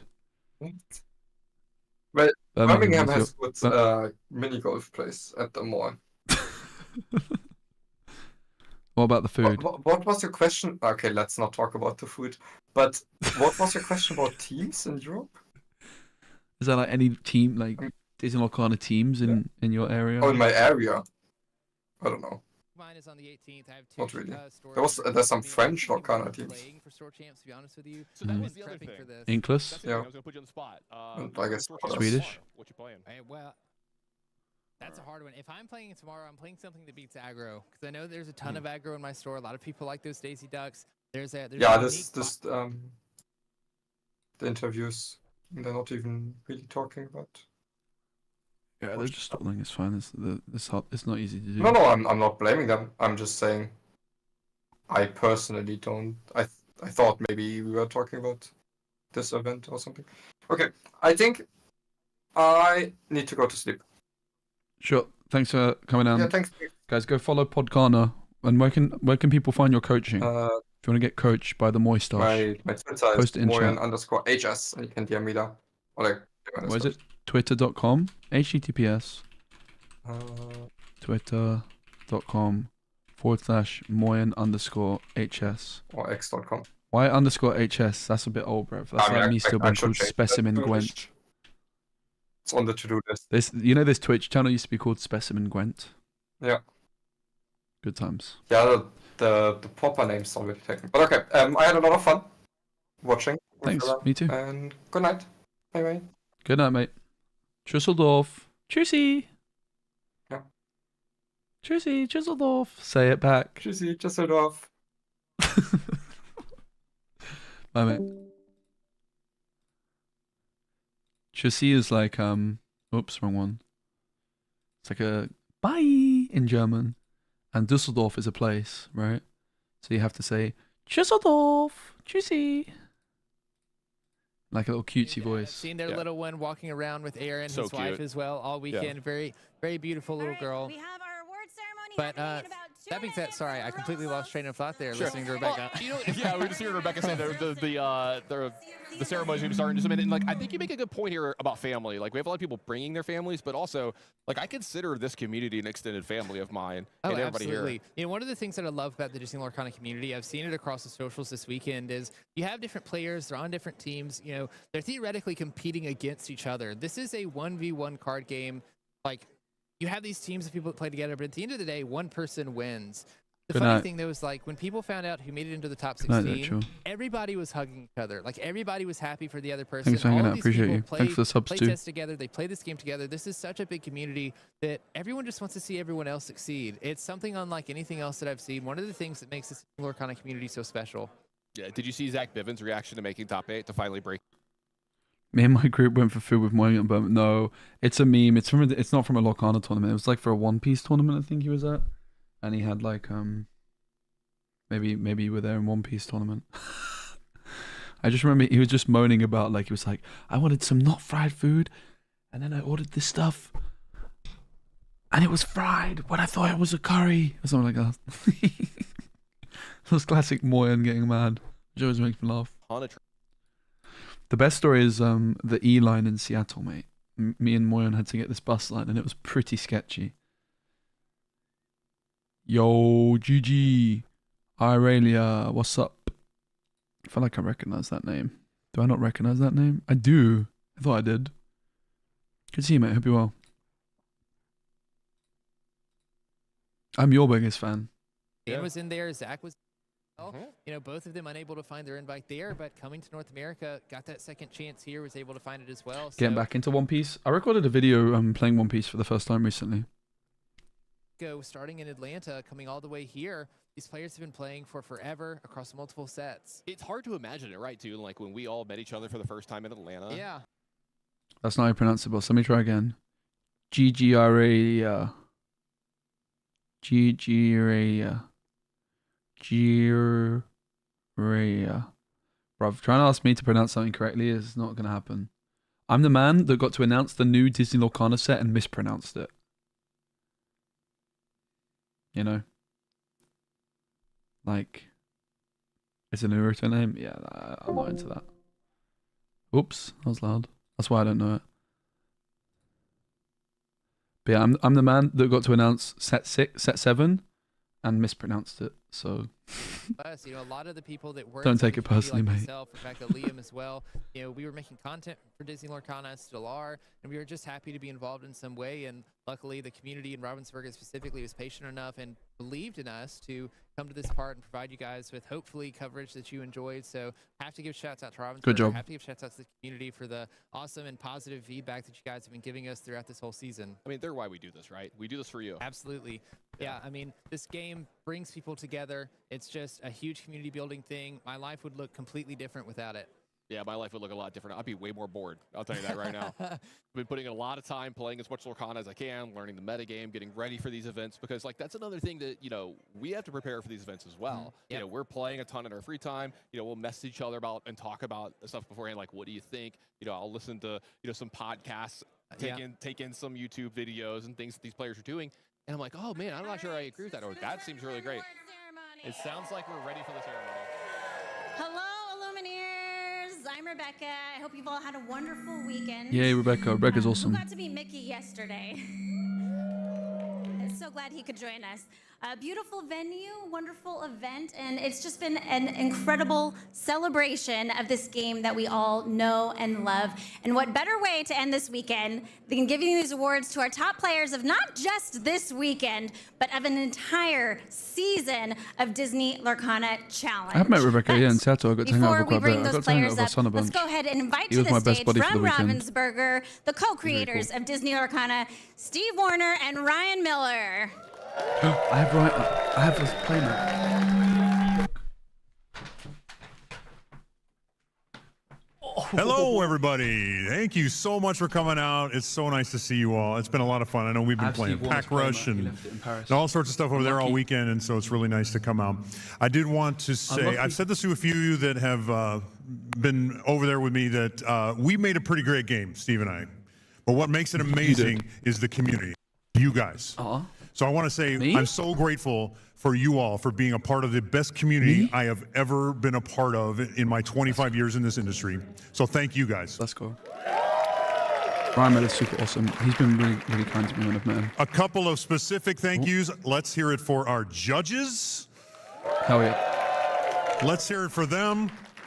That is a tough job. I know I was a judge. It was my first job in the industry, was a judge. It's a tough job. They've done an amazing job creating a great experience for you guys. And in general, let's hear for PPG. Pro Play Games has done a great job making a whole series of North American events. They've been amazing. I was there at the first one. I'm here at the last, quote unquote. And it's just gotten, every time it gets better and better and better. The experience is amazing. And there's a couple of other folks that are in this community that I want to give a special shout out. Where are my content creators? Yeah. Outstanding. You do podcasts, you do YouTube, you do whatever. Thank you for adding to this wonderful community. What you do makes so much difference. It does so much for this community. So thank you for that. He's always so nice. Where are my store folks? Anybody that runs a store, works at a store, raise your hands. Oh, in the chat. Outstanding. GG That's where Steve and I both got started, was in retail. You guys are near and dear to us because the stores are where this community was born. It's where it grows. It's where it's cultivated. So thank you for doing all that hard work and doing what you do for our game. I want to make sure I get all my shout outs here. The biggest shout out is just to everyone in this room. You guys are amazing. I've had so much great time. Steve and I have been meeting with as many people as we can. And it's just so wonderful to meet with and hear your stories. We take them back to the office. We tell everyone, we got a lot of folks at Robsburger who, they work, we're in front of our computers all this time, and they may not know how much happiness they're putting out in the world. And so I take all those stories and we take them back and we let them know that this game has brought a lot of people together. It's made a lot of happiness, and I just want to thank you all for being a part of it. Back to you guys. Practice. Thanks, Steve and Ryan. And now we're ready to hand out some awards, I think. Yes? All right. First up, if you didn't know, we do have 2 pass downs for Worlds invites. So I want to invite to the stage our 10th place player today, Hamza Khan. 66 cards. He loves it. And coming in 9th this weekend, we have Kurt Spice.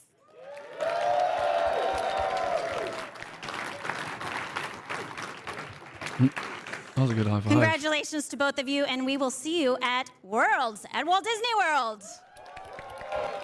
The 66 card gamer. Yeah, he brought 66. He usually plays 72, mate, so he's getting there. Now on to our top 8. Our Worlds qualifiers. Coming in 8th place this weekend, we have Pierre Marc I want to come on Saturday. Okay. Sailor.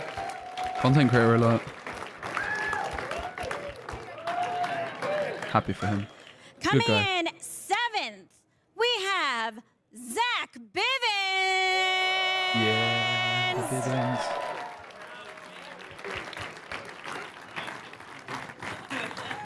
Big respect, man. Great guy too. All right, 6th place, Sean Leung.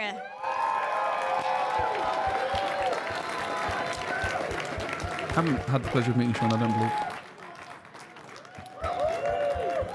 Good job. Our 5th place player, Mo Shamblin. The man with the best name in the whole tournament and the best moustache.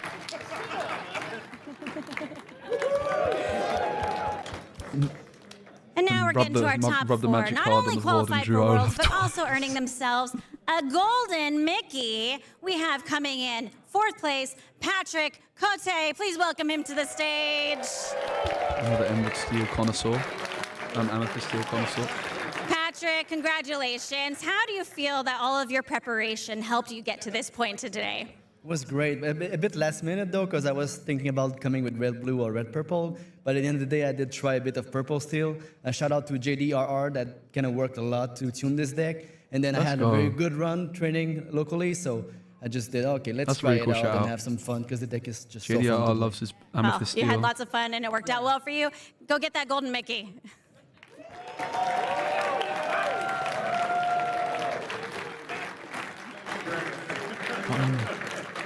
On the other side.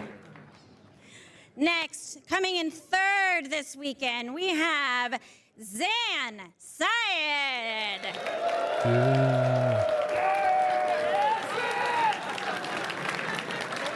Is that Diablo? Zan, come on over, come on over.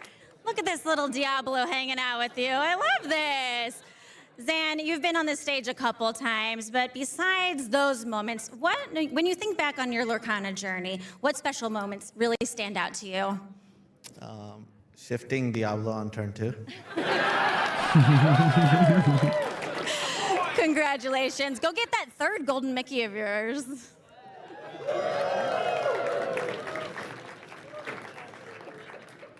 Go ahead. 3 golden Mickey's crazy. Second place.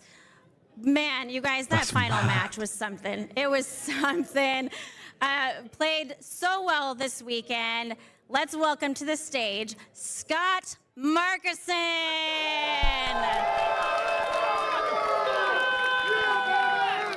Come on over. For a second. That's not very Lorcana. Welcome to the stage, Scott. Very weird. Oh, right here. Come talk to me. Come talk to me. I got you. Congratulations, Scott. Besides this moment right here, what are you most proud of the competition this weekend? You know, I think it's the how friendly everybody was. It was just great. I got along with everybody, probably made some new friends, and going home with a bunch of cool Lorcana cards. Very cool. Very cool. Good answer. Including that golden Mickey. Why don't you go get that? That's the one. That's the one. All right. This is the moment we've all been waiting for. We have had 6 Disney Lorcana challenges across North America. And leading up to this moment, to get this beautiful trophy, we have your very first Disney Lorcana North American champion. Please give it up for Edmund Chu. Come on over. Let's go. Well done, man. Super chat for him. I'm gonna give you a high five too.